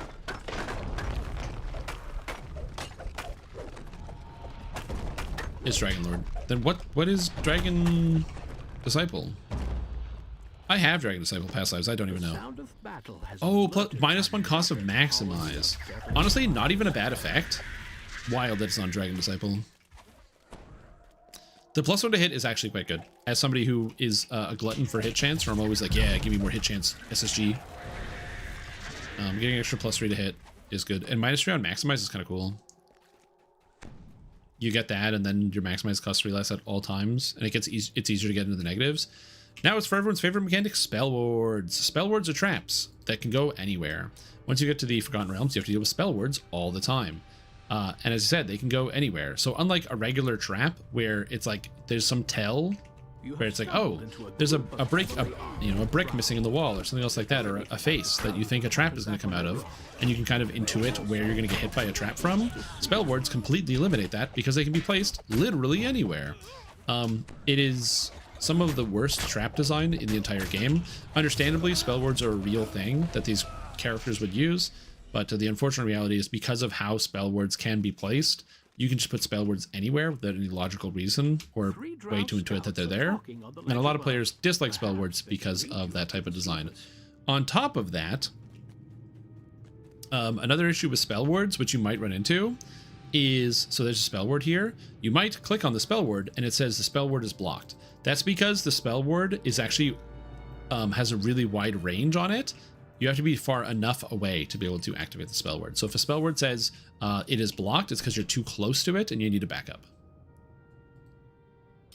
However, you can search them from fairly far away. Unfortunately for me, I don't have a lot of good DCs for that because my spot sucks. The Drow patrol you saw before. Anyways, Sailcloth Cloak off, so I can put on my Feather Falling. I'm going to put Feather Falling to jump across this gap. If you fall down here, you have to fight a bunch of elementals and also deal with some Spell Wards. I am going to disable the Spell Ward that spawns right here, but I don't want to deal with everything else. I'm going to disable this. It snaps. The slavers are growing careless. I shall have to clean up after. Yeah, I remembered one of them gave spell DCs. I couldn't remember which one, so thank you, team, for correcting me. I appreciate it. -1 maximize. I'm gonna be honest, I don't hate it. It's just an extra thing, another way to stack up extra maximize and to make your spells more efficient. It's definitely one of those things that you don't need on any character whatsoever, but it's kind of neat if you have. Oddly enough, it's also something that is not very good for Dragon Disciple in particular, because if you're playing as like a low life Dragon Disciple, you probably don't have the mana to be able to afford maximize. Although I actually did have the mana for maximize when I played it, which was fun. So I was running maximize on my Dragon Disciple pretty much the entire time, which felt really good. Because the only thing that cost mana was like my couple buffs that I would cast, and then mostly my damage spells. You might notice I'm taking a right here. There's actually a reason for that. If you take a right here and disable one trap, so I believe there's like one trap right around here. If I do this, and then I disable all the traps on the other side, I will get the ingenious debilitation bonus for that juicy 30% XP. So I almost always take the time to do that if I can disable traps. 2 spiders stand guard in front of the 2 gate. spiders stand guard. They had been ordered to do so. Once again, you see the now For thrower of a regular monk? I don't know. Patrol. That's just what people tell me. A small but well-guarded drow outpost lies up ahead.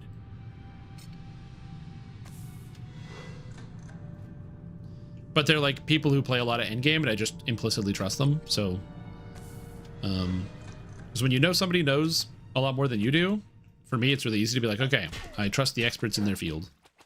It's one of the positions I feel like I have very fortunate as a DDO content creator, is I know a lot of like really intelligent people who are just really smart and good at this game. So I can just ask them and be like, hey, XYZ, or like people can correct me. Sort of like how I was like, I don't know what the past life is.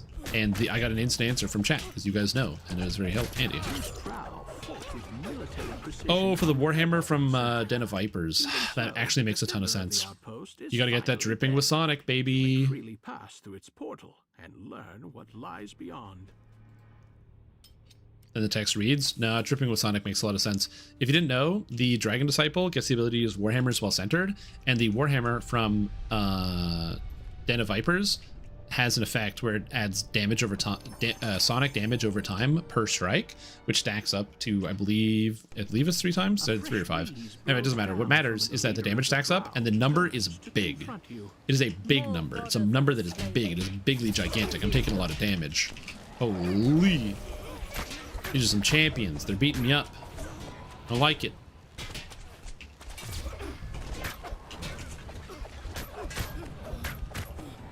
Alright, everybody's dead. It's just me and her. Good. What's up, Cruiser? What if it was me that said it? I'm an expert? I mean, if you said it and you had enough confidence, I'd probably just listen to you. I'm pretty susceptible to suggestion, like many people on the internet, so if you said it, if you were like, yo, dude, it's actually true, most people are doing this, I'd probably just believe you implicitly. Over here! Thank the gods, I'd almost given up hope. But where did you come Yeah, from? so it's really, really nice. I meant for thrower? Yeah. So as a thrower, you can use a weapon in your offhand. So you would put Audion in your offhand. Well, not Audion, you'd use the other one. The physical damage one. But anyway, actually, it probably doesn't matter which one you use. But you put it in your offhand, and you can craft a legendary green seal effect, as Nevermore says. And then you can also have the dripping with Sonic. It's quite good. I use that on my Warlock, actually. So look at me. I'm basically doing as much damage as a Shuriken build on my Warlock. So, you know, it's basically the same thing. I mean, yeah, it might be like 1% of the same damage, but you know, it's like if they're doing 100,000 damage and I'm doing 1,000 damage, we're both doing 1,000 damage, you know? So honestly, almost the same. It's almost the same. It's very similar. I may not know what an order of magnitude is, but that's all I got. Yeah, exactly. 0 is also a percent. All right, so now we're gonna do the Evening Star chain. There's a lot of fun quests here to do in Evening Star, and we're gonna start with these ones out in the King's Forest. These 3 quests should hopefully get me to my level. They might not. The final quest here is a little dangerous, so we'll see. Additionally, there is actually a docent that drops from one of these quests that is quite powerful and useful, which will be nice.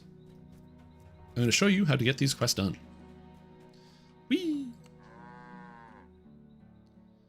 Use the old ToE crafted weapon. You could use an old ToE crafted weapon. I do appreciate the fact that there are still uses for those, even though people aren't able to make them anymore. It's kind of funny.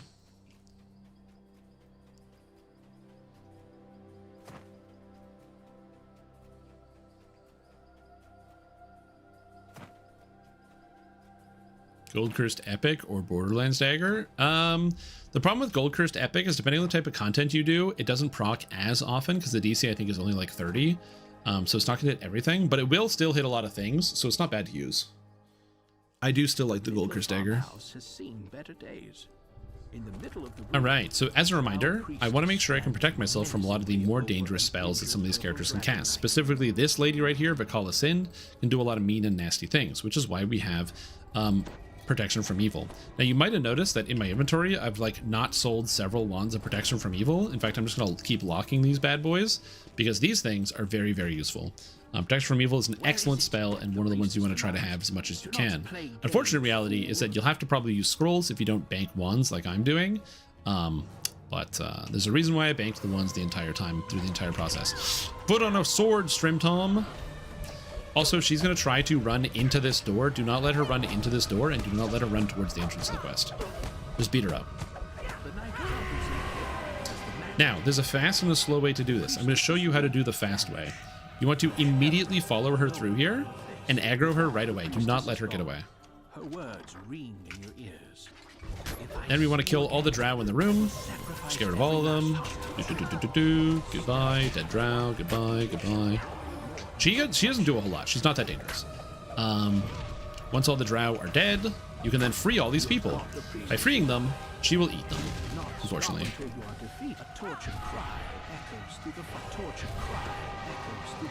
Go, Quinlan! Anyway, once the last person is out, I actually saved one person, very cool. Now I just fight her, and she's not going to run away. This way you don't have to chase her all around the building or wait to like multiple minutes to get all the way to the very end. Instead, you can just kind of beat her up right away. So this is how I do this quest every single time. It makes it a lot faster. Also, have you guys noticed how often I've been hit by Chaos Hammer ever since I got to Epics? It's the Hezrus, it's almost all the drow, it's this lady. So many things are casting Chaos Hammer all the time. This is why. And look at that. 1 minute and 52 seconds, first lifer, garbage character. No problem. Drow without question. I mean, you say that, but that's what I was programmed to do. Blasting of corrosion. Interesting. It's not bad.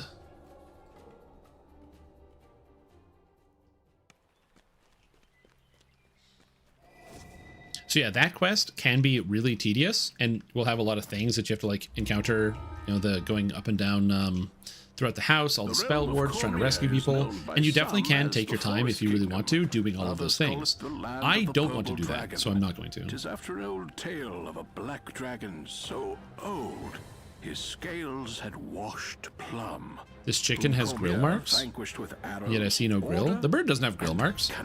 Also, I'm going to be honest, I know this is just the raptor model. I really, really like the giant crow. I know some people don't like it, and they don't like the wings. And again, I totally get that, especially the front wings, how they kind of just hang forward. I do get it. But I really like the frame, so I'm a big fan. The only thing I don't like is how it almost instantly desyncs when you're riding it. This is just from riding in a straight line. Also, there's pits everywhere, so try to avoid the giant pits. You won't know where they are, but you'll fall into them and get hit by a bunch of spikes and go, ah, dang it.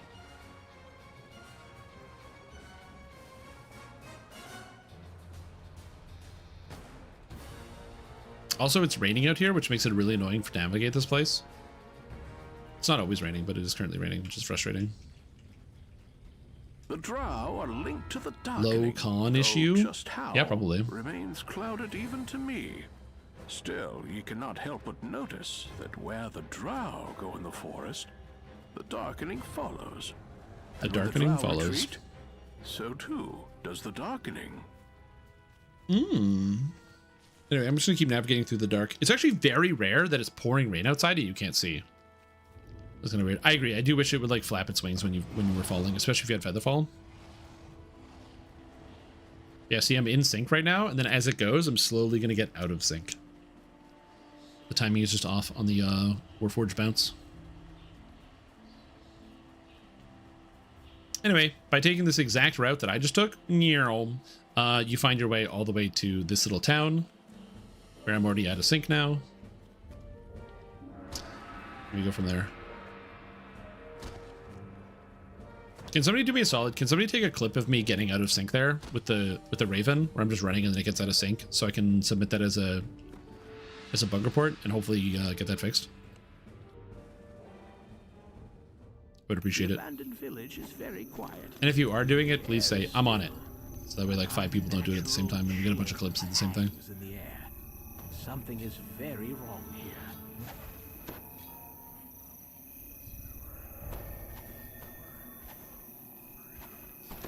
Oh, thank you for volunteering to make that clip, Cruiser. Appreciate it. Okay, in here, as long as you have Death Block, you're fine. Death Ward used to be like really, really good here, but because these guys do a bunch of negative stuff. But as a Warforged, I don't care about negative levels, so it's fine.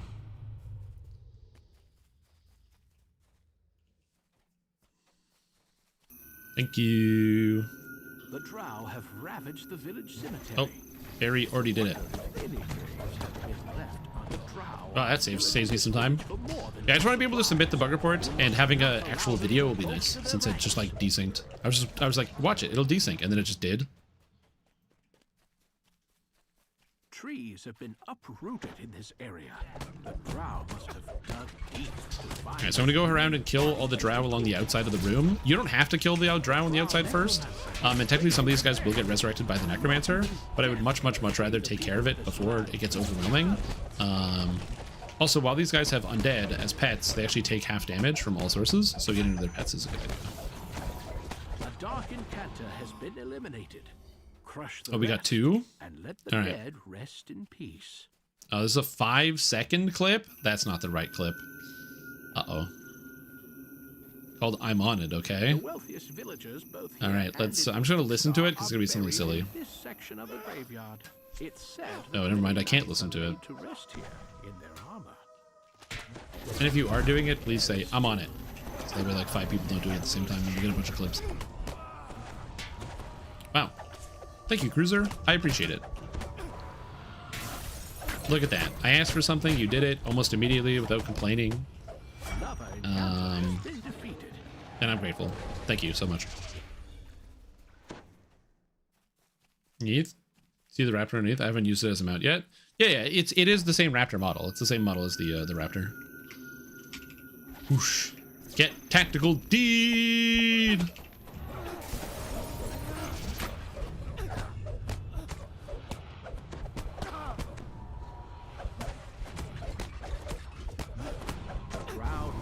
When you get to whip the tactical D from downtown, it's just like, oh. I love it's got that arc too. It's a very satisfying spell to cast. Alright. I'm getting combinations. Getting combinations is fantastic. There's a lot of cool things you can buy in town with combinations. Farming out combinations is an absolute nightmare. However, it's really easy to get combinations if you just do all these quests. So for the longest time, every time I would do an epic past life, I would always come out to the King's Forest and do all of these adventures, because by doing them, you get combinations. The Evening Star comms for the villagers or for other factions. And it would be very handy.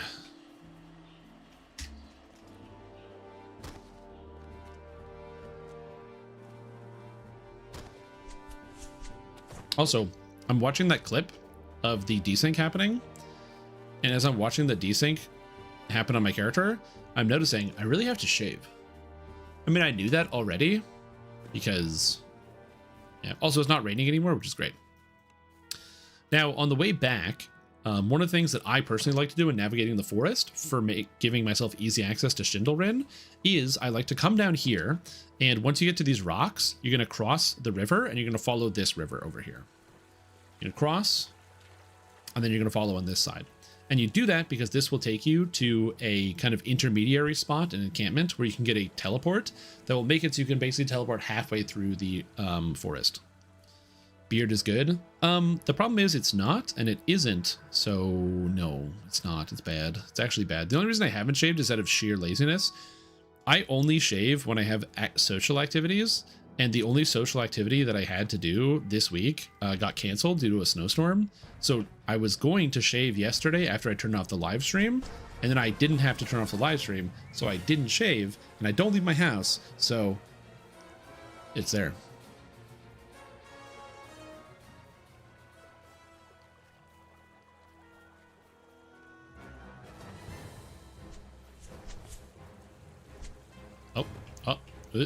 Yep. I am pleased Loth's schemes have created the bridge between our worlds. For that Don't let him into here, Beard Club. Don't worry, I can't grow a beard to save my life. It's fine. I wouldn't be worried about that. Anyway, talk to him once and that's it. You don't actually have to click anything. The number of times I would talk to him and then actually click his message was too high. Also, man, this river do be looking pretty. Look at the reflection in the surface of the water. Oh my lord. That's some water. Look, DDO might look like a Nintendo 64 game sometimes, but man, that water be looking good. Your beard is over a foot long? How do you have a beard in a desert? It's like 1,000,000 degrees. Don't you melt? Isn't that like, you know, lying down under steel wool? I guess steel wool's not that warm. Under real wool? Trying to find Schindler? Yeah, it's really horrible. Not shaving for like 5 years, I would never do this.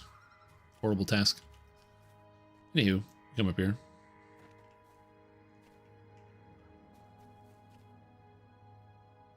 It provides shade. Oh, the beard provides shade for the rest of your body. True. All right, this quest has some spooky parts. If you're a fleshy, I'm not a fleshy and I don't have flesh. I am a robot. Because I am playing as a Warforged, I'm immune to paralysis effects. So all of the spell wards that would normally be dangerous, I don't have to worry about. Another thing that is really dangerous is Drow poison.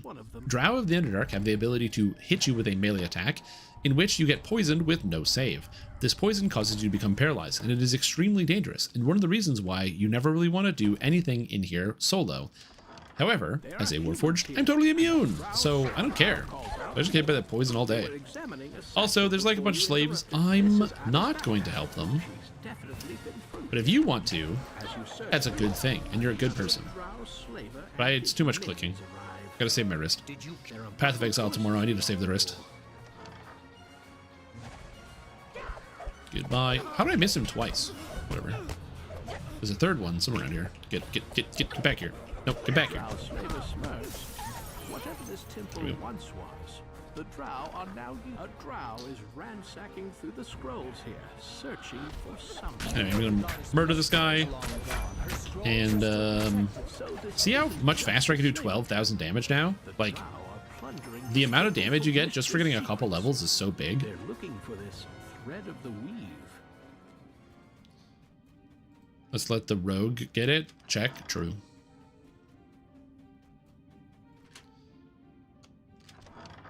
All right, in this section, there's a lot of traps. However, the traps can't stop me. So I'm just going to charge up towards the bad guys. You think spell wards and the damage will hurt me? Too bad. I'm here. Hello. I don't have to deal with the stupid archers. Isn't that awesome? If you don't have this, you get paralyzed once and you're instantly dead as the spell wards continually explode on you for hundreds of damage every single time they go off. When a spell word first activates, it doesn't do any damage. So it paralyzes, then it damages, giving you a second to maybe try to recover or make a save and get out. Oh, easiest thing of my whole life. All right, here is how you do this maze. Gate 1. Gate 3.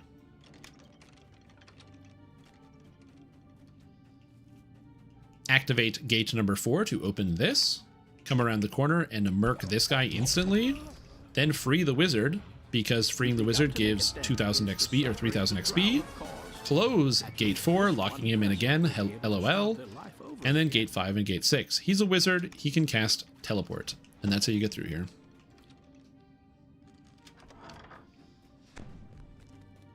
Yeah, Dispel Magic is really nice for getting rid of spell wards. 1, for getting rid of spell wards, but 2, it's really nice for also the fact that it lets you get extra XP from getting rid of spell wards, which is a big deal. What if he didn't learn teleport? I believe we call that an L. What is the nature of your magic? I believe that's what the kids would say. They would say L. So.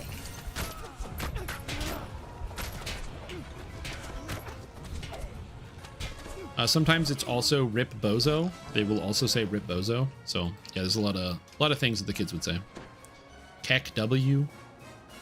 Many different ways you can respond to that guy not knowing teleport.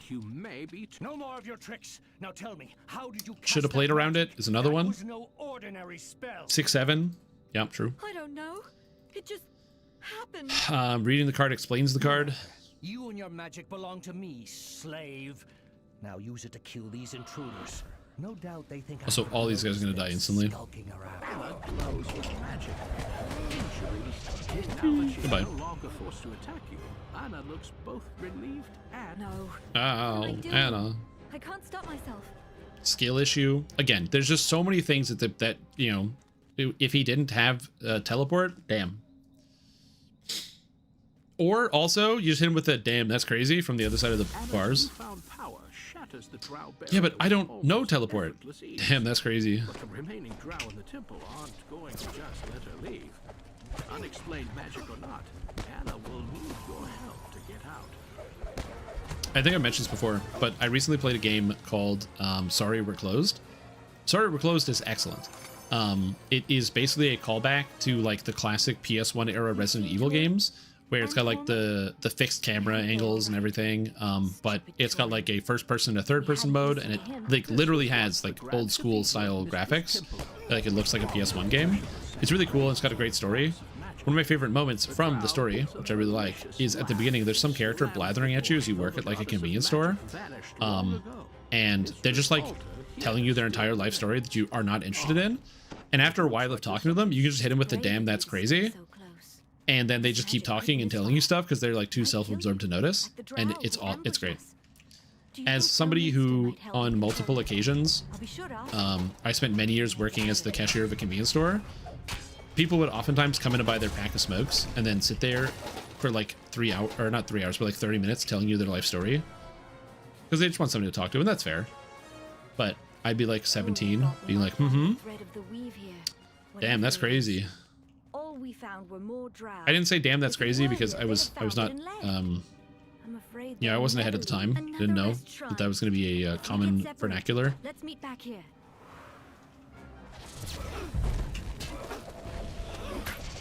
Also, if you're maybe possibly a little bit older or not in tune, or English is not your first language, if you're talking to somebody and they reply with damn that's crazy, that means they're not listening and they're excited to move to another conversation topic or talk about something else, or they don't want to talk to you. What if I kill Torin? And if I Any of those things. I can fight. That's what I can do. I can. Another drow magical barrier. Anna should be able. Oh, welcome back, Rachel. Got 1050 on the cloak and taking a break. Good idea. Damn, that's crazy. Yeah. A barrier appears in front of the Drider. You've done some serious damage to my slave operation here, he says. Fortunately, I have Drow warrior. It's a lot of warriors, actually. What are the lives of a few more? It's like a lot of warriors. Oh my god. Guess it's not anymore. You read a failed teleport? Me? I mean, if you fail a teleport, at least you teleport somewhere helpful, usually.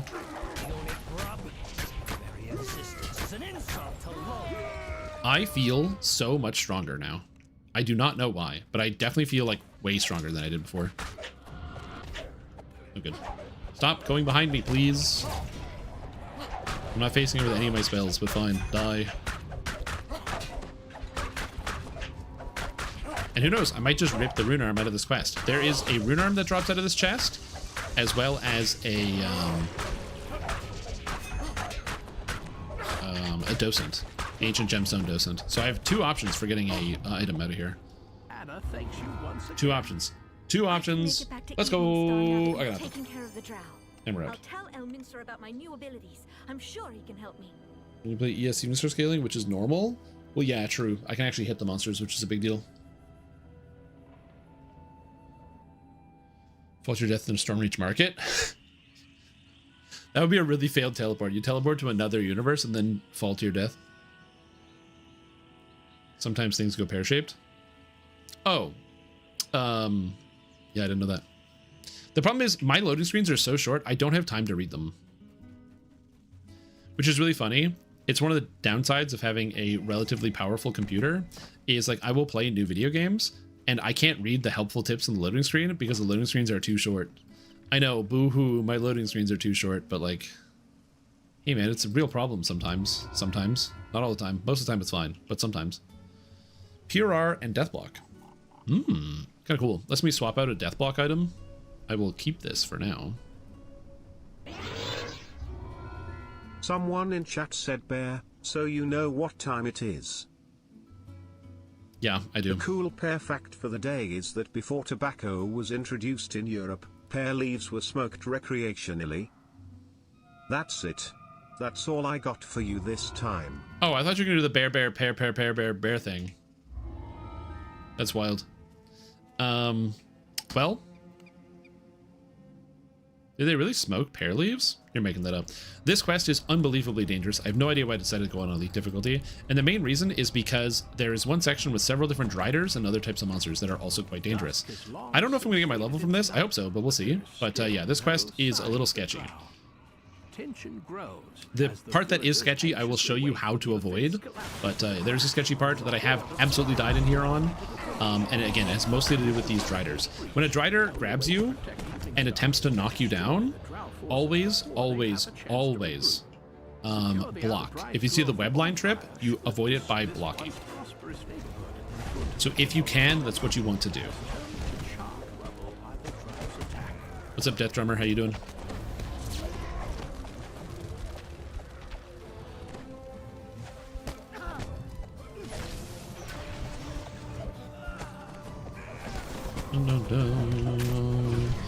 Also, if you're wondering where the current music is for the like login screen and all that, that music comes from this expansion coming out, because that's actually the main theme of Menace in the Underdark, which you can hear playing in the background. Which is kind of interesting to think that they updated the kind of login screen 15 years ago, and they haven't changed it since. I do like the original launcher music. I kind of wish we had an option to choose to go back to the original launcher music. I would love that as like a retro option.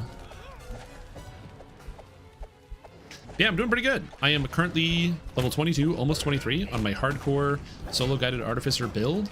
I'm trying my best not to avoid challenging quests. So I am doing some things that can be considered a little sketchy, but for the most part, you know, it's we're chilling.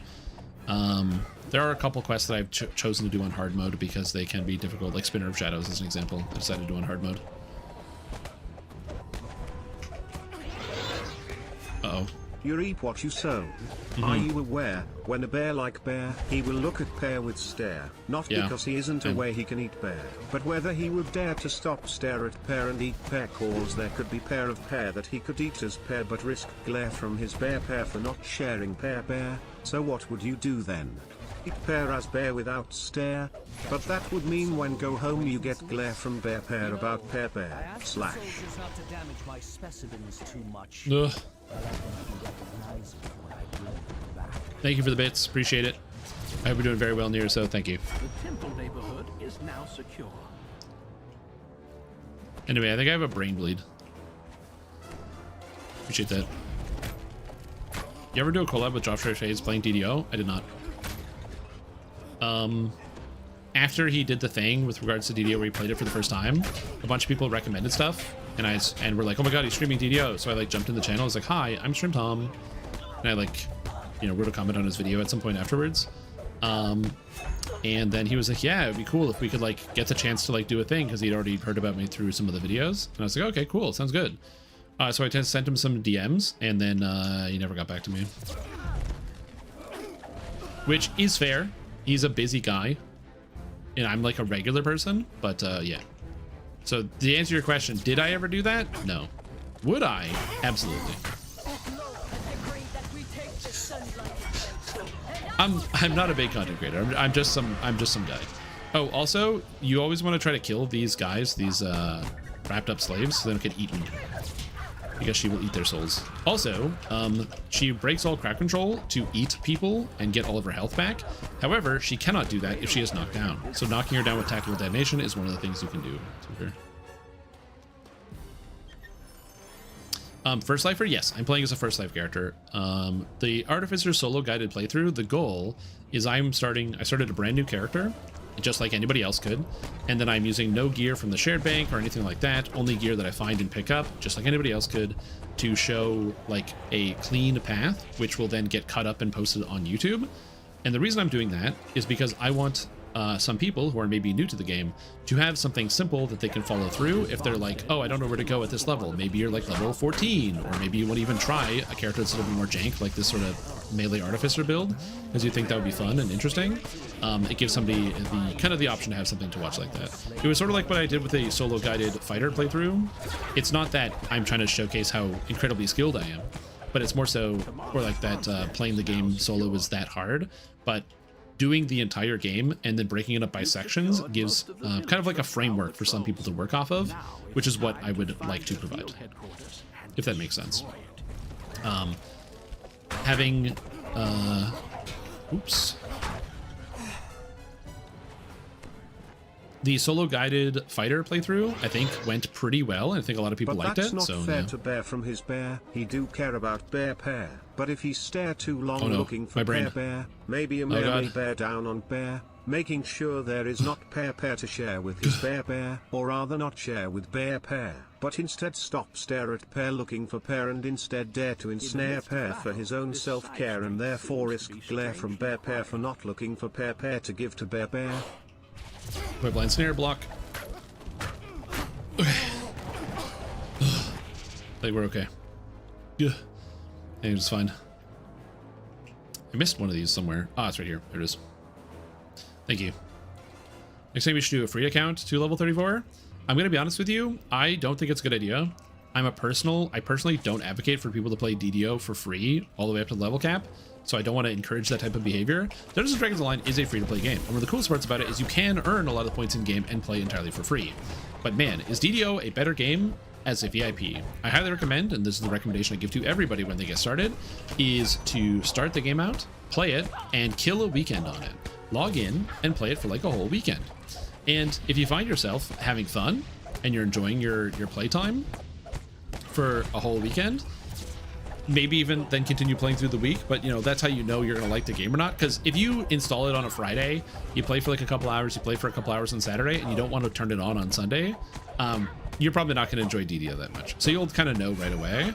The VIP is the best bang for your buck. You get to play all the cool quests, you get to do all the things, you get access to all the races and everything else. And I think that's just like one of the best ways to get started with DDO, is just kind of like going in with the expectation to either get VIP. I think VIP is better than buying points, because if you like throwing yourself head first into a new MMO, which you kind of have to do with Dungeons & Dragons Online because of how dense the information is and how much you need to know, I think that if somebody wants to do something like that, getting the VIP experience and then making DDO your main game for like a month is a great way to get started, play, learn a lot about the game, and then also you're going to earn a ton of DDO points. You upgrade your account from free-to-play to premium, giving you a lot of features. You get a ton of DDO points. You learn which quests you like and which ones you don't like. When you're done, you can use all the points to buy quest packs or do whatever. I think it's the kind of the best way to get started. I do understand why people would want to see a free-to-play playthrough all the way through the game, but I have no intention of doing that at any point ever in my entire life. I've never really been a free-to-play player. I started playing Dungeons & Dragons Online in the beta, and the game was originally a game with a subscription. So the whole point with DDO is it was buy to play. Like, well, not even that. It was buy to play. You had to go to the store, and you had to buy a box in the store. You guys might not know this because some of you are too young. You would buy a physical box in the store for like $30. And then you had to pay a subscription on top of that. So you would get home with the box, and you had to pay the goddamn subscription. Okay? And so there was no free-to-play. You got all the content, obviously, because it was just a paid game, and you had to pay for it all the time. So paying for the content got you the content, which was cool. But yes, so I've never actually experienced free-to-play as a player. I've always been a subscriber to DDO. I've always been a paid subscriber, and that's just the way I've experienced the game. And I don't really want to take that mental step back of like, no, actually, we're no longer going to be a paid subscriber. We're going to go back to free-to-play. I have nothing to prove. I don't need to see it. It's okay. I'm good. I am already aware that the free-to-play experience is a little difficult for a lot of people that are getting started, and I do try to advocate for the position to make Dungeons & Dragons Online a cheaper medium for the majority of players. I've already said publicly that there are many things I think SG can do that are very low cost to make the game more inclusive to several people, such as making hard available for free-to-play players or anybody to be able to access right away. So that way you only have to do quests twice for hard then elite difficulty. It also means that people that don't find normal difficulty hard at all will have a little bit more challenge in their regular questing experience. I think that taking any quest that launched with the original DDO, so we're talking Threnal, Sorrowdusk Isle, Shantcore, Tangleroot, Catacombs, all that stuff should just be free. It's literally 20-year-old content. They should just do that for the anniversary. Like, I've been a big advocate for a lot of the things to make the game more accessible for the average player, but I do not want to be the average player. I like my ivory tower. I like having all my things, and I don't want to walk away from it. No. Me, likey, VIP. And all my stuff. I will continue to advocate for better, you know, and easier play pattern or like play abilities in DDO for the average person, but I don't want to experience it. No, thank you. I don't need that. Okay, I don't want any of these items. All of them are bad, so I'm gonna just take the Drow Piwafwi, so I remember to sell it out of the game. I was hoping to get one of the items out of here, but I did not. What does VIP give you? It's like Lord of the Rings, but slightly worse. So it gives you access to all the quest packs, the races, and all sorts of other stuff. Basically, you know, like all the stuff you would normally have to pay for. It doesn't give you the... It's easier to say what it doesn't give you. It doesn't give you the expansions. It doesn't give you a couple classes that are only available from unlocking in the game. So, for example, the artificer class is not available to VIPs, the one I'm currently playing. You do have to buy it individually, but the reason it's not available to VIPs is because it's also unlockable through Cainith favor. So you do, because artificers are basically from House Cainith, so you do the House Cainith quest to unlock artificer on your account, as an example. So like some things are unlocked in game, but the House Cainith quests aren't free. But if you're a VIP, you have access to quests, which you can then do to unlock the artificer class, as an example. So like there's some stuff like that. And VIP gives you like some just general bonuses, slightly faster XP gain, yada, yada, yada. The thing you don't get is the town services. If you play Lotro, you know what VIP town services are, and oh boy, VIP town services are the bomb. I love VIP town services. And you do not get any of those in DDO. Oh. Level 23. For those that don't know what VIP town services are, in Lord of the Rings Online, you get 2 items. You get 1 item that makes you immune to armor damage, so you never have to repair ever again, which is very convenient. In DDO, repairing technically has a mechanic because there's rust monsters and oozes that intentionally break your weapons, and you have to plan around that, but it's just nice to have. It can be a big convenience feature. And then on top of that, you get an item in your inventory called the town services item, and you click it, and it gives you a shop you can sell at. It gives you access to your bank, your shared bank, your wardrobe, which we don't have, which is like a cosmetic storage, as well as the auction house, the mailbox, and the ability to interact with this like forging system for one of the legendary things. And you can use that anywhere at any time as long as you're not in combat. Great feature. All right, so now that I'm level 23, I can take Now Grow here, and I have 10 points spent on my tree, so I'm going to take Now Grow Heart. Actually, it doesn't matter which one I take, but I'm just going to take Now Grow. Actually, I'll probably take Thorn because I could use the Force spell power. And now I have access to Shared Mantle. This gives me 3 bonus imbue dice, which is a good amount of extra damage, but also allows my summons and hirelings to benefit from the Primal Destiny Mantle, which means now my dog can bite for 1,000. So I'm going to summon my dog again. And then 3 points in Evergreen. Not only does this give me 100 spell points, it also makes it so when I cast spells, I have a chance to get 100 temporary spell points for 60 seconds. This effect goes off constantly, and it gets procced by my rune arm, which means when I shoot an enemy with my rune arm, it will then allow me to get a whole heap and helping of extra stats or extra spell points, so I can kind of spam my spell points as much as I want. I'm going to show this off by doing one quick quest called Outbreak, a quest that is not terribly difficult, and I will show you how this works. I'm going to grab the hireling vendor here. I don't know why I'm shaking my head. No, I want the epic hireling vendor. Is there not an epic hireling vendor in here? Is it only heroic hirelings? This guy. Oh, I didn't click the epic hirelings because I'm stupid. Anyway, I'm going to grab Sadiel. No, there's got to be... Where's the Warforged around here? Shale? Yeah, it looks like a robot. Probably a robot. I'm going to just show you in one quest. Is this Shale? Sure. How the build now functions and why it's good.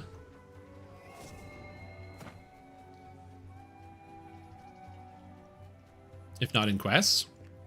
I actually don't think it's a problem because I don't think having access to your bank in a quest changes anything in game. I guess the closest thing it does is you can like stash potions in your bank, and then if you need more potions, you can get them out. But like, you still have to buy the potions and have them, and it's basically the same as having them in your inventory. Like, I'm trying to imagine how that would break the game. Some of you guys can correct me if you think it's really breaking, but yeah. Oh, true. You can stash exclusives and take out exclusives. I did not think about that, I will admit. Shale is a drow? My life is in shambles. Anyway, you can see I've been casting a bunch of spells here. Once I start hitting enemies, you'll see the temporary spell points start rolling in. True, you can stash things. I did not think about the exclusives. Fine, I guess they can't do it in DDO. You guys are right. You know, it's the average. Leave it to the DDO player base to make it so DDO players can't get access to cool toys, cool features, because they're just going to break the game. Somewhere, I'm sure it will. As the door to hospital wing swings open, moist air, reminiscent of There we go. Primal Green or whatever it's called. So I can just keep casting spells. I don't have to pay the mana cost. Pretty nice. It's like, you know how when you're playing Magic the Gathering and you don't have to pay a mana cost for a spell and it feels really good? That's what I'm doing.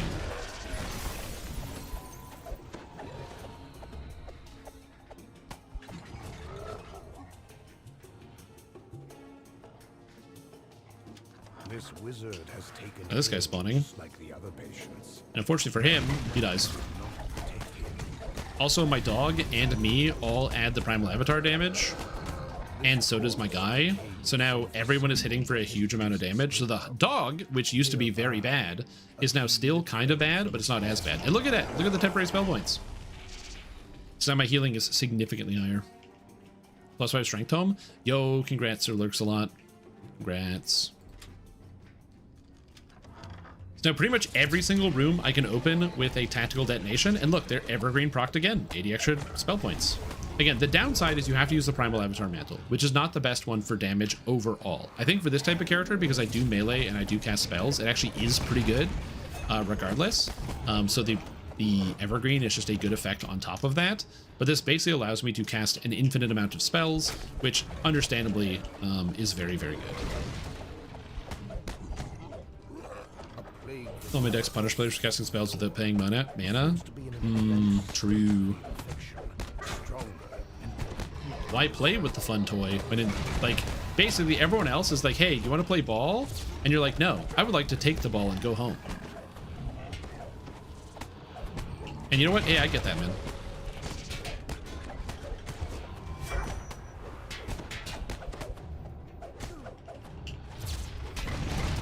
No, my Dorg, live.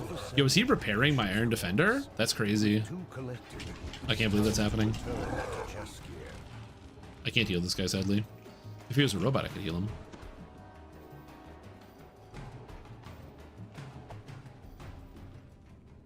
With that, head priest Jaskier opens a door to the quarantine. But I choose melee over crossbows because this character is a flavor build. I wanted to make a character that had a similar function and or similar function to the character Mega Man X from the video game Mega Man X. And I wanted to do that because I'm a big fan of that video game. And, you know, rune arms are basically like Mega Man's arm cannon, which is kind of cool. And in Mega Man X6, when Zero dies in X5, in the sequel, X6, the main character X carries on Zero's sword. So I'm like, you know, that's a basically good enough justification for being able to use swords. Is that, you know, he does in the 6th game, so that's fair. Ah, you've done it, Jaskier says. A shame about The game came out in, but like, the key thing is, Evening Star is safe. 2000? Maybe 1999? I think it's a fair spoiler. But yeah. So that's why I'm melee over crossbows. I'm emulating a character from another video game. That's why my character is literally named Solo Maverick Hunter X. Yeah. Anyway, my character feels a lot stronger now because I don't have to be nearly as conservative with my spell points. I can kind of just whip them out everywhere, which also means I can heal a lot more frequently, which is quite good. I should probably give my dog some, like, armor or some better equipment. It's still using, like, a bad weapon, but this doesn't matter. The added damage is what's there, but I would need to get, like, a docent that has physical and magical sheltering on it. And I don't see myself getting an item like that. It's a good question, though. Let's see what we can do. Say that Frisha, all this time, all you have to do is ascend once and you get all 8 points. You were imagining things. I don't know what you're talking about. You're definitely imagining things. You do not get all your ascendancy points when you ascend once in the Freesia League. That's not how that works at all. Okay, physical sheltering 24 and death block is a great docent to put on my dog. Here you go, buddy. Bark bark 24 physical sheltering. Oh, he doesn't get physical sheltering from the armor because he doesn't technically have adamantine plating. And his physical resistance rating is 0? Wait, why is this 0? Isn't he supposed to get... Oh, he doesn't have the epic pet buff. Why doesn't he have the epic pet buff? What? So pets are supposed to get a buff in epics that gives them physical and magical resistance rating per level, and also melee and range power, but my pet doesn't have that buff. Is it because he died? It might be because he died. It's kind of weird. Let me see, what happens if I unsummon it? Dismiss pet.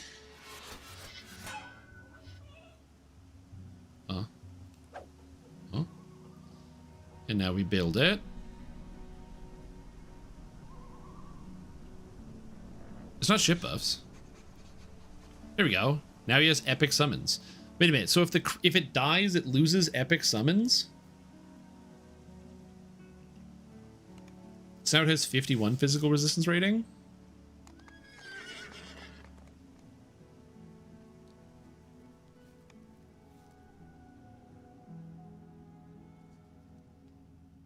Yeah. Anyway, well, that's interesting. You summoned it before an epic? No, I summoned it at 20, because every time you level up, it unsummons your pet, and you have to summon it again. Weird. Anyways, I think it's going to be the end of the stream here for today, because it's been another solid 9 hours, and I am tired. Tomorrow, there will be some more stream coming at you, so we'll be doing some more epic as we go through. And then at 4 o'clock, I will be doing the new Path of Exile Freesia League, which should be a lot of fun. If you don't want to watch Freesia League at 4 o'clock, I will also be posting the beginning of the solo guided playthrough with this character, in case you find that interesting. If you missed some of it and you want to see it then. But either way, you can also just hang out. And also, if you want to ask DDO questions while there's Path of Exile on stream, that's also fair. I am DDO guy, so I don't feel bad about that. But that's it. That's all I have for today. So thank you for watching. It's been a fantastic time. If you like to consider subscribing or following the channel or doing whatever. If you don't want to do any of that stuff, then don't. And I got nothing else. That's it. Bazinga. I'm done. I'm out. I gotta bounce. I must leave. I have to get the HE double hockey sticks out of here. All right, who do we raid today?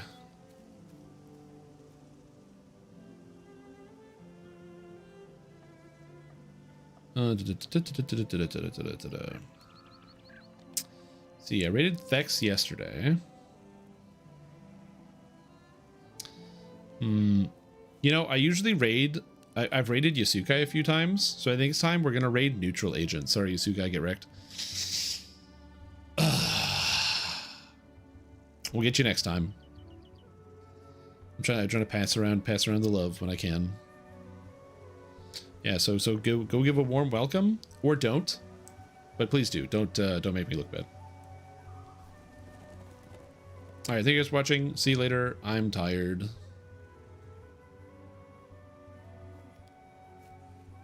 All right, and we stop the stream. YouTube chat, hope you guys had a good time. Hope you're doing well. We will be back tomorrow with everything I just said here. If you want to see that stuff, you'll see it tomorrow. If you don't, then you won't. I don't know. I'm really tired. That's the problem with streaming for such a long time. After like 9 or so hours, my brain turns to mush and I can't think anymore. So like, it's hard for me to like string a sentence together after talking for 9 hours straight, as it turns out. I need like a reset time. It's just like an hour or so of not like silence, just like a way to mentally unwind. 24-hour streams are hard. Some people do them. I used to do them in the past. Not anymore. I'm too old. I might do one again, but we'll see.